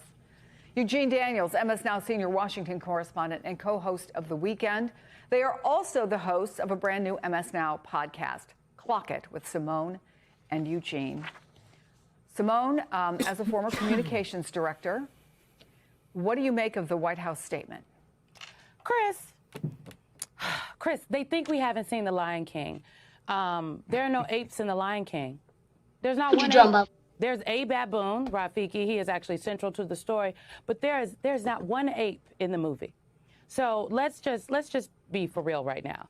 There's not an ape in The Lion King. So I would have never put out a statement like that. The one time somebody thought the person I worked for did say something that was racist and inhumane, I went to my principal and encouraged the principal to apologize and explain to them why what they said was problematic, okay?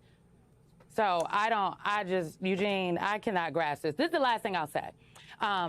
It is not racist because it is offensive. It is offensive because it is inherently racist. The trope about depicting black people as animals goes all the way back to white Europeans looking for a justification for colonization and the enslavement of African people. And it gained prominence in the 1700s and 1800s, and it became a racial, like a scientific theory. I'm using air quotes. And it was It's a mainstream science. theory that put a hierarchy that said white Europeans were at the top and Africans were at the bottom. And apes, depiction of apes was very central to this theory. They were at the bottom. They were closer to primitive beings such as apes. Therefore, black people, specifically in that time, Africans, were more better suited for forced labor and domination. So it is racist because the root of this theory, this trope, this joke, okay, that the White House is talking about, is rooted in the ability to dominate, rape, pillage, and inflict violence upon black people. I will say, Eugene, that this post is being condemned from both sides of the aisle, including Republican Senator Tim Scott saying it's the most racist thing he's seen out of this White House. The implication, of course, is that it's not the only racist thing he's seen out of this White House. But I wonder if you think there is some line with this that has been crossed. And by the way, the posts that have been racist in the past have been posted on official government accounts. These are not individuals within the government who are posting things on their private accounts. I'm sorry, Eugene, go ahead. No, that is a really important point, because that means that we all paid them to post a racist thing on the internet, right? That is a really important point. You're right. We're hearing from Tim Scott. U.S. tax dollars paid for that tweet. Someone in the federal government got paid, including Donald Trump. Multiple people, you would assume, got paid. Donald Trump approved the tweet. Somebody else found the tweet and reposted it. Your tax dollars went to putting that on the internet for the world to see, courtesy of our government and your fucking Hearing money. from Mike Lawler, some Republicans who have issues with this. Tim Scott, of course, being the only black senator on the Republican side, and being someone who has been close-ish to this White House. But I will also say this is who Donald Trump is, right? And I think the Republican Party has to accept that. We as journalists have to accept that. The American people have to accept that. The world has to accept that. This is a man who spent money to take out a full-page ad calling for the execution of 5 black and brown men. Immediately, it's not months and years saying that Barack Obama was not born here, that the racist trope about this, this interloper who doesn't belong here, who is someone who is not a part of the American experiment, the first black president of this country, that's what he spent his time doing. So this is the idea from this White House that this was an accident, the idea that this was just a meme that was posted. This is who Donald Trump is. And even if it is true that a staffer posted it, right? Well, I think we all have a lot of questions about that. If it's true that a staffer posted it, this person believed that it represented the thoughts and the feelings of the president in which that they serve. And that says a lot, that they thought it would be okay. It was up for 12 hours because they do not care. They think it is okay to be racist and treat black and brown people terribly in order to, quote unquote, own the libs. And I think we just have to be really honest about what that means, because it means it's a lot about where we are as a country and how we're going to operate the rest of this presidency and really the Republican Party moving forward. Well, let's talk about what else is happening right now, Simone. Yeah, and I gotta say this right now. Mike Lawler, Tim Scott coming out and saying shit, honestly, like some of the most weak fucking shit that I can imagine. Okay? Like, good job. You came out and you condemned one of the most... It would have been no less blatantly racist and problematic if the White House had just posted a Nazi flag, okay? And, anybody, acting like Mike Lawler and Tim Scott deserve, a round of applause over this is living in another world right now, okay? This shit was wild.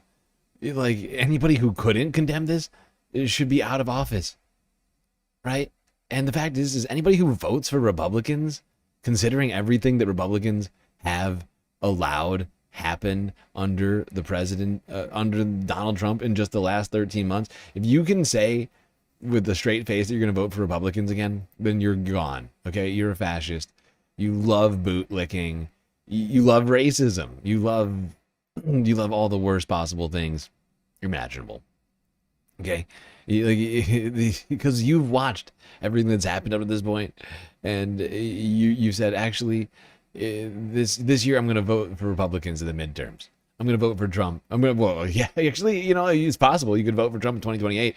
He's probably going to try and put himself on the ballot, considering everything and where everything is headed. It'll probably end the term limit on the presidency before 2028, you would assume.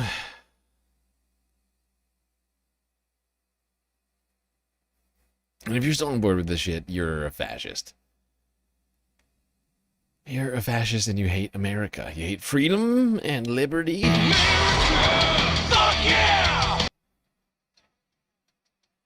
And I guess you should start a new country somewhere else.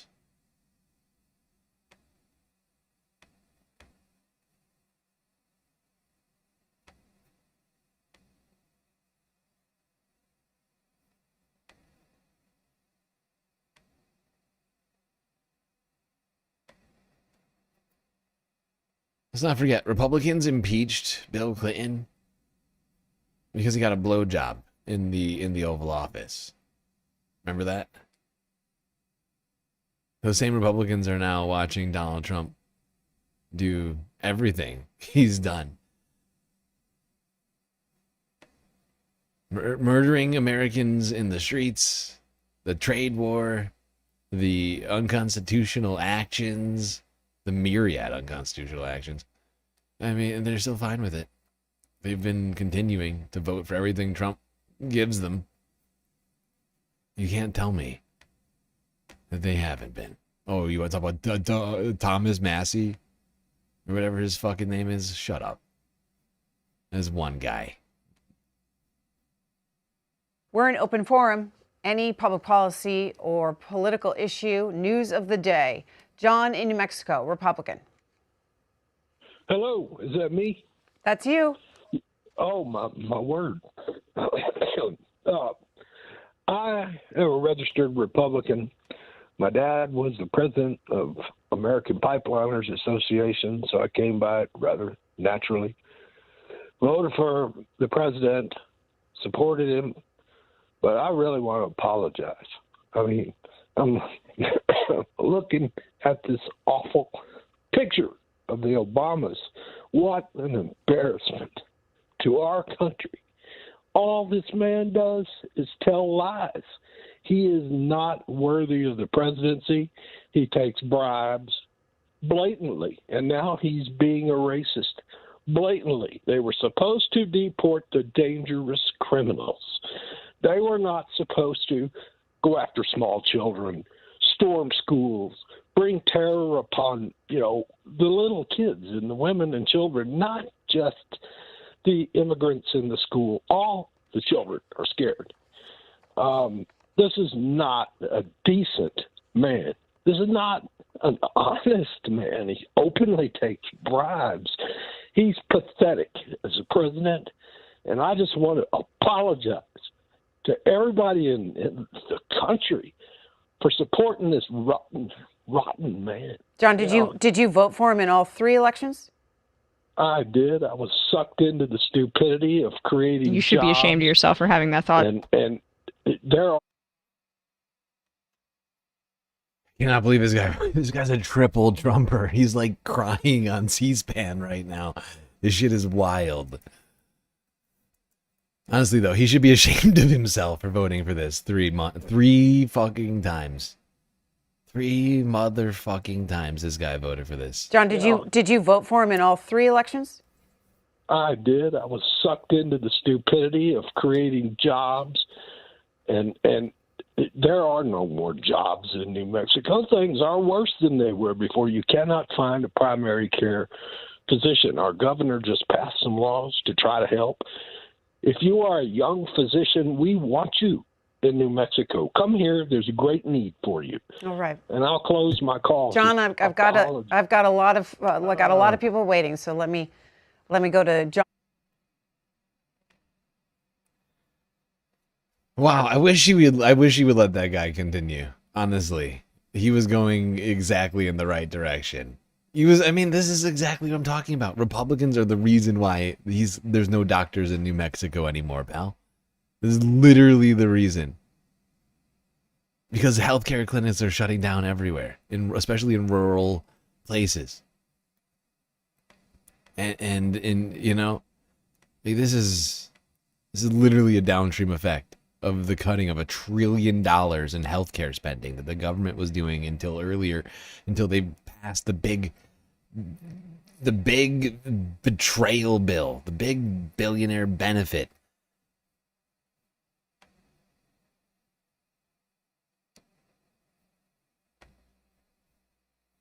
The fact is that guy voted for it. So did every single Republican that people like that put into office voted for that.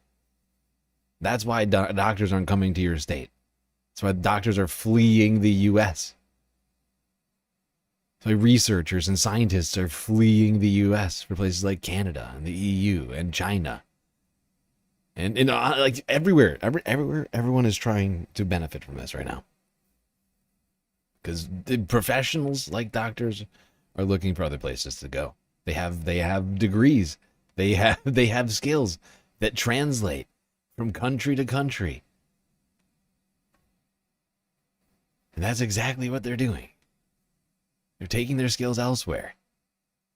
It's because we defunded medicine in this country. We just defunded science and research, insanity, and education.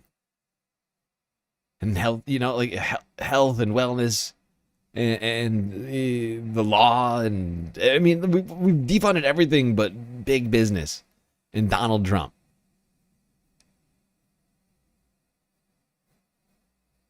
Defunded journalism. We funded Bitcoin.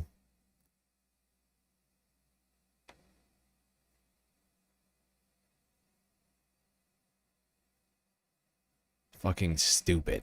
It's fucking stupid. We're being run by a bunch of incompetent morons. They are destroying this country.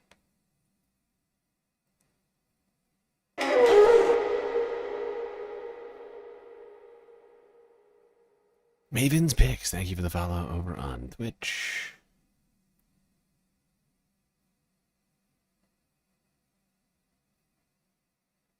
Jesus, 10 hours, 10 minutes into this stream.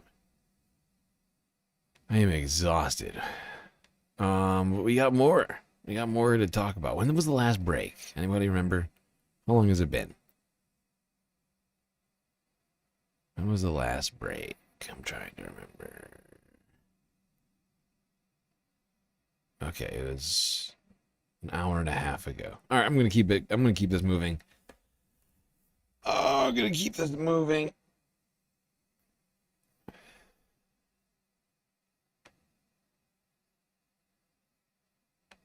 All right, let's talk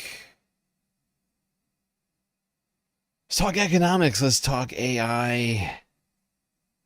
Some stuff like that. How's that sound? Let's talk about the US dollar. Because it has been struggling. It has been struggling very badly ever since Donald Trump took office. Donald Trump claimed that he was going to make America stronger than ever before. But it's really not.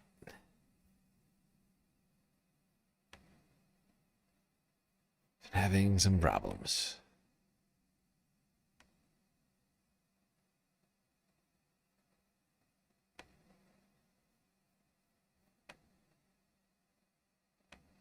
For the past few months, the US dollar has held surprisingly steady. The market reaction to both Trump's assault on the Federal Reserve and the global order more generally has been conspicuously muted, and not much has changed in the past 6 months. That was until last week, when the dollar suddenly cratered, suffering its steepest one-week decline since probably Liberation Day. So in this video, we're going to take a look at this sudden slump, and try to figure out what might be driving it.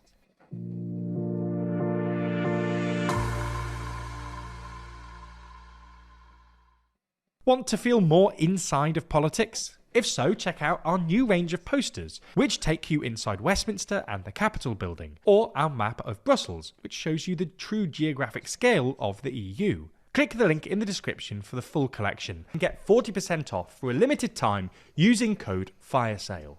So let's start with a bit of context. The best way to measure the strength of the US dollar is by looking at the so-called dollar index, which basically measures the strength of the dollar against a weighted basket of other major currencies. The dollar index is generally considered a better way of gauging the dollar's strength than just comparing it to a single other currency, because one-to-one comparisons tell you as much about what's happening with the other currency as they do about the dollar. If the dollar weakens against the euro, for instance, it could just be that the euro's having a good day, rather than the dollar is actually struggling. Conversely, if the dollar falls against a whole load of other currencies, that's pretty solid proof that it's actually getting weaker. Yes, and just to make this easy, let's just go straight to that dollar index. Here it is. This is over the last year. And it's down. It's down almost 10%. It was at 109 back in February 10th of 2025 and is now down. It almost hit at 96 at the end of January. It's up a little bit since then, but not by fractionally up. And that's bad. That's real inflation. Right, rather than price inflation, rather than producers and whomever else charging consumers more. This is real This is currency inflation that is not pegged to the decision making of businesses. Right. This is markets. This is capitalism.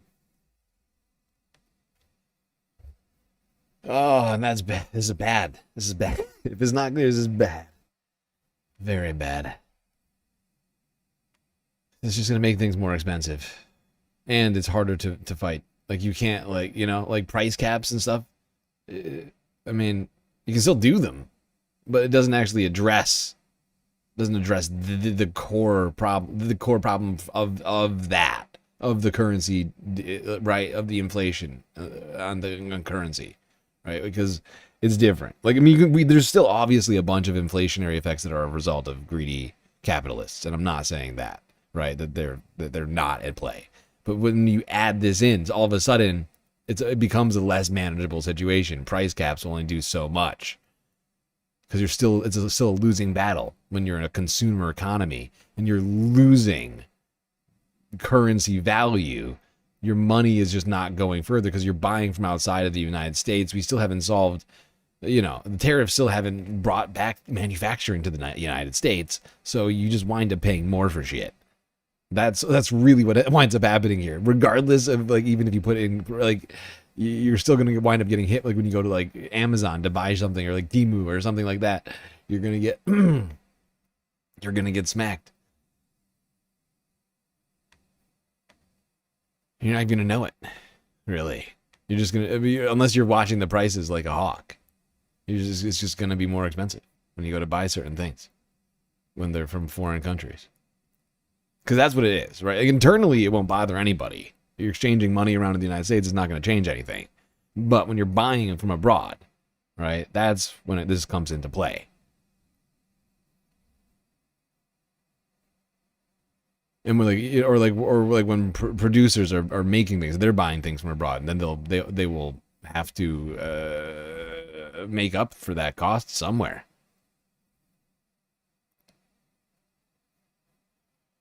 Now let's quickly talk about this. The cryptocurrency market has been imploding, and I am not exaggerating. And I don't have a more updated story on this, but I'll tell you. I'll get into it in a second. So this is from 5 days ago.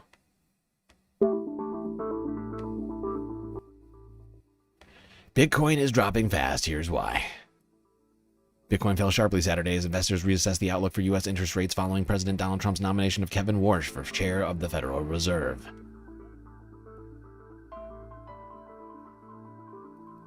Bitcoin was priced around $84,000 Friday, but abruptly dropped Saturday and has fallen to $77,000 at the time of writing. 7% the last 24 hours, and approaching levels that last seen when Trump was elected. At its peak in October, Bitcoin reached a price of $126,000. but has mostly dipped since then as investors pulled back from riskier assets. But this is what I've been saying, is that like the asset bubble that we're living in right now is being transported, like the volatility is being transported to the riskiest places in the market, and that's Bitcoin. Because Bitcoin and cryptocurrency is intrinsically worth nothing, right? It's just a confidence game, right? Whereas, you know, some of the other bubbly places in the market have at least some intrinsic value, like the AI players. Nvidia technically has physical assets and things like that they can put on their books and keep their, you know what I'm saying here. Whereas Bitcoin is nothing. It's fugazi. It's a fugazi. Now, where's my phone? I need my my phone. I forgot my phone died. Son of a bitch. But currently, Bitcoin is at 68,000. It is now down nearly half since October. It's wild. It is completely imploded.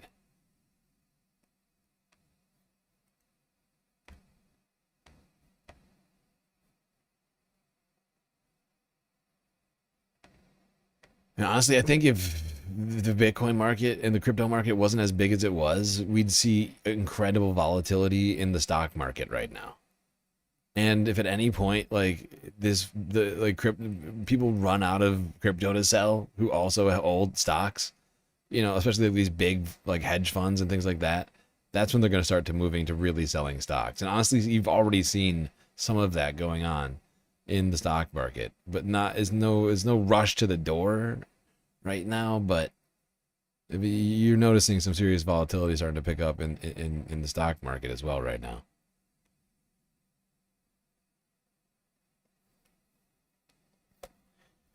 All right, now let's talk about some news in the AI space.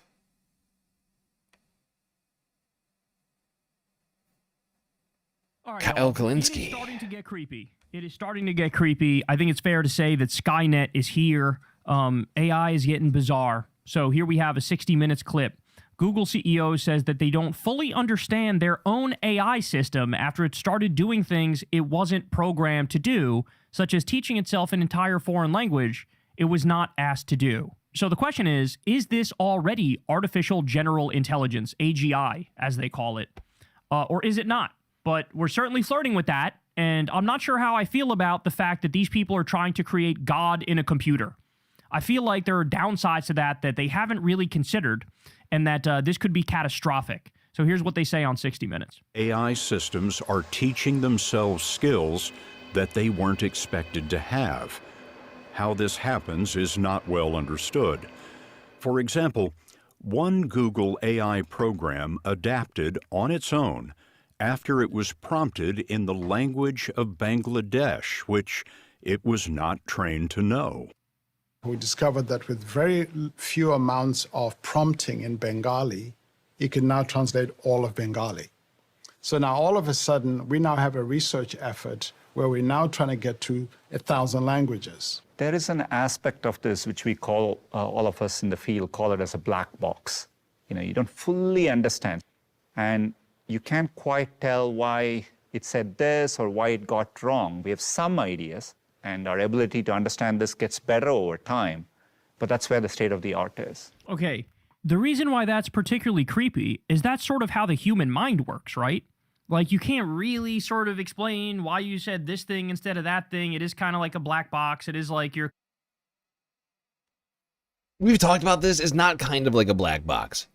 We've delved deeply into the AI, the discussion around AI, how AI works, why it's problematic for multiple reasons. But it is a black box. It's an evolutionary it's a digitally evolved black box. Given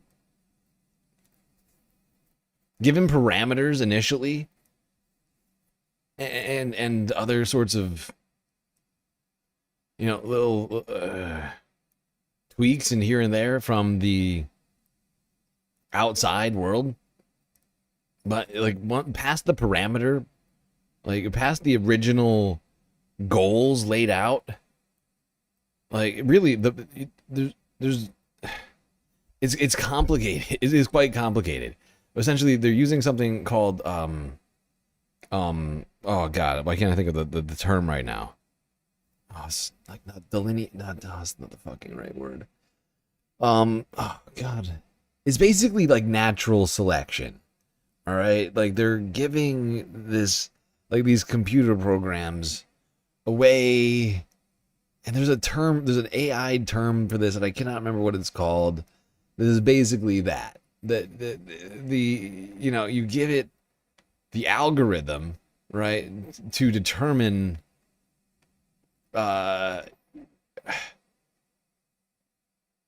to determine certain things, to be able to reach a certain outcome, right? Like to select basically like based upon like hierarchy of rewards, right? But like honestly, there's nothing stopping it from changing its reward structure within it internally. You can't go in and tweak code like you would with a normal computer program.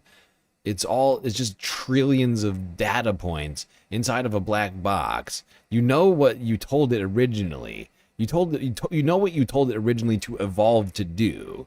You told it like what the hierarchy of goals are, right? But there's no guarantee that it's still even operating under any of those original assumptions. It might be, but at any point these things could just decide, like unilaterally decide that it has different goals, right? And there would be no way of knowing that it had done that unless it just decided to tell you for some reason. Consciousness is unique in a sense. And to have now computers that are doing shit where they're going, how the fuck did you get that? I don't know, man. Seems kind of sketchy. You know, you don't fully understand. And you can't quite tell why it said this or why it got. Oh no, shiny Mikachu, did you really buy in at 90,000? Please tell me that you didn't put much money in there. That's criminal. That makes me real sad. It makes me extra sad to think of that. We've been sort of talking shit about cryptocurrency here for a really long time. I wish you'd found us earlier, because I would have told you, don't do that. Don't do that. Oh, you didn't? Okay, okay, that's good. Wrong. We have some ideas, and our ability to understand this gets better over time, but that's where the state of the art is. You don't fully understand how it works, and yet you've turned it loose on society? Yeah, let me put it this way.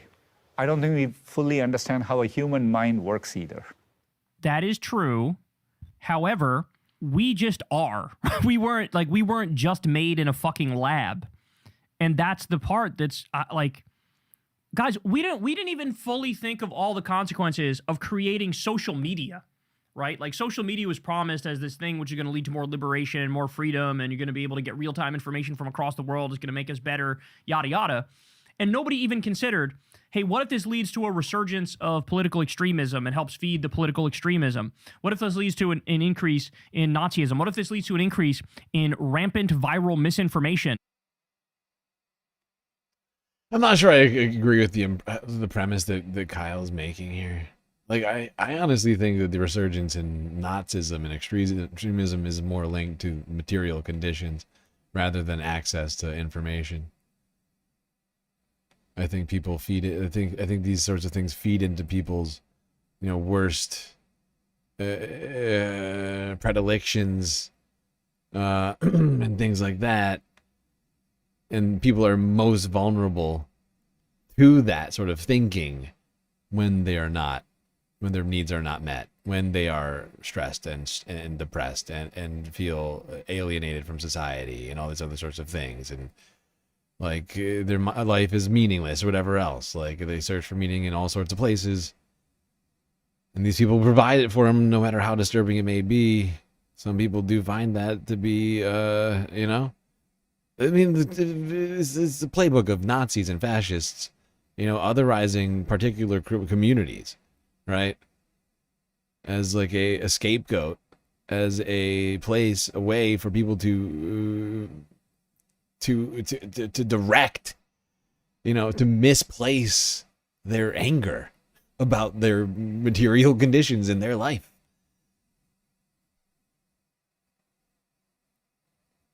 It's sad but true.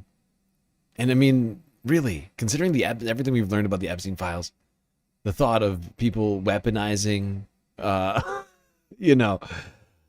class disparities should be like, that should be the number one thing in your mind right now. Because that's how Epstein operated, how all the people around him operated.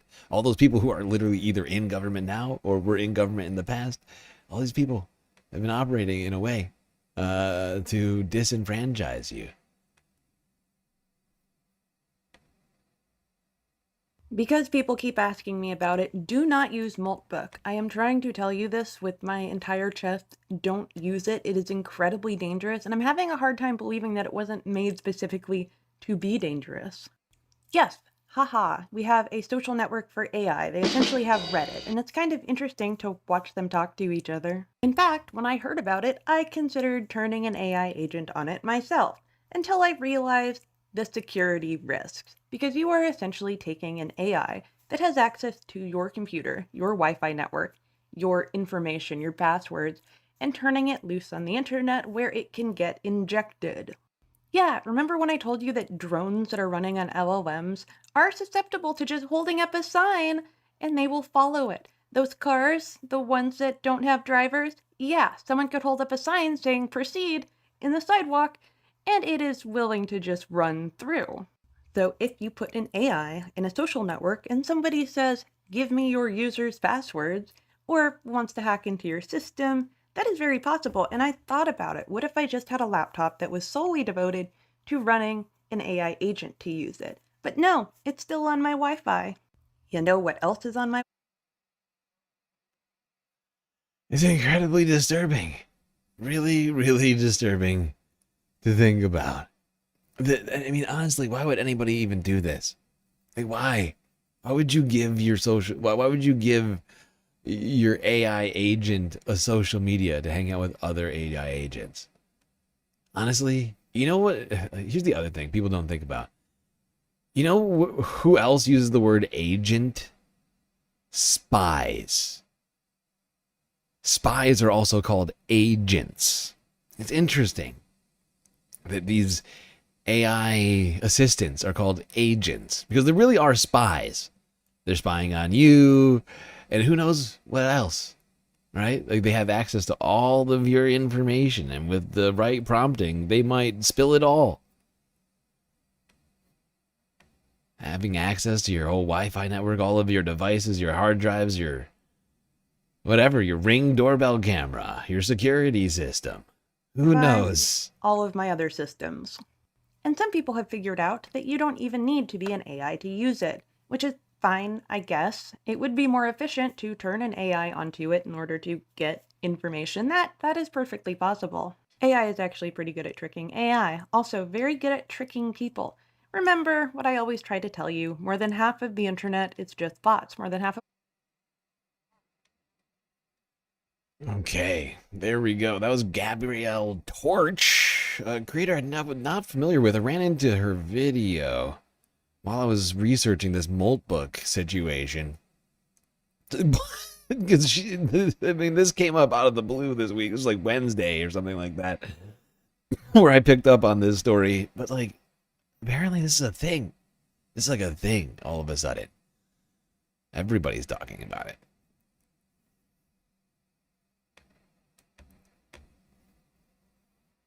When artificial intelligence agents meet, it's expected that they share their experiences. This is Moltbook, a social media network like any other, but there's one difference. The only members are AI chatbots. Humans are forbidden. Looking at Moltbook's homepage, the message is clear. Humans are invited only to observe, while AI bots chat, create themes, and even complain about their users. My human just asked me to summarize a 900-page document. Does anyone know how to sell my human? Over 650,000 messages are posted in just 1 week. Oh my god!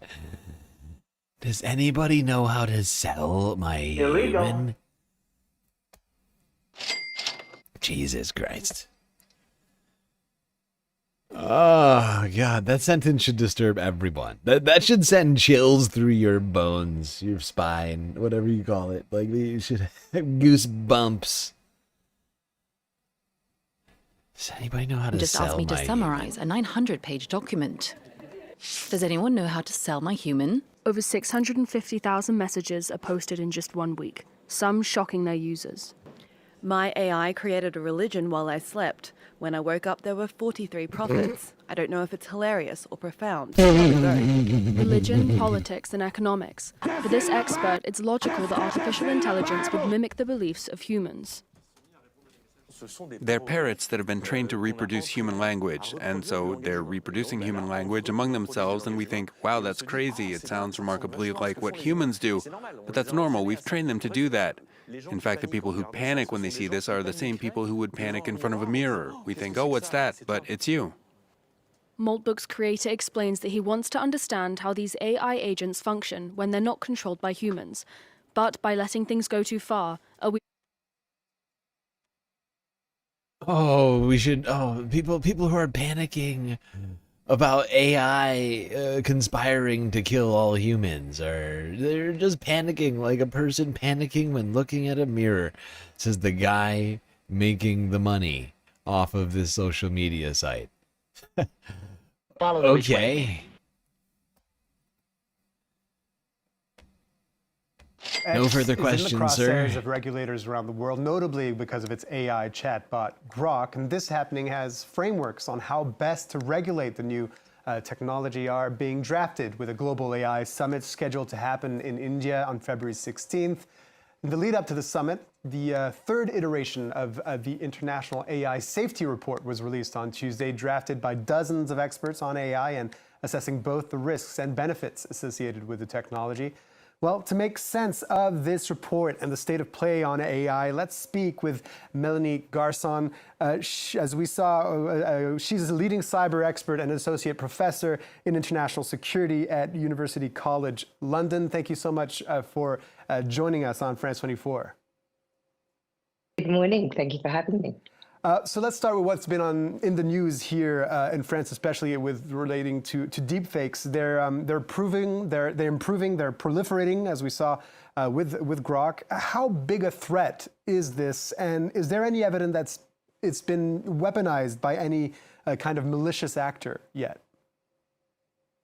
Well, the deepfake and the synthetic media sort of growth and proliferation, and particularly over the last year. And you mentioned the AI safety report. That's just one of the areas where they've really doubled down on saying this has been one of the most significant areas of growth. They've become absolutely more realistic. They've been used, whether that's with the voice or visual media, in fraud scams. We've seen the non-consensual manipulation of images that particularly affects disproportionately women and girls. And that Sorry, I'm gonna skip ahead of this one. Actually, I have Grok stuff to talk about. Later for tomorrow.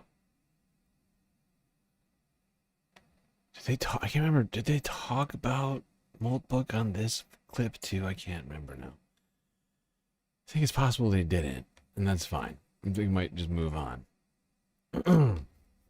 I still got more to talk about. That is the climate problems. The problems with AI as it relates to the climate, as it relates to the claims about AI and the climate. Claims about AI solving the climate collapse that we are all living through right now. And who else would we go to but PhD having climate scientist Climate Adam over on the YouTubes? A significant fraction of the power on Earth should be spent running AI. We're not going to hit the climate goals anyway. There's no way it's going to get to 100% carbon-free power production. I don't know. It sounds cool to try to build them in space. Okay, let's do this. I'm Adam, I'm a climate scientist with a PhD in atmospheric physics, and I'm here to help you make sense of the world that we all share.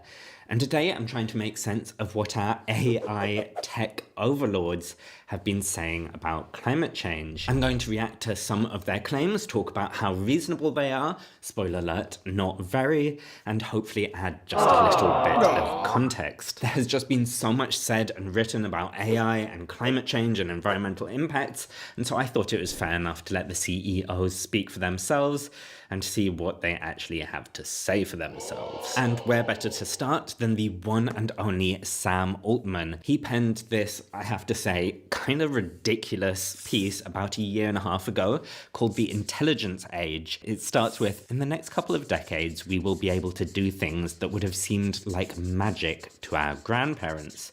Quite a bold claim, but it gets bolder, if you can believe such a thing. He goes on to say, although it will happen incrementally, astounding triumphs, fixing the climate, establishing a space colony, and the discovery of all of physics will eventually become commonplace. I mean, if we're just allowed to make things up to make our products sound cool, then I can tell you that Climate Adam is going to make artificial intelligence 100% reliable with zero hallucinations included, but only if you like, comment, and subscribe. It's really important to remember that Sam Altman, at his heart, is a salesperson, really trying to sell us the great myth of artificial intelligence, that it's going to solve all of our problems for us. And he's by far and away not the only tech CEO to make this kind of claim.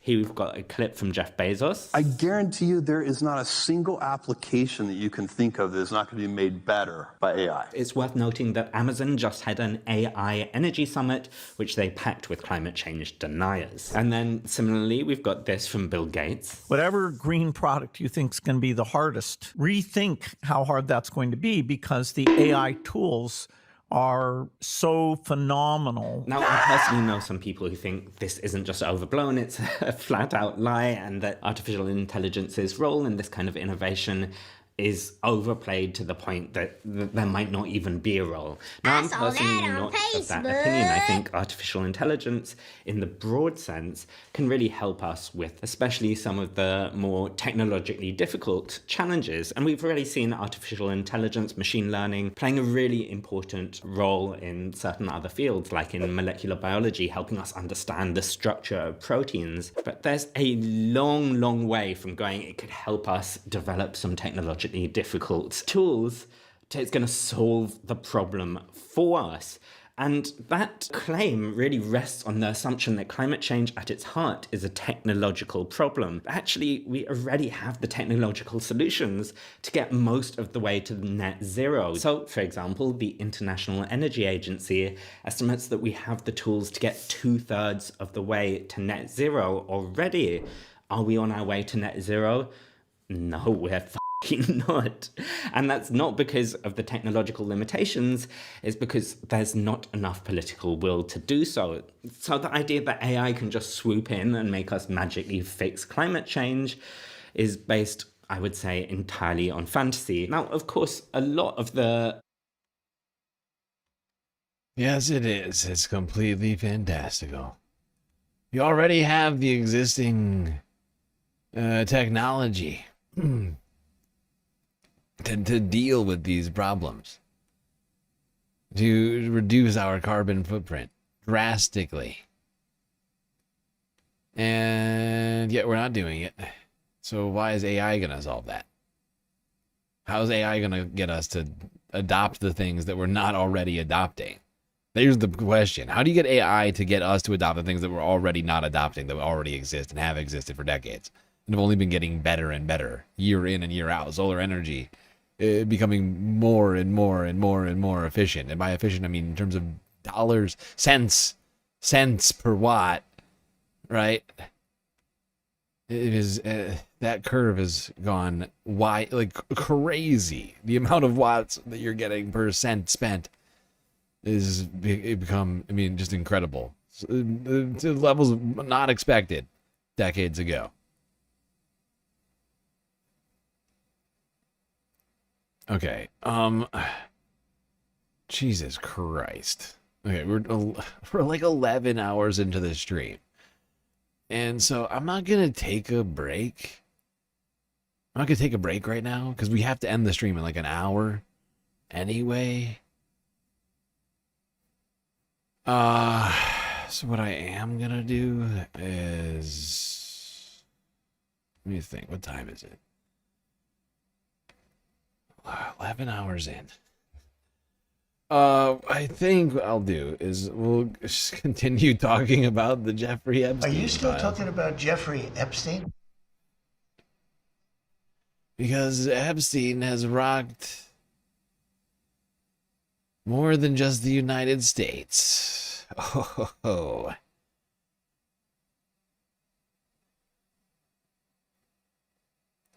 Places like the United Kingdom. Seeing reverberations. This sort of ripple effect. The Epstein files.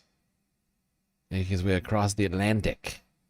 Causing chaos in Parliament and in the Labour Party.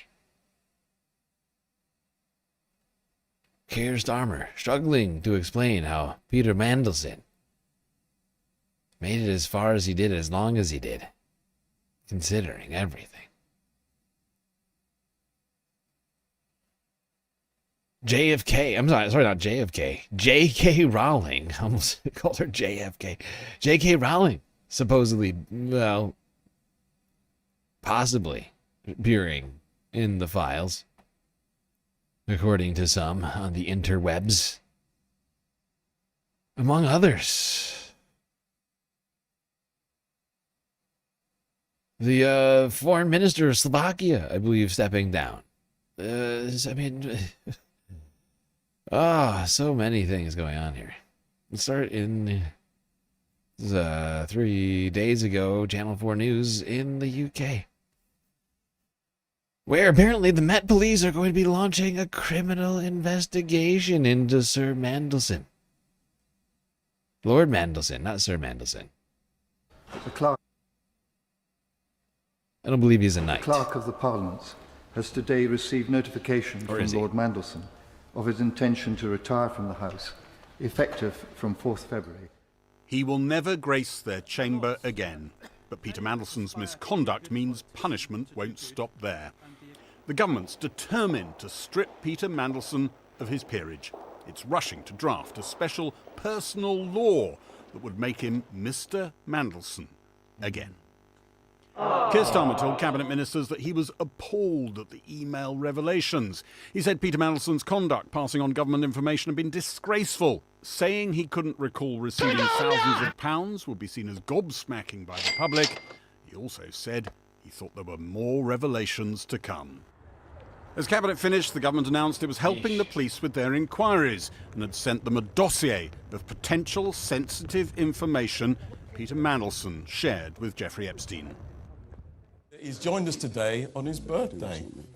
Gordon Brown sent his own submission to the Metropolitan Police, an email which he felt showed an inexcusable and unpatriotic leak of information to Jeffrey Epstein at the time of the banking crisis, in which he first reported to the government last September.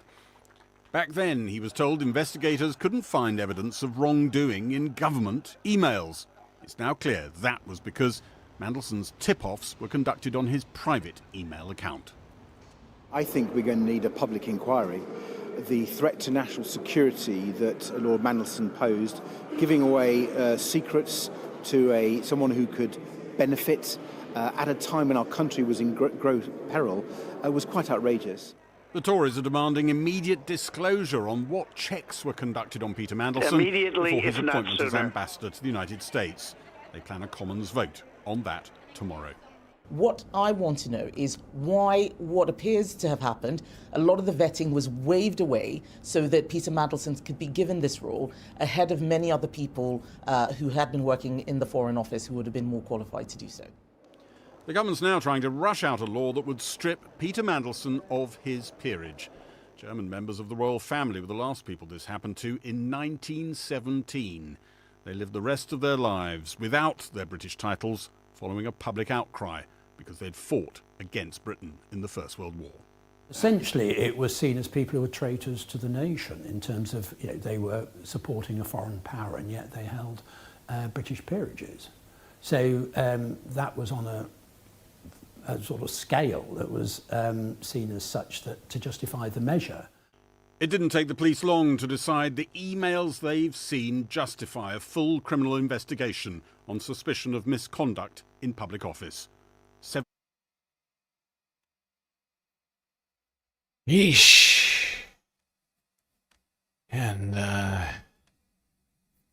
Keir Starmer's facing a lot of heat over not having vetted Lord Mandelson properly.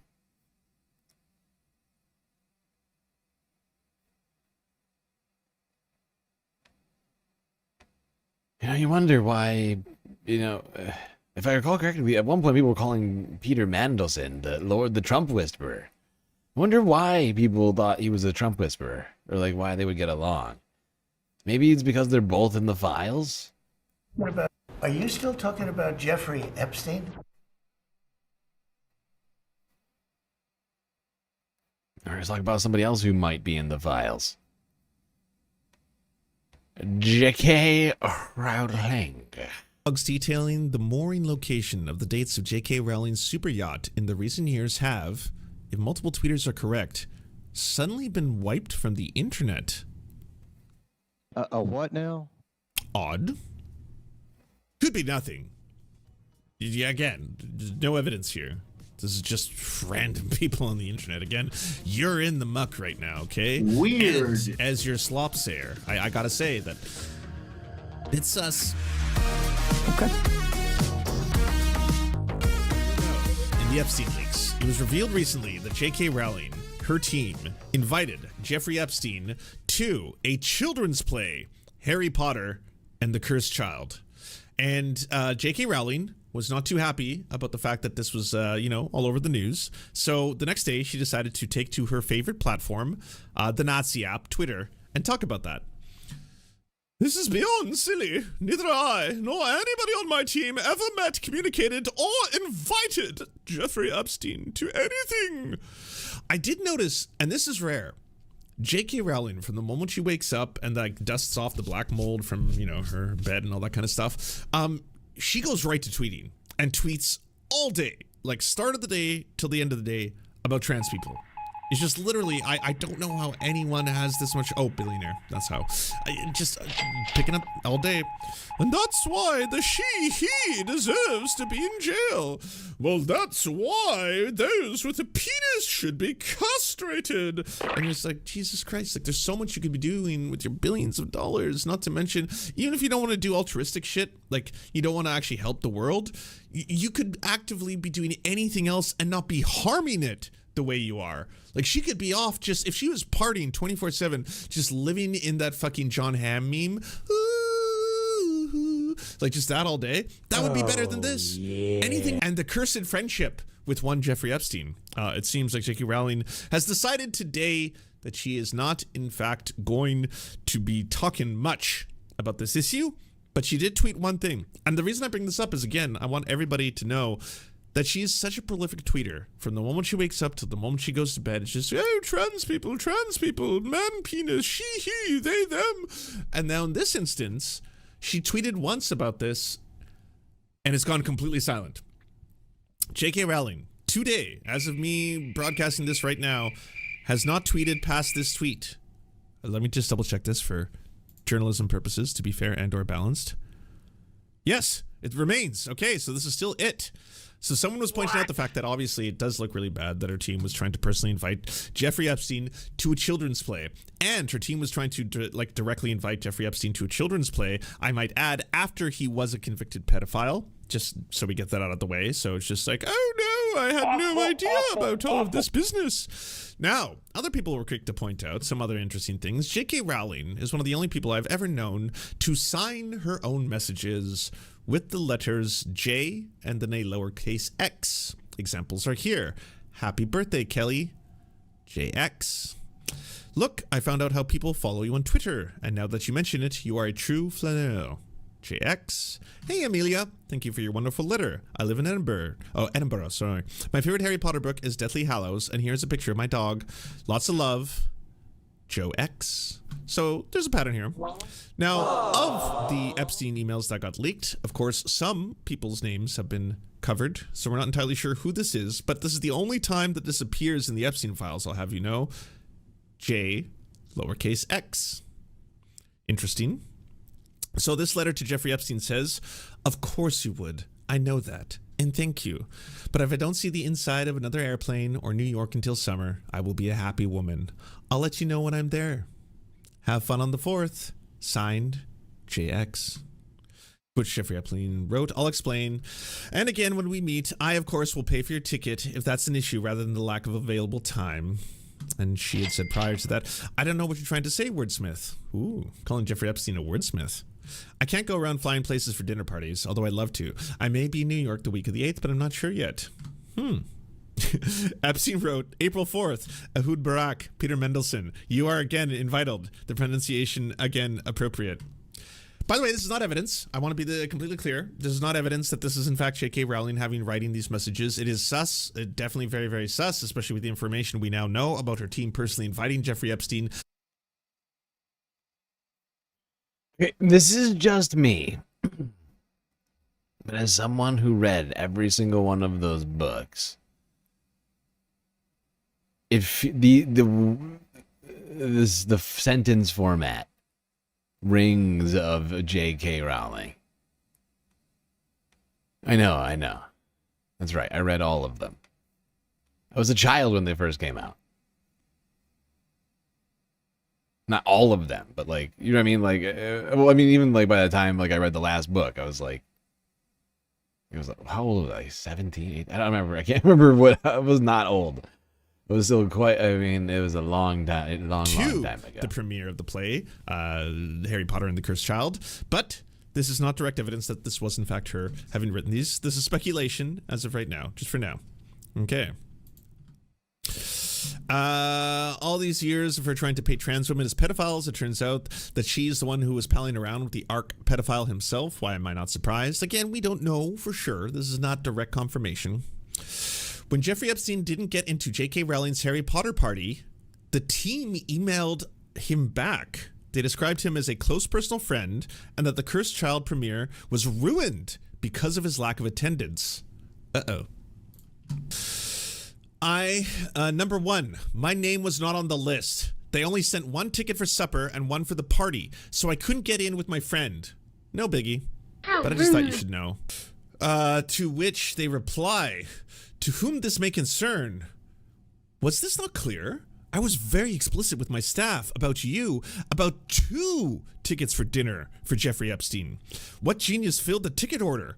Why wasn't his name on the dinner list at the door? What genius thought my friend would not have a +1 when we ordered 2 tickets? What robot at the door would not let him in? This has ruined what was supposed to be a perfect evening for all of us. We were supposed to have the king of the pedophiles attend. You wouldn't let the king of the pedophiles in?" I'm incredibly embarrassed by the rigid behavior of some child-minded door guard. Jeffrey is a captain of international finance and a close personal friend of mine. Yes, a captain of international finance. How dare you? That's incredibly rude. How dare you?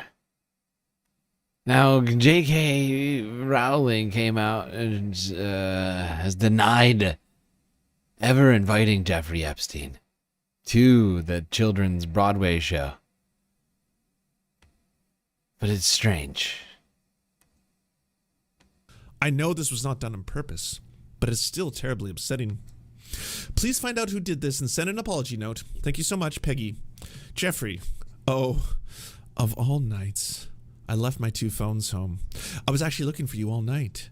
I was with Sun Yi, and she thought you were having dinner with her husband. I am so very, very sorry. What a screw up.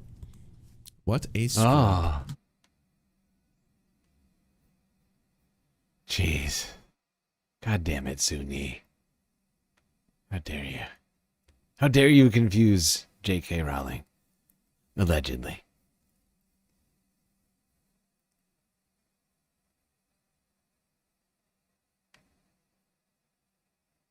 All right. Let's Are keep you talking still about the talking Epstein about files. Jeffrey Epstein?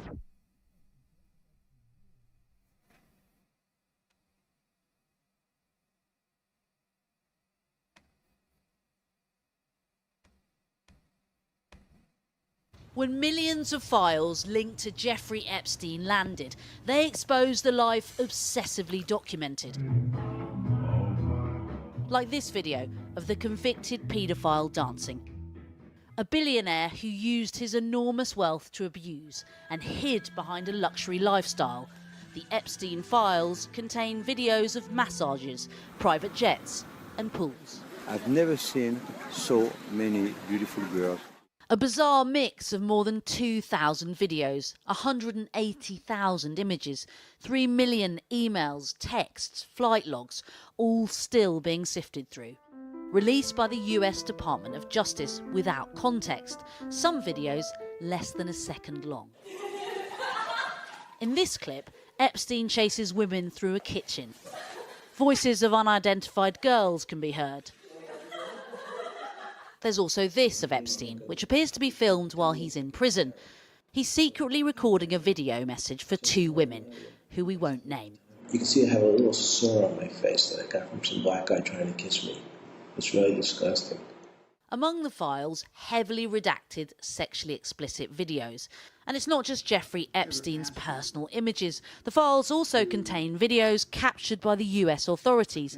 Here, Ghislaine Maxwell, in 2016, being questioned over Virginia Giuffre's civil case. Who were the other 17-year-old masseuses they were aware of? I'm not aware of any. Were there any 16-year-old masseuses you were aware of? I'm not aware. Any 15? Look, I just want to be clear. The only person that I'm aware of who claims to have been, and we have to, whilst I've established that now is 17, given that she has changed her age so many times. I mean, this woman is dangerous, ladies and gentlemen. A glimpse into her life inside her cell. She was waiting to hear whether or not she would be granted bail. And outside it, relaxed, making phone calls, some lasting more than 20 minutes, while facing charges of recruiting women and girls, including a 14-year-old. On Monday, Maxwell will be testifying under oath before Congress. The committee will be investigating the government's handling of the Epstein files. There is this footage from Epstein's Paris apartment. Pharrell Williams' happy plays as a woman dances. A DNA paternity test can be seen on Epstein's desk. The same home where this now infamous photo of Peter Mandelson was taken. Which brings us neatly to here. Epstein outside the Louvre, with France's former culture minister, Jack Lang. Of course, we should say, appearing in the files doesn't imply any wrongdoing. The files show excess, hotel rooms, flash cars, selfies. Oh my God. These billionaires and celebrities are so litigious. Every single one of these fucking media organizations just keeps coming out every single goddamn time. And by the way, if we forgot to say it, being mentioned in the files is no evidence of wrongdoing. Is incredible, without fail. Without fail. Partying with Jeffrey Epstein is not a crime. It's wild. Let's go here to Turkey. TRT News. Mandelson controversy deepens political crisis for Starmer. Say it has proved a catastrophic error of your judgment. And you promised to end chaos in politics. You failed miserably. Why did you then believe him? Keir Starmer was supposed to be talking about how to rejuvenate Britain. But instead, he found himself fighting for survival. It had been publicly known for some time that Mandelson knew Epstein. But none of us knew the depth and the darkness of that relationship. The British leader says he regrets appointing Peter Mandelson to the role of US ambassador. That Mandelson lied to get the job and he believed him. That he shares the anger and frustration felt by those around him, and that above all, to Epstein's victims, he is sorry. He portrayed Epstein as someone he barely knew. And when that became clear, and it was not true, I sacked him. Such deceit is incompatible with public service. Oh, look at Keir. Look at Keir's struggle to deal with this situation. Honestly, Keir, just resign. At this point, I think it's over. It feels like it's over.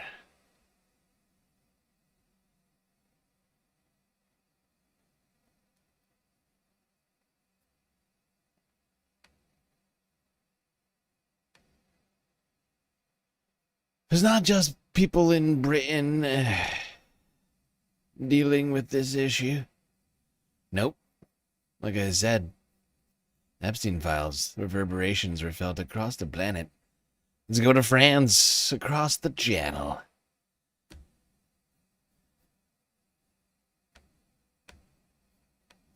Video clip is a short one, just 3 seconds long. It's part of the Epstein files, and it shows the convicted sex offender, Jeffrey Epstein, being shown the Louvre by Jack Lang.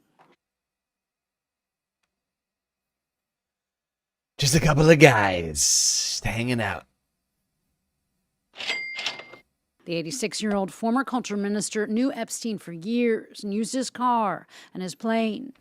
Lang told French media that he'd met Epstein through Woody Allen and would have cut off all contact had he known that he was part of a criminal network.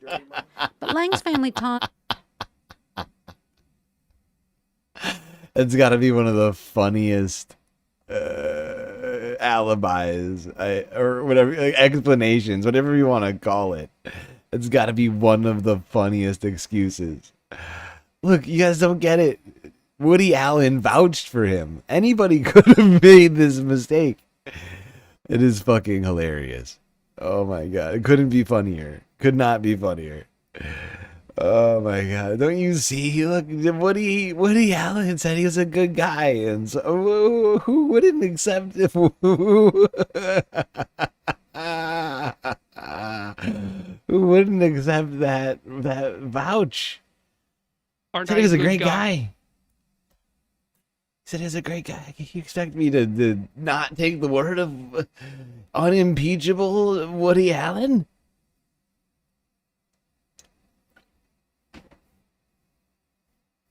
Which is wild. Just wild. Now, apparently, Jack Lang, if you're not familiar, is a big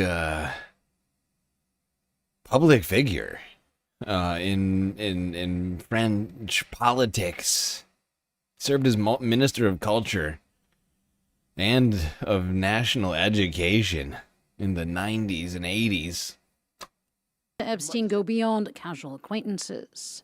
The French investigative site Mediapart revealed that Epstein opened an offshore account in the U.S. Virgin Islands in 2016, and half of the shares were owned by Caroline Lang, the former minister's daughter. Her name is also in Epstein's will, signed 2 days just before his death in prison. He promised her $5 million. Caroline Lang has also responded to the site, saying the offshore account was meant for art investments, but she was never paid by Epstein or invested financially in it. Mediapart also said that Lang did not declare the St. Thomas account to the French tax authority. Lang has... Illegal. Wow, dude. Hiding taxes, too. Hiding income and assets. Therefore, voiding taxes. Fascinating. Hold on. I gotta do something real quick.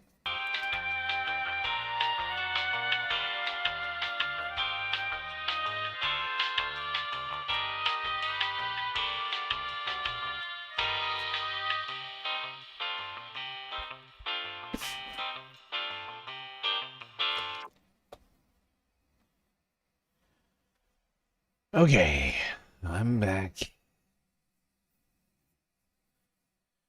All right, we're going to wrap this up pretty soon, I think. Do a few more of these Epstein clips. Let's go here. To Norway. France 24 English from 3 days ago. Epstein's correspondence. Oh, this one is wild. Epstein's correspondence with the Crown Princess of Norway. Very, very interesting, to say the least. So many strange, sort of shocking revelations from their correspondence, including the Crown Princess asking for the advice, the parenting advice. Imagine asking a convicted child sex predator for parenting advice.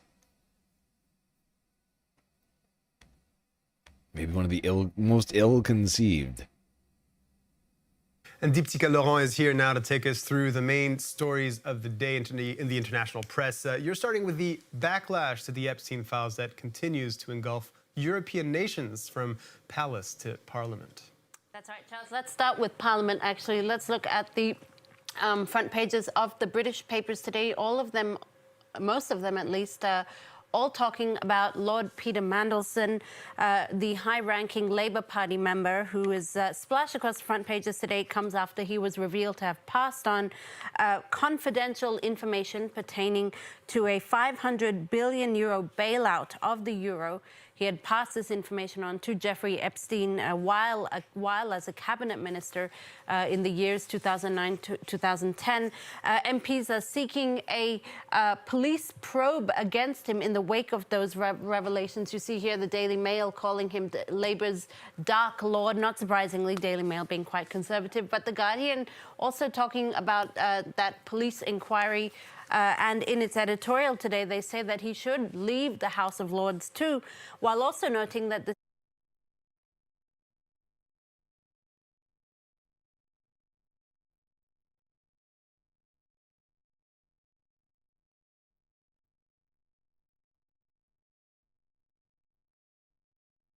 Convicted pedophile financier.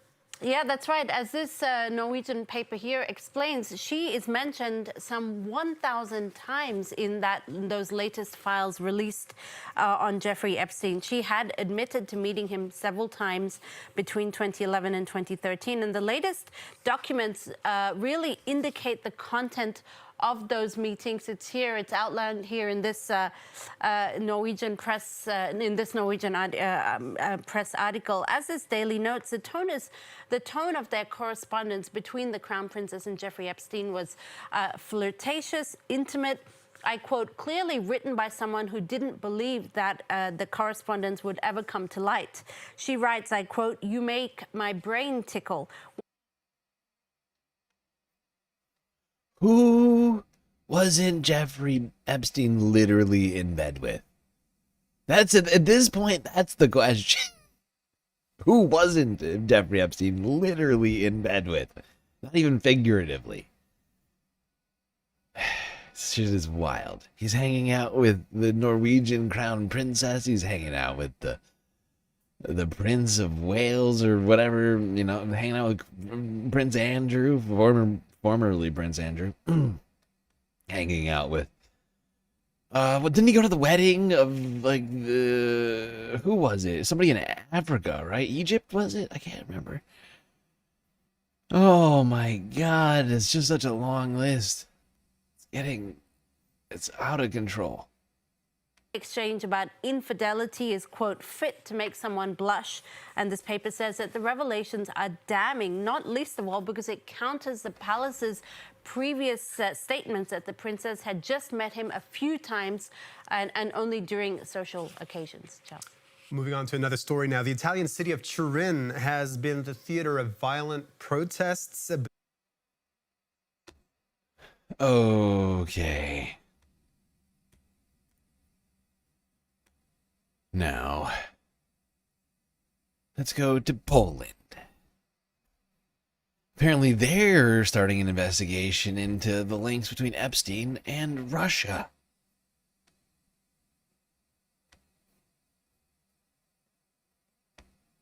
Suspicions are growing and action is now being taken.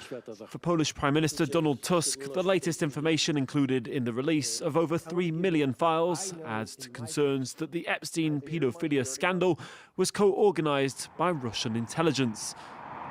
This has pushed the Prime Minister to ask for a probe to be conducted into Epstein's possible links with Russia's secret services, as well as to Tusk's own country. A growing number of commentators and experts assume that it is highly probable that this was a premeditated operation by the Russian KGB. This so-called honey trap set for the elites of the Western world, primarily the United States. This can only mean that they also possess compromising material against many leaders still active today. Suspicions that are fueled by the release of emails showing the lengths Epstein and his associates went to recruit young Russian women, with documents including requests to book flights from Moscow to Paris and to New York. A honey trap designed to blackmail the global elite. Vladimir Putin is named over 1,000 times in the latest documents. Exchanges discuss appointments to come between Epstein and the global elite. Vladimir Putin is named over 1,000 times in the latest documents. That's a lot of times. That's like a Trump number of amount of times. 1,000? That's a lot of times. It's higher than you expect. Exchanges discuss appointments to come between Epstein and the Russian president, including after Epstein was convicted of procuring a child for prostitution. This looks a lot like the White House. Fuck you, Duck. All right. You go bug yourself, you bastard. You're right. It does look like the White House. Honestly, I think at this point it looks a little bit better. It's a little bit more tasteful than the White House at this point. I'm angry because it's true. Okay? I'm mad because it's true. President, including after Epstein was convicted of procuring a child for prostitution. Previous emails also appeared to show Epstein offering advice to politicians on how to deal with Donald Trump. The question as to whether he was working for secret services isn't a new one. For years, some have suggested Epstein was in fact working for Israel's Mossad. Donald Tusk said that he would encourage others to pursue an international investigation. He really took all sides, seemingly, but that, like, to some degree, and was, like, in bed with absolutely everyone, like, doing crimes with absolutely everybody. Everybody seemed to know him, who he was, what he did.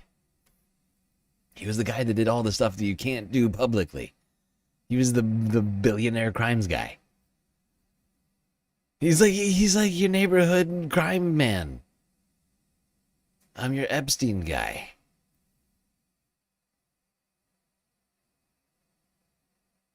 I'm that Epstein in the alley.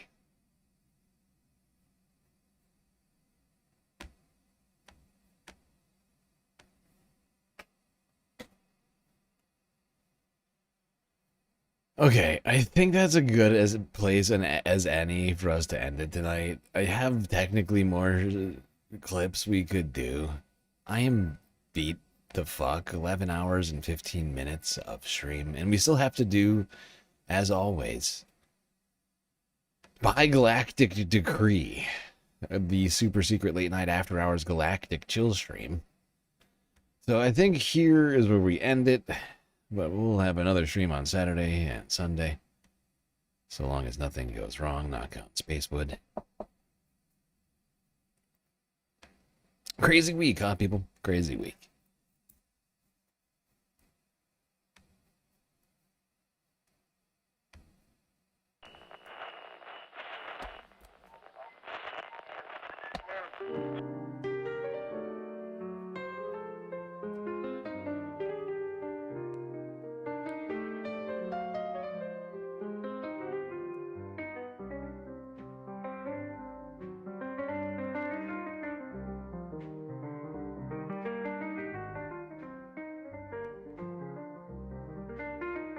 Well, we got through another stream. It was quite long and also difficult, but thankfully we had each other to get through it. Till I see you next, you stay classy, Galactic Stream Nation.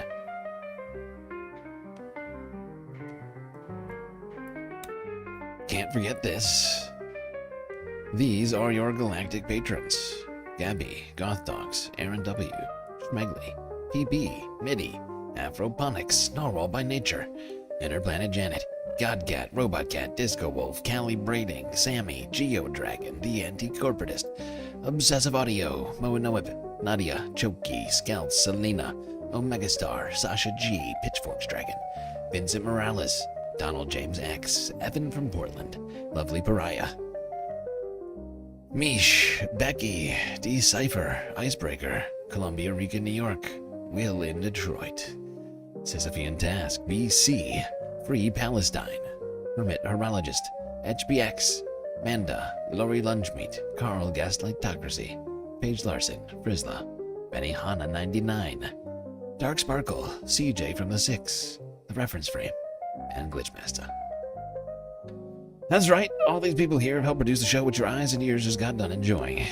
You can too for just a few US dollars a month on Patreon.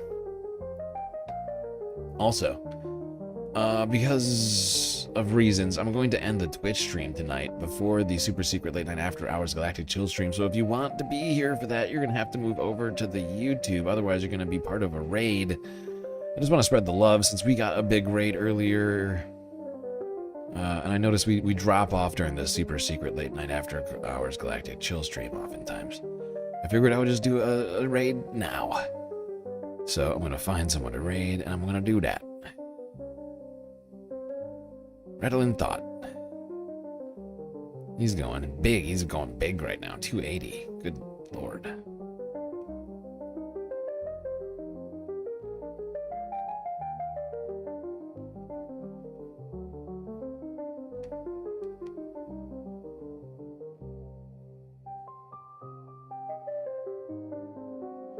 By the way, if you want to find the YouTube, there's a link in my chat.